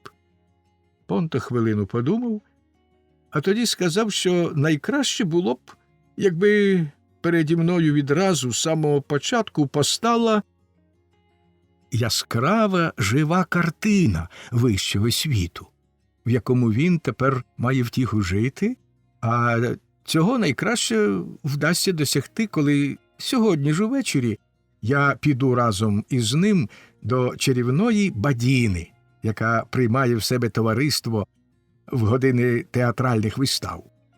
Бадіна була левреткою і служила у князівської обер-гофмейстрині. Я, причепурившись, як тільки міг, ще раз погортав і пробіг очима кілька найновіших пікарових комедій, щоб, коли буде така потреба, похизуватися знаннями французької мови. Тоді зійшов униз і сів перед дверима. На Понта не довелося довго чекати. Ми дружно пішли вулицею і невдовзі опинилися в яскраво освітленій кімнаті Бадіни, де я застав строкате товариство пуделів, шпіців, мопсів, болонок і левреток. Одні з них сиділи колом, інші купками розташувалися по кутках. Серце моє застукотіло дужче в цьому чужому, ворожому моїй натурі товаристві. Декотрі пуделі позирали на мене зі зневажливим подивом, немов питали, що тут робить простий кіт серед нас, родовитих осіб. Раз у раз котрийсь із елегантних шпіців вишкірював на мене зуби, і я бачив, як радо він уп'явся б мені в карк, коли б доброзвичайність, гідність і вихованість гостей не заборонили їм щиняти бійку. З прикрого становища вирятував мене Понто, відрекомендувавши прекрасній господині, яка з милою поблажливістю запевнила мене, що вона дуже рада бачити в себе такого славетного кота. І аж тепер, коли Бадіна сказала мені кілька слів, дехто з присутніх із суто собачою добродушністю вшанував мене більшою увагою, до мене навіть почали озиватися, згадувати про мою працю в літературі, про мої твори, що часом давали їм неабияку втіху. Це лестило моєму шанолюбству, і я майже не помічав, що мене питали, не слухаючи моїх відповідей, що мій талант хвалили, не маючи про нього ніякого уявлення, і що мої твори звеличували, не розуміючи їх. Природний інстинкт підказав мені, що треба так само й відповідати, як мене питають, тобто не зважати на зміст питання, а відбуватися короткими фразами, такими загальними, щоб вони стосувалися до чого завгодно, щоб у них не було ніякої думки, і щоб вони ніколи не заводили розмови, що ковзає по гладенькій поверхні кудись у глибину. Понто мимохідь переказав мені почуту від одного старого шпіца думку про мене. Мовляв, як на кота, я досить потішний і виявляю здібність до справжньої світської розмови. Така звістка втішила б хоч якого похмурого буркуна. Жан-Жак Руссо, згадуючи в своїй сповіді про те, як він украв стрічку і потім не сказав правди, коли в нього на очах карали за це бідну, ні в чому невинну дівчину, признається, що ніяк не може забути і вибачити собі цього ганебного вчинку. Тепер і я перебуваю в такому самому становищі, як той славетний автобіограф. Щоправда, мені не треба признаватися ні в якому злочині, а проте, якщо я хочу лишитись і надалі правдивим, то не можу не сказати про велику дурість, якої я допустився того вечора, і яка потім довго збивала мене з плигу, мало не довівши до божевілля. Та хіба не так само тяжко, а може й ще тяжче признаватися у своїй дурості, ніж у злочині? Минуло небагато часу, і мені стало так незатишно, так прикро, що захотілося опинитися далеко звідти під грубою у господаря. Мене знемагала така смертельна нудьга, що врешті я знехтував усі правила пристойності. Я тихенько вшився в найдальший куток, щоб подрімати під одноманітне гудіння розмов навколо, бо ті розмови, які я спершу через свій поганий настрій, мабуть, цілком безпідставно вважав порожніми, банальними, якоюсь балаканиною, тепер здавалися мені монотонним стукотом млинового колеса, під який дуже приємно впадати в бездумний стан, що скоро переходить у справжній сон. Та цей мій бездумний стан, цю тиху дрімоту мені перебили. Раптом перед моїми стуленими повіками ніби спалахнуло світло. Я розплющив очі і побачив перед собою тендітну, білу, як сніг, панну Левретку, прекрасну бадінину небогу, на ім'я Мінона, як я потім довідався. «Пане», – мовила Мінона тим солодким голоском, що гучно відлунює у чулих грудях палкого юнака, «пане, ви тут сидите самотою і, видно, нудитесь. Як шкода. Але й те правда, такому великому поетові, як ви, що ширяє у вищих сферах, метушня буденного світського життя здається банальною і поверховою». Я підвівся, трохи збентежений і зажурений тим, що котяча натура, виявившись сильнішою за всі теорії доброзвичайності, змусила мене мимоволі потягнутись і вигнути спину. Мені здалося, що це не смішило Мінону. Але я відразу похопився, згадав правила доброго тону, обережно притулив лапку Мінони до своїх уст і завів мову про хвилини натхнення, часто даровані поетам. Мінона слухала мене з такими виразними ознаками щирої уваги, так захоплено, що я підносився все вище і вище в поетичні емпіреї і кінець кінцем перестав сам себе розуміти. Мінона, мабуть, також не дуже мене розуміла, але страшенно захоплювалась мною, запевняла, що часто її найпалкішим бажанням було познайомитися з геніальним Муром, і що ця хвилина найщасливіша, найпрекрасніша в її житті. Що мені вам сказати? Невдовзі виявилося, що Мінона читала мої твори, мої найвитонченіші вірші, і не тільки читала, а й збагнула їхній вищий зміст. Чимало з них вона знала на пам'ять і проказувала так натхненно, так мило, що я перенісся в рай поезії, насамперед тому, що красуня собачого роду дала мені змогу почути мої вірші. Найдорожча, найласкавіша панно, в захваті вигукував я, ви збагнули мою душу, ви вивчили на пам'ять мої вірші. О небо! Чи є більше блаженства для поета, що прагне до вершин?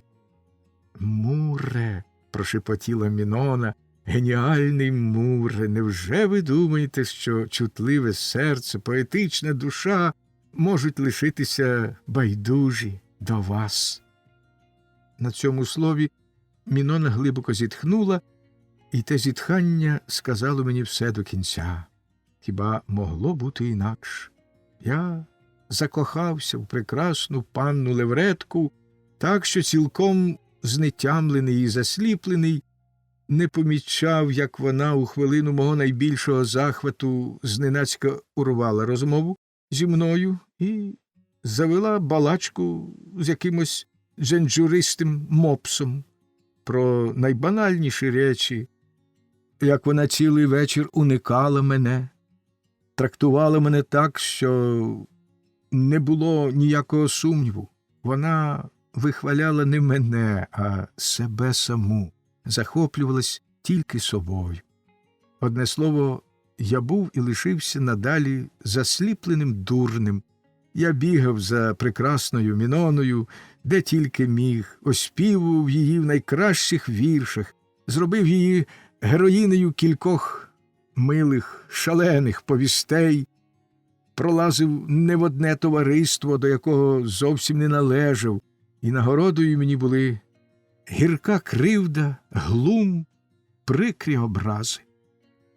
Часто у хвилини тверезих роздумів я сам добре бачив, яка безглузда моя поведінка, але потім мені з дурного розуму знов спадали на думку Тассо і чимало новітніших поетів, лицарських поглядів, яким, аби тільки поклонятися якійсь дамі серця, присвячувати їй свої вірші і здалеку молитися на неї, як ламанчець своїй Дусінеї.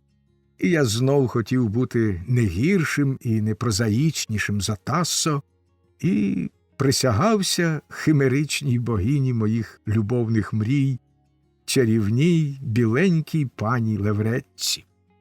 Присягався, що до віку буду її вірним лицарем.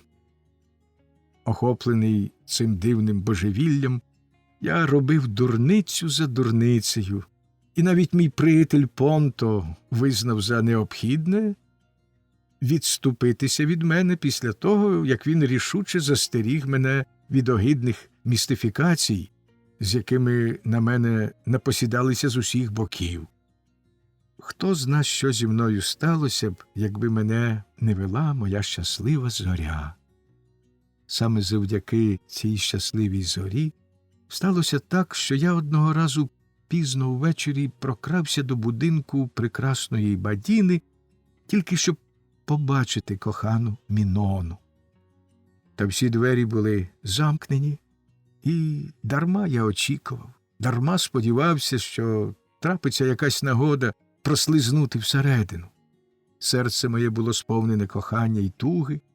Я хотів бодай сповістити кохану, що я так близько від неї, і тому заспівав у неї під вікном одну з найніжніших іспанських мелодій, будь-коли створених і виконуваних. Мабуть, її не можна було слухати без жалю.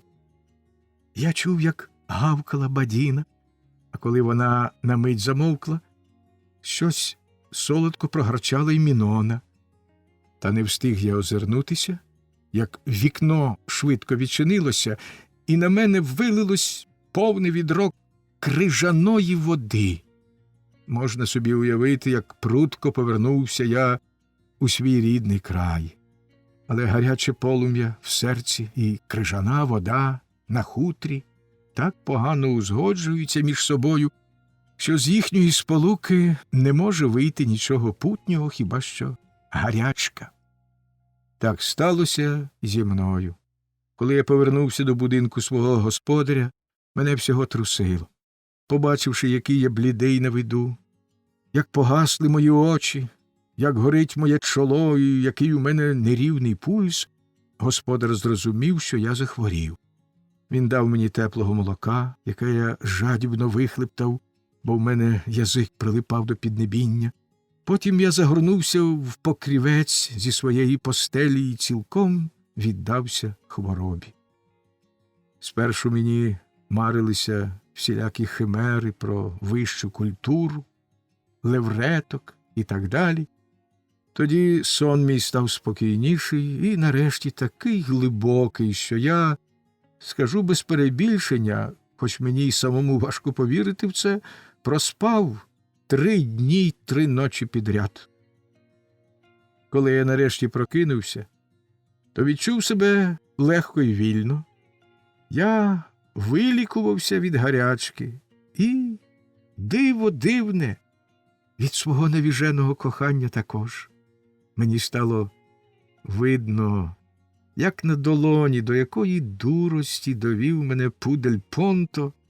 Я побачив, як безглуздо було мені, природженому котові, встрявати між собак, що глумилися з мене, бо не могли зрозуміти велич мого духу і, бувши нікчемними за своїм єством, чіплялися за форму. Отже, могли мені дати лише шкаралупку без зерна.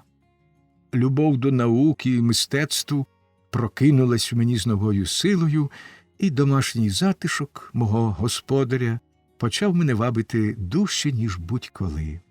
Я став дозрілим чоловіком, а не котячим буршем чи плеканим дженджиком, і виразно відчув, що не можна бути ні тим, коли хочеш виховати себе так, як потрібно для здійснення вищої життєвої мети.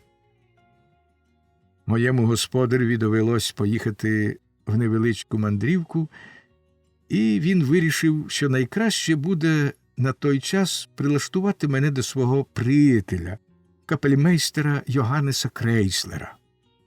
Оскільки ця зміна домівки починає новий період мого життя, то я кінчаю повість про теперішній період, з якої ти, о юначе котячого роду, візьмеш собі добру науку на майбутнє. А.М. Аркуші макулатури. Немов би десь здалеку долинають глухі звуки, і він чує ходу ченців у коридорах. Коли Крейслер остаточно прокинувся, він побачив з вікна, що церква освітлена, і почув невиразний спів хору. Опівнічна відправа вже скінчилася, отже, мабуть, сталося щось незвичайне. Видно, помер наглою смертю хтось із старих ченців, вирішив Крейслер, і тепер його за монастирським звичаєм понесли до церкви. Він швидко одягся і теж пішов туди. У коридорі він зустрів отця Гілярія, що гучно позіхав і ще зовсім сонний похитувався, насилу переставляючи ноги. Замість тримати запалену свічку прямо, він опустив її гнотом донизу, і віск, потріскуючи, капав на підлогу. Здавалося, що свічка от-от погасне.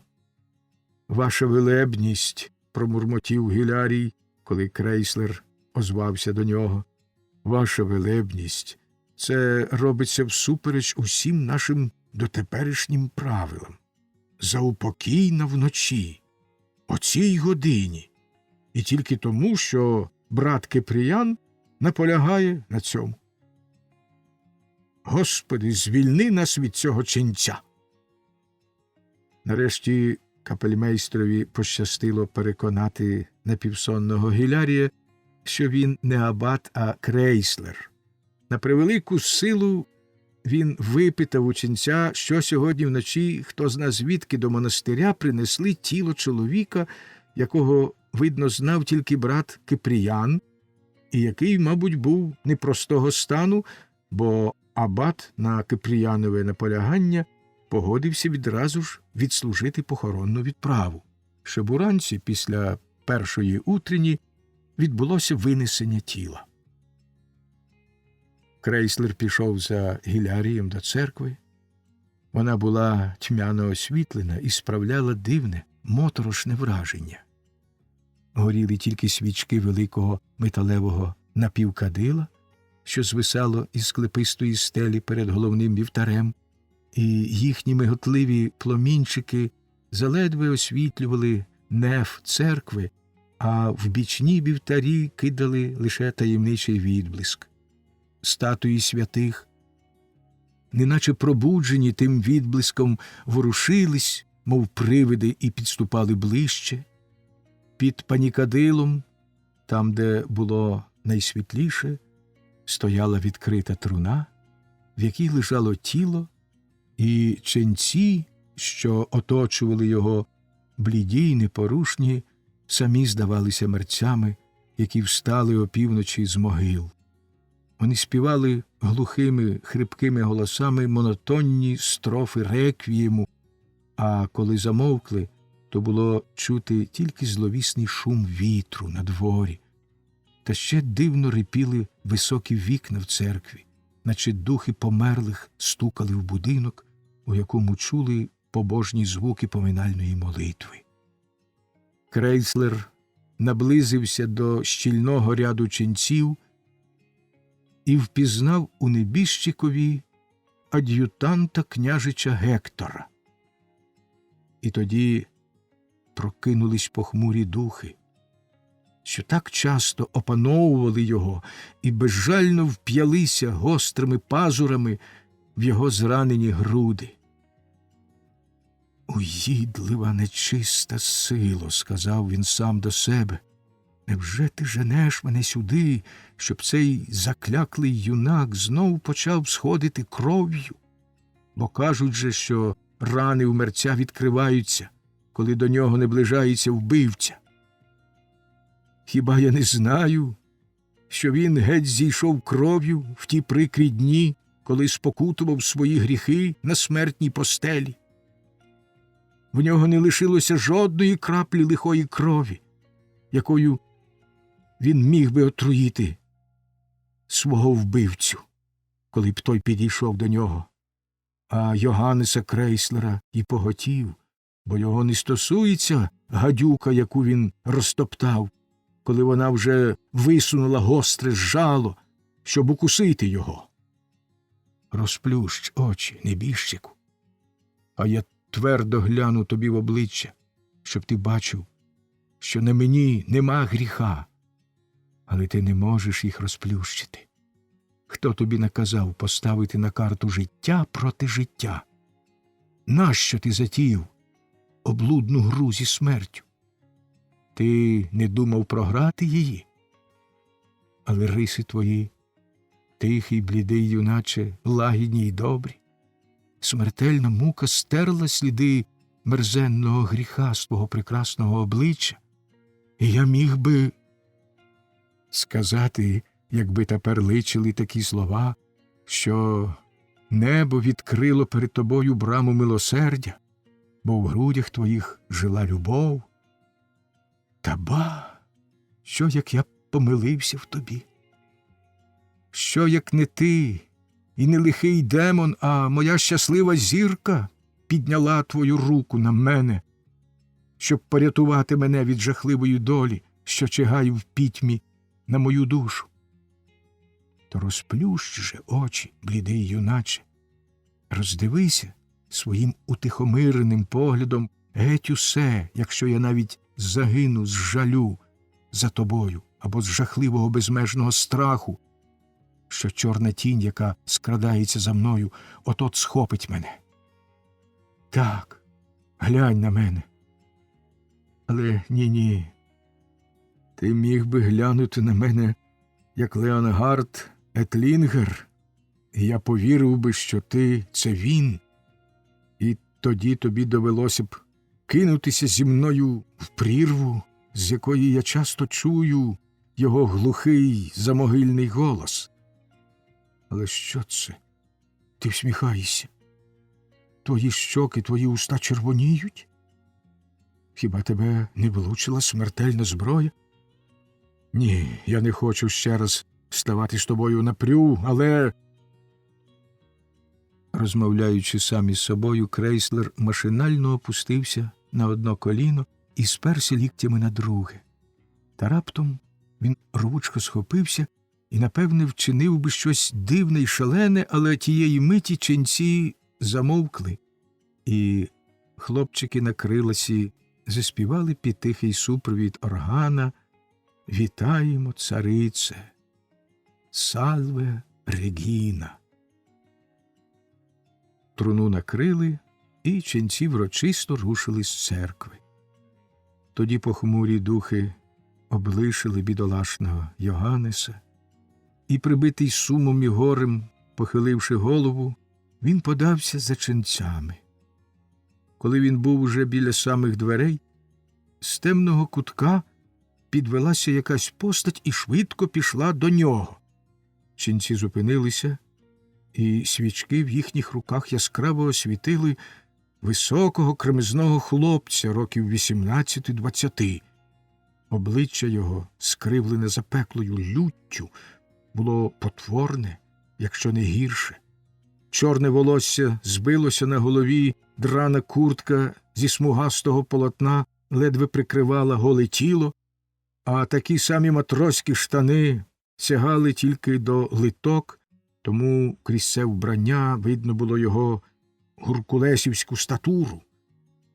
«Проклятий! Хто тобі наказав убити мого брата?» – нестямно крикнув хлопець, аж луна покотилася по церкві, кинувся, як тигр, на Крейслера і, мов кліщами, схопив його за горло.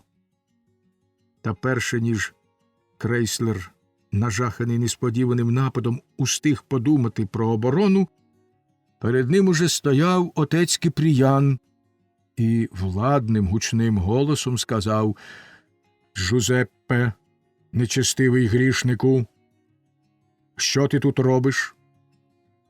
Де ти лишив матір? Негайно забирайся геть. Велебний пане абате, покличте монастирських служників, хай вони викинуть із церкви цього розбишаку». Тільки-но Кипріян з'явився перед хлопцем, той зразу ж відпустив Крейслера. «Ну-ну», – сердито буркнув він, – «нема чого щиняти, такий гвалт через те, що чоловік хоче обстати за своє право, пане святий. Я й сам піду, не треба нацьковувати на мене служників». Сказавши це, хлопець вибіг у бічні двері, які забули зачинити, і якими він, мабуть, і прокрався до церкви. З'явилися монастирські служники, проте вирішили, що нема сенсу гнатися за зухвальцем глупої ночі. У Крейслера була така натура, що напруження, викликане незвичайними таємничими подіями, цілюще впливало на його душу, коли йому щастило вийти переможцем у сутичці з бурею, яка загрожувала знищити його. Тому аббата здивував спокій Крейслера, коли той другого дня прийшов до нього і розповів про страшне враження, яке на нього за таких незвичайних обставин справив труп людини, що хотіла вбити його, і що її він, обороняючись, убив сам. Ні церква, ні світський закон, любий Йоганнесе, сказав абат, не можуть звинуватити вас у смерті того грішника і визначити вам якусь кару. Проте ви ще довго не здатні будете заглушити в собі докори сумління, яке вам каже, що краще було б самому загинути, ніж убити ворога, і це доводить, що предвічному приємніше, коли ми жертвуємо своїм життям, аніж рятуємо його ціною такого поквапного кривавого вчинку. Та поки що облишмо цю тему, бо я хочу поговорити з вами про іншу, нагальнішу справу. Хто із смертних може передбачити, як наступна хвилина поверне хід подій? Ще недавно я був твердо переконаний, що для добра вашої душі ніщо не може бути корисніше, ніж зречення світу і вступ до нашого ордену. Тепер я думаю інакше, і радив би вам, хоч які ви стали дорогі мені й милі моєму серцю, якнайшвидше залишити аббатство. Не складіть про мене хибної думки, любий Йоганнесе. Не питайте мене, чому я всупереч своєму переконанню скоряюсь волі іншої людини, яка загрожує зруйнувати все, що я з такими труднощами створив. Якби я навіть захотів розповісти вам, що мене спонукало повестись так, а не інакше, ви однаково не зрозуміли б мене. Для цього треба бути глибоко втаємниченим у справи церкви. Але все ж таки з вами я можу говорити вільніше, ніж з будь-ким іншим. Отже, знайте, що скоро перебування в аббатстві вже не даватиме вам того добродійного спокою, який давало досі, ба навіть високим пориванням вашої душі завдадуть смертельного удару, і монастир стане для вас похмурою, безпросвітною в'язницею. Весь монастирський устрій міняється. Волі, що поєднуються з благочестивими звичаями, настає край, і в цих стінах скоро запанує невблаганно суворий, понурий дух чернечого фанатизму. О, Йоганнесе, ваші чудові гімни більше не підноситимуть наш дух до справжньої високої побожності. Хор буде скасований. І скоро ми вже тут нічого не чутимем, крім одноманітних респонзоріїв, які на силу співатимуть хрипкими фальшивими голосами найстарші з наших братів. І все це відбувається за вказівкою зайшлого ченця Кипріяна? – спитав Крейслер. Так, майже тужно відповів абат, опустивши очі. Так, на його бажання, дорогий Йоганнесе, і я не винен, що нічого не можна змінити. Втім, після короткої мовчанки врочисто додав він, підвищивши голос, «Втім, усе, що зміцнює церкву і додає їй блиску, має здійснитися, і ніяка жертва не завелика для цього». Хто ж цей високий всевладний святий, який наказує вам, який самим лише словом здатен прогнати вбивцю, що вчепився мені в горло? – понуро спитав Крейслер. Ви, любий Йоганнесе, – відповів абат, – уплутані в таємницю, якої до кінця не знаєте.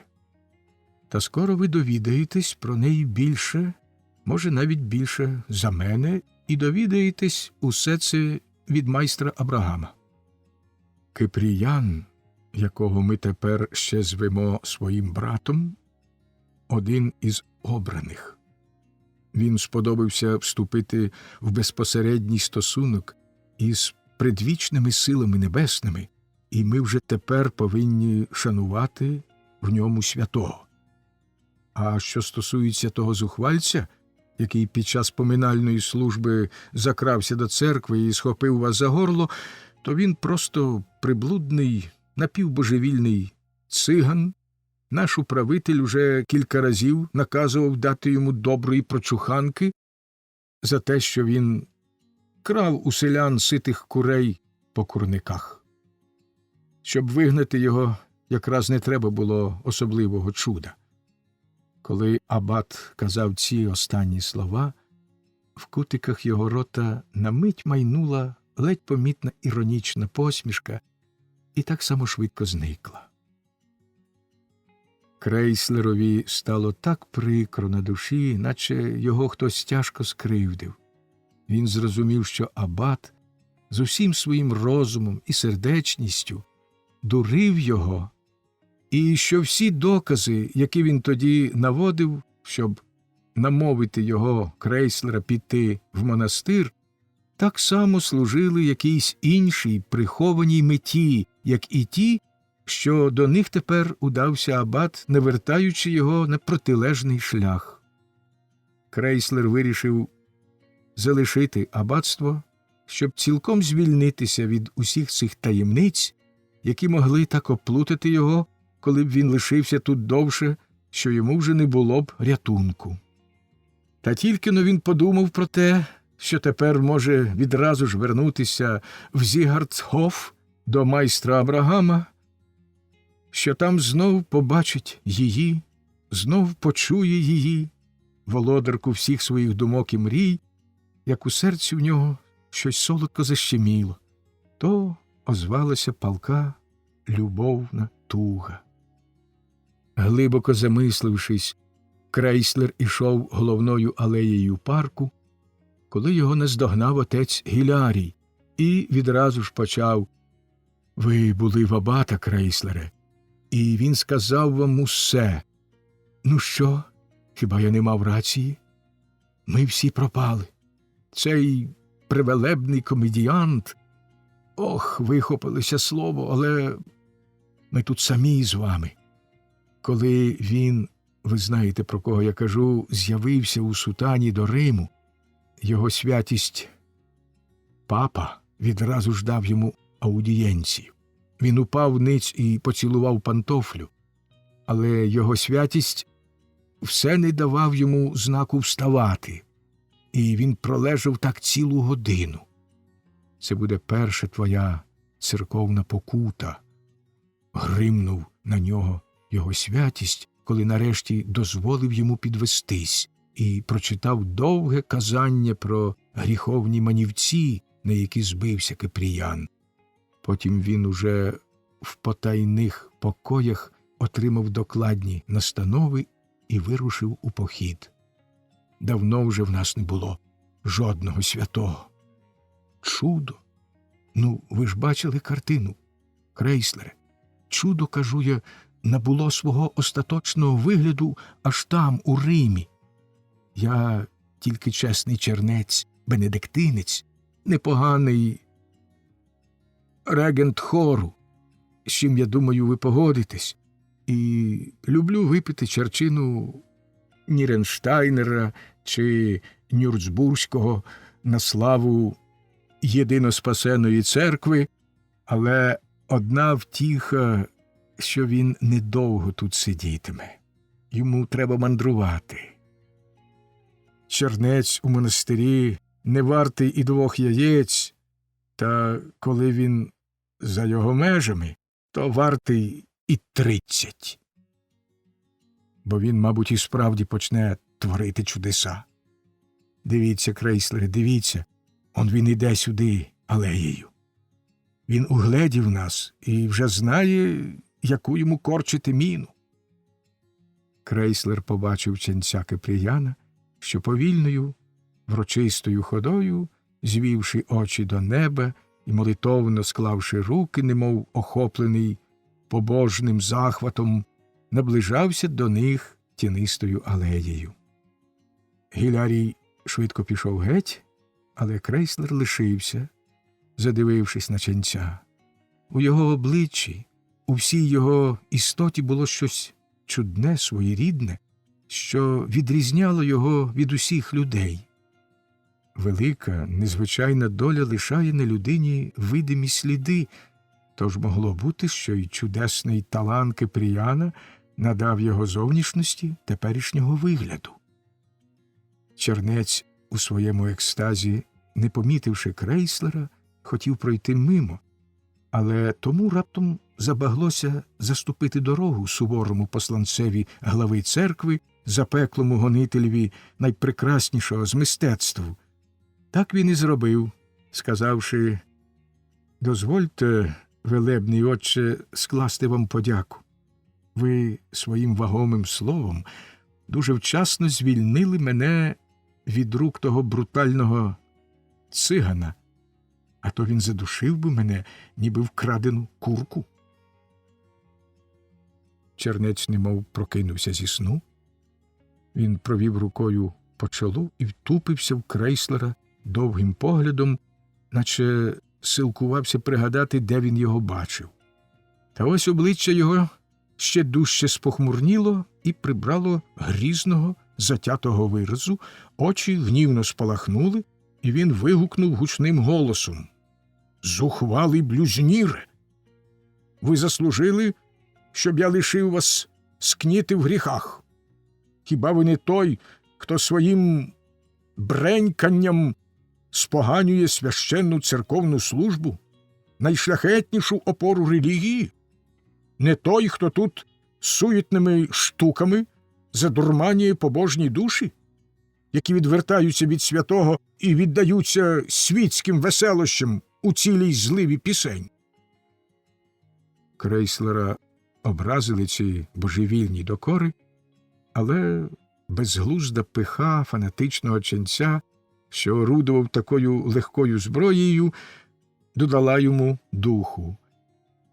«Якщо гріх, – сказав Крейслер дуже спокійно, твердо дивлячись ченцеві у вічі, – якщо гріх славити Всевишнього мовою, яку він сам нам дав, щоб цей небесний дарунок будив у наших грудях найпалкішу, найглибшу побожність, ба навіть пізнання потойбічного, якщо гріх на серафічних крилах співу здійматися над усім земним і в благочестивій любові й тузі прагнути до найвищого, то ви маєте слушність, велебний отче. Я великий грішник. Але дозвольте мені дотримуватись іншої думки і непохитно вірити, що церковній службі бракувало б справжньої величі, священного захвату, якби співові довелось замовкнути. «То моліться пречистій діві», – відповів чернець холодно й суворо, «щоб вона зняла полуду з ваших очей, і ви змогли побачити свою гріховну помилку». Одного композитора, лагідно усміхаючись, мовив Крейслер, хтось спитав, як у нього виходить, що всі його церковні твори сповнені побожного захвату. «Якщо в мене щось не виходить з композицією, – відповів йому щирий, як дитина, благочестивий майстер, – я, ходячи по кімнаті, проказую кілька разів Богородицю, і тоді до мене вертаються музичні ідеї». Той самий майстер казав про свій інший великий духовний твір. Лише дійшовши до половини композиції, я помітив, що вона мені начебто вдалася. Я ніколи не був такий благочестивий, як тоді, коли працював над нею.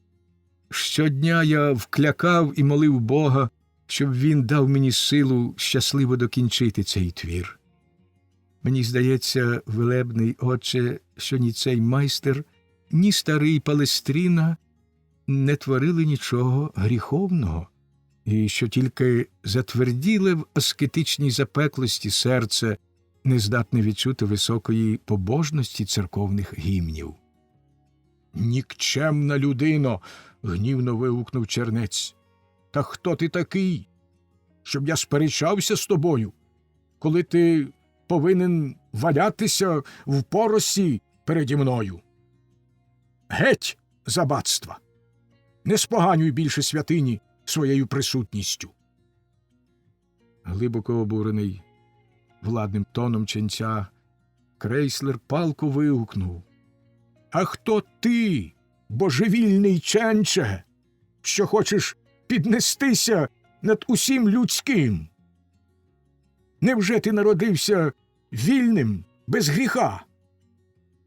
Невже в голові твоїй ніколи не снувалися пекельні думки? Невже ти ніколи не збивався зі слизької стежки, яку собі обрав? І якщо Пресвята Діва справді в милосерді своєму вирвала тебе з обіймів смерті, що її ти, мабуть, заслужив якимось жахливим злочином, то зробила так для того, щоб ти в покорі визнав і спокутував свої гріхи, а не блазнював, вихваляючись ласкою неба, бо навіть німбом святого, якого ти ніколи не сподобишся». Чернець уп'явся в Крейслера лютим, з ненависним поглядом і щось у нестямі забелькотів. «І коли ти, – повів далі Крейслер, ще дужче розпалюючись, – коли ти, гордий ченче, носив ще це вбрання, На цьому слові Крейслер підніс ченцеві до очей портрет, отриманий від майстра Абрагама. Та тільки-но побачивши його, він, ніби в нестямному розпачі, вдарив себе кулаками по лобі і так страшно застогнав, наче йому хто завдав смертельної рани. «Ти забирайся звідси!» – крикнув Крейслер. «Ти забирайся геть із монастиря, злочинний ченче, праведнику! Може, здибаєш отого курокрада, з яким ти злигався, то скажи йому, що ти не можеш і не хочеш боронити мене вдруге. Але хай він стережеться і тримається чим далі від моєї горлянки. А то я наштрикну його, мов жайворонка, чи так, як його брата. Бо якщо треба когось наштрикнути...» Тієї миті Крейслер сам себе вжахнувся. Чернець стояв перед ним закляклий, непорушний, і, досі притискаючи стиснені кулаки до чола, неспроможний не те що слово сказати, а навіть розтулити рота. Зненацька Крейслерові вчулося, наче поблизу в кущах щось зашаруділо. Чи не вискочить звідти шалений Джузеппе? Не нападе на нього?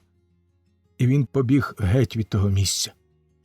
Ченці саме співали на криласі вечірню, і він подався до церкви, сподіваючися там заспокоїти свою до краю схвильовану, тяжко вражену душу.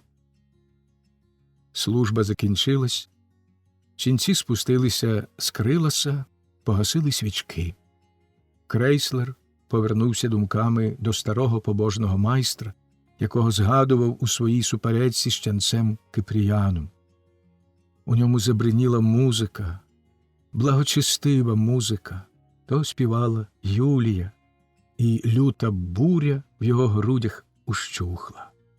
Він хотів пройти через бічну капличку, двері з якої виходили в довгий коридор, а коридор вів до східців, якими Крейслер підіймався до своєї келії. Та коли він увійшов до каплиці, з підлоги на силу підвівся якийсь чернець, що досі лежав до лілиць перед чудотворним образом Діви Марії.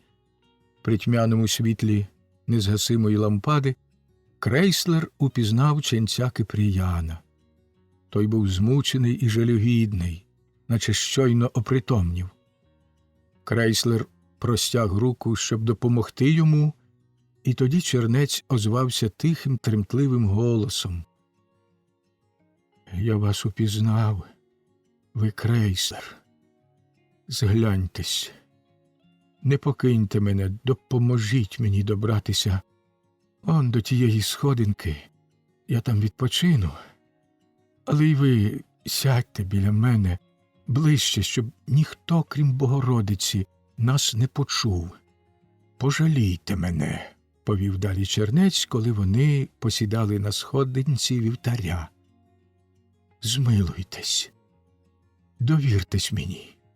Скажіть, чи ви не від старого Северіно отримали той фатальний портрет? І чи ви знаєте всю ту страшну таємницю?» Крейслер щиро признався, що отримав той портрет від майстра Абрагама Ліскова і, нічого не приховуючи, розповів про подію в Зігардгофі та про те, як він, дещо зіставивши, запідозрив якийсь жахливий злочин. Видно, портрет викликає яскравий спогад про нього, а також страх перед викриттям.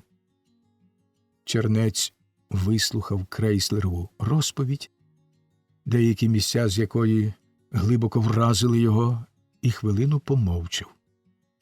Тоді озвався трохи бадьорішим, твердішим голосом. «Вам, Крейслере, відомо так багато, що ви повинні знати все. Слухайте ж. Той княжич Гектор, що важився на ваше життя, мій менший брат. Ми з ним сини одного батька, князя, і я успадкував би трон, якби його не перекинула буря часу. Коли спалахнула війна, обидва ми пішли у військо, і служба привела спочатку мене, а згодом і мого брата до Неаполя. Я в ті роки віддавався всім гидотним насолодам світу, а надто ж опанувала мене шалена жага до жіноцтва. В мене була коханка, одна танцівниця, така сама гарна, як і нечестива, а крім того, я бігав за непутящими дівчатами, хоч би де вони мені траплялися. Сталося так, що одного дня, коли вже сутеніло, я помоло йшов назирці за двома такими створіннями. Я їх був майже наздогнав, коли це зовсім поряд слух мені різонув пронизливий голос. Такий милий княжич, а такий шалапут. Бігає за простими дівками, коли міг би лежати в обіймах найкращої в світі князівни. Погляд мій упав на стару обшарпану циганку, яку я кілька днів тому бачив на вулиці Толедо, коли її забирала варта за те, що у сварці вона збила ковінькою з ніг водовоза, хоч який дужий той здавався. «Що тобі від мене треба, стара відьмо?» – крикнув я тій жінці, але вона миттю вилила на мене ціле відро найогиднішої, найбруднішої лайки. Навколо нас швидко зібралась юрба роззяв, що реготали, аж за боки бралися з мого збентеження. Я хотів утекти, але стара, не встаючи з місця, схопила мене з-за полу і тихо сказала, скрививши своє бридке обличчя в глузливій посмішці: «Ох, княжичу, золотко моє, то ти не хочеш побути біля мене? Не хочеш послухати про гарнесеньке янголятко, що вклепалося в тебе?»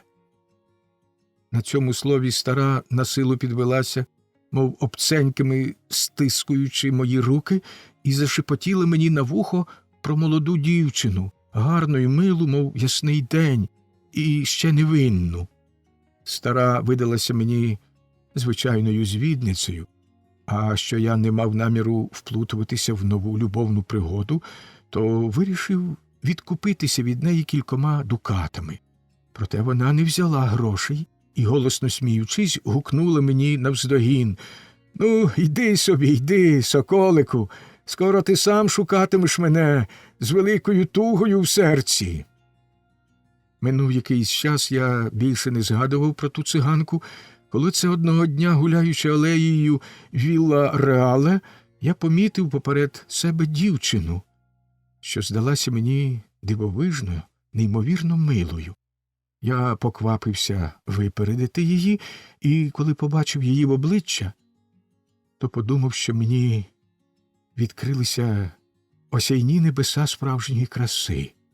Я, бачите, думав тоді так, як думає грішник, і те, що я тепер, коли мені не личило б, та, мабуть, і не вдалося б багато говорити про земну красу, переповідаю ті нечестиві думки, краще за будь-які описи засвідчить незвичайні чари, якими предвічний уквічав милу Анджелу. Збоку біля тієї дами йшла, чи пак шкандибала, спираючись на ціпок, пристойно вдягнена жінка дуже поважного віку, що впадала в око лише завдяки своїй неймовірній товщині й чудній незграбності. Хоч убрання на ній було зовсім інше, а очіпок спускався низько на чоло, я миттю впізнав у тій жінці циганку з моло, а коли вона криво посміхнулася і ледве кивнула головою, я остаточно переконався, що не помилився. Я не міг відвести очей від несподіваного дива. Красуня опустила очі долу, віяло випало з її рук, я швидко підняв те віяло і, подаючи його, доторкнувся до її пальців. Вони затремтіли, і тоді в мені спалахнуло полум'я проклятої пристрасті. Але я не здогадувався, що настала перша хвилина жахливого випробування, яке небо наслало на мене.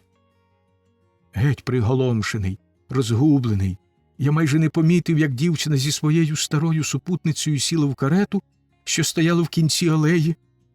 Я отямився, коли вже карета рушила з місця, і тоді, мов шалений, кинувся навздогін за нею. Я ще якраз устиг побачити, що карета зупинилася біля будинку на короткій вузенькій вулиці, яка виходить на велику площу Ларго делле Піане. Дама та її супутниця злізли, і, оскільки карета зразу ж від'їхала, коли вони зайшли до будинку, я мав підстави припустити, що там було їхнє помешкання. На площі Ларго делле Піане жив мій банкір, сеньор Алесандро Сперці, і я вирішив, сам не знаю чому, навідати його. Гадаючи, що я завітав у справах, він дуже багатослівно почав розповідати мені, в якому вони стані, але в мене на думці була тільки та дама, я не міг ані говорити, ані слухати щось інше. Отож, замість підтримувати розмову, я розповів сеньорові Сперці про свою сьогоднішню пригоду. Виявилося, що сеньор Сперці знав про мою красуню більше, ніж я міг сподіватись, бо саме він кожні півроку одержував для тієї дами солідні грошові перекази від одного торгового дому в Аусбрузі. Звали її Анжела Бенцоні, а стару – Магдала Зігрун. Сеньор Сперці, в свою чергу, мав складати тому аусбурзькому торговому домові якнайдокладніший звіт про життя дівчини, і оскільки ще до того, як він почав порядкувати її майном, йому було доручено керувати її вихованням, його можна було вважати до певної міри її опікуном. Банкір гадав, що ця дівчина – плід заборонених стосунків між особами найвищого стану. Я висловив сеньорові Сперці свій подив з приводу того, що такий скарб довірно дуже непевній жінці, адже та стара тиняється вулицями в брудному циганському дранті і, мабуть, не від того, щоб зіграти роль звідниці. Але банкір запевнив мене, що немає вірнішої, турботлішої няньки за ту стару, яка приїхала сюди зі своєю вихованкою ще коли тій було лише 2 роки. А що іноді нянька вбирається циганкою, то це просто чудернацька примха, яку їй прощають у цій країні, де кожному дозволено надягати маску. Але я повинен розповідати коротко. Незабаром стара, нап'явши своє циганське вбрання, розшукала мене і сама привела до Анжели, яка, вся зашарівшись з милою дівочою сором'язливістю, освідчилась мені в коханні. Збитий з пантелику, я все ще мав стару заницю-звідницю, що розплоджує гріх, але невдовзі переконався в протилежному. Анжела була цнотлива й чиста, мов сніг, і там, де я гадав віддатися гріховним утіхам, я навчився вірити в доброчесність, яку тепер, звісно, мушу визнати за пекельну ману, наслану дияволом. І що дужче розпалювалась моя пристрасть, то більше піддавався я старій, яка без перестанку нашіптувала мені на вухо, що я повинен побратися з Анжелою. Шлюб наш мав відбутися таємно, але колись настав би день, і я привселюдно вінчав би чоло своєї дружини князівською діадемою. Анжела, мовляв, такого самого роду, як і я. Ми повінчалися в каплиці церкви Сан-Філіппо. Мені здавалося, ніби я потрапив до раю. Я порвав усі свої зв'язки, полишив службу. Мене більше не бачили в тих колах, де я раніше по блюзнірському віддавався всілякій розпусті. Але саме ця зміна способу життя й зрадила мене. Танцівниця, яку я кинув, вистежила, де я буваю щовечора, і відкрила моєму братові таємницю мого кохання, гадаючи посіяти в його душі зерно своєї помсти. Брат мій прокрався за мною до Анжели і застав мене в її обіймах. Гектор жартівливо вибачився за свою недоречну появу і почав мені дорікати, що я, мовляв, надто самозакоханий, що я ніколи не обдаровував його щирою дружньою довірою. Проте я добре помітив, що його вразила неземна врода Анжели. Іскра викресилась, і в серці його спалахнуло полум'я несамовитої пристрасті. Він приходив часто, хоча лише в ті години, коли знав, що застане там мене. Мені раптом здалося, ніби Анжела відповіла на його божевільне кохання, і всі фурії ревнощів накинулись на мене, роздираючи мені груди. Я пізнав, що таке пекло з його жахами. Якось зайшовши до Анжелиних покоїв, я немов почув Гекторів голос у сусідній кімнаті. З помертвілим серцем я став, мов укопаний. Зненацька з сусіднього покою вискочив, мов божевільний, Гектор, весь червоний, з дико витріщеними очима. «Більше ти, клятий, не стоятимеш мені поперек дороги!» – вигукнув він, пінячися з люті, вихопив кинджал і вгородив його мені по саме руків'я в груди. Хірург, якого покликали, сказав, що пробито серце. Пресвята Діва Марія появила чудо, знов подарувавши мені життя. Останні слова чернець проказав тихим, тремтячим голосом і, здавалося, поринув у похмурі роздуми. «А що ж?» – спитав Крейслер. «А що ж сталося з Анжелою?» Коли вбивця хотів натішитись плодами свого лиходійства, відповів чернець глухим, замогильним голосом, «Мою кохану схопили смертельні корчі, і вона в його обіймах попрощалася з білим світом. Отрута». Мовивши це слово, чернець повалився до лілиць і захрипів, ніби помираючи. Крейслер смикнув забило дзвона і зірвав на ноги весь монастир. Збіглися ченці і віднесли зомлілого Кипріяна до монастирського шпиталю. Наступного ранку Крейслер застав абата в незвичайно доброму гуморі. «Ха-ха!» – привітав той Крейслера. «Мій Йоганнесе, ви не хочете повірити, що й у наші часи трапляються чудеса, а вчора в церкві самі сотворили найбільше чудо, яке тільки може бути.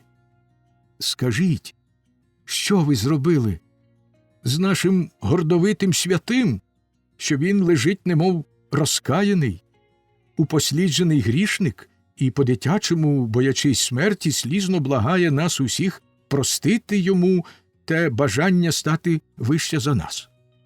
Невже ви примусили того, хто досі від вас вимагав сповіді, самого висповідатись перед ним?»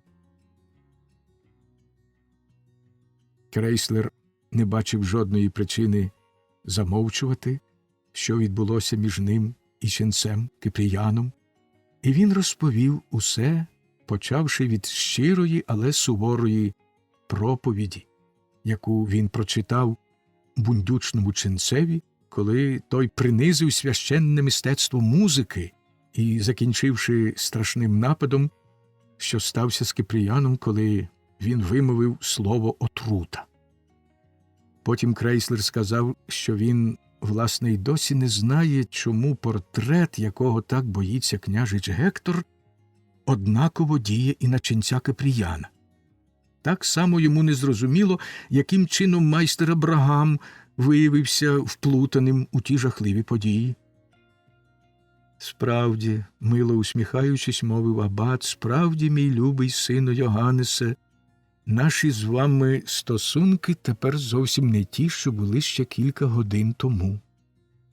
Стійка душа, тверде переконання, а особливо, мабуть, глибоке правдиве почуття, сховане в наших грудях, немов дивовижне пророче прозріння, все це разом здатне досягти більшого, ніж найгостріший розум і найдосвідченіший, найпроникливіший погляд. Ти довів це, Йоганнесе, вживши зброю, яку вклали в твої руки, не навчивши тебе, як нею користуватися, так спритно і так вчасно, що відразу звалив додолу ворога, якого, може, і найпродуманіший план військових дій не змусив би втекти з поля бою. Сам того не знаючи, ти зробив послугу мені, монастиреві, а може навіть взагалі церкві, послугу, корисні наслідки якої годі оцінити. Тепер я можу і хочу бути цілком щирим з тобою. Я відвертаюся від тих, хто хотів нашкодити тобі, ввівши мене в оману. Покладися на мене, Йоганнесе. Дозволь мені подбати про те, щоб прекрасне бажання, яке ти плекаєш у своїх грудях, здійснилося. Твоя Цецілія, ти знаєш, яку милу істоту я маю на гадці. Та поки що помовчимо про неї. Те, що ти ще хотів би довідатись про жахливу подію в Неаполі, можна розповісти кількома словами. По-перше, наш достойний брат Кипріян у своїй розповіді не захотів згадати про одну обставину. Анжела померла від отрути, яку він, охоплений таємними пекельними ревнощами, підсипав їй сам. Майстер Абрагам перебував тоді в Неаполі під ім'ям Северіно. Він сподівався знайти сліди своєї втраченої К'яри. І справді знайшов їх. Бо йому трапилась на шляху та стара циганка на ім'я Магдала Зігрун, про яку ти вже знаєш. Стара звернулась до нього, коли сталося найстрашніше, і перше, ніж залишити Неаполь, доручило йому цей портрет, таємниця якого тобі ще невідома. Натисни сталевий гудзик на рамці, і портрет Антоніо підскочить, бо він править лише за накривку. Тоді ти не тільки побачиш портрет Анжели, а й до рук тобі потраплять кілька надзвичайно важливих папірців, бо в них ти знайдеш докази подвійного вбивства. Тепер ти бачиш, чому твій талісман виявляє таку могутню дію. Майстер Абрагам, мабуть, ще не раз стикався з братами, але про це він сам зуміє розповісти тобі краще за мене. А тепер, Йоганнесе, ходімо довідаємось, як почуває себе хворий брат Кипріян. «А як же чудо?» – спитав Крейслер, глянувши на те місце над малим вівтарем, де він сам разом з абатом вішав картину, про яку ласкавий читач, мабуть, іще пам'ятає. Та він неабияк здивувався, побачивши там знов святу родину Леонардо да Вінчі. «А як же чудо?» – спитав він ще раз. «Ви маєте на увазі?» – відповів абат, дивно глянувши на нього. «Ви маєте на увазі ту прекрасну картину, що висіла тут? Я звелів тим часом повісити її в шпиталі.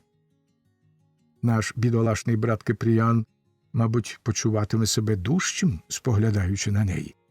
Може, свята Діво Марія ще раз прийде йому на поміч». У себе в кімнаті Крейслер знайшов листа від майстра Абрагама такого змісту. «Любий Йоганнесе, в дорогу! Кидайте аббатство і якомога швидше вертайтеся сюди. Нечистий заварив тут таку кашу собі на радість, що ви не уявляєте.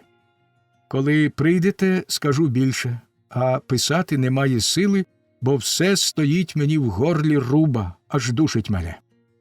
Про себе, про зорю надії, що зійшла наді мною, жодного слова. Поспішаю повідомити лише ось що. У нас ви вже застанете не радницю Бенсон, а графиню фон Ешенау. Диплом із Відня вже прибув, і про майбутнє одруження Юлії з достойним княжичем Ігнатієм уже майже оголошено. Князь Іриней виношує думку про новий трон, на якому він сидітиме всевладним володарем. Бенсон, чи пак графиня фон Ешенау, обіцяла йому це. Княжич Гектор тим часом грався в хованку, аж поки його справді відкликали до війська. Скоро він повернеться, і тоді, мабуть, відбудеться 2 весіллів. Ото буде весело. Сурмачі вже полощуть горлянки, скрипалі натирають смички, зігарцвайлерські свічкарі готують смолоскипи, але незабаром іменини княгині, отоді я влаштую щось особливе, але ви повинні бути тут. Краще вирушайте в дорогу зразу ж таки, як прочитаєте цього листа. Біжіть щодуху. Скоро побачимось. Апропос, остерігайтесь попів, хоч абата я дуже люблю. Прощавайте. Лист старого майстра був такий короткий і такий значущий, що... Дописка видавця. Наприкінці 2-го тому видавець змушений повідомити ласкавого читача про дуже сумну подію. Розумного, високоосвіченого, філософічного і поетичного кота Мура посередині його прекрасного життєвого шляху забрала невблаганна смерть. Він помер уночі з 29 на 30 листопада після недовгих, але тяжких страждань, виявивши спокій і витримку справжнього мудреця. Це ще один доказ того, що з передчасно дозрілими геніями виходить не все гаразд. Вони або зарані в'януть, втрачають характер, стають бездушними і губляться в масі, або довго не живуть. Бідолашний Муре, смерть твого приятеля Муція була вісницею твого власного скону, і якби мені довелось виголошувати жалобну промову над твоєю могилою, вона вилилась би із самого серця і була б зовсім інакшою, ніж у байдужого Гінцмана, бо я любив тебе, любив дужче, ніж багатьох інших. Та ба, спи спокійно, пером тобі земля. Погано, що небіжчик не встиг закінчити книгу своєї життєвої філософії, і їй судилося лишитись фрагментом. Проте серед паперів, що лишилися від покійного кота, знайшлося ще багато думок і зауважень, які він, мабуть, записав у той час, коли жив у капельмейстера Крейслера. До того ж, збереглася також чимала частина книжки, яку небіжчик подер і яка містить біографію Крейслера. Тому видавець вважає цілком доцільним подати ласкавому читачеві в 3-му томі, що має вийти до Великоднього ярмарку, ці знайдені ще уривки з Креслерової біографії, лише подекуди вставивши в них у відповідних місцях ті зміркувань і зауважень кота, які здаються йому вартими опублікування.